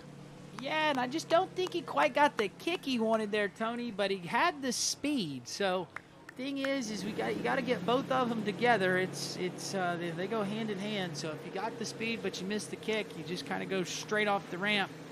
If you can get the kick, you get up, you get the air under the skis, and you kind of float a little longer. So that was a good opening jump there for Demir. You see, he has his speed up when he turns. So 58 meters even on jump number 1, but here, if he could get the kick off of this ramp and go up a little bit more, Tony, I think he could get it over 60 meters. It's pretty close. So let's see if he can make a little minor adjustment. I know Stepan Spock will be there on the bank, coaching him as he goes down, and we'll see. But I really liked how he had the speed here at the turn.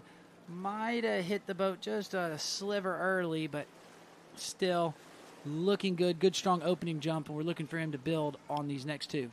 Jumped 59 meters on the very first jump in the previous round. Didn't score a distance in the middle, but ended up with 59.7 being his personal best, his new personal best distance in that sequence of 3 jumps which took place yesterday. And he's looking for a jump of around about the similar range to get his nose in front of Vincenzo Marino, who holds sway right now with 59.6. Coming to us out of Dnipro in Ukraine, this is Demir Filaretov.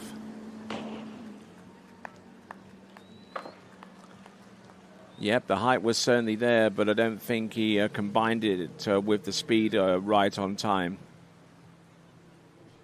Yeah, I kind of saw the rope not quite as tight when he turned in, so probably translated and maybe not quite as far as the first jump. We'll have to wait and see, but still, Demir looking strong. You can definitely tell he's been training a bunch, and like I said, we like to see when the skiers are working hard and it translates. And it was further there, Tony. That was a 58.9 meter jump, so he had the speed and the height. Let's just see if he can get one more together, building off of that. So that's a 90 centimeters improvement, so almost a full meter. Let's see if he could do one more of those. That would be right there in the the PB range, and that would take the lead.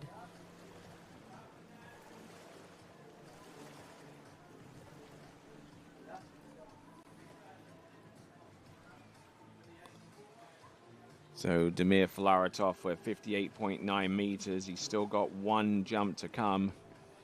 I believe there's one other competitor jumping at 1.65 meter height. And that is going to be his compadre, also from Ukraine. That is Danilo Filchenko. But let's see what Damir can do by way of a closeout. This is his third and last attempt. He's turning up high on the boat, and here he comes. All right, better looking jump there all the way through on jump number 3, and that is going to be very, very close in my eyes to the 60-meter mark. Yeah, Tony, I thought he had better rope control there in the turn. Looked like he might have been in a bit of a better spot. We'll have to see. I think it was a bit further too. Only time will tell. See if we can get that measured out. Come on! That kind of distance, 59.7. And that's what, when you hear him say, come on, I think he thought he was in that 60-meter ballpark. But that is enough to put him in the lead. That's exactly what he jumped yesterday. So he duplicated that. And the thing is, Tony, is I think he got that one jump yesterday, got a PB, and I think he's a lot more confident on his jumping. So good jumping out of him, and we'll see how he stacks up with the rest of our jumpers.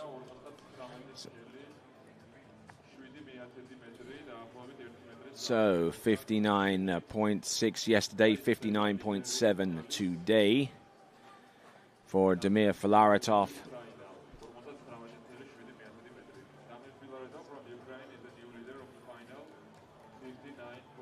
So getting a good pull all the way through into the landing. A wonderful looking jump there. He's taken the lead.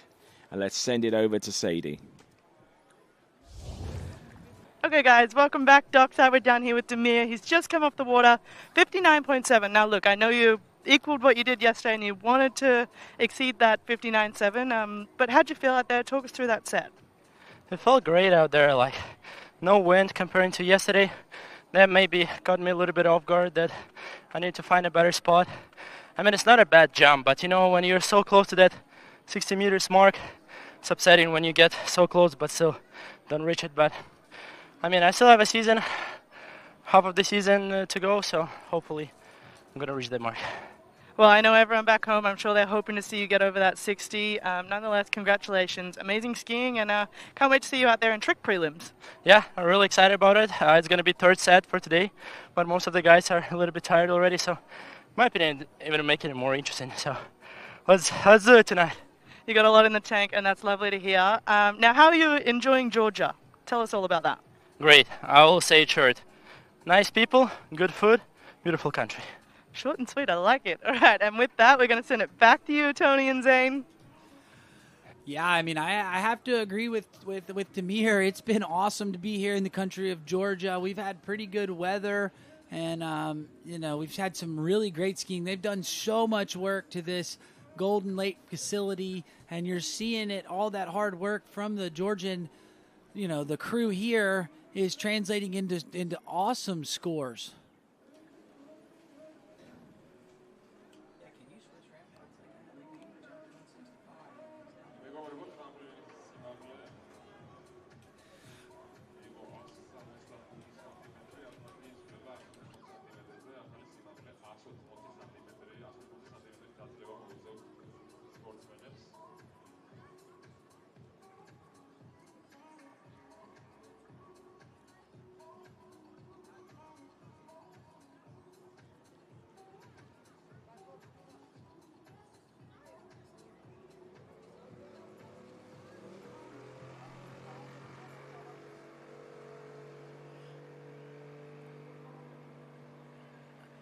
All right, so we see that boat. The tech guys got out there, got that ramp raised up. So, Tony, just something that I'm noticing here, Danilo Filchenko yesterday jumped on a 165 ramp height, and he is now jumping on the 180. So must have seen something that he liked or felt comfortable, felt like he could go hit 6 foot or the 180 jump. I know usually we see him jumping on that ramp height, so maybe just not quite having the practice that he wanted in the beginning, but he's been jumping that lower ramp height all week and just feeling confident enough that he can go out and hit the bigger ramp.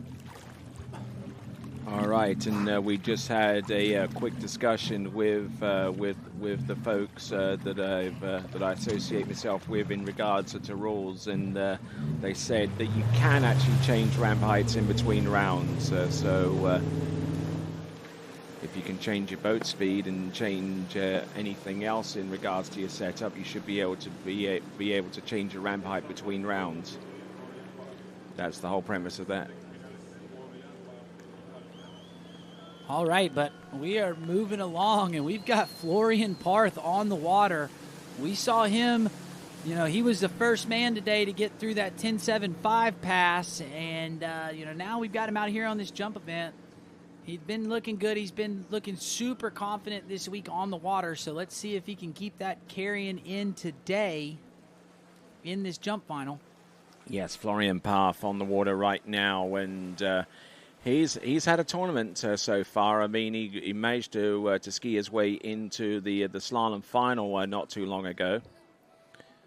Yeah, I mean, he's run 10.7 every round he skied here in slalom. He jumped really good yesterday, got himself into the final here, and let's see if he can get it together and put out a big one for us here on his jump set in this men's jump final.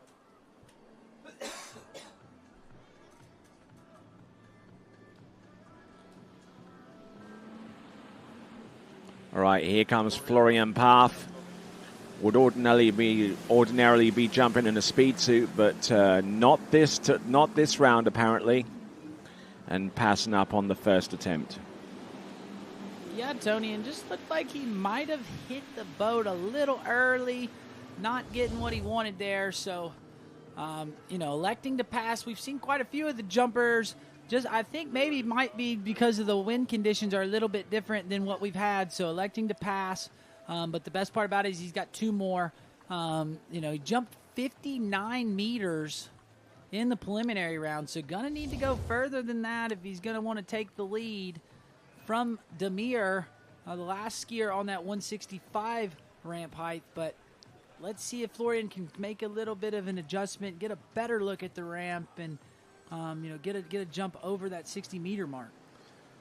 And it hasn't been all rainbows and unicorns so far as Florian Parth has been concerned with the jump event. He jumped 55.2 meters in the Poti Pro in the first round and didn't land a scoring jump in the finals to end up in 8th spot after the nighttime pro jump final as Francisco Calderola.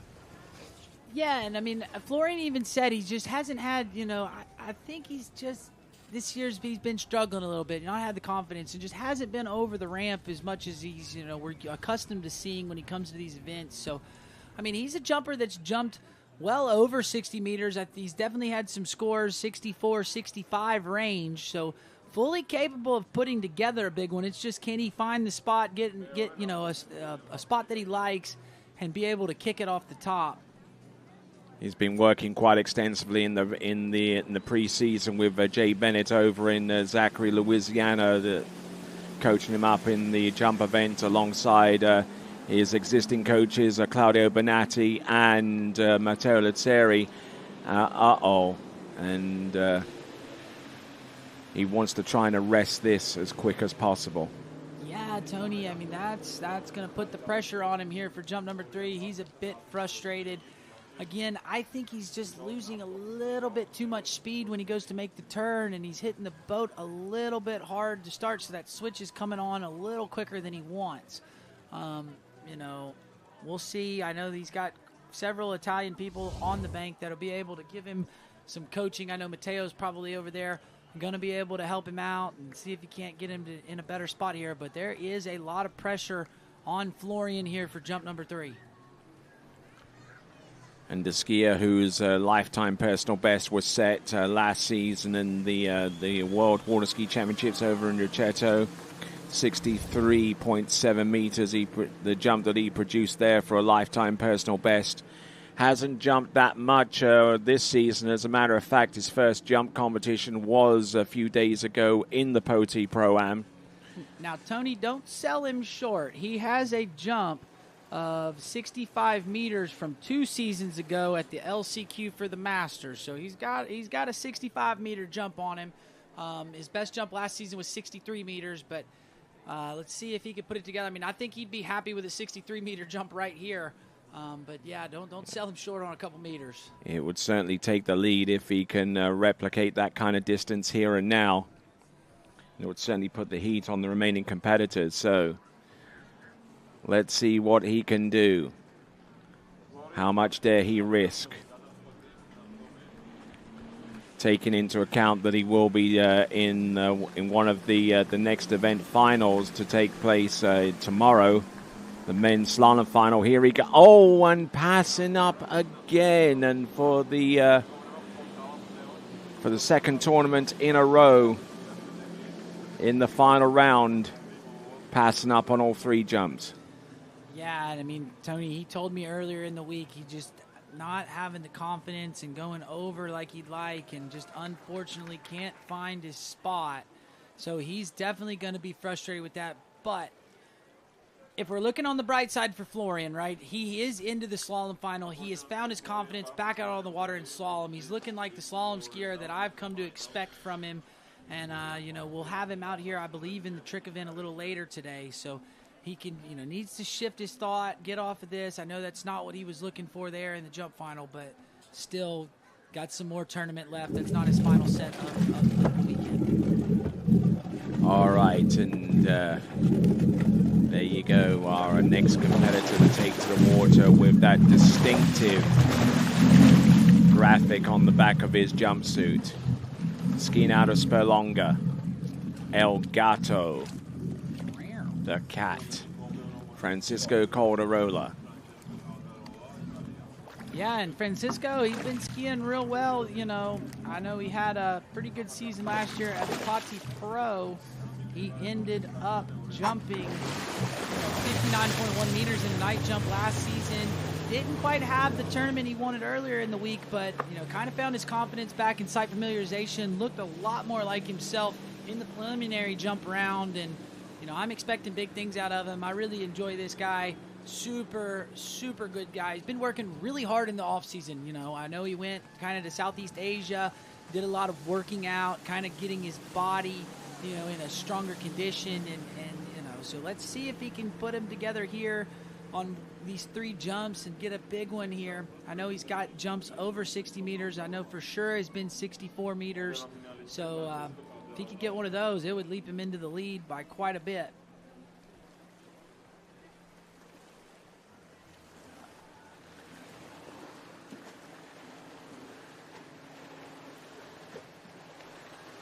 Francisco Calderola, who competed in the Poti Pro, ending up with a 6th place finish with his with a best jump of 56.9 meters in the Rocchetto Pro. He jumped 64.8, which I believe is one of his best jumps ever. So let's have a look and see what Francisco can do with the 3 jumps that he has at his disposal.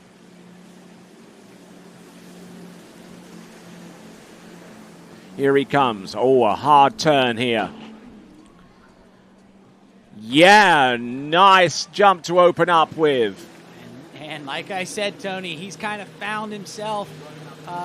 Definitely not had the pro event that he wanted earlier in the week, but he has put it together here at the Europeans, and that was a huge first jump. We'll have to wait and see, but I think that was enough to take the lead. Looked like it was over 60 meters. Looked really good, and, really good jumping out of him. And that was a big jump there, Tony, 62.5 meters. So putting himself in the lead to start, and got 2 more to build off of. But you can see as he comes off the ramp, he gets the kick and goes straight up. And nice looking jump. So fantastic effort there from Francisco Calderola, and I think if you were to interview him now, he'll tell you that he's very happy. Oh, yeah, no, for sure. And, I mean, Francisco is chasing his first European podium. So right there, off to a good start, 62 meters. I mean, that's a big, big jump there, Tony. From the preliminary round, that would have put him into second place. So, off to a good start. Now let's see, maybe he can get it together, find a couple more meters, and push this lead out on these last few. This is going to put some pressure on the next few jumpers, but Francisco definitely found himself. He looks a lot more like he did at the end of the season last year. And let's see what we've got as we bring him in jump number 2, Tony. Here he comes, Francisco Calderola. Laying that right ski down, and just before he turns and heads towards the ramp for the second attempt. Good, solid jump in there. Yeah, and giving a bit of a yell there, Tony, so I think he liked that one too. Like you said, I think he's happy with, being able to find his confidence back out on the water. And the one thing that I really notice about Francisco is he normally takes all 3 jumps, and he comes off the ramp, looks good, normally gets his kick just about every time. So the one thing that he does is he goes up when he comes off the ramp. So as we see him turn here, got his water speed up, and look at how consistent he is, Tony. That's 62.4. So he knew he was right there in the same ballpark as that last one, and let's see. I'd like to see him get another meter or 2 out of it. That would be huge for him. It would be so awesome to get him on his first podium here at the Europeans. So in the Ricciotto Pro, got a 6th place finish on the strength of 61.7 meters. He's already superseded that distance with the opening 2 jumps right here at Golden Lake, the home of the 2026 Europe and Africa Open Water Ski Championships.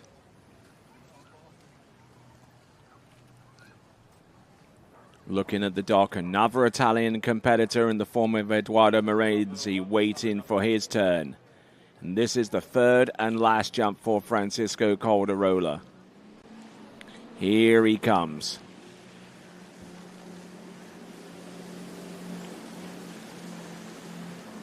Settling in nicely. Here he comes.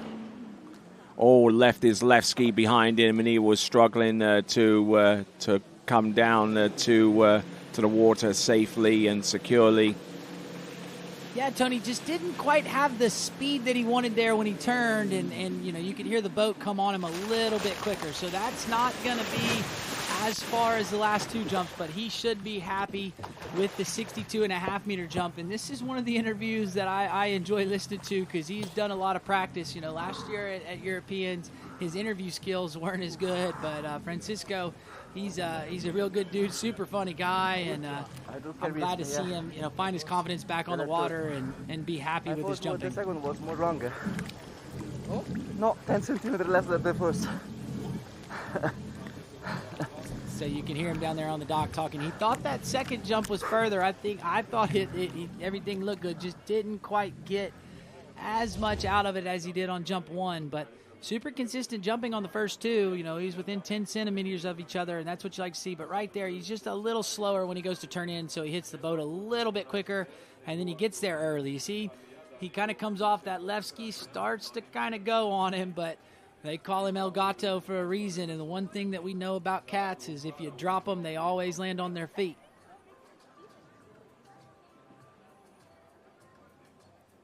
Keeping a good tight line at the apex of that turn, and then drives it in home. And just flat kicks that one, not getting much out of the ramp in that instance, but he certainly got plenty out of it with the middle jump distance of the first jump distance of 62.5 meters. That is Francisco Calderola on the water right now. From Italia, it is Edo Morenzi.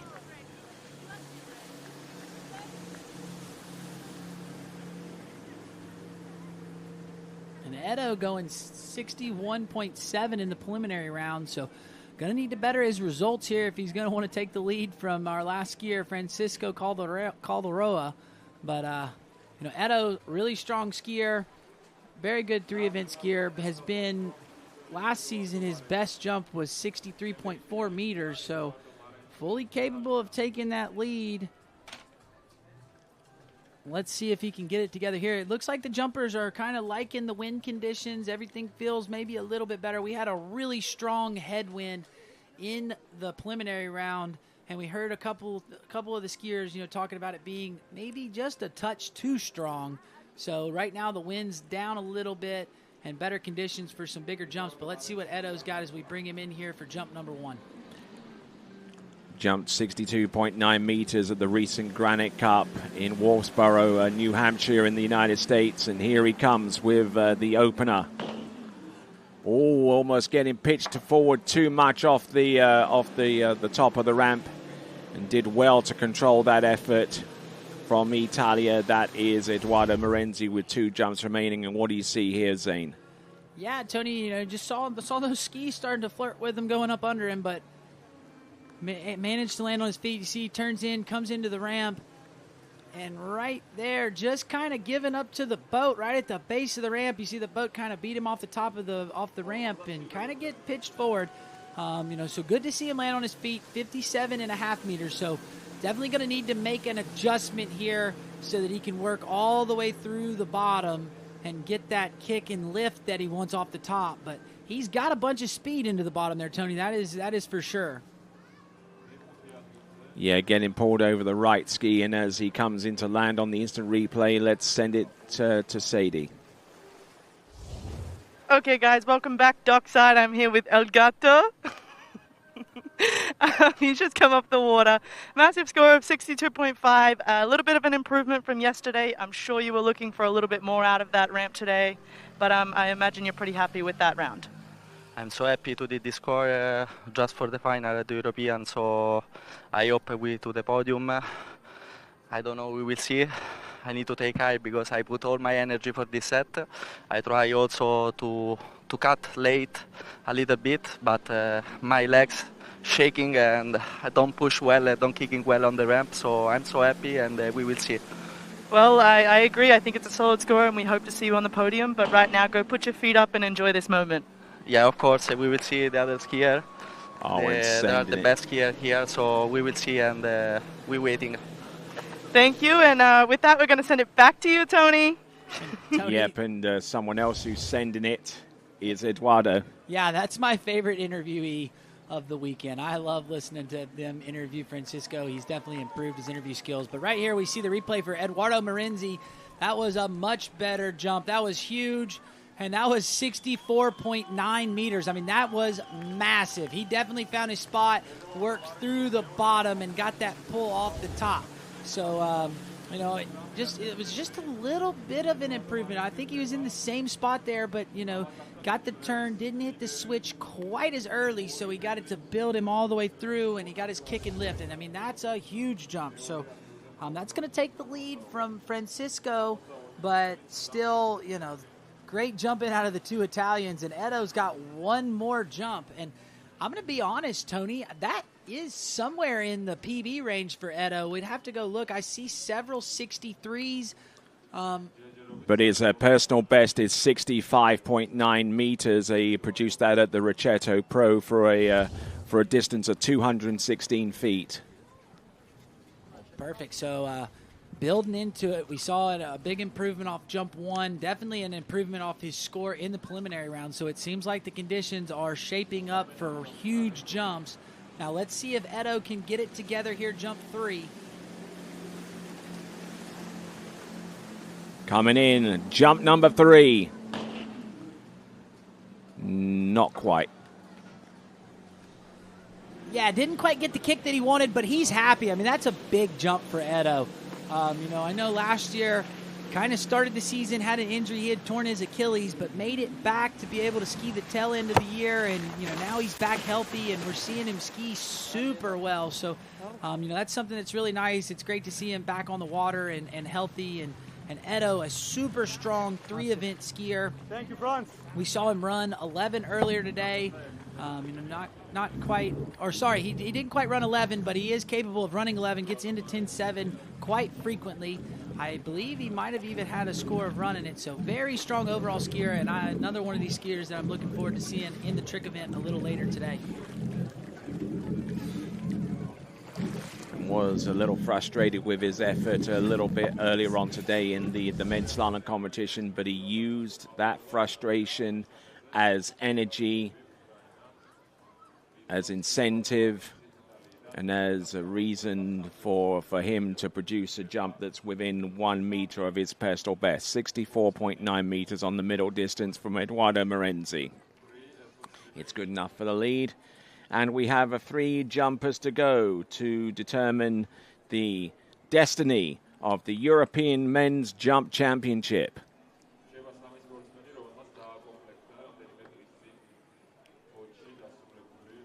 So Edo Morenzi's jump of 64.9 meters is now the bubble.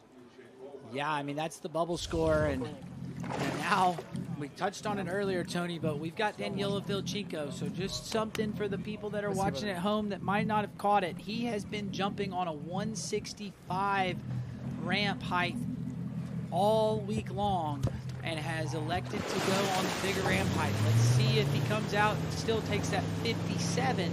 You know, you can switch the boat speed and switch the ramp height. I would suspect he's going to keep the speed the same, but up that ramp. I mean, he's been jumping, looking strong all week, so I think he was feeling confident enough. And the thing is with Danny, he's been over that 180 centimeter jump plenty of times, so fully capable of hitting it. And, you know, it's just nice to see that he's feeling a little more confident here for the finals, and he's going to try to go put out a huge score. He was also the defending overall champion at the Europeans from last year, so looking to put out a big score and push his overall points. All right, as we get ready for Danilo Vilchenko, has 3 jumps at his disposal in the Party Pro. He jumped 59.7 in the first round and 58.5 in the final to place himself just behind Luca Rockenwald, who was triumphant in the Party Pro-Am just a few days ago. So keeping the speed at 57, Tony, but up in this ramp height. So let's see if we can find some more distance for him. Here he comes. Planting his skis in. Getting a good launch on that one, and standing pretty much straight up and down so far as his air form goes there, Zane. Yeah, I mean, he looked good in the air. I like Danny right here. You know, got a pretty good turn, so I don't think that was quite far enough to take the lead, but still, that was a big jump, and it's pretty impressive that he upped the ramp, no practice on it, and comes off that well. So let's see if he can build off of it on jump number 2 and 3, but 62.9 meters on jump 1. That's a big opening jump. Yep, 62.9. That is his current season's best right now, 62.9. In this tournament, this time last year, he was your champion in the pro jump event and the Party Pro-Am with 61.9 meters. And with that in mind, let's send it to Sadie. Okay, guys, welcome back, Dockside. I'm pretty excited to be here. I've just got Edo here, 64.9.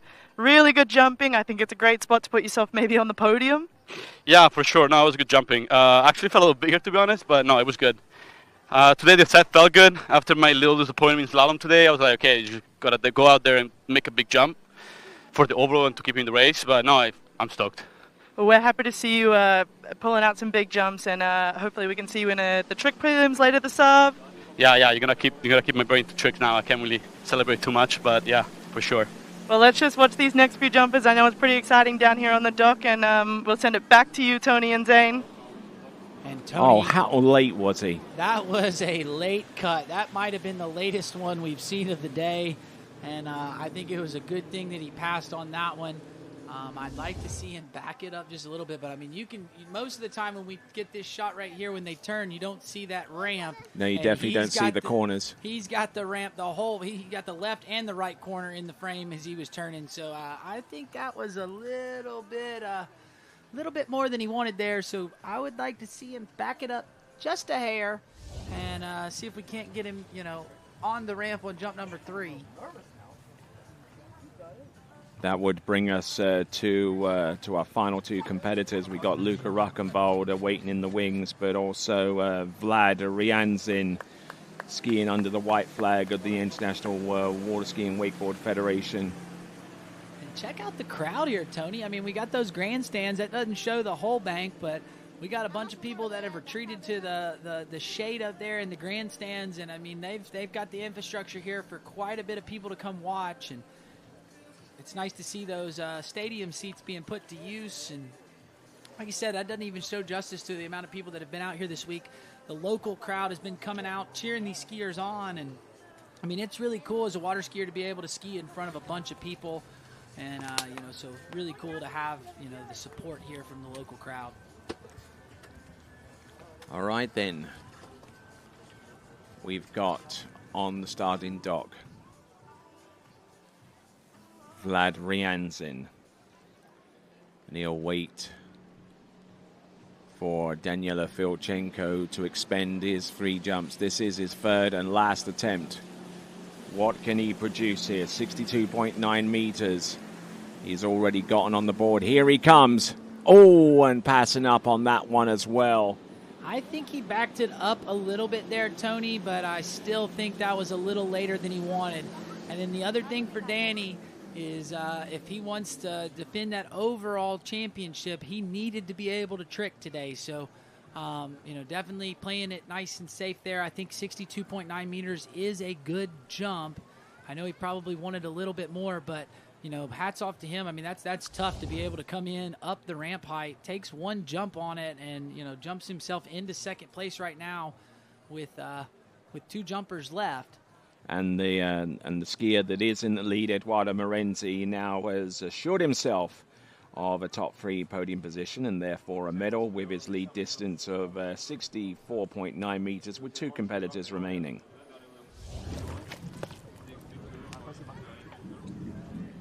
And the first of those 2 competitors is Vladimir Rianzin, who we see on the starting dock getting ready to go.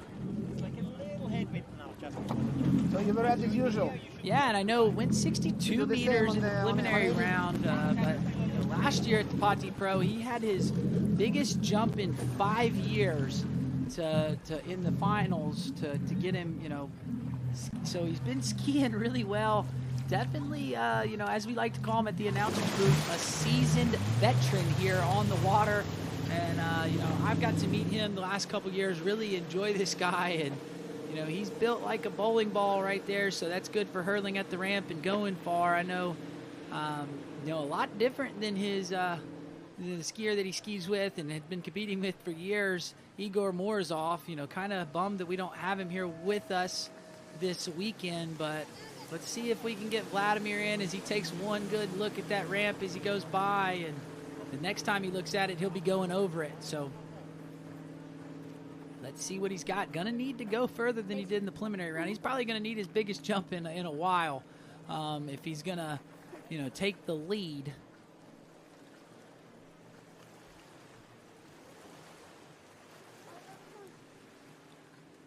So working his way towards the southern end of this Golden Lake facility. And a facility that was built in time for the 1991 Europe and Africa Open Championships held that year.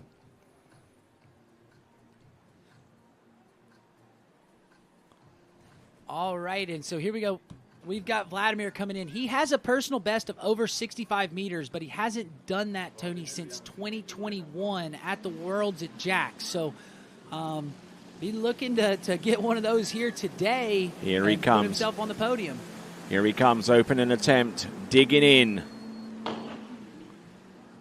Oh, yeah, a pretty good opening first jump there. And something to build from, I would fancy. Yeah, I mean, been skiing really well, and we'll see how far it is. And I'll tell you, Tony, I just got a text message from somebody that's watching that I missed seeing at the ski lakes, but Natalia Bernikova, shooting us, telling us she's watching the event. So I know she's here watching and rooting on the Team Belarus skiers, and I know her and Vladimir probably did a lot of skiing back in the day together. So glad to have you watching, Natty. And there we go. We see Vladimir's first jump, 60.6 meters. So good opening jump, but definitely got some room for improvement.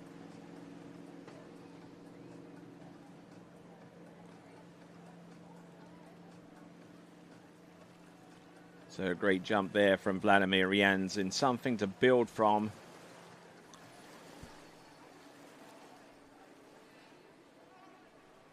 Comes into landing, and wonderful looking jump there from him. So now to get onto the podium, one would have to jump in excess of 62.9 meters. That distance currently held by Danielo Filchenko. And holding on to his position on the podium is Francisco Calderola, currently in third spot right now with 62.6. Let's see if Vladimir Jansen can break through into the top three. Here he comes. Jump number 2. Nice impact there, but still missing something from somewhere there, Zane. Yeah, just not quite getting the kick that we've seen from, the last couple guys. He's got the speed. It's that the speed's definitely there, Tony, just not quite getting as much lift off the ramp. But like you said, just a minor tweak away from getting the kick and getting, his biggest jump since 2021. Like you said, we see him here when he turns in, gets a pretty good turn, good drive into the wakes. He's quite a bit earlier than we've seen on our last couple jumpers. But the thing is he hits up at the ramp still at a pretty good spot. So 62.1. 62.1 meters on that jump, and this is going to come down to jump number 3. Right now, Francisco Calderera is one jump away from making his first Open Europeans podium, and if Vladimir Jansen has anything to say here, he's going to come out here and try to put down a massive one on jump number 3, but improving on his preliminary score by 10 centimeters there, Tony. All right, it comes down to 2 inches now to determine the fate of the European Championship. There's Luca Rockenwald. He has 3 jumps coming his way. Francisco Calderola, we see him walking down the shoreline with 62.5 meters in the jump final. Just hanging on to third place right now, just behind Daniela Filchenko on 62.9. Let's see what Vladimir Jansen and passing that up. That therefore means that Daniela Filchenko has a spot on the podium with that jump distance of 62.9.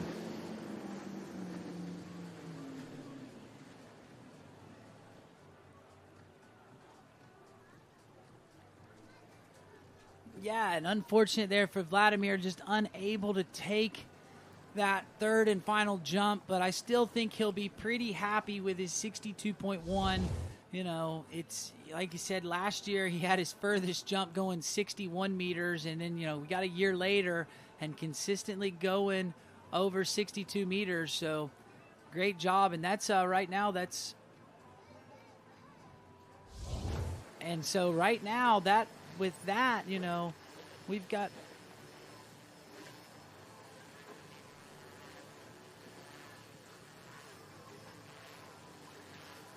So right now we've got Eduardo Morenzi still in the lead with that 64.9 meter jump.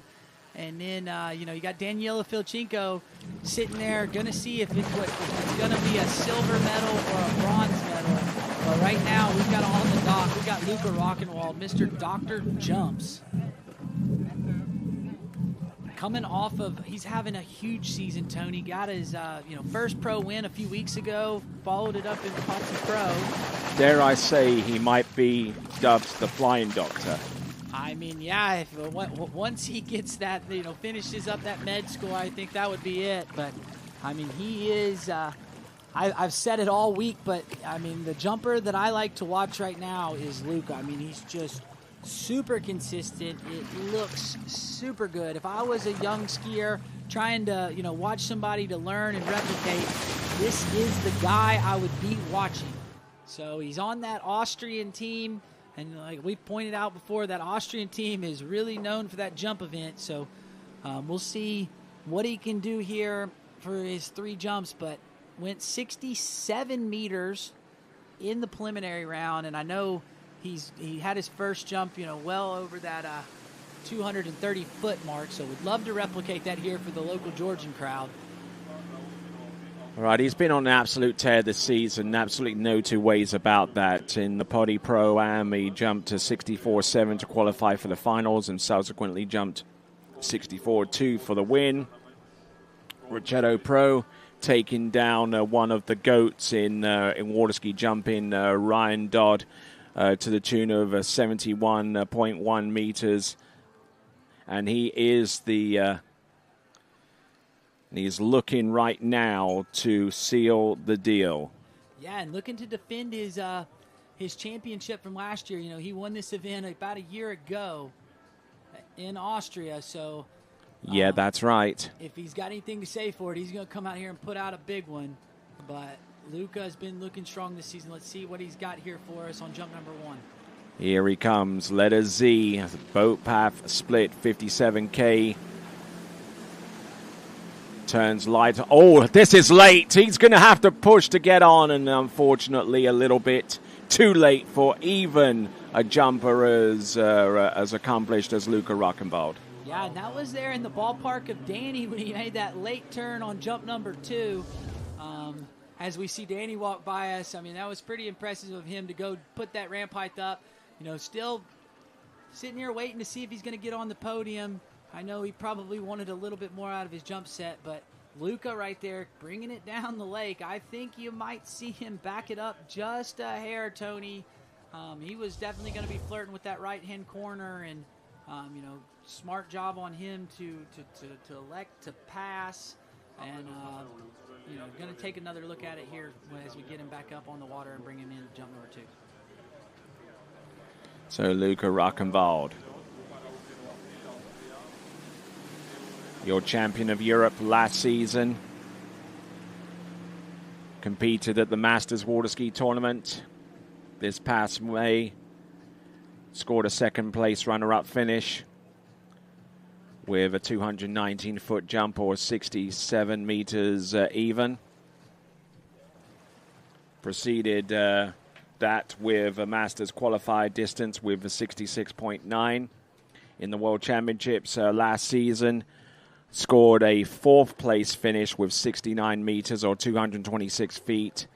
So he's been incredibly consistent, and somewhat surprising that he only just started jumping over 70 meters this season.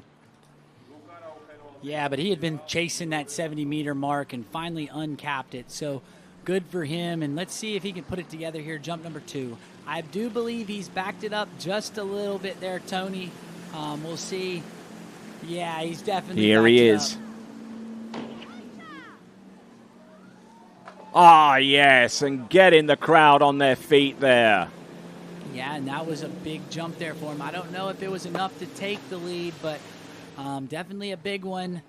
I believe that's going to be at least enough to get him onto the podium. We'll have to wait and see a distance, but he does get one more jump. So, Tony definitely backed it up there.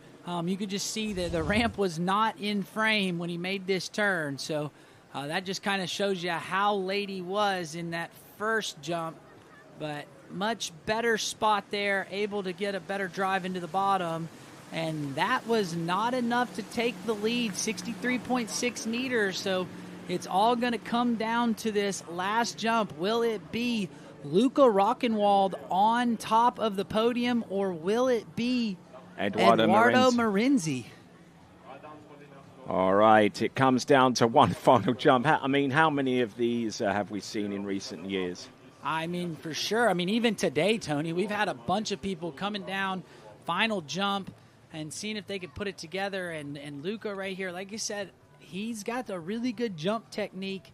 And, I think he'll be able to get it together. We'll have to see. I mean, that was a huge jump out of Eduardo going 64.9. So Edo's been skiing good. Let's see if Luca takes it or if Edo is your new jump champion. All right, let's see. Luca Rockenwald can't afford to put too much of a foot wrong here.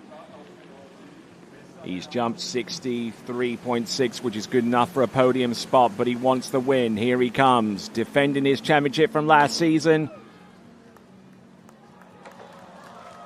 And that was the spot, Tony. I thought he was a lot earlier on jump 2 and got the distance, and it looked like he brought it down, somewhere in between jump 1 and jump 2, and that one looked like it'd be far enough. He seemed happy with it. We'll have to wait for a distance, but that looked pretty good. We await the distance. Winner! Chicken dinner there, Tony. That's a 68.1 meter jump, 223 feet, and came out last jump for all the marbles and defended his jump title. So here's the Austrian team running down the bank to go give him a cheer on, but he should be stoked. I was like, just go slow on the distance. Oh, look at them. All the little girls are ready.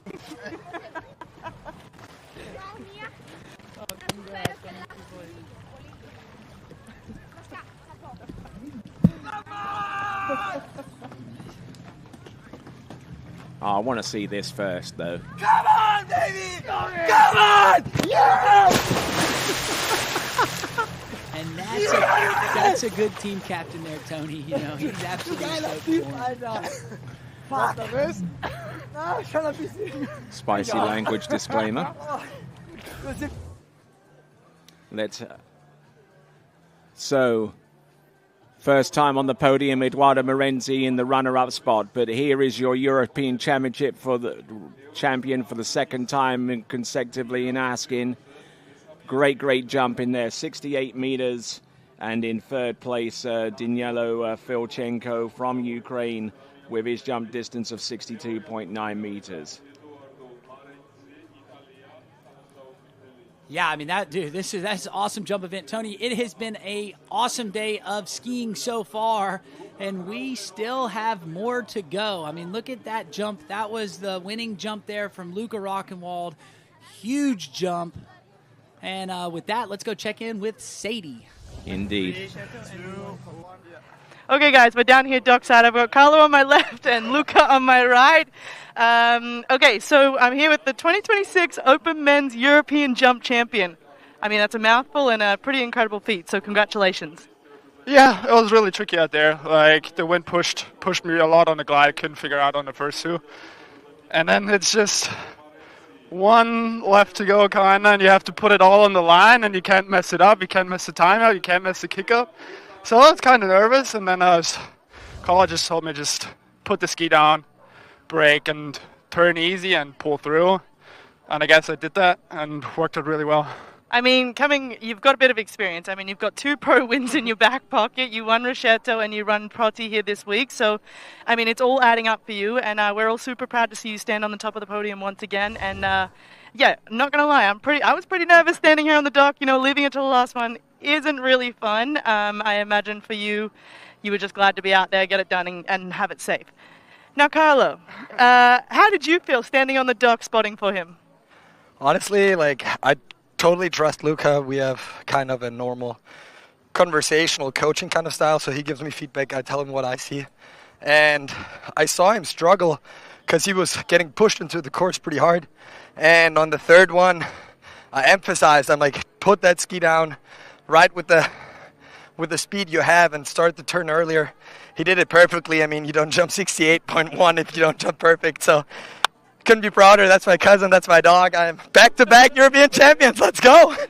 I mean, I'm just as stoked as these guys. I'm going to let you guys go and celebrate accordingly. Don't do anything I wouldn't, and have fun out there. Thank you. Thanks. And with that, we're going to send it back to you, Tony. Well, to quote a Steelers wheel tune, clowns to the left of her, jokers to the right. Yeah, that was for sure. And, I mean, that's a lot of excitement down there on the dock. And, congratulations to Luca getting the win back-to-back. And, that was huge jumping out of him, 68.1. And then he's not done for the day, Tony. He's going to get out there, and we'll see him in the trick event here in just a little bit after the women's jump final. But there you go. You can take away the leaderboard. There we go, Luca Ruckenwald, your double European champion, two-time European men's jump champion with that distance of well in excess of 68 meters. Eduardo Morenzi, your runner-up. Daniela Filchenko, the bronze medal winner. Francisco Calderola in fourth. Vladimir Janssen in fifth. Damir Folaratov in sixth. Followed by Vincenzo Marino, Alex Schill, Vincent Ahama, Vasily Mazurkovic, Axel Garcia, and Florian Path. So that is the leaderboard for the men's jump. And let's send it back to Sadie. Okay, we're back dockside with Daniela. Okay, you finished up third here at the European Championships. I mean, I know you probably wanted a little bit more. You just couldn't quite put one out there that was in a safe manner. I know you passed your last two jumps. Run everyone through back home, kind of how you felt out there. Yeah, honestly, felt normal at 180. Like I didn't jump 180 the whole season. It was my first set at 180, so I wasn't going in there like knowing what's gonna feel like. First, set at 180, but I think I managed it well on the first jump. I was quite early, super easy jump. Just put my skis on the ramp and tried to kick it, and it was 62.9. I was like, okay, good. I just got to go a little bit later, and I just couldn't figure it out. I went way too late. On the glide, it was pushing, like Luca said. It was a tricky kind of tail going on your countercut, so it was pushing so much, and I just could not stop, and I was going way too late and wasn't comfortable with that spot. So second and third jump I had to pass because the tricks aren't coming up, and then just couldn't take that risk. I was making it on the ramp, but I was not comfortable with it, and it is what it is. Still on the podium. I'm glad with how much I've jumped. I just started doing doubles literally a week and a half ago. So, and I think I did maybe 10 sets maximum with 0 off. So I'm glad I'm standing on 2 of my feet, and I'm standing on the podium. All good, yeah. Tricks ahead and overall battle ahead. So all good. I mean, the overall battle for you is one that I imagine you're hoping to come out on top of. I mean, you're a super solid tricker. You're an amazing jumper. I know we've seen you slalom this morning. Didn't make the final, which is a bit unfortunate for you, but I know you want to make that trick final and see if you can really push those boys. Yeah, for sure. We're going to try to put a big score out there in tricks right away, so no pressure for me in the finals. And yeah, good luck to all the guys, and thank you to everyone back home watching and supporting. Perfect. Well, thanks for chatting with me. And with that, we're going to send it back to you, Tony. Thank you very much. So let's have a look at the men's tricking running order, starting off women's jump, Tony. With women's jump final. We start off with Sofia Horsvedavia, then Maria Kazalskaya. Then we've got Katerina Hafner, Enif Anguino, then Perrine Saunier. Our penultimate skier is Linda Polidarova. And Irina Touretz will be our final skier to take to the water in the women's jump final. Let's send it to Sadie. All right, guys, back here dockside. I mean, just talking with all the boys at the minute. Eduardo, he's placed second here at the European Championships, your second European jump podium, so congratulations. I imagine you're feeling pretty ecstatic. Yeah, I'm stoked. For a second, I believed in it, but I know Luca. He's my roommate in college. I know how big he can jump, so I'm happy that he got the win. He deserves it. I'm stoked. Also, I can't believe I had 2 jump podiums before I have 1 trick podium, so no, I'm stoked. I can believe that. But now I can see now you're going to keep building that trust and confidence in yourself. And I mean, we've seen your jump progressively become more confident over the season. So well done. We're super stoked to see you stand on the podium this time. Congratulations. And I can't wait to see you out there in trick prelims. Yes, thank you so much. Yeah, got a bit locked in. Well, good luck to you. And with that, we're going to send it back to you, Tony. Thank you very much. Women's jump final round about to take place. 8 skiers in the women's jump final. We're going to start off with Sofia Hosvedevia, then Maria Kazovskaya. Unfortunately, we will not have Elena Parkamenko due to the injury that she sustained on a second jump in the elimination round. But best wishes to her going forward. Katerina Hafner will be our third skier off the dock, therefore. Then Enith Anguino, Perrine Saunier, Linda Polidorova, and Rena Tourette will be our seventh and last skier to take to the water in the women's jump final. Looking forward to getting this jump final underway, Tony. We've had a great day of skiing and looking to crown us a jump champion. And, then we're going to roll in and finish out the day with some men's trick. This event, the Europe and Africa Water Ski Championships, coming to you live from the Golden Lake here just outside Poti in the Republic of Georgia. So glad to have the presence of your company. And let's send it over to Sadie once again.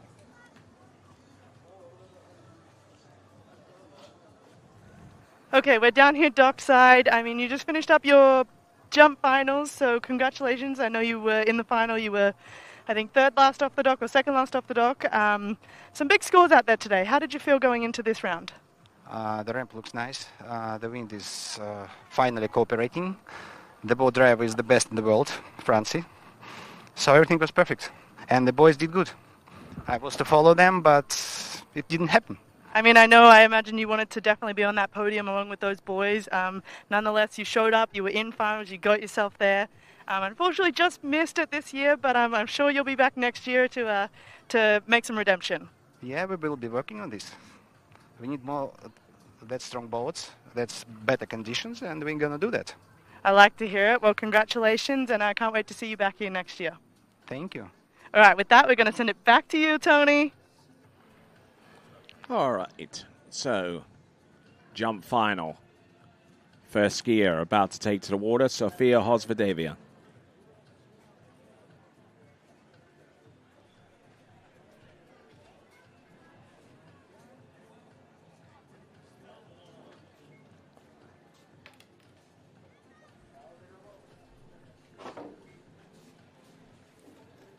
Okay. Her best jump distance in the elimination round was 41.9. We'll see if she can produce something of a similar range, if not a little bit more.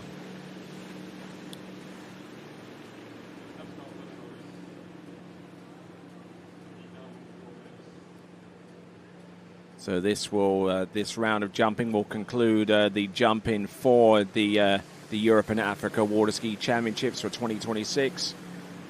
Tomorrow will feature the slalom finals, as well as the tricking finals as well.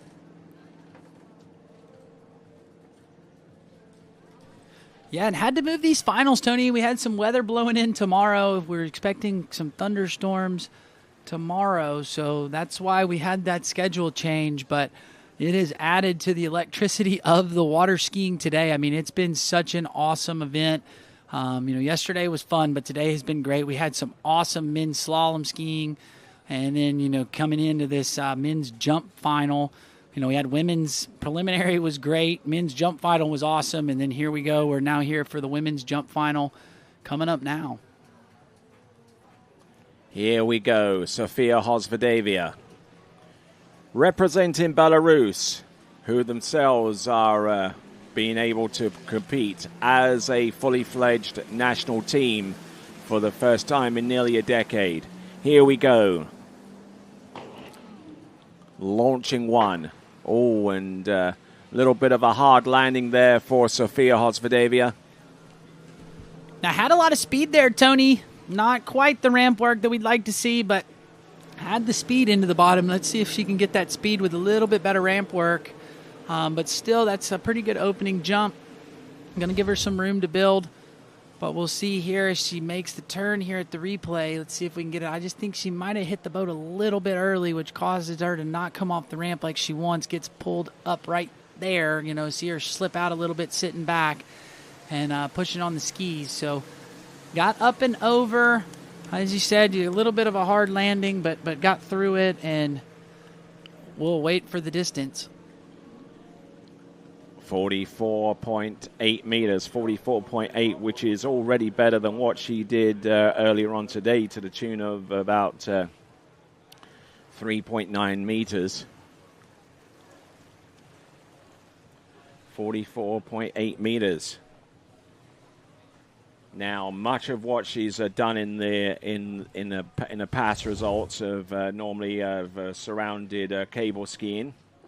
In the European Cable Ski Open, she jumped 36.6 meters. But behind the boat in last year's European Under-21 Championships, she got a third-place finish by jumping 44.2 meters. And lo and behold, she just jumped over 44 meters with her opening jump, and she has 2 attempts remaining. From Belarus, this is Sofia Hosvedavia. And there we go, Tony. That was a little bit better on the ramp, not slipping out, sitting back on her heels quite as much there. We'll see. It kind of looked like it might have been in the same ballpark, so we'll wait a distance. But, yeah, looking much better here in the finals than we were in the preliminary round. Now, I will tell you, Tony, we've got the wind has shifted a little bit, so it's not just a straight tailwind like these girls were jumping in earlier today. But we take a look at the replay. What do you think here on jump number 2, Tony? A lot better, but although she was technically a lot more in tune with that one, the distance doesn't quite reflect that. It's a 44.6, just 20 centimeters short of what she jumped on the opener. Yeah, I mean, I think everything was a little bit better on the ramp. Maybe not quite as much speed into the bottom, so what she got there on the kick, she just didn't have in the speed. Now, if she could get the speed from jump 1 with the kick from jump 2, I think she'd be up there, really pushing this lead out, and it would put a lot of pressure on the next 6 girls that we've got coming to ski. So we'll see what she's got here on jump number 3. She is your current leader, but definitely looking to push this out and definitely, already putting out a big score to help out the Team Belarus, but looking to, make her campaign and be strong for this shot at the podium. All right, here she comes, Sofia Hosvedavia from Belarus. 44.82 to start off her challenge in the women's jump final, in this 7-skier jump final. Let's see what she's got. And that jump, I think that is going to be around about the same distance. I mean, not significantly further, but by contrast, not significantly less either. Yeah, I mean, Tony got a little bit of a crush there on the ramp. I don't think she went nearly as far as the last 2. We'll have to wait and see, but just not getting the ramp work there on the 3rd jump. But still, that's a good jump in. I mean, that's what you want to do. You want to better yourself into the finals, and there you go. The furthest jump was jump 1, 44.8, but opening up strong, and that's pushing the lead. That's going to put some pressure on these girls that didn't jump that far earlier in the preliminary round. All right, in this day's competition, which is absolutely chock-a-block and packed full with action from all 3 disciplines, from the tricks that we'll see a little bit later on today, to the slalom, which we saw earlier on today, and to the jump, which we're seeing right now. So 42.2 on the last jump here, and just not able to improve from jump to jump there, Zane. Yeah, I mean, that first one came out was pretty good, and I thought she had better ramp work on the second one, but just not the speed she wanted, and then just not able to get it all together on jump number 3. But, still, Tony, that was good jumping out of her. That's what you want to see. You want to see her get better as the rounds go on, and like you said, that was a pretty big jump. We only had 2 girls that went over that 44-meter mark, so if, things kind of go the way they did, she'd be looking at a podium spot, but that's definitely the way you want to come out and open up for the first jumper off the dock. And skier on the water is Maria Kazalskaya, like so many competitors from Belarus and from Eastern Europe, applying much of their trade on the cableway. As we have a look and see the cathedral, the Neo-Byzantine cathedral structure in the middle, in downtown, in the center of Poti, which was built in 1906 and was made to resemble the Hagia Sophia, one of the architectural wonders of the world, based in Istanbul. So trying to borrow a little bit of aesthetics there, and we will see what our second skier can do off the dock, Maria Kazalskaya. And going with that 3/4 cut, Tony. So not taking that first cut out and turning around those 500 and 600 foot buoys, but we'll see what she's got. Two-handed 3/4. Going to go a little earlier, but that means she can build better into the bottom. There you go. Saw those skis kind of split on her just a little bit there on the ramp, so not quite getting all of it through the ramp, but still tidy first jump. Got one under her belt, got a score, and now we can go out there, build off of it, and really push for these next two jumps.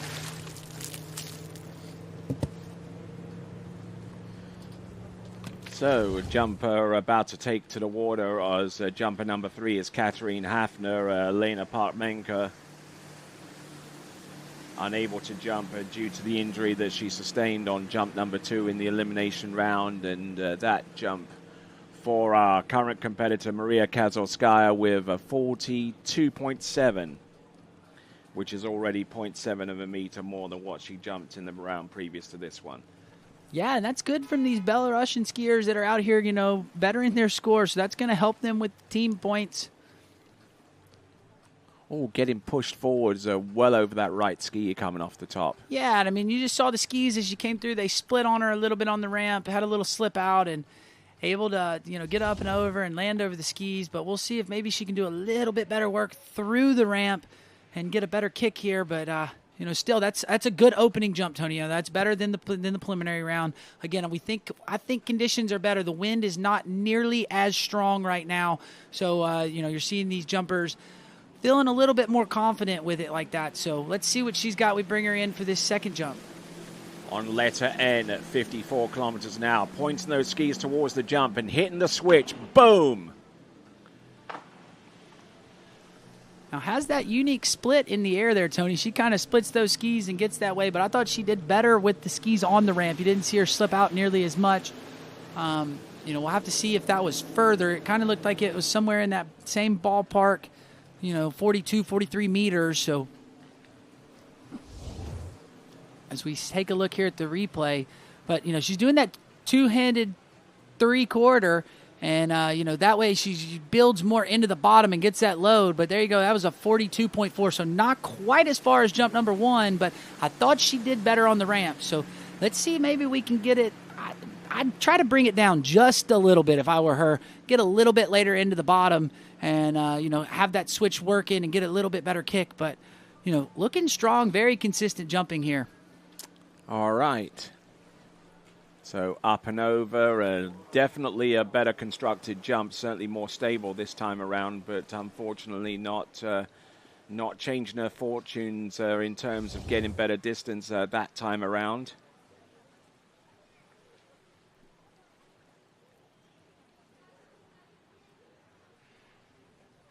All right, Tony, let's see if she brings it down just a little bit here on jump number 3.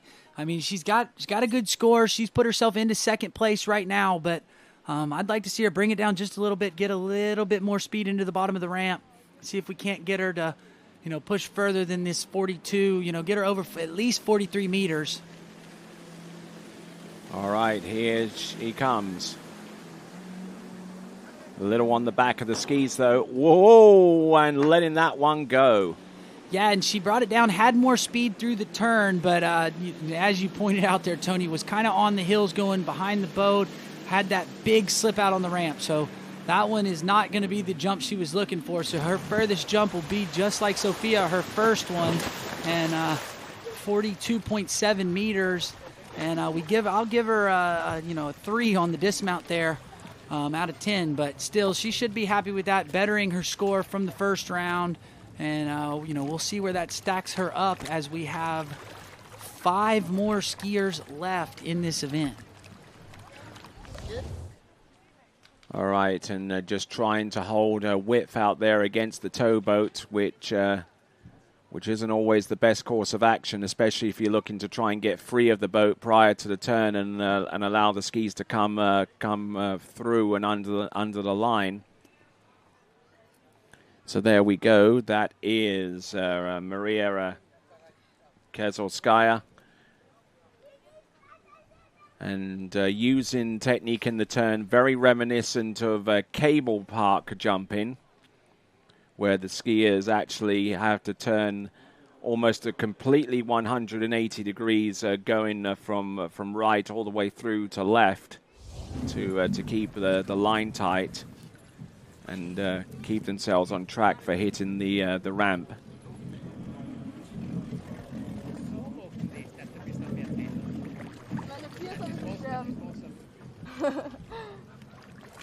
So Maria Keselskaya ending off her challenge and passing the rope on to our next competitor from Austria. It is going to be Katharina Hafner.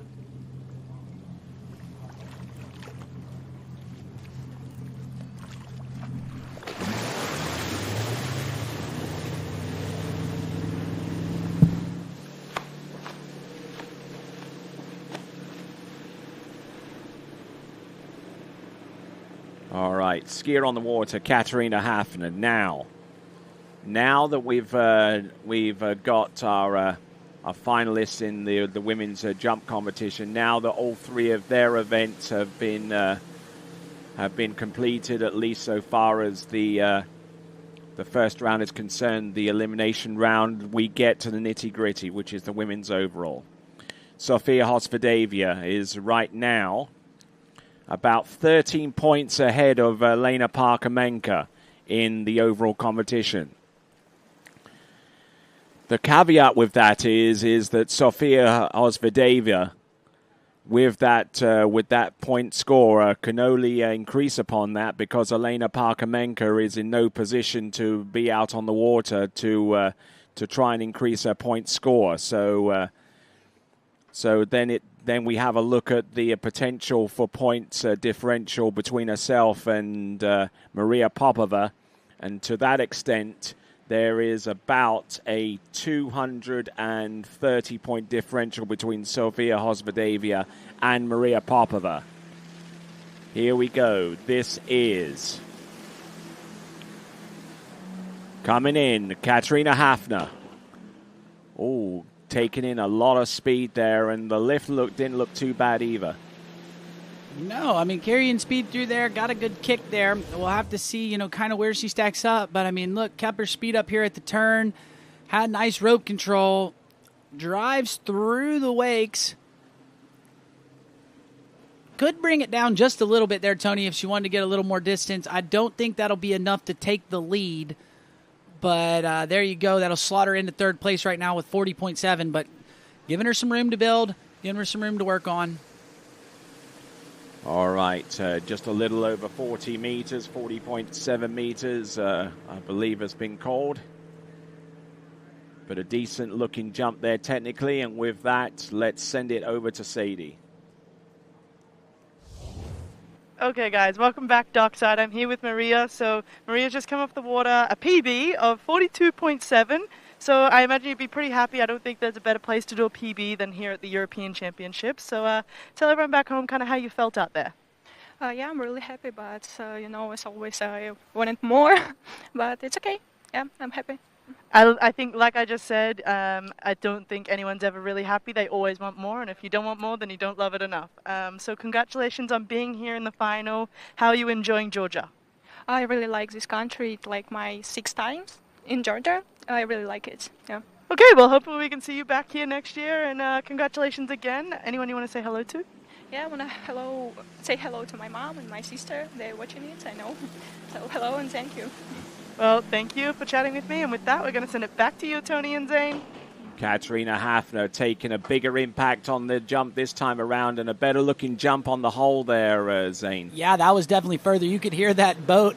It kicked on a lot better, so she had that boat working with her, switch going through, and that translated into some further distance. We'll have to wait and see where it puts her. I'm not sure that that's going to be over that 44-meter jump that we saw from Sophia, but that's definitely further than her first jump. I think that'll be closer to the 42-meter mark. As we see here, oh, that was a big jump there, Tony. That was 44.3, so I was a couple meters off, but I thought she carried the speed more. The boat working with her a lot more. Got in a good spot coming off the ramp and got a really good kick. So definitely a nice jump there for jump number 2. 44.3 meters, 0.9 of a meter, or actually 1.9 of a meter more than what she did in the previous round, which took place just a few hours ago now. Standing up just before the base of the jump and just hurling that one into the landing. Yeah, and this is another one of them Austrian skiers. And like I said, Tony, the Austrians are really known for their jumping. And, they've been looking strong here. We just saw Luca Rockenwald win the men's jump title. And right here we got our next Austrian, super strong out here on the water, looking good. But let's see if she can improve on jump number 3. Here we go, coming in. Jump number 3. Let's see if she can lighten up on the line as she turns and not hit the switch too early. And unfortunately, that was exactly the case here. Just hit the switch.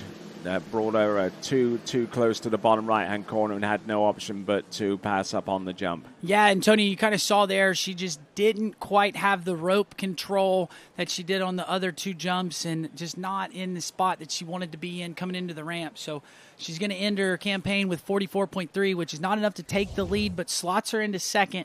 Betters her jump score from the preliminary round, as you touched on. So you see there's just a little loose line as she turns, which then puts her in a compromised position coming into the ramp, electing not to take it. So good jumping from her. I know she was in a tough spot earlier. We saw Elena kind of have her crash and injured her knee. We had to take a big stop, and she was the next jumper out, came out and put one together and got into the finals. So, good job for her, and that'll be, improving the score for Team Austria. All right, then, moving right along from Katarina Hafner, we go on to one of 2 French competitors in this women's jump final. The first of them is about to take to the water, Ina Thangwano.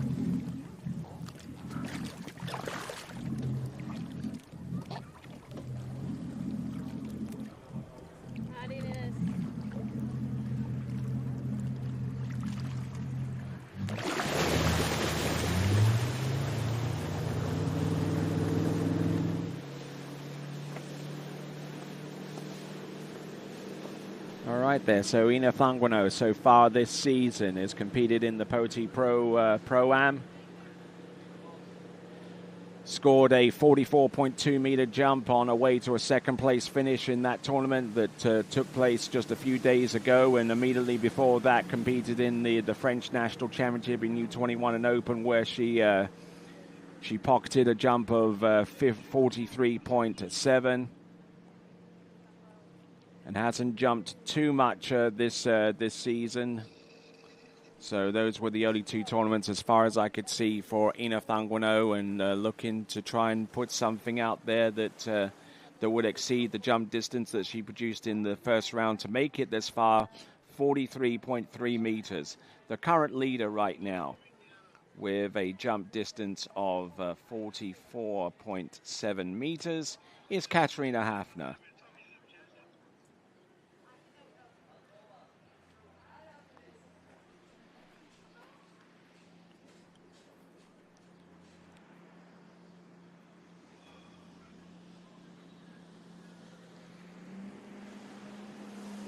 All right, they're coming in on the opening jump there for Enif Ungwano.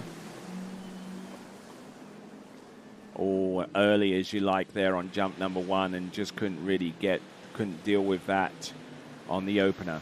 Yeah, Tony, you just saw her. She turned in with a bit of slack and kind of pulled it in and then got rocked back and then pulled forward. So was not in a very good spot to take that jump. I think that was the smart play to, take the pass there. And, we're going to live to fight 2 more jumps here. But you see her when she turns, she rocks back, no rope, and then there it goes. It kind of, slack line kind of pulls her. Not really where she wanted to be. So we're going to make some adjustments here and see if we can't get that fixed. But, that's definitely not what we were looking for there on jump number 1 for Enos.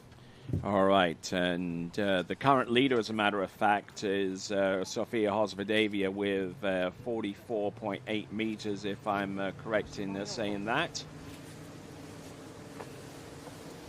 Currently in second spot is Katarina Hafner with 44.5, and in third place right now is Maria Kazalskaya with a jump of 42.7.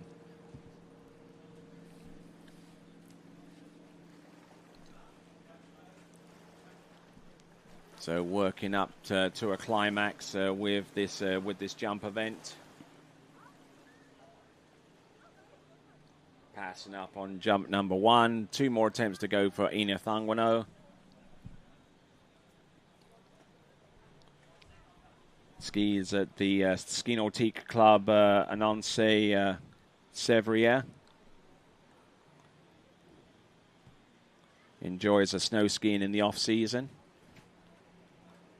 And no doubt the French will be looking forward to the Winter Olympic Games in about 4 years' time, where they'll be hosted in the French Alps. Here she comes, Enif Ungwano. Oh, getting pulled over the tips of the jump skis, and a decent-looking jump there, but is it going to be enough to take the lead away from Sofia Hosvedavia, who currently holds sway with 44.8 meters. I don't think that's going to be enough, Tony. I thought that was a pretty good-looking jump, but I'd like to see her have a little bit more speed into the base of the ramp if she's going to, I think if she's going to try to take the lead. Again, you saw the rope control there, turned in, had the rope nice and tight, so when she turned, didn't have to pull out the slack and then swing forward. So good jumping there, 44.3, so that's going to tie in meters with our last skier, but still half a meter off of the lead. So I'd like to see her get there, maybe have her speed up just a little bit more as she turns in with the same rope control and get the kick. I mean, right there coming off the ramp, that was pretty good, pretty textbook. We just need a little more speed to see if we can get her over and take the lead here. All right, you are. So 44.3 meters. Just within half a meter of the lead score, courtesy of Sofia Hosvedavia. You have the papers here. I have no paper. This is Lucas' paper. I can make it for you. Okay.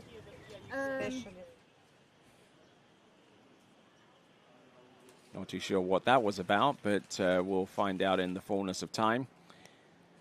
We are on Golden Lake, just outside Poti, the site of the 1991 Europe and Africa Open Championships, and 35 years later, we have returned to this glorious facility. Here we go, jump number 3.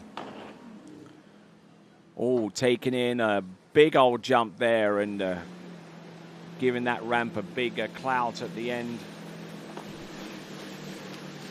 Not going to be enough, Tony. I don't think that was enough. Kind of had the same thing from jump number 1, kind of turned in. You see her rock back, and then the boat pulls her forward. So, hit the switch a little bit early, and I don't think it's going to be enough. So I think that 44.3 will be her furthest jump. And there you go, 41.7 on jump number 3. So 44.3 is her furthest. It'll come back to backup scores when we have a tie. So she will be ahead of the Austrian skier that we saw that went 44.3, but still not enough to take the lead from Sofia. And that jumper to whom you're referring to is Katarina Hafner on 44.3 meters. They're tied with that jump distance, but as you rightly said, it comes down to backup So Ina Thangwano has a backup of 43.3 compared to Katarina Hafner's 42.4. All right, we're now down to our final three competitors. So whoever is in the lead after the conclusion of the first of these three competitors, whoever is in the lead will have a guaranteed spot on the top three podium. And to start off our final three is going to be Perrine Saunier. Yeah, and Perrine been skiing well this week. You know, we saw her kind of take a bit of a tumble in the in site familiarization on Wednesday. So I'm glad that she's back up. She's definitely been, you know, she's not injured, but she's definitely been hurting. The body is a bit sore. Gonna get, I believe this might be her last ski ride of the weekend. So after this one, you know, we'll definitely be getting some rest, hopefully get her healed back up. But been skiing super well, looking good. We saw her, you know, jump well in the jump final at the Pati Pro earlier this week. And certainly recovering from that big old spill that she took earlier in practice, didn't she? Yeah, I mean, just the right ski didn't make it on Wednesday, and, you know, we saw her take a crash. I mean, I'm glad she was up and moving around. I know after tricks yesterday, she was really sore. I think her ribs were hurting her, her back's been hurting her. We saw her taped up knee, really taped up in the slalom event. So definitely nursing a bit of injury, but still one tough cookie out here, still skiing. She's in the final. She seated herself in the third spot coming in, so we'll see if she can put it together. Gonna have to do better than she did in the preliminary round, but let's see if she can put it all together here on jump number one. So another one of these skiers that's electing to take the 3/4 cut, so we're not seeing the double cut here. And let's see what she's got as we bring her in for this first jump, Tony.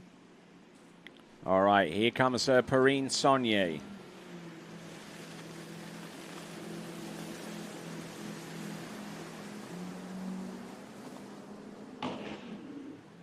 Better looking first jump there, but the landing needs some work.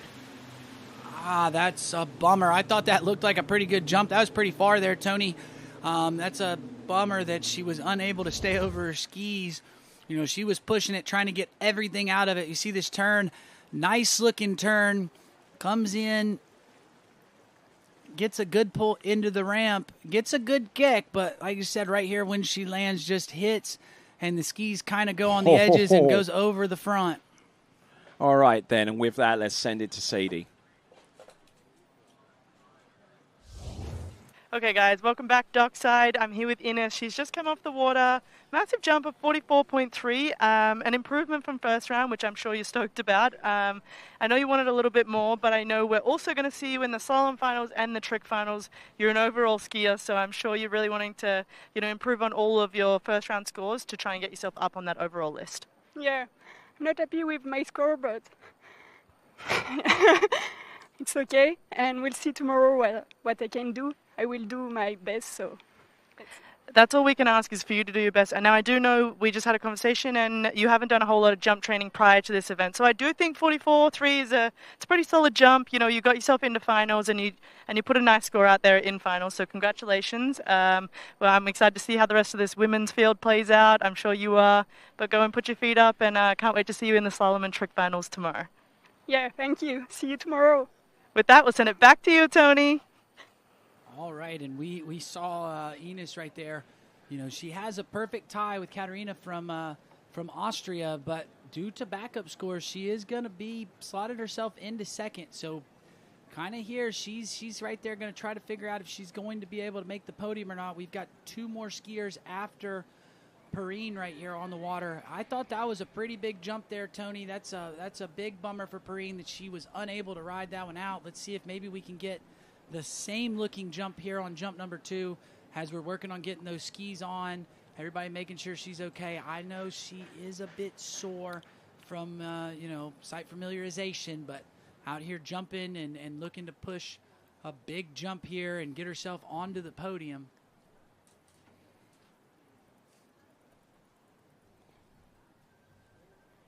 All right, she's strapped on both jump skis, and now she'll be given the rope.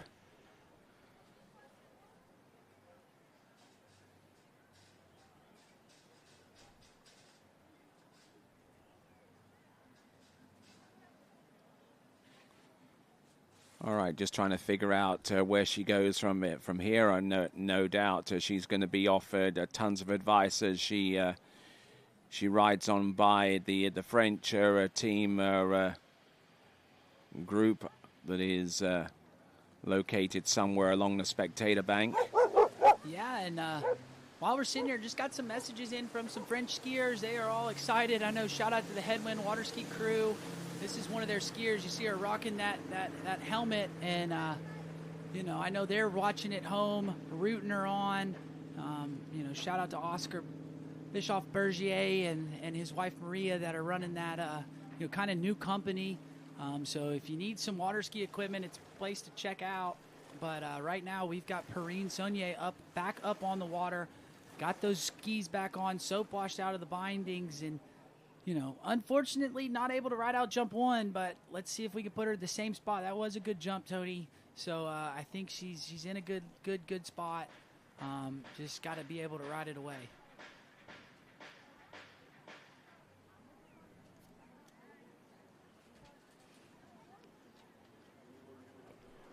All right, so as we continue on,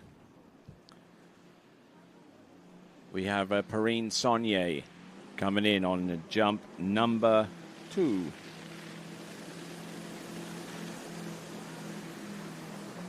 No score on jump number 1, but she will definitely score on jump number 2. Yeah, and I mean, I don't know if that was quite as far as the first jump, Tony, but that was a much better looking off the ramp there, so that, you know, helped her be able to ride that one away. Oh, she's excited. That was a big scream, so she is stoked.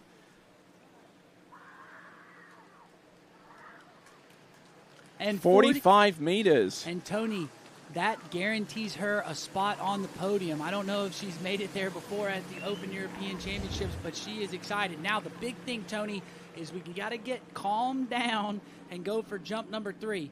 I mean, you know, she had the speed in the bottom, and look, she comes off the ramp so much better. I thought she was better through the wakes there as well. So, you know, nice looking jump. And let's see if maybe we can add a little bit more distance to it. I know she'd love to put some pressure on these last 2 girls, but she was fired up after that jump. That's what we like to see here in the announcing booth. So good skiing from her. Congratulations on guaranteeing herself a medal. We're just going to have to wait and see where it'll stack her up. I don't know what her PB is, Tony. Maybe you can check it out, or I'll That is probably a PB. But that was probably pretty close. And 45 meters is such a breakthrough distance in this part of the world where metric is king, and 45 meters.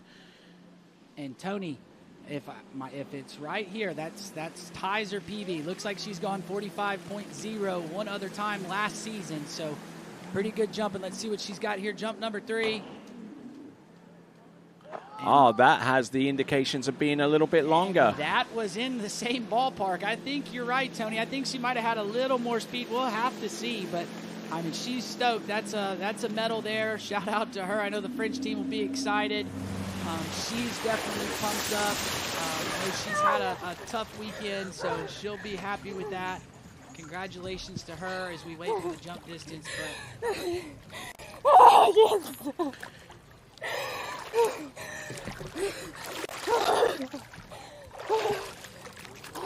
so 43.2.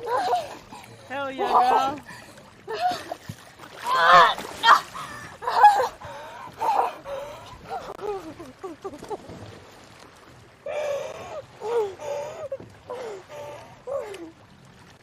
Yeah, and the thing about it, guys, is it's probably a mix of crying because she's happy, but I know her ribs have been really hurting her, so you've probably got a little bit of pain going in there, plus some happiness. So super good jumping for her, super excited for her. You know, well deserved. She's been working hard this season, and congrats on getting that 45-meter jump. And you know, we'll wait and see what color medal she's going to go home with. Great looking jump on the third one, and even though it didn't yield a distance in excess of the one other jump that she produced at 45 meters exactly.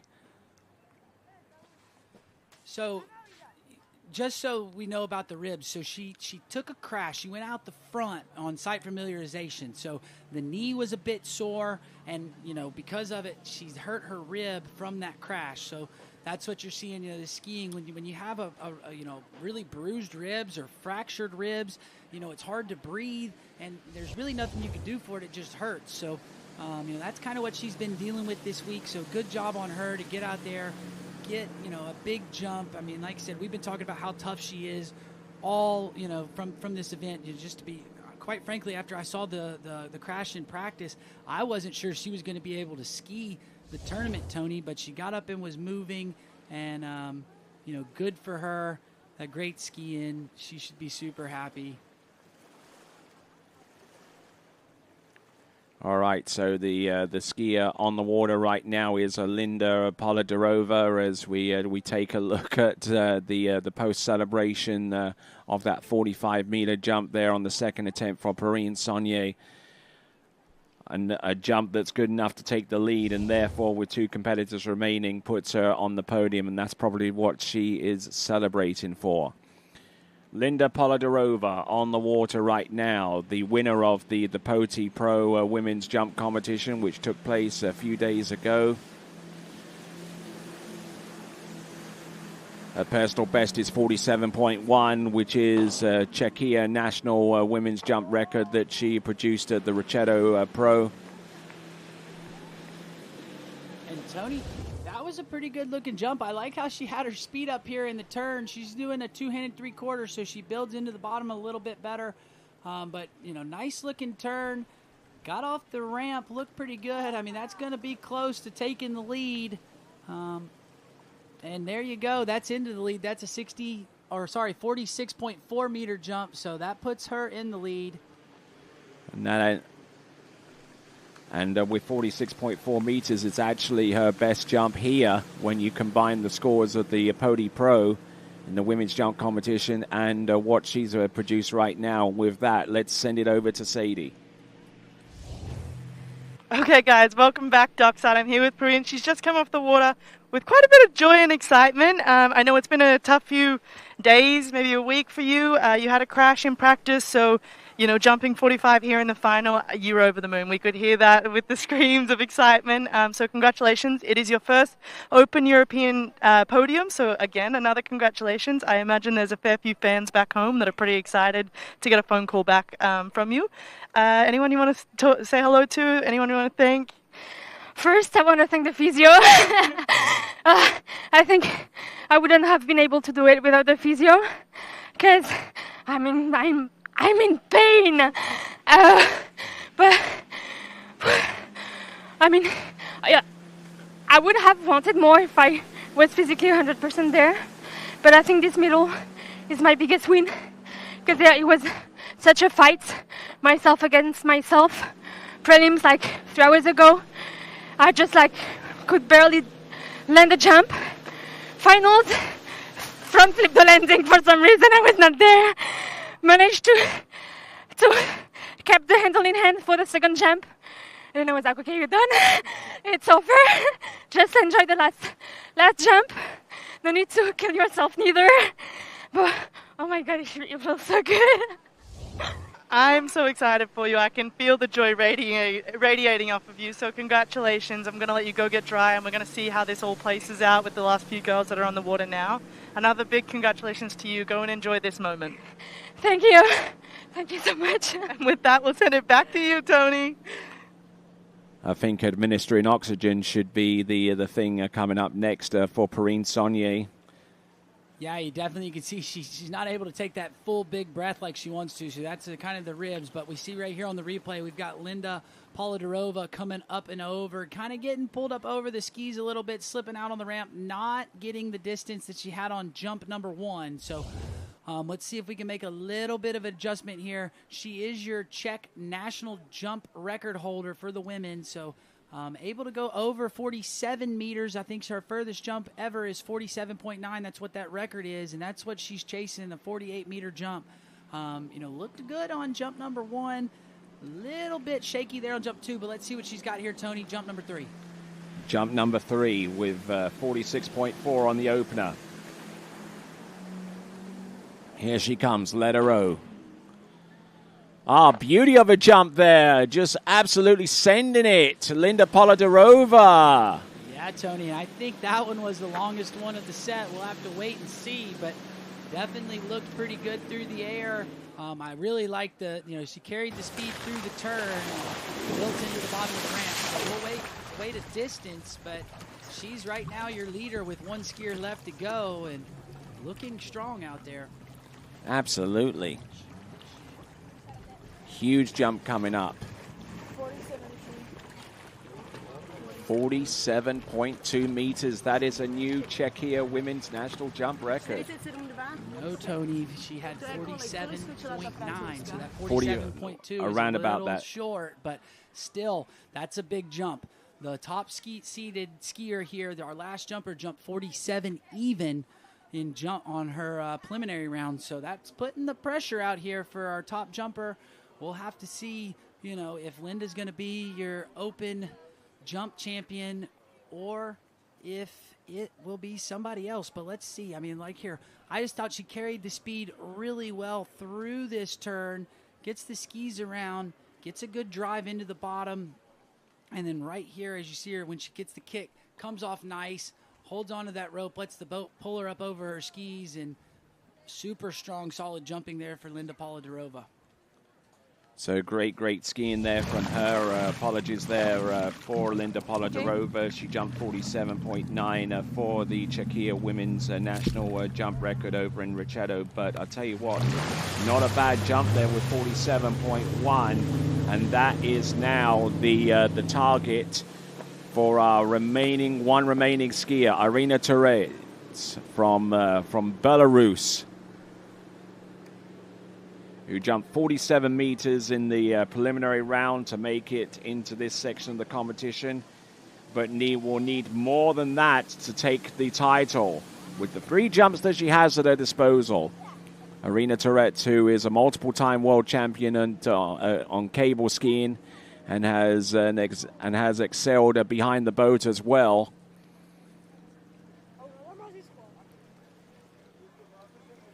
So now, Irina Terets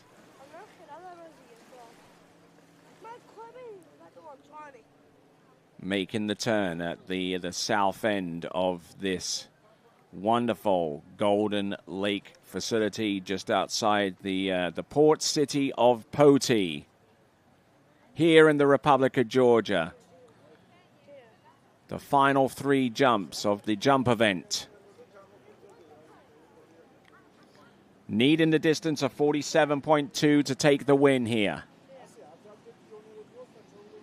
Here she comes, Irina Terets.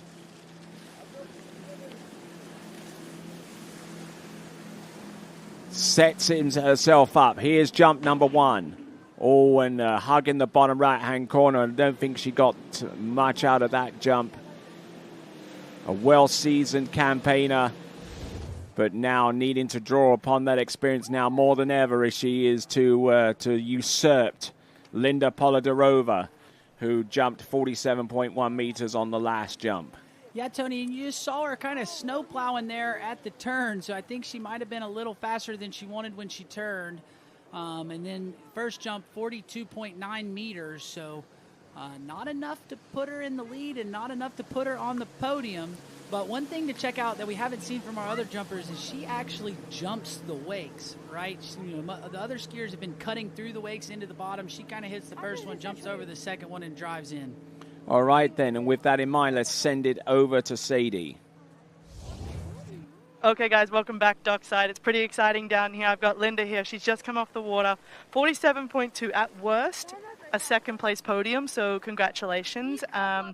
At best, you could be standing on top of the podium. I know we've got one skier out there on the water at the moment. I imagine you're pretty excited with that score, maybe wanting a little bit more. Yeah, honestly, I'm kind of... Yeah, I don't like the boat at all. I was struggling on the turn because I was so slow. So I was leaning, and yeah, it wasn't as usual as I do in my trainings. But yeah, I mean, I did my best over there. So let's see what she can do. Well, we're all super happy to see you on the podium, so congratulations again. Anyone you want to say thank you to? I'd like to say thank you to Sperlonga, to everyone who's supporting me over there, to my coach, to Davide Domini, Manuel, Pier Paolo, to everyone. Thank you so much, because I wouldn't be able to do this without you guys, so I'm so glad. And also I would like to thanks to Czech, to my family, to Katerina, she's supporting me there, and to my boyfriend who's watching me, hopefully. Well, another big congratulations to you. I'm excited, so let's go back and let's watch this last jump that's coming up. Well, with that, we'll send it straight back to you, Tony. And comes back with a 45.7 meter jump, so it comes down to her final jump to determine the destiny of the European Jump Championship title. Irina Toretz, a legend in cable ski and with several medals and world titles to her credit there in that version of the sport, is now down to a final jump. And Tony, so this final jump, it's good for all the marbles, either silver place or gold. We're going to have to see Linda down there on the dock, nervously waiting, but, you know, put out a big score, put some pressure here on Irina. So let's see what she's got as we bring her in jump number 3. All right, here we go, folks. She's not even on the podium at this time. She wasn't on the podium off the first jump, is on the podium after the second jump, and is still on the podium with the third jump, but how high does she ascend? And that was a good-looking jump, Tony. That was, I think, a bit further than the jump number 2. I'm not sure if it was far enough. We'll have to wait and see. It's going to be close, but we'll have to take a look as we drop her off at the dock. But nice, solid jumping. Looks like she built off of each jump. And there you go. With that, I believe she's won, Tony. We'll have to wait for a distance. Yeah, she had a look at the distance indicator in the boat, and it suggested that the distance was enough. It's 48.3. So, ladies and gentlemen, your women's European jump champion from Belarus, Irina Toretz. Yeah, and congratulations to her. I know that's big. Team Belarus here, competing for the first time in quite a while. That'll be huge for the team score. I know she'll be stoked to add that medal to her medal list. But right here we see turns in, has the speed through the turn, which is what we like to see, gets the drive into the bottom, and right here gets the kick, gets the lift, gets pulled over the skis like she wants to be. And yes, that's a nice looking jump, and congratulations to her. Open Europeans jump champion. Huge jump.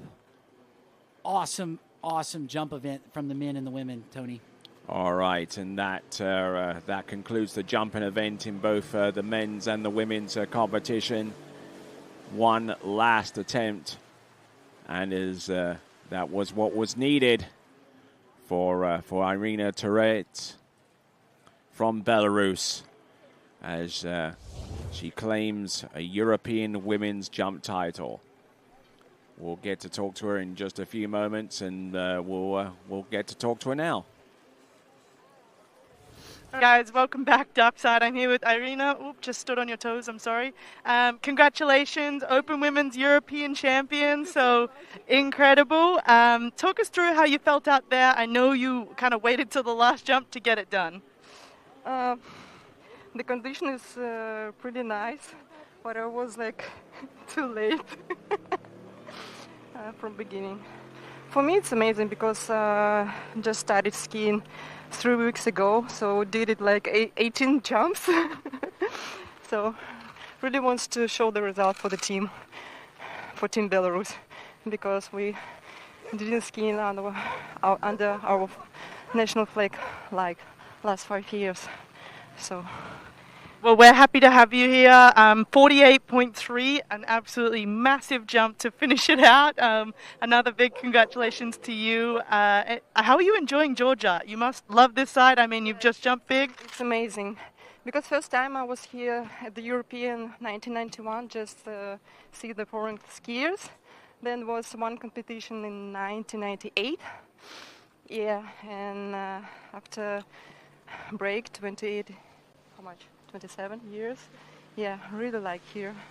Yeah, condition is side and everything is really nice. Well, I know Linda, who just jumped before you, she calls you the queen, so enjoy that, take it with you, and another big congratulations. Anyone you'd like to say thank you to?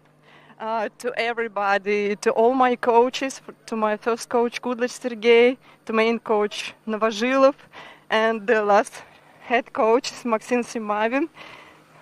Thanks to him, because, like I said, I didn't plan to come. Like hero, go around me and just, Irina maybe want to jump this year. Yeah, and to my family, to the federation, to all organizers, to everybody. Amazing. Well, congratulations once again. Enjoy this moment. And with that, we're going to send it back to you, Tony and Zane. Thank you very much. And as they get prepared to break out the tiaras, let's have a look at the final women's jump leaderboard. Irina Terets, your European women's jump champion, and jumping over 48 meters to take that title ahead of Linda Polidarova from Czechia in second spot, and Perrine Saunier taking the final medal on the podium in third spot, with a jump distance of 45 meters. And the list continues with Hosvedavia, Hafner, Ina Thangwano, and Maria Kezolskaya, and also Sperafort as well for Elena Parkamenko, who would have wanted to have competed in this jump final, but unfortunately in the injury that she sustained on jump number 2 in the preliminary round precluded her from doing so.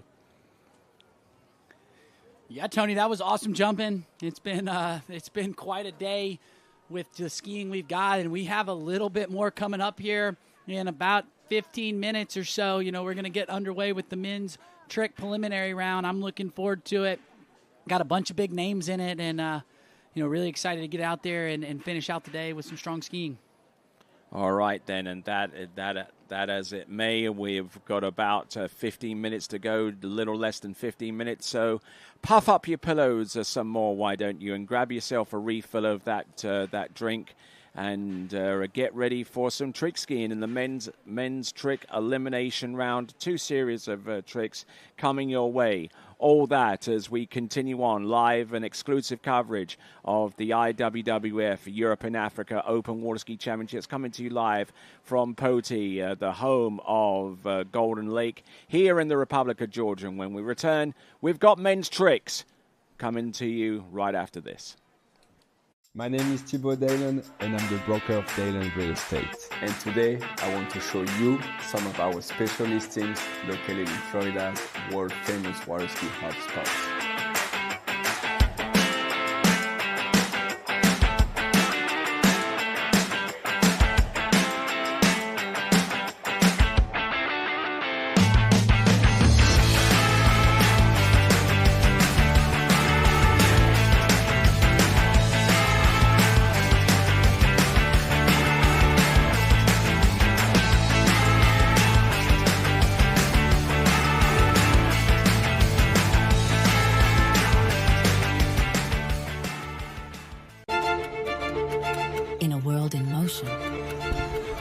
DNCA Finance has grown through crises and transformations.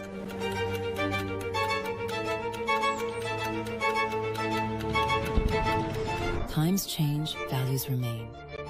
For more than 25 years, DNCA has been by your side for active and flexible management of your wealth. DNCA, Maison d'épargne de valeur. Speak with your financial advisor. Luxury means something different to everyone. A private island, a hidden villa, a journey designed around you. At Marola Travel, we take the time to listen to how you want to travel, how you want to feel, and what luxury truly means to you. Marola Travel. Wherever you're going, we'll make it easy.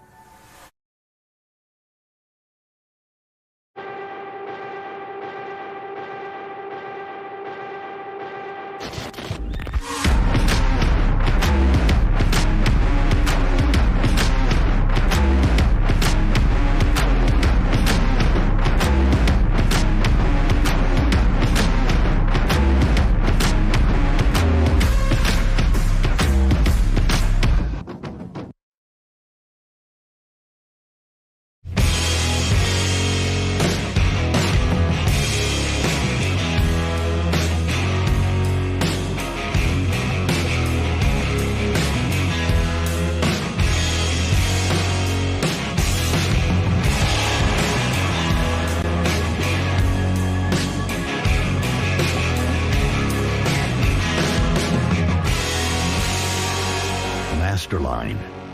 Made in the USA.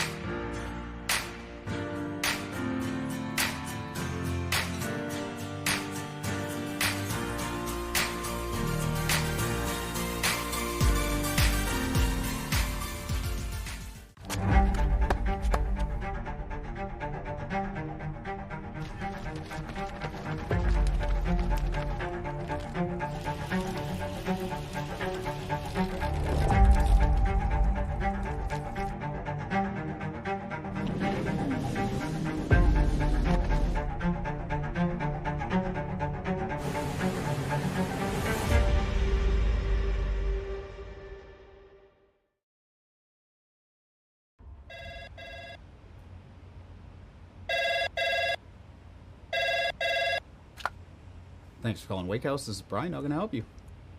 Yeah, Will. Can I let him know who's calling? All right, just a second. Will, I got a fill for you. Perfect. Give me just 1 second. All right, hit it. Thanks for holding. This is Will. Hey, how's it going? Good.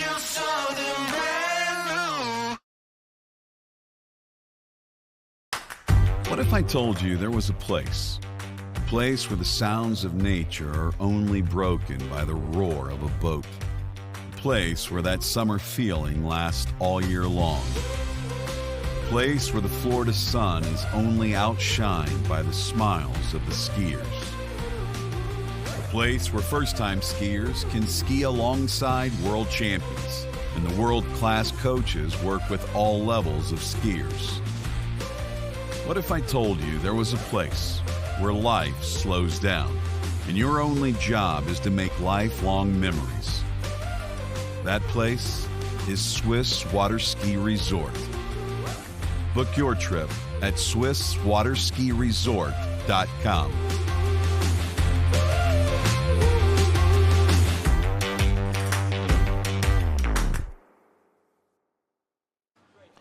Okay, returning to live coverage of this, the 2026 Europe and Africa Open Water Ski Championships, coming to you live from the Golden Lake here in Poti in the Republic of Georgia. All right, then, we're down to our final our final event of the day, which is the men's tricks elimination round, and we have a total of about 22 skiers and split across two series, and we've got Aaron Davis to be our lead-off skier for Great Britain, followed by Kirill Sinitsyn, then Sergei Lepetov, followed by Tusoni Berea from Georgia, then Magnus Olbrecht of Germany, Luca Rackenwald of Austria, Dima Thompson of Switzerland, Vincent Hammer of Austria, and Gennady Gorelia, our final skier to go in men's Series 2 tricks. Now, there was one skier that was supposed to be on the list, and that is Pablo Vinas from Spain, but he is a no-show here.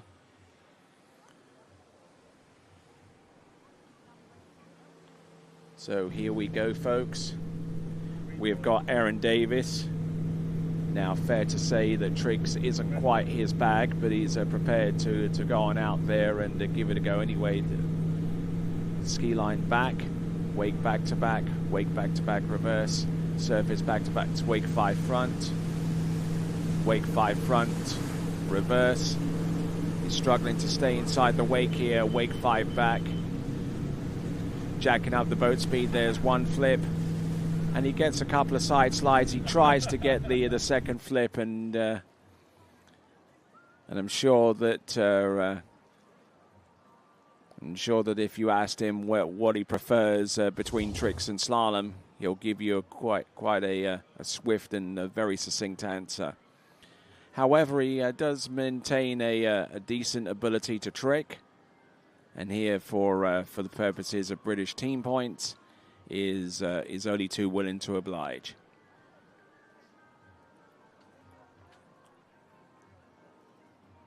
So not looking bad here, but getting a little bit twisted there as he works his way to the wake 5 back, rocking up on the back of the ski, losing some time every time that he has to overcorrect for an error, and just trying to get it going. Boom, and take a soggy land in there with the back flip. And there we go. That is Aaron Davies, and a little bit of a celebrity there in the towboats there, assisting his path along. That is Sadie Ferguson.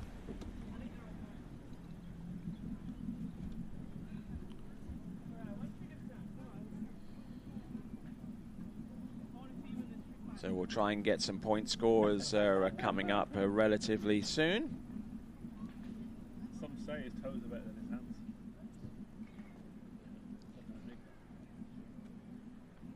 All right. Yeah. Do it.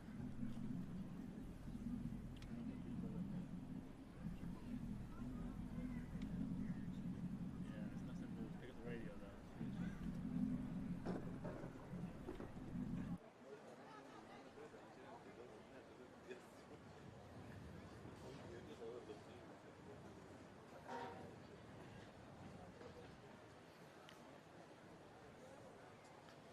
All right, our second skier, Kirill Sinitsyn from the IWWF white flag contingent. And here is Aaron Davies getting ready for toe tricks. 32K, C2. Toe wake back to back. Toe wake front. Reverse toe back. Toe surface back to back. Toe 5 front. Look at this. How on earth is he doing these tricks? Toe wake-o. Oh, my word. And stuffing the tip of the wake in the tip into the wake with that toe wake-o and having a hard time to recover. But thankfully, for the sake of Aaron Davis's appearance in the men's slalom final tomorrow, Sadie Ferguson was only too willing to pull pin for him. And thankfully, she's more than competent in that role.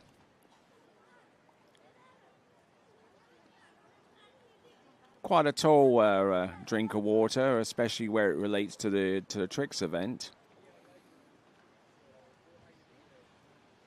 I have to say, I wasn't expecting this from Erin Davies, especially this. An attempt at the toe 5 front will probably be a little bit disjointed so far as the scoring is concerned. Toe O out, toe O in, toe wake-o, boom. Just had to paddle his way out as far as he can, but even someone as skilled as Aaron Davis is for his relative height would struggle to get out of that soup. Indeed, that's exactly what happened. All right, there. We're going to get the point score for Aaron Davies very, very soon.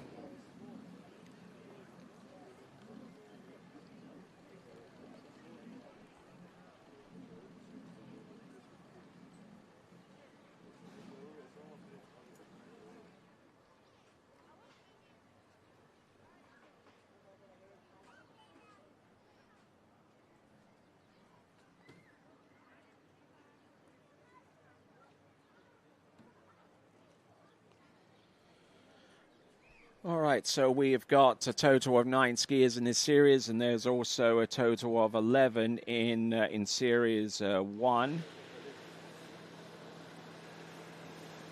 We'll see how things play out. A lot of implications here, not only for those competing in the tricks event for personal titles, but also for the team classification and also in the men's overall competition as well. Tricking at nearly 32K. This is Kirill Zanetsin from the IWWF White Flag contingent. Ski line back. There's 1. There's 2 backflips. You can do up to 3 more beyond this point right here. Wake-o. And there we go. That's a complete run there for Carol Zanetsin.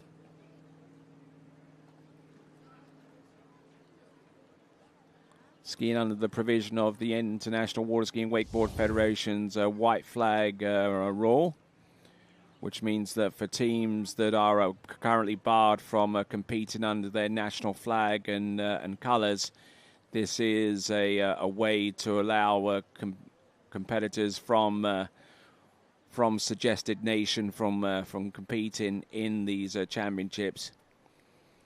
Although not eligible for team classification, it at least allows skiers from those nations to put on to send their skiers and to stay competitive in these championships, with the hope that should geopolitical strife subside, then they would continue to stay competitive when they are eventually reinstated. Nathan McGarry at the helm of that towboat.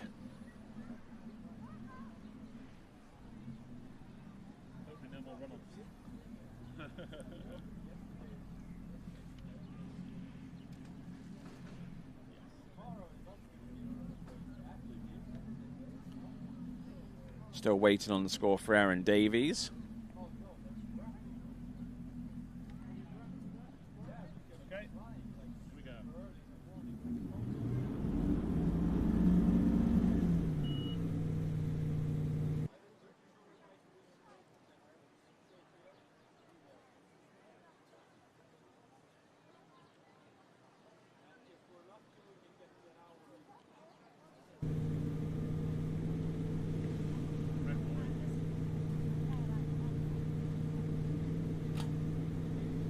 All right, setting up for toe tricks. Toe 5 back, toe back-to-backs on the surface. Toe 5 front, a little bit of a hitch there.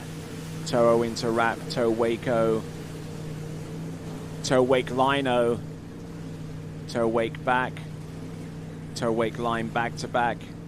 And struggling a little bit with his balance towards the end. Toe wake line back. And standing up on that pass. And also the one prior to that as well.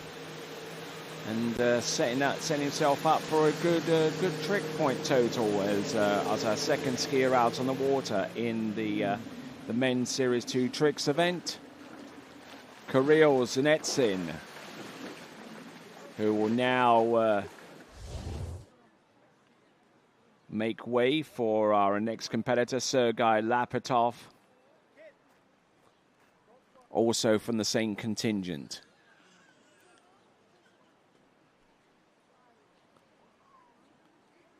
Little bit of a hesitation there with the toe 5 front, but managing to ski his way out of that situation.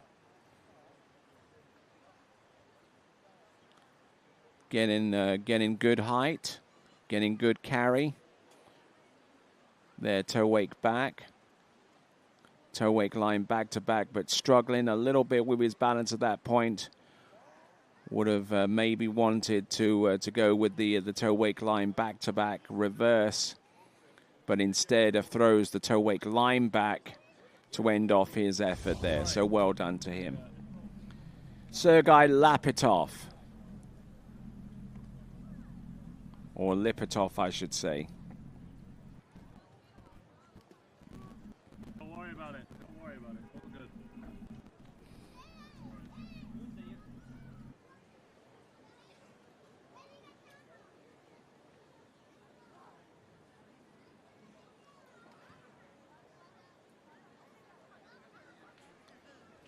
So moving on. Looks like Tatiana Cherikova has stepped into the boat.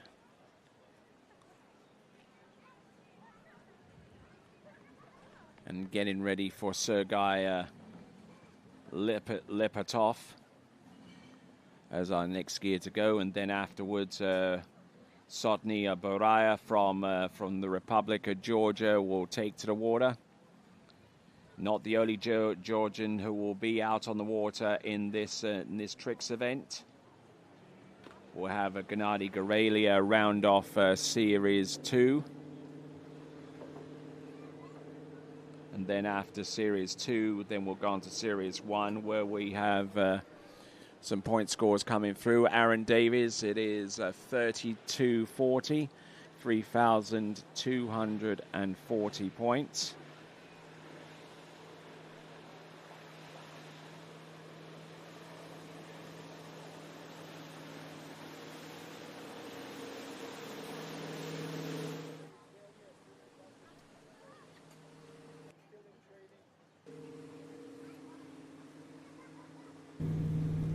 Here we go. Sergei Lipitov. Oh, look at these tricks there. Toe 5 front, toe O out, toe O back in, quickly in and out. Toe wake O, toe wake line O. Beautifully executed. Toe wake line back. Toe wake line back to back. A little bit of travel across the wakes there, but struggling to hang on. Toe wake line 5 back. Wow, great skiing there from Sergei Lapitov. He's pleased with that, but I wonder if that toe wake line 5 back will be within time. He had to expend an awful lot of wasted motion just to get balance back enough to cross the wake, to do a toe wake line 5 back.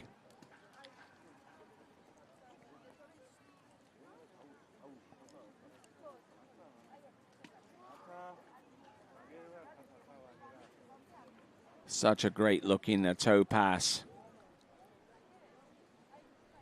Just absolutely barreling into the wake here. Toe wake line O. Good line control here. Toe wake line back. And then this is where he almost came to grief there with the toe wake line back-to-back. And then he stands up, toe wake line 5 back. And I'm not too sure whether he landed too early for it to count. But it's certainly a great-looking opening pass. There's certainly a lot of intricately performed toe tricks as he's at the bottom end of the lake getting ready for his second and final 22nd run. All right, 3,240 for Aaron Davies. There you see him at the top of the leaderboard, but I can almost rest assure you that even on the strength of just one pass, Sergei Lepetov should have enough for the lead. Even Kirill Zanetsin, I believe, has enough to usurp Aaron Davies so far in this tricks event. We have a total of 9 competitors in men's Series 2 tricks elimination, and then 11 more skiers will constitute Series 1. So here we go on Charlie 1, no ballast to speak of, wake 5 back, wake 5 front, ski line back. Oh, and going down heavy there on the ski line back and losing all of the tricks that he had planned there with the remaining pass portion of the run.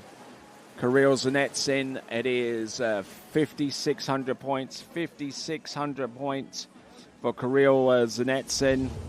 We await the point score for Sergei Lapitov, another skier from the IWWF White Flag contingent.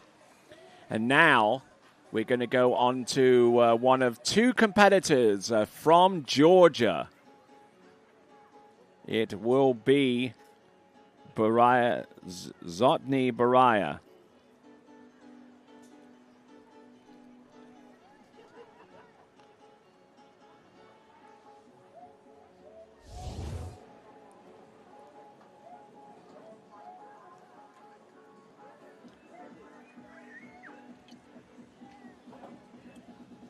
So our boat driver collecting the particulars, boat speed.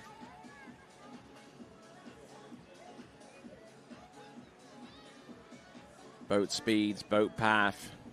And look who steps in the boat, Gennady Gorelia.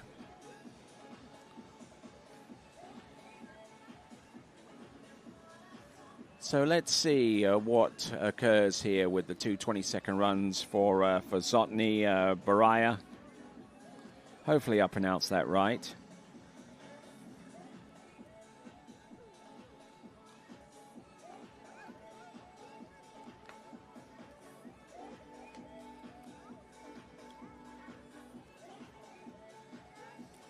Getting towards the end of our daylight hours, and I'm even looking over my shoulder and seeing some of the stadium lighting coming on, especially from around the bridge area.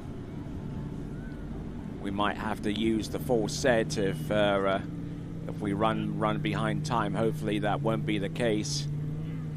Zotny Baraya from the Republic of Georgia.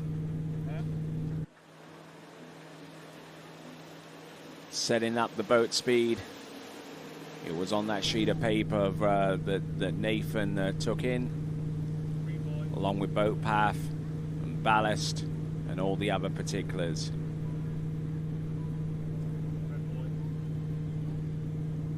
Zotny Baraya from the Republic of Georgia. Positional to the back, wake back to back. And wake back to back and surface back to backs. Here he comes. Wake back. Wake 5 front. What does he have remaining here?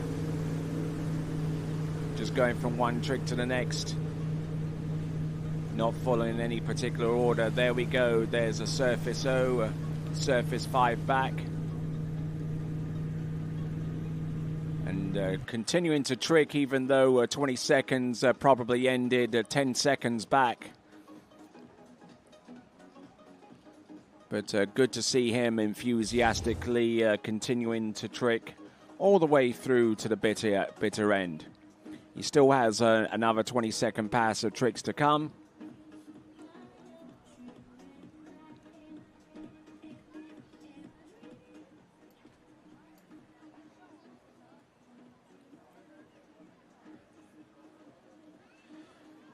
So looking good through these wake tricks. Certainly knows how to get elevation, and Sergei Lipitov with 41.20, 41.20.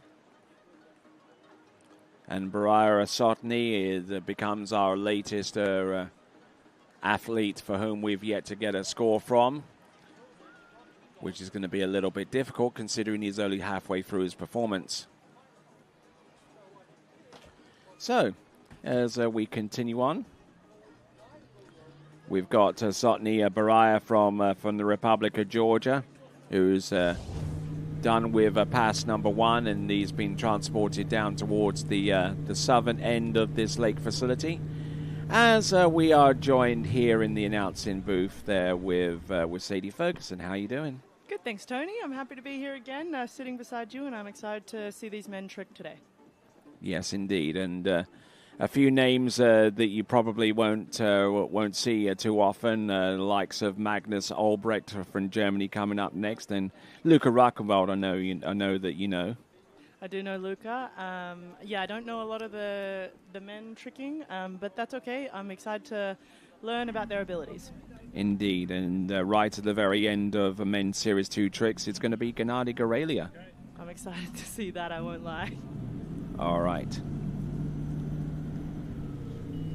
Sotny Baraya from the Republic of Georgia on the water right now, getting ready for his second and final 20-second pass. I would imagine it would be toe tricks, and that shot there would confirm that. It's going to be I would suggest a toe 5 back. Although looking at how relatively unstable he is at this point, it may be something else. Toe-o. Toe back, toe front, reverse toe back and reverse toe front, toe side, reverse toe side, toe wake back. He's on about 15 seconds right now. A toe wake front, reverse toe back to back, and falling towards the end there, but for someone who's relatively new to the sport, that's not a bad little performance there for Sotny Baraya. Yeah, I mean, right from the start there, it's good to see him out here competing for a start, but yeah, right from the start, he kind of just lost that line tension right from that toe-o. Managed to stay on his feet a fair way through this pass, which is nice to see. Indeed, survival instincts are definitely desired so far as the trick skiing is concerned, even though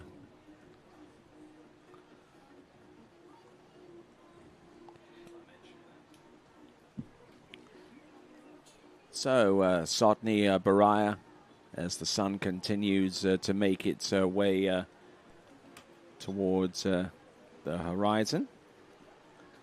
He's got a nice strong toe leg, if you can see that there, Tony, where he kind of came out of that toe back. Yeah, absolutely. And yeah, you were in the boat for not too long ago for Aaron Davies, so I mean that must have been an experience there for you. Yeah, it definitely was. Aaron asked me to jump in the boat and pin. I've actually never watched Aaron trick, so I was a little nervy on the dock. I think I'm probably more nervous than Aaron, but and then no. You found out he actually does toe tricks better than hands. And better than me, Tony, I might add. He's quite the tricker for being nearly 7 foot. Yes, indeed, and being tall on a trick ski not always desirable. But then again, Jason McClintock was a pretty darn good tricker back in the day. Yeah, absolutely, yeah. So, I mean, if you've got it, you've got it, and if you don't, you don't. I mean, I'm not tall and I'm not a great tricker, but Aaron is, and he managed to handle that very well. So it's impressive to see, I think. All right, then. So moving right along, Magnus Albrecht from Germany. Getting the boat speed set. 30K, Bravo 2, no ballast. And just absolutely just putting these trick skiers out there very, very rapidly indeed. And there's a back and surface back-to-back, wake back-to-back, wake back-to-back reverse. Here he comes there, wake-ho. Does he go for the reverse? Yes, he does. Not too much in terms of height off the top of the wake, but he's stepping the light fantastic there. And a couple of side slides at the end, and a relatively a simple looking hand run, perfectly performed. Yeah, definitely, Tony. I think it's good to see some of the men do the line tricks, I think, because, you know, it can be classified as a women's trick, but it's really nice to see some of the men bringing them out, and they do them quite well, actually. I would actually harbour some objection to that, because I used to do line tricks back in the day, including a wake line back-to-back reverse. I know, Tony, we spoke about that yesterday, but in my time, you know, it's predominantly a girl trick is in this day and age, I would say. I know if you watch a lot of the men trick, they all do flips, and they learn flips and ski lines and things like that quite early compared to doing the lines. Yep, it's almost a lost art these days, the line tricks. It is, yeah, and they're not easy. I will say that. They're not as easy as you might think. I think it all started when they started banning Patrice Martin's version of ski line tricks with the kind of a double step over combination. Yeah, I mean, it's impressive, but yeah. All right there, so Magnus Albrecht will be coming back in for pass number 2. It's going to be toe tricks, the same speed. Oh, there we go. He's going to get, looks like it's going to be the toe 5 back. Indeed it is. Toe 5 back, toe back to back. Looking a little bit disjointed here, and just looking to try and survive this pass with a toe sides towards the end, toe wake back, toe wake front. Magnus Albrecht, toe into wrap there, kind of like a throwaway move there, not having much optimism about skiing away from that, but he's okay though. He looks happy. I think he's happy just to be out there tricking. I mean, he got through to the end of that pass, and yeah, I think that was just one of those tricks that you just sort of throw, and you never really know if you're going to get it or not. All right. So we'll have a look at this, and we're pushing the score here of Zotny Baraya with a 1990. 1990. That's almost the year in which this site actually premiered the Europe and Africa Open Championships, taking place in 1991. Isn't that incredible, Tony? Yeah. I noticed stuff like that. You notice a lot of things, Tony. You're very knowledgeable, and I enjoy listening to the knowledge that you like to share. Why, thank you.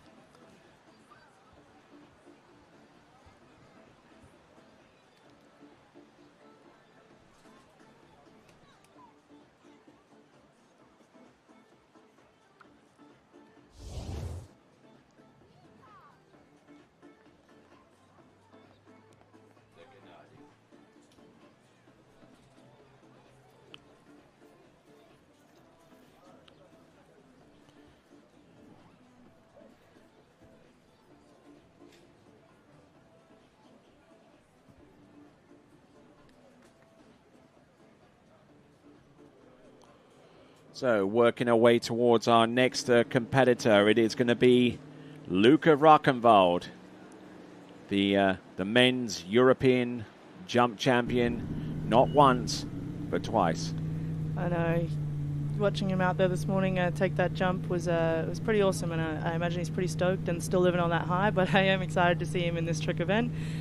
I know it's not one of his favorites.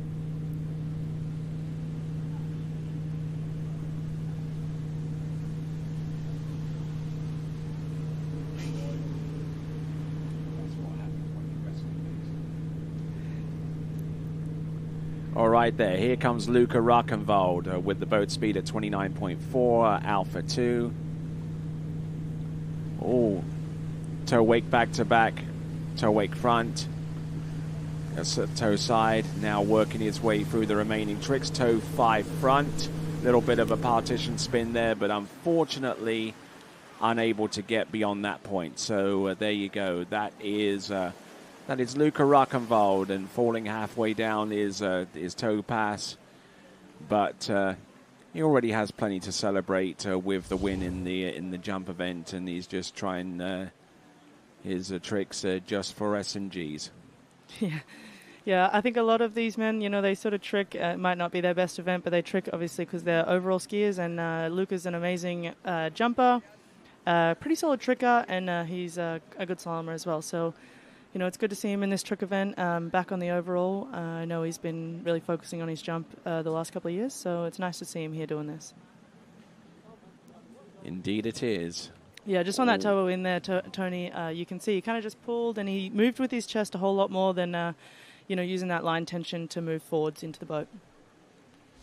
Yep, you got to maintain a good line tension with toe tricks, no matter what you're doing, whether it's the simplest toe side slide or the more complex toe 5 front, or even the toe 7 front. Yeah, that's exactly right. You can see there in the boat he's got Carlo, his Austrian team coach, pinning for him as they go back under the bridge.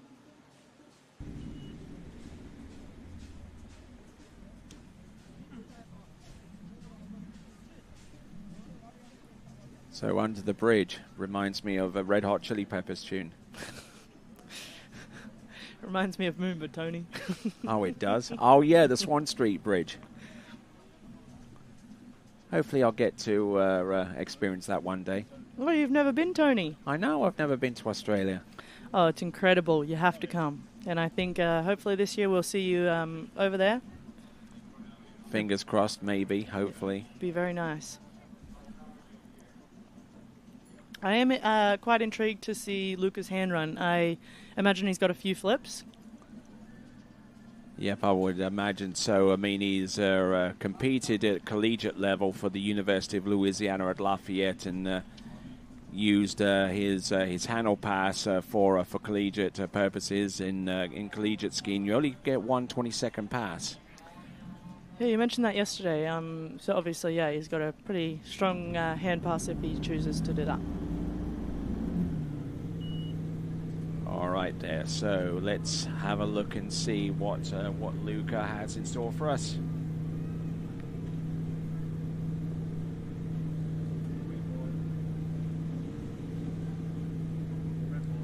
Coming under the bridge there. Positional to the back, weight back to back, and it's reverse. Surface back to back. Here he goes. First to the flips. He can do up to 6 of them. Oh. But unfortunately, on the second one, it all comes crashing down. I mean, he was super fast through the first part of that run, through those wake maneuvers, the wake back-to-backs and stuff. Super close to the wake, nice and clean, super poppy. And that's sort of what you need. You know, it saves a lot of time if you can stay super close to the top of the wake, and he does a very good job of that. I imagine he was going to go in for a back landing after that reverse flip. It's a shame that he went down a little early in that hands pass. You can just see there he's casing the top of the wake a little bit, even on that first one.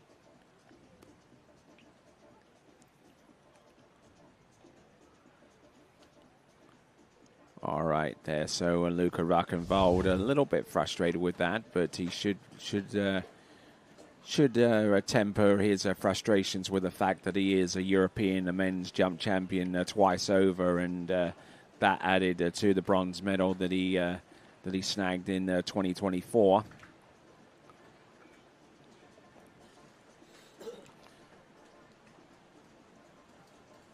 So now, moving right along, we go on from Luca Rockenwald to Dima Thompson. Magnus Albrecht with 2750, 2,750. The only outstanding score that we have belongs to Luca Rockenwald now. So we're moving rapidly through these trickers. And Dima Thompson, we'll see about him coming up very, very soon. And, you know, the amount of work they've done on the shoreline has reaped some huge benefits here at Golden Lake in Poti. It absolutely has. I mean, just even looking at it on the camera, it's beautiful. You know, you see all those white rocks, stones down there, and it's quite aesthetic. And people are loving to go sit down there and watch all this skiing happening right in front of their eyes. Yes, it almost kind of has that Boulevard Anglais type feel to it, doesn't it? Yeah, 100%. It's awesome.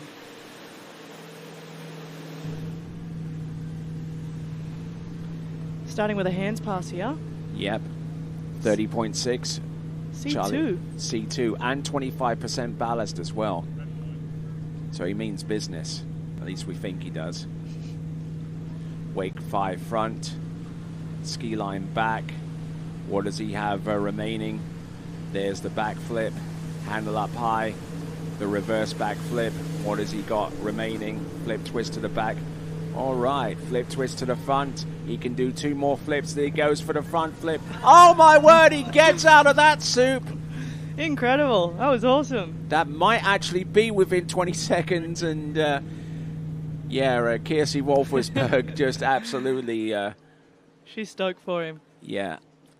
I don't know if she can disguise that with the laughter that's going on in the boat. Starting off with the Wake 5 front, a pretty dramatic start, and 2 hand tricks, and then the rest of it is going to be flips. Yeah, I imagine he'd get all of that in time, Tony. He was super clean there. Nice, strong, solid hands pass. Oh, yeah, absolutely.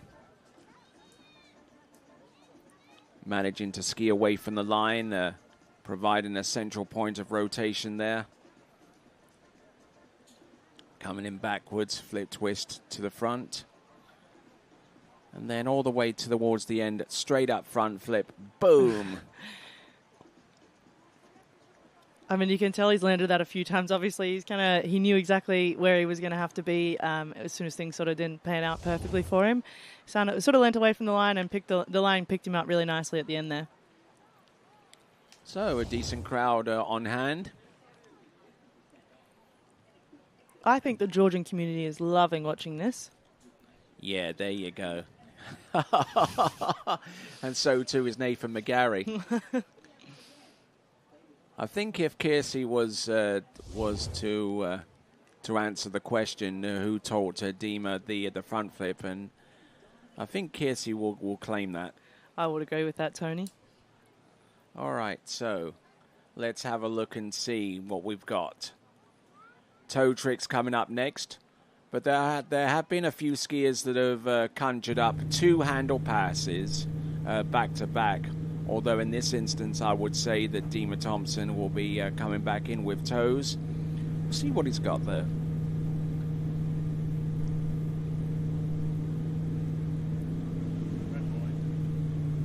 Passing past the red buoy. Coming in with the toe 5 back. Toe back to back. And it's a reverse. Just slow as she goes here.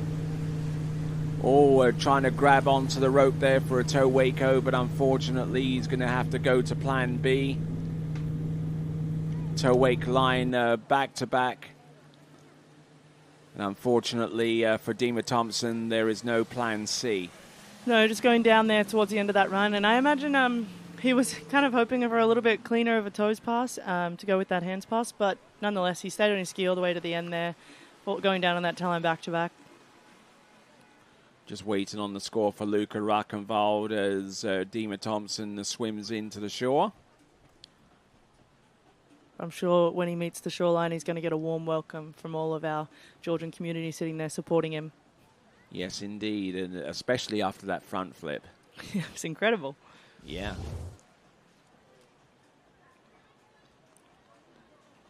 Keeping the toe foot close to the standing leg, a critical element to success in the toe 5 back. Wouldn't you agree there, Sadie? Yes, absolutely. As soon as he gets away from you, it makes it a little difficult to keep that ski moving all the way through that rotation into the reverse back.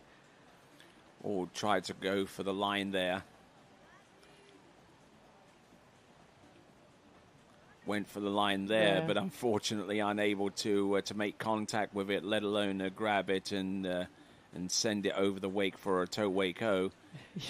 You can see where, something like that goes wrong, and he had to stop and go, okay, where am I going to move to next? So he just ended up skipping the toe wake-o and continuing to move through that toe line back.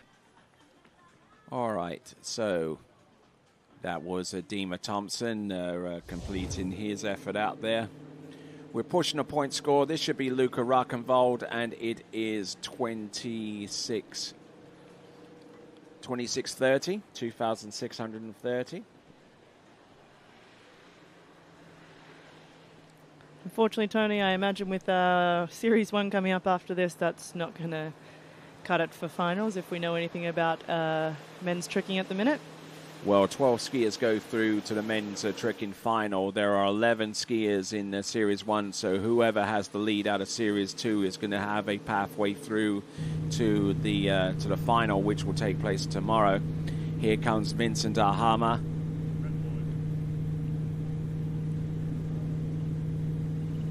Toe 5 back, toe wake back to back, toe wake back to... No, doesn't go for the reverse, goes with the toe wake front.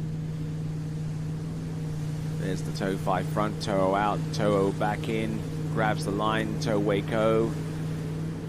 Toe wake line O, good travel across the wakes, toe wake line back to back. Does he have anything more?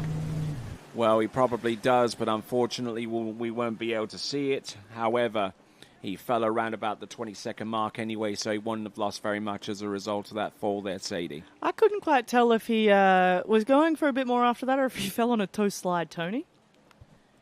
Yeah, I think he did fall on that toe side, but I mean, by that point, it becomes a throwaway trick that's down to the timing gods up in the sky. Very nice, strong toe tricker. I've never seen Vincent toe trick before, and super solid. He has really nice line control. I also wonder there, with that reverse toe-wake back coming in, I wonder if he was planning on going for the toe-wake back-to-back reverse or just sticking with the toe-wake front.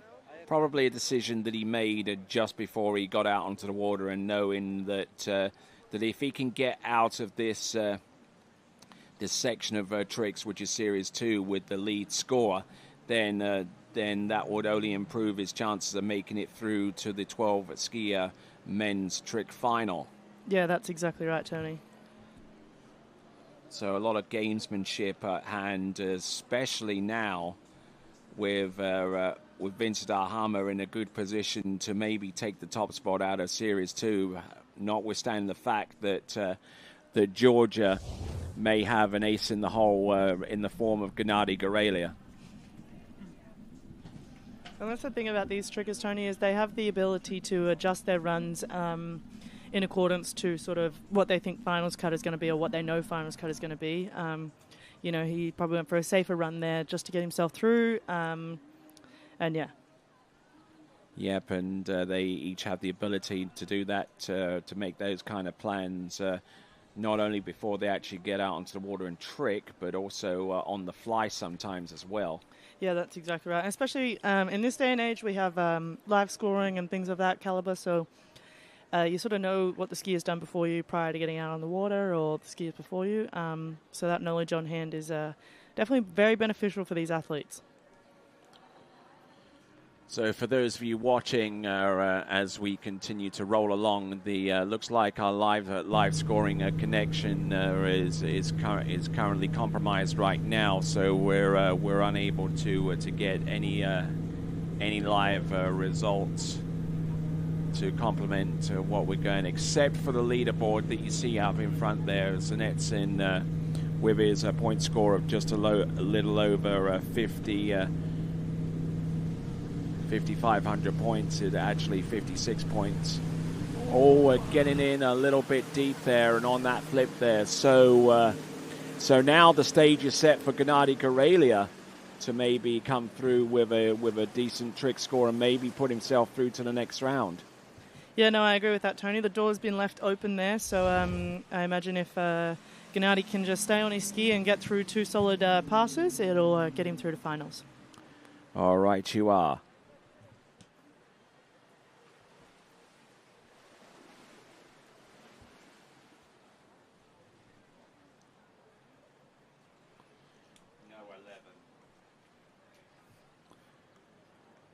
Okay, so Vincent Ahama, unfortunately, falling way too early on that pass to be effective in regards to putting up a big enough score to maybe send him through to the final. But I'm sure that you guys in Georgia that are watching this on Channel 1 right now on Georgian State TV are getting ready for Gennady Gorelia to come into the course.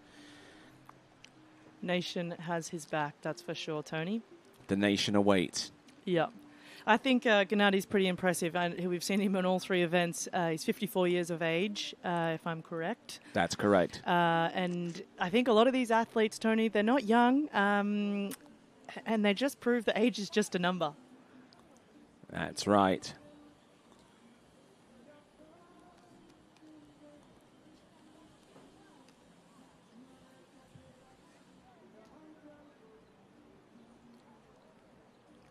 So the Republic of Georgia, a highly agricultural nation. They grow all kinds of stuff here. Probably more than most other places. Their concentration of cucumbers and tomatoes are probably the thing that keeps most Georgians alive. Yes, Tony, I think so.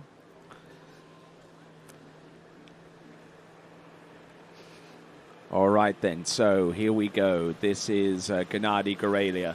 He's going to start off with toe tricks. Looks like he's wrapping up for a 7 there, Tony. Yep, a toe 7 front. Again, impressive. Here we go. Toe 7 front. A skier who skis out at Jolly Ski in the northern part of Italy. Toe 7 front. Nicely done. Toe 5 back. Toe back to back, toe back to back reverse, toe 5 front. What has he got? Toe O out, toe O in, toe wake O. Look at him go for the toe wake line O. Good elevation there. Toe wake line back, toe wake line back to back. He nails that one shut. And look at him for a guy that's 54 years of age. Tony, I am bamboozled. That was incredible. 29-time European champion and multiple-time world champion in the 035 World Championships. Those World Championships are currently taking place in the lakes of... That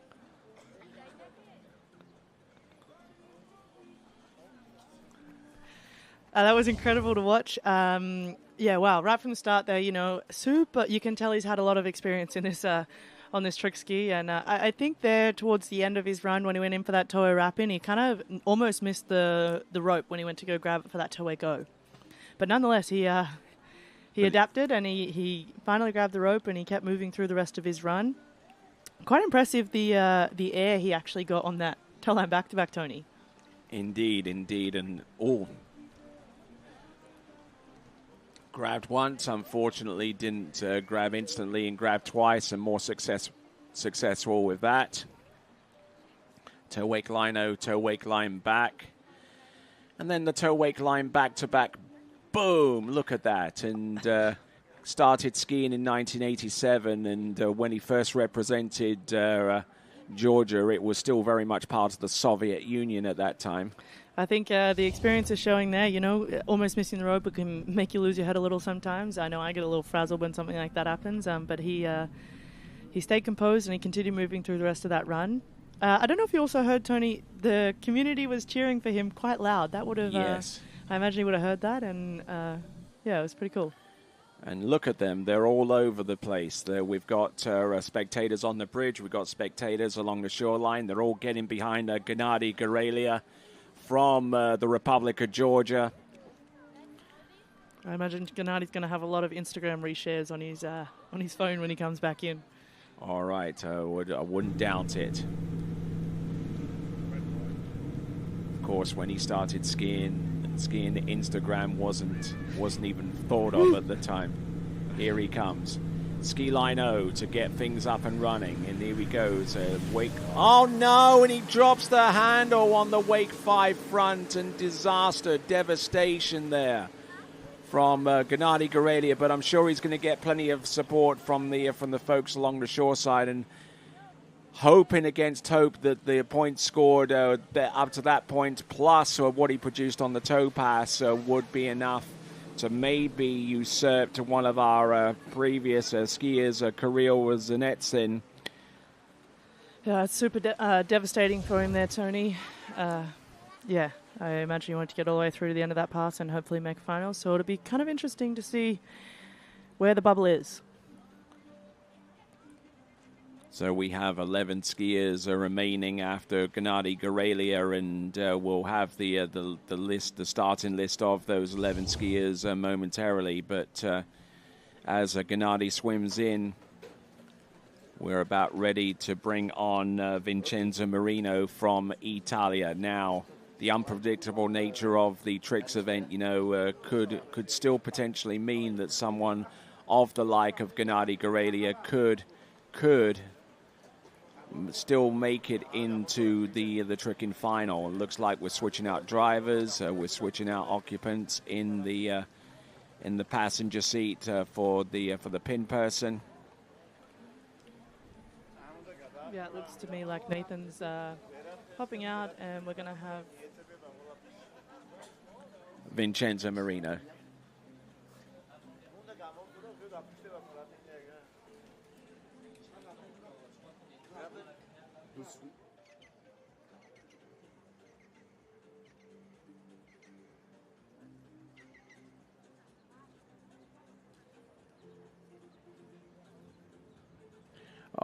All right, then. So here comes the start list for the men's tricks Series 1 elimination round. And here it is. Vincenzo Marino will be our lead-off skier, followed by Ivan Zaletsov, followed by Tui Ernst Nielsen, then Mikhailovchenko. Our good friends in Namibia are probably downing one as we speak. Visali Mazurkovic from Belarus. Followed by Alex Schiel of Austria, then Damir Filaretov of Ukraine, Dominik Kuhn of Austria, Eduardo Morenzi, Axel Garcia, and Danilo Filchenko. All right there. So, Sadie, this is Vincenzo Marino. Yes, it is. Coming into course, starting with a toe 7 there, Tony. Or it could be something else, like a toe wake 5 back, boom, toe wake front, toe side, toe back to back, toe wake back to back, reverse, toe 5 front, aggressive, look at this, toe wake line O, toe wake line back, toe wake line back to back.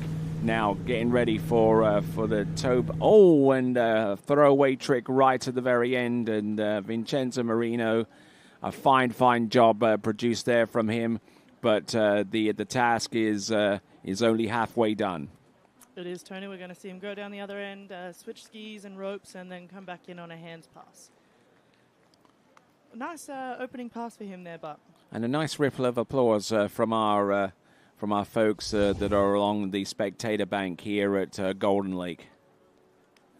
Boom! Look at that. How on earth was he able to keep the tip of his ski up above the water with that first trick with the toe wake 5 back? I've no clue. I do agree with that, Tony. Kind of looks like he just kind of dropped his head and shoulders, landed pretty heavy on that one and dropped his head and shoulders towards the end of it, but managed to stay nice and balanced and continue moving through the rest of that pass. Nice spin, nice height. Toe wake line O, toe wake line back. Just whipping himself into a frenzy there. Boom, look at that. That was massive, Tony.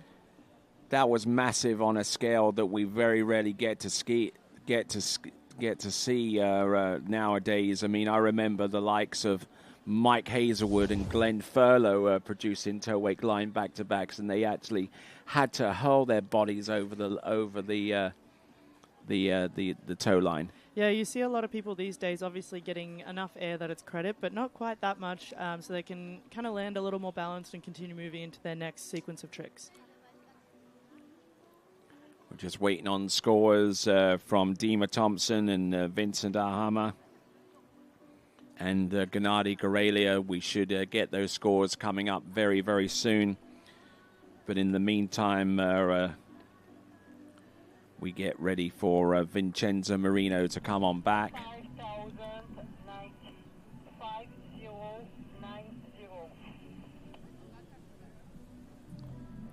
We're hearing a point score 5090 for one of our 5090. That puts him, I believe, in second spot right now. but we're still waiting on outstanding scores from Vincent Ahama and indeed Gennady Gorelia as we continue to work forwards towards the end of our final elimination round series that belonging to the men's tricking event. Positional, mode back, reverse, half jack, boom. Oh, and on the front flip, collapsing. Yeah, super unfortunate there for Vincenzo. Going down quite early in that hands pass. He's definitely not happy with that. And certainly, I mean, when you factor in how well he jumped a little bit earlier on today, as well as his slalom performance, you know, it's in terms of the overall, it's not going to make for pleasant reading going forwards there, Sadie. No, it's not. Vincenzo is a very strong overall athlete. I know we've seen him get 4, I think, at 10.75. Had a massive jump this morning, and then, yeah, unfortunately, just going down early there.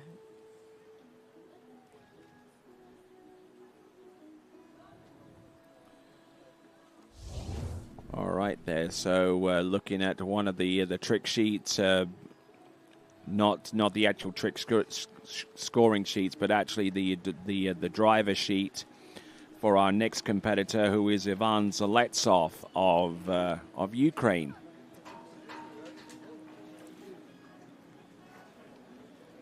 So still out in the lead, Kirill Zanetsin,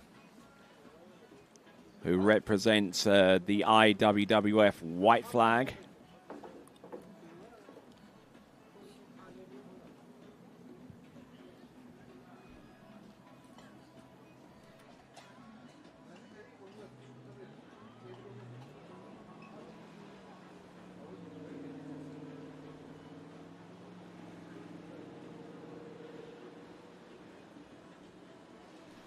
So Ivan Zaletsov, a highly capable tricker, and when he is on fire. Tricked 95.40 points at the recent IWWF U17 World Water Ski Championships in Argentina. Yeah, I mean, for only 16 years of age, he's got a lot of talent, this guy. So Vincent Ahama with 44.90 for Vincent Ahama.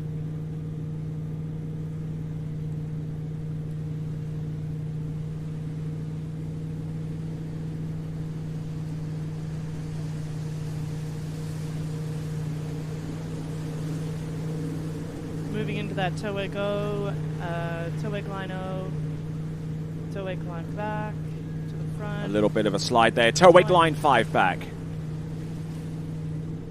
Toe wake line back to back, and just throwing random stuff out there. I think I missed a first part of the series too, obviously, but I think that's the first 5 back we've seen. Toe line 5 back. I think there was one other person that performed the toe wake line 5 back, and just trying to recall who it was, but I think it was probably Vincent Ahama. But unfortunately, there his ultimate point score was 44.90. We're waiting on the score for Gennady Gorelia, who I'd imagine would be tricking around about the 5,000 point level, maybe a little bit less. I mean, the whole way through this run here, Tony, he looks super strong, solid, super nice looking toes pass for this preliminary round. Just looking at this, a toe wake line 5 back, straight up, boom, and just uncoils over that toe line, and I'm sure that Stepan Špak are suitably impressed with that performance.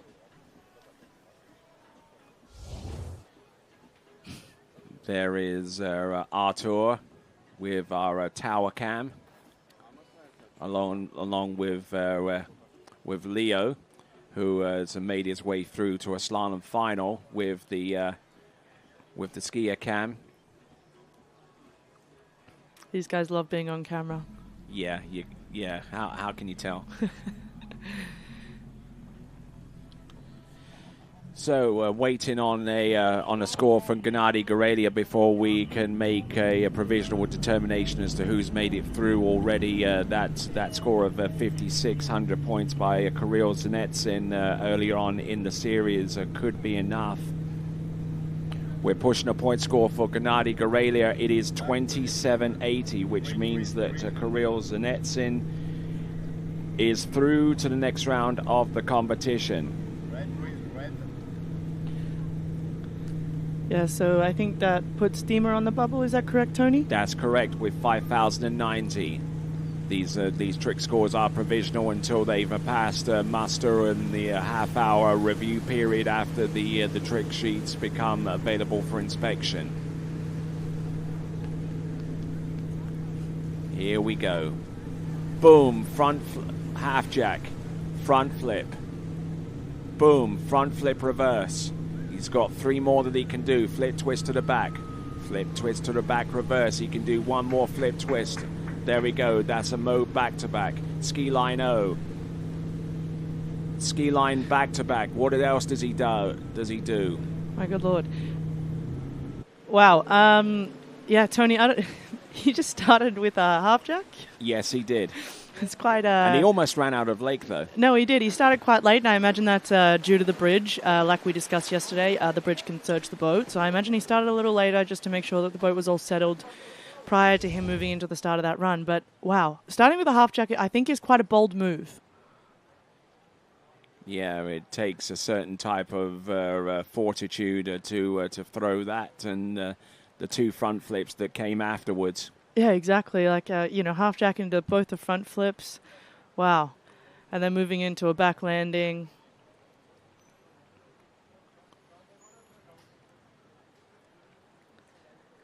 I mean, you see these Ukrainian trickers, they're all super strong, and it's impressive. We got this camera view right here of this end of the 22nd pass, and when the skiers get to this level here, they're actually passing the alternate starting dock here. Yeah, it's quite impressive how late he started. Quick turn to the right. Next on the water we have two Nelson coming up next.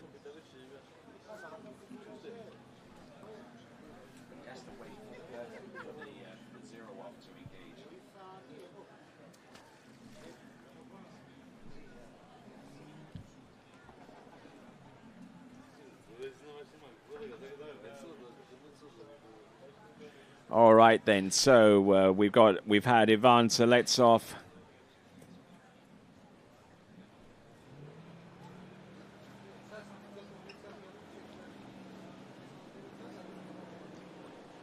All right then. So 2 Ernst Nielsen is our next tricker to come. He comes to us out of Denmark, a specialist tricker of sorts.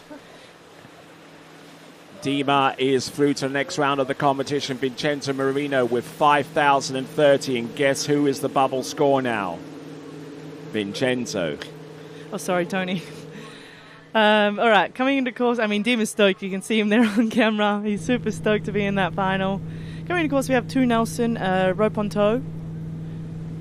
Going to be starting with the 5 into the reverse toe it back and toe it back to back. Some toe back to backs. Toe 5 front, toe. He's trying to play this controlled, but unfortunately that control is lacking towards the 2/3 portion of that the toe pass there, Sadie. Yeah, I think right from the start, Tony, he kind of went into it a little faster than he needed to. I think with toe tricking, you kind of want to start with a nice, easy rhythm and just move your whole way through that pass. But you can see right from the start there, he's trying to get through all the tricks, and there's a bit of stalling happening, a bit of unbalance, and I don't think he quite needed to go as fast as he was trying to. Yeah, it seemed to get into a bit of a groove that he isn't quite accustomed to. Toe into wrap, toe wake O, and unfortunately missing the top of the wake, and that throws him into a death spiral there. Yeah, Tony, I imagine that he's looking to make this final. He is a trick specialist, so to come all this way and, not make the trick final is it's not real fun. So I imagine in his brain he's going down the other end, he's going to take some deep breaths and really just try and get through this hand pass as safe and as solid as he can. And he's got to trick more than 50 he's got to trick more than 5,030 points, because that is the bubble score now, courtesy of Vincenzo Marino. Yeah, and I think if we know, sorry, Tony, if we know anything about Tu, he's more than capable of doing that. Let's just hope that he can bring it today.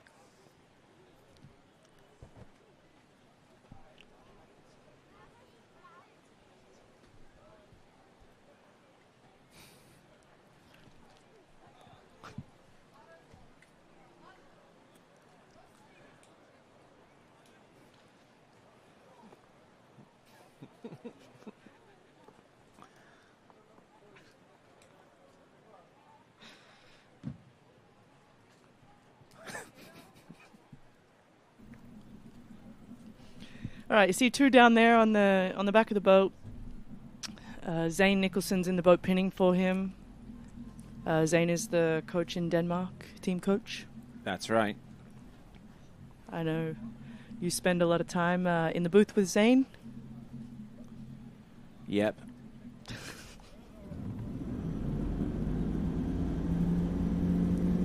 All right then, so we've got Zane Nicholson wearing his Where's Waldo outfit. That's exactly right, Tony.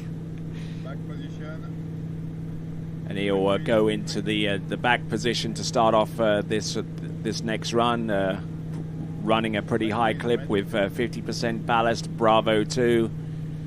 Here we go. This now is Tu Ernst Nielsen. Mo back. Mo back reverse. What has he got? Regular back. No, it goes in for a front flip. Flip twist to the back. What has he got remaining? Flip twist to the back reverse. Ski line O. What has he got remaining? Ski line back to the front. Ski line wake 5 back. Wake 5 front, and he drops the handle and sinks into the water.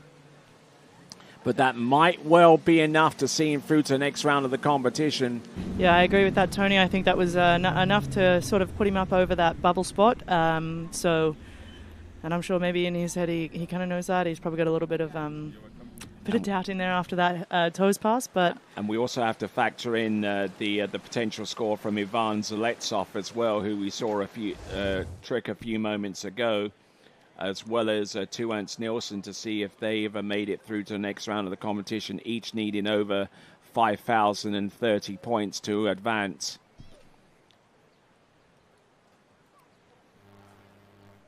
But look at the height. Boom. Yeah. I don't know how that doesn't ruin your back. Not being young, Tony, I think is the answer to that question. Yeah, you see him. He finishes those flips and then moves straight into ski lines. And I think he kind of got faster towards the end. He sort of knew, okay, I've got a good rhythm going here. Can speed it up a little, and had nice control through that hands pass, which is exactly what he needed just to get a solid score and try and put himself in the finals. Yeah, as they say, rhythm is a dancer.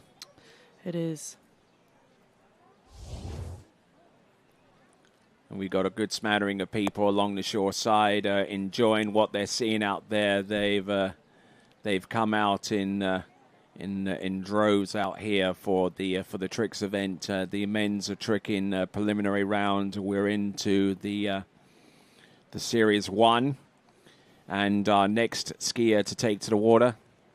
I don't know if I should let you have a go at this name, but I'll help you along with it. It's Mikhailovchenko.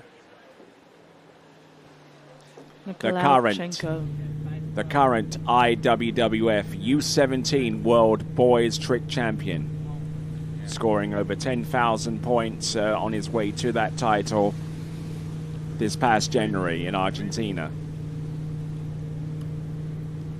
Yeah, Tony, I think we're about to step into a different caliber of tricking here. Toe tricks first, toe 5 back, toe wake back to back, toe wake back to back reverse. Toe 5 front, toe out, toe back in, toe wake O, toe wake line O. Stepping it up, toe wake line back to back. Does he go for the reverse? Yes, he does. Stands up, toe wake line 5 back, nails that one shot. Wow, Tony, that was an impressively clean, solid first stand-up pass. Yeah, but I reckon you got that nailed there, Mikhailovchenko, and he's got some flips and ski lines to come with his second and final 20-second pass, and I think he knows the deal. In order to make it through to next round, he doesn't really have to ski his complete best. No, 100%. He just needs to get 2 solid runs and get himself over that bubble and into the final. You see him there moving into his reverse toe back and then toe back to back. Into the 5s, they all sort of start with the sort of 7, 5 back to backs, 5 front, 0-0. Super solid. And super clean as well. I really like how line tension he has. He has beautiful line tension. The rope's always there when he's ready to move back towards into the top of the wake.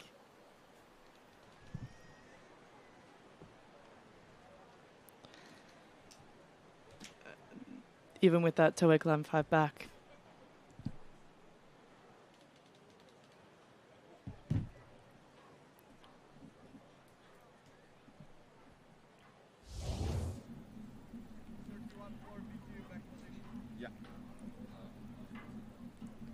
Okay, so the speed and the boat path and everything situated in now.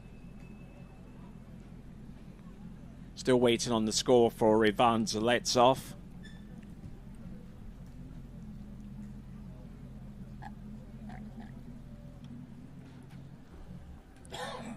It's been a pretty long day here, Tony. We've had lots of skiing we've gotten through today. It's been nice. There's been some great skiing.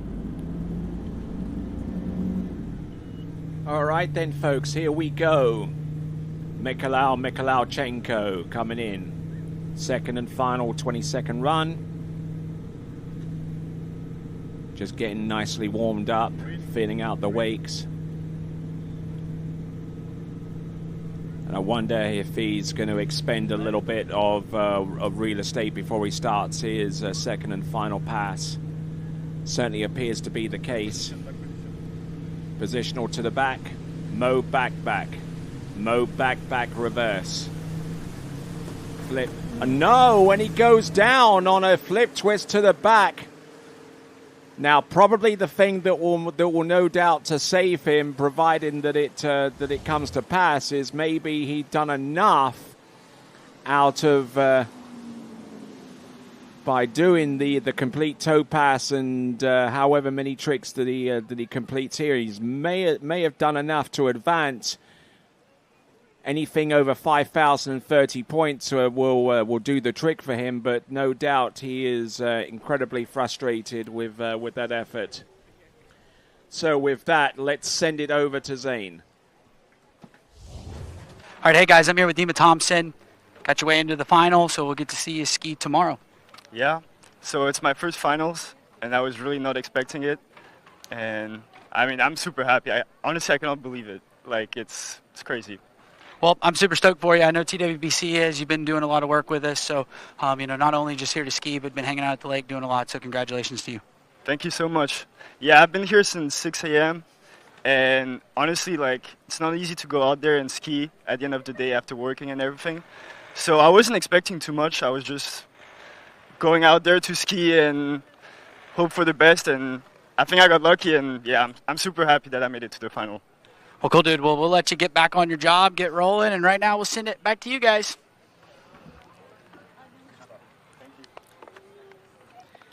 Thank you, Zane. I don't think that he should be too surprised. I think, his tricking was super solid, and it might have come a bit of a shock to him, but he's obviously done the work and he's put himself in that position, and congrats to him. I'm super stoked to see him in that trick final. So am I. Vasily Mazurkovic from Belarus is our next competitor to take to the water. We're still waiting on some point scores from Ivan Zaletsov and indeed Tuance Nilsson and, of course, Mikhailovchenko. Look at that smile.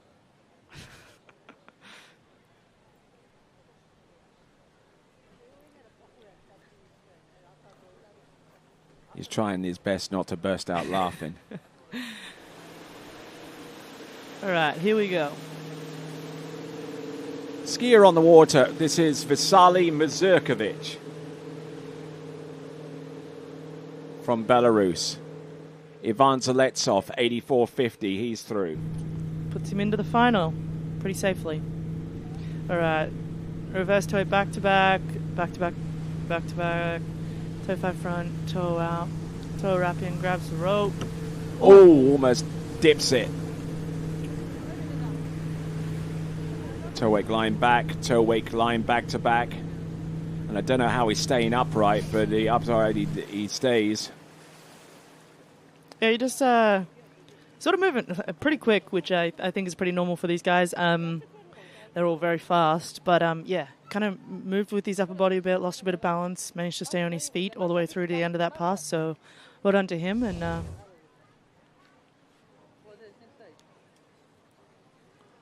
really nice start there, Tony.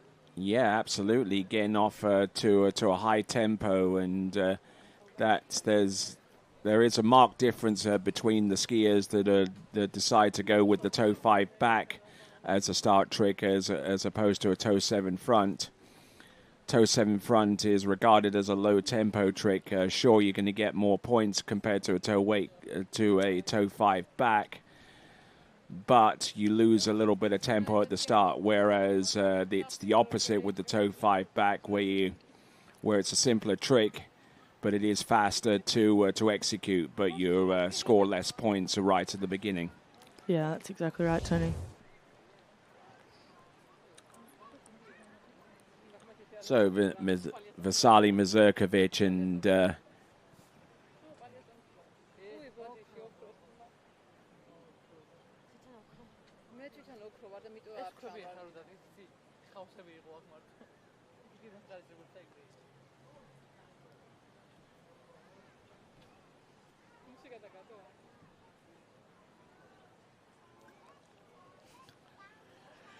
all right, joining us back here in the announcing point, I'm Tony Lightfoot, and she is Sadie Ferguson. Thank you, Tony. Beautiful to be here, as usual. You can see the beautiful lake behind us. Sun shining. There's not too much wind. We've got a nice crowd down the other end. And we're in Series 1 of men's trick final, to men's trick prelim. Yes, indeed. We are on skier number 5 in Series 1.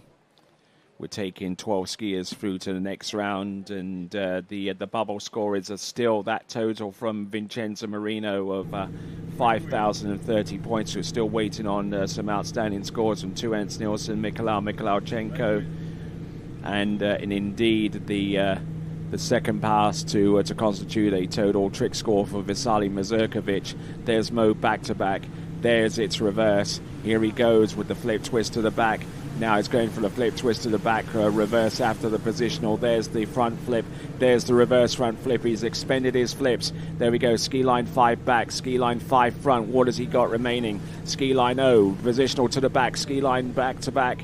And doesn't get the rope underneath the ski to execute that trick fully. But it's 2 stand-up runs. Yeah, Tony, I think that's enough to put him into the final. Yeah, I would certainly say so. Aisha Coco.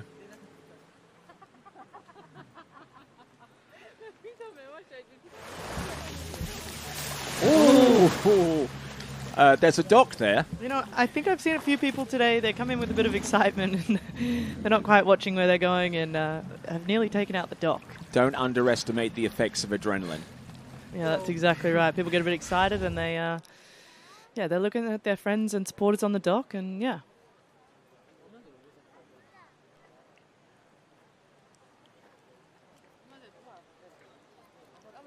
I think every part of this run was super nice from the start. Really nice rhythm. Moves through each trick seamlessly. Boom, look at that. Keeping the handle very, very closer to the lead hip, including that move there, which was the front flip and its reverse. You see him with those front flips. He just lands and continues moving on to the next trick. There is no pause. There's no waiting. It's straight into the next trick and into those ski lines.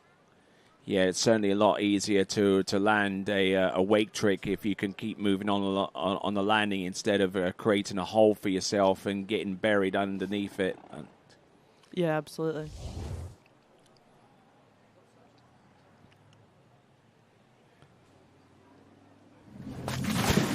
All right, moving on to our next skier. It should be Alex Schiel from Austria.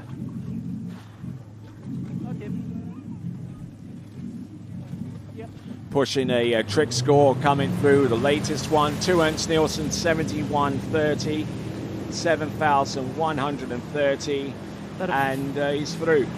Yeah, that officially puts him through to that trick final, which again, too, is a trick specialist, so he'd be pretty happy about that, I imagine.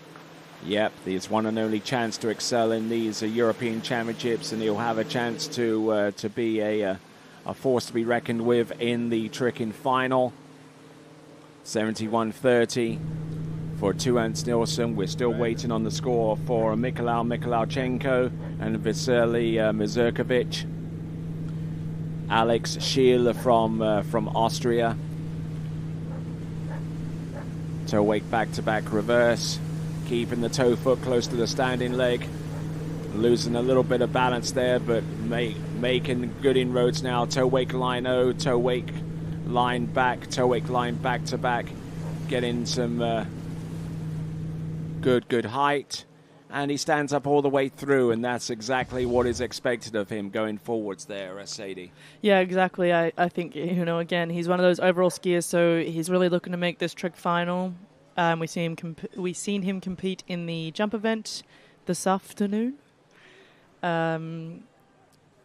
Yeah, so he's definitely wanting to get through 2 passes, get a solid score, and see where he can put himself on that overall list. All right, so some good tricking here, good high place, some good high-paced stuff here. And as Alex Schiel works his way down towards the end with that toe wake line back-to-back and a toe back and toe front to round off his effort on pass number 1, let's send it to Zane. All right, hey guys, I'm here with Vasily Mazurkovic. Just saw you get off the water. Looked like you tricked pretty well. Tell everybody at home how it felt out there. It feels nice, but some nervous. It's very important set for me, also my overall and team also. And I do this. I hope to in the finals. Not the good score, but I think it's way better on the finals. Well, I think you looked really well out there. It's been awesome to have Team Belarus here competing. Looks like you're having a really good team event. Tell everybody how it feels to be competing under your flag. It feels very nice. We take the personal medals and the team. It's like all countries. We feel also like all. It's very important for us. Well, good. Well, I'm super happy to have you guys here as a team. I got one more question for you. How about your team member, Elena? We saw her in the women's preliminary, kind of had a spill. Looked like she hurt her knee. Any word on how she's doing? Yeah, she's okay, but it's not a good message for us because I think she's done for this tournament and maybe see her in the next year. Well, I know we all wish her the best. I hope she has a speedy recovery. Look forward to seeing you out in the trick event tomorrow. You did well in the jump event earlier today, so it looks like you've been having a good tournament. Yeah, thank you so much. See you in the finals. All right, and with that, we'll send it back to you guys. All right, then we've just seen the recent score with 59.80 for Mikhailichenko, so he is through to the next round of the competition despite a subpar trick performance there from him. Alex Schiel from Austria, Mo back, reverse, and here he comes in with the front flip, getting in a little bit deep. Here he comes with the flip twist to the back, and it's reverse. What does he have left? Flip twist to the front, ski line O, positional to the back, ski line back to back, positional to the front, ski line 5 back, ski. Oh, and he's just throwing stuff just at random there towards the end there. And that should be close to somewhere like 7,500 points, maybe 8,000. But certainly not his best performance. But given that it's taken a score of over 5,030 points to advance, they're not pressured to perform at their ultimate best at this time. No, they're not. They just need to get through those passes, and I think he did a great job of that. I seen he had a little bobble there. I think it might have been on his front flip. Right here, I think Tony kind of just landed pretty heavy. Ski nearly skipped out on him, but he did a great job of managing that and continuing to move through the rest of that pass. And it's remarkable how well these trick skis are made. You know, I mean, for the types of impact that they're designed to combat. You know, it's just amazing that some of these trick skis last as long as they do. Yeah, I mean the load that those boys put on those skis is pretty impeccable. So it's pretty good that they're strong skis and they're built to last. Tony. Yes, indeed. As we get ready for Damir Filaretov, our next skier to take to the water, representing Ukraine.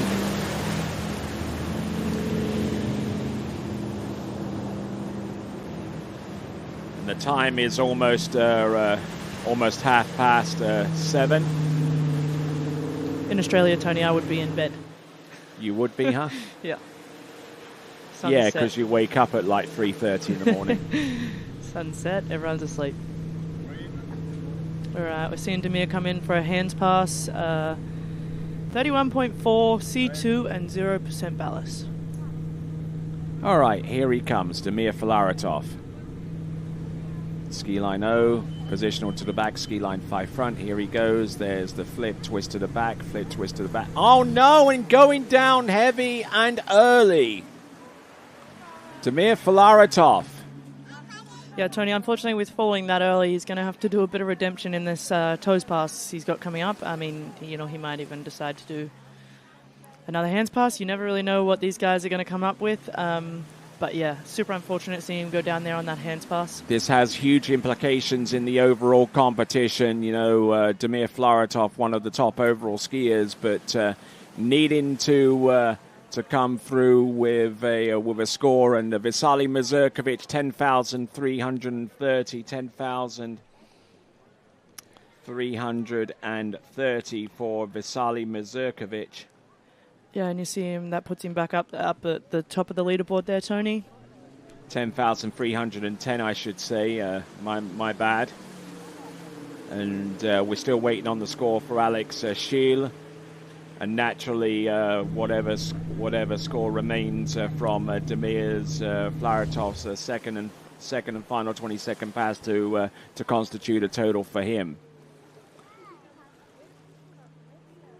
So the bubble score is anything over 5,030 from Vincenzo Marino.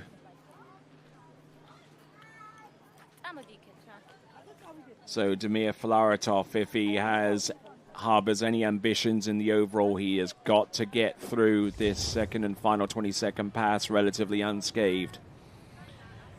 On dockside, Dominic Kuhn, who's looking for a little bit of redemption on his own, taking into account what happened in the slalom runoff for the 11th and 12th spots. That was pretty upsetting. He gave it his best shot to try and get himself into that final. Unfortunately, just didn't quite get those gates. It's pretty tough going out there at a 38, I think, Tony. So I think he did well nonetheless, and I'm excited to see if he can just get himself into that trick final. And yeah, he's one of those overall skiers, and we really want to see him, you know, make as many finals as possible. What a wonderful shot down the lake, looking from the south and looking up towards the north here at the Golden Lake. Another beautiful golden sunset in the coming few minutes, or an hour or so maybe.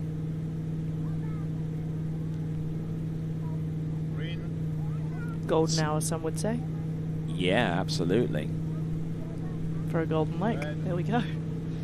Yeah, I know what you did there.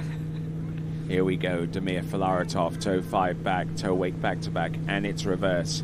Trying to keep that toe foot as close to standing leg as possible. Toe out, toe in, toe wake-o, toe wake line-o. Trying to make up for lost time. Toe wake line 5 back, toe wake line back to back, toe wake line back to back, reverse. He is all over the place, and he manages to get as much of that toe pass under his belt as possible to try and score a little over 5,030 points and put him through to the next round of the competition.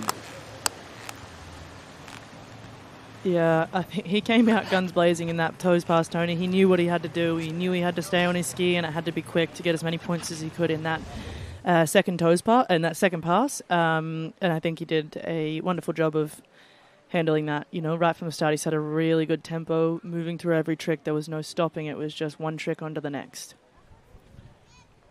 Yep, it's a case of just pulling the cord at the back and just letting it go. Yep, that's exactly right. Yeah, lots of high-paying tricks in this run.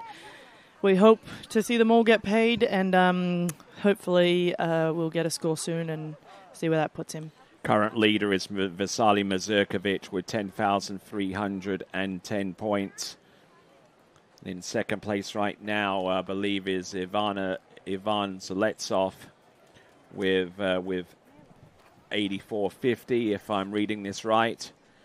And hopefully we'll get a look at the leaderboard up on the screen in any moment now. And there is the leaderboard: Mazurkovic, Zaletsov, 2 Ernst Nielsen with 71.30 there in the top three. Mikhailichenko with his score of 59.80, and Zanetsin with 5,600 points. Dima Thompson with 5,090 points. He's through to the next round, and still on the bubble is Vincenzo Marino with his score of 5,030 points. And given how close some of these point scores are, I will not be surprised if there is some heavy scrutiny by the judges, the officials, between them and the skiers are concerned, to determine whether they've incorporated all of the tricks into the score. Toe wake 5 back, toe wake front, reverse toe back to back, toe wake back to back, reverse. This is Dominic Kuhn. Toe 5 front, toe out, toe in, toe wake O, getting good height, toe wake line O, toe wake line back, toe wake line back to back. And in good shape all the way through, and an impressive array of tricks there with toes on pass. Number 1 for Dominic. I mean, yeah, right after that first trick, Tony, if we talk about the boys trying to get as many points as they can, and you see right there, he just snuck in a toe slide right before his reverse toe back. That was sneaky. Yeah, you missed it, Tony. See, I didn't miss it. I just didn't highlight it because I've already seen it at least 2 or 3 times before. But yeah, no. See, they just sneak those tricks in there where they can. It's a really great way just to add a few points on top of what you're doing already. But yeah, right from the start, beautiful toes pass. Toe wake line O, toe wake line back, and toe wake line back to back. Just get in just enough. And let's send it to Zane. All right, hey guys, I'm here with Ivan Zaletsov. We just saw you ski a little earlier. Punched your ticket into the finals, 84.50. I believe that's your first Open Europeans trick finals.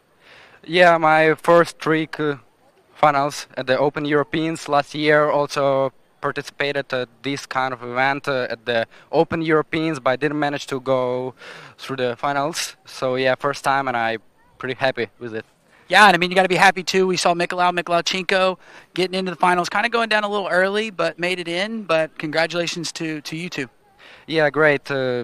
Yeah, he fell down, could do better, but now he's in finals. So tomorrow we'll do our best, of course. Well, you couldn't win it today. You could only lose it, and by making it in, that's pretty Zayabis. So pretty good skiing, bud. Yeah, that's awesome, as you said. Zayabis, yeah. Well, perfect. Well, dude, I look forward to seeing you ski tomorrow, and right now we'll send it back to you guys. Okay, so just to let you know, it's an 8 a.m. start for the first of our finals.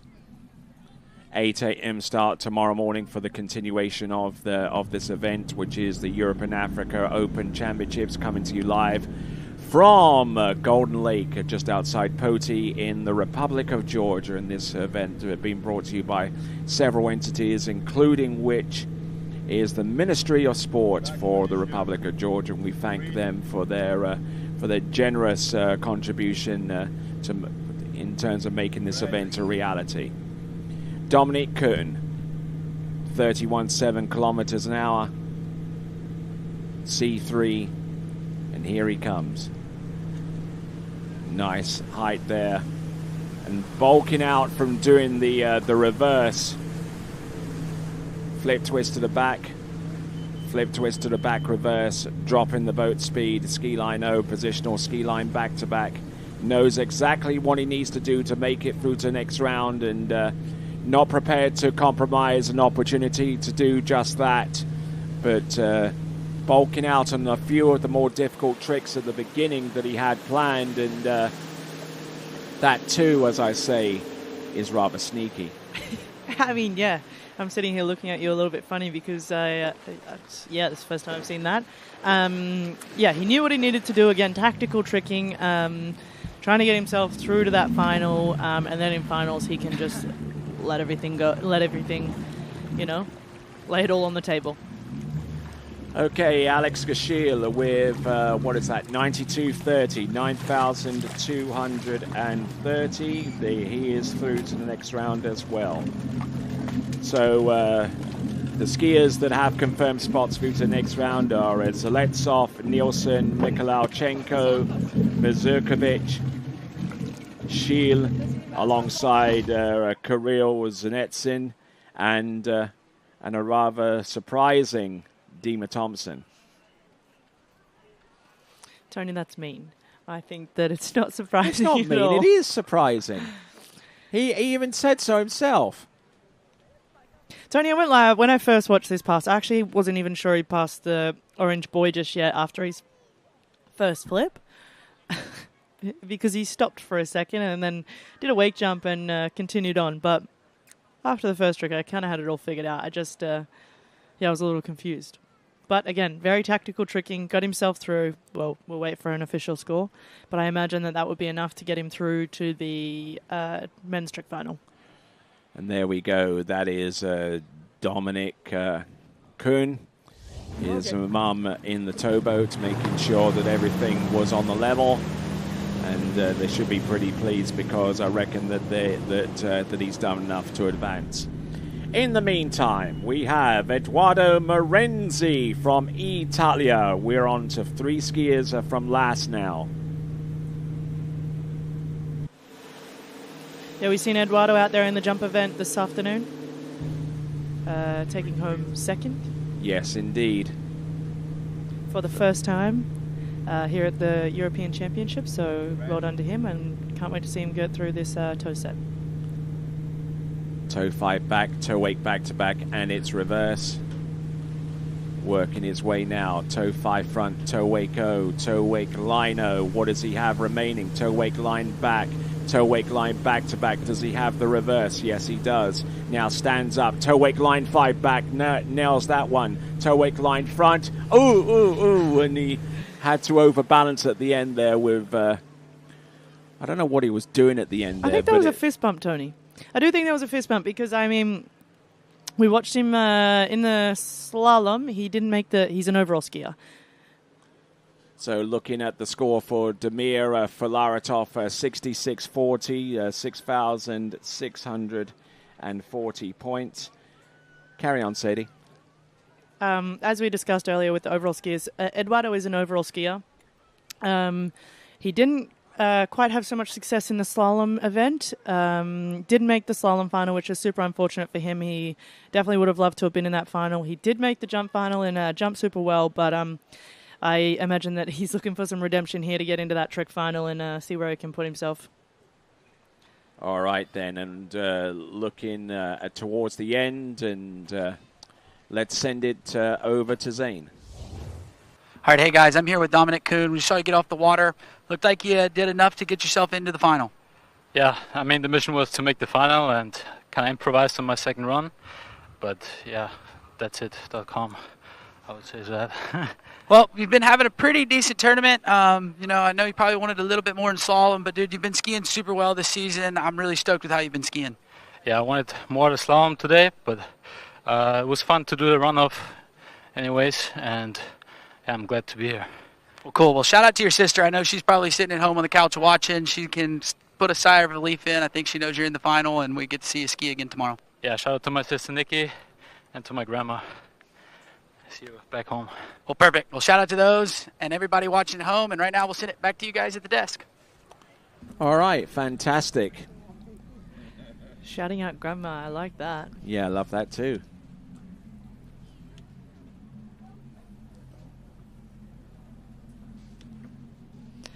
Yeah, we see Eduardo's down the other end of the lake, switching over from toes to hands. And I will say that toes past Tony was a really nice setup. I imagine he's looking to get through this hands past nice and just as smoothly. All right, Eduardo Morenzi. I think he might have done enough with the tricks that he opened up with the toes. But he's still got to play this cautiously, though. He might want to pull a little bit of a tactical trick into play here. Let's see what he's got. Mo back. Boom, nails that one shot. Here he is with the second one. Crush the landing. Half jack.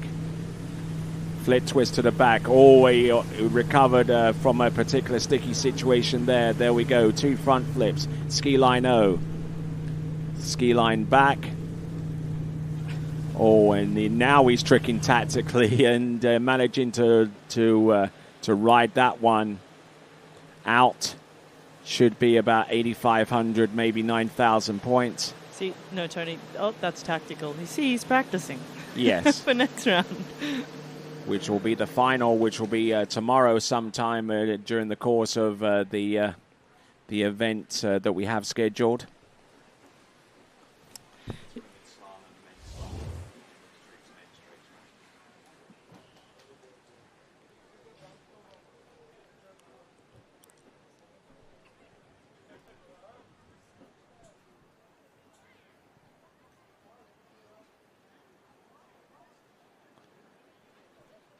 All right, looking at these tricks, just to let you know our schedule for tomorrow. We start at 8 a.m. With the women's and men's slalom final back-to-back, and then we go into the women's and men's tricking final, and then the prize presentation will take place a little ways afterwards.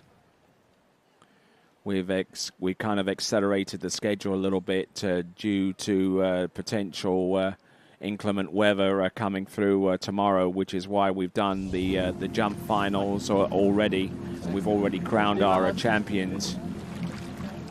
Arena Tourette's in the women's jump competition, taking the European title, and Luca Rakoval doing the same for the men's competition.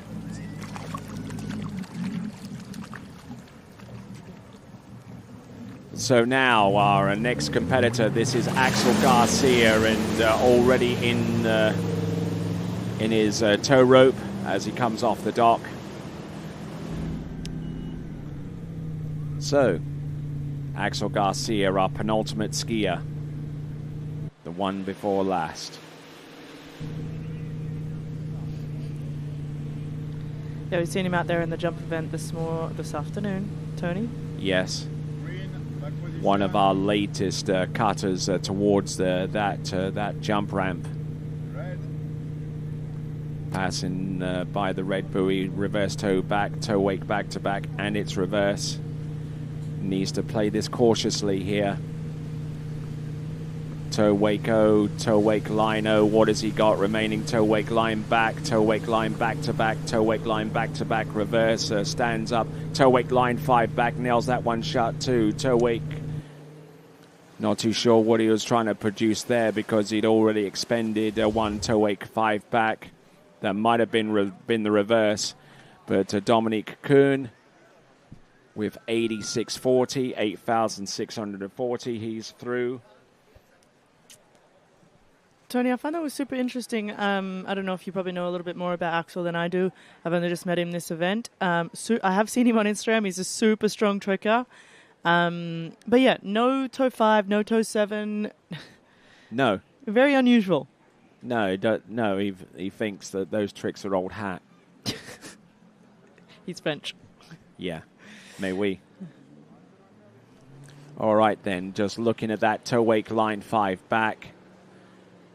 Toe wake line back to back and falling there towards the end. And with that, let's send it over to Zane.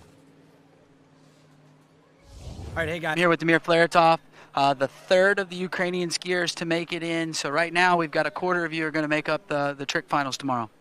Yeah, that was a little unexpected fall in the middle of my pass. It was a little bit nervous to go for a second pass, but I'm glad I made it in. I guess I just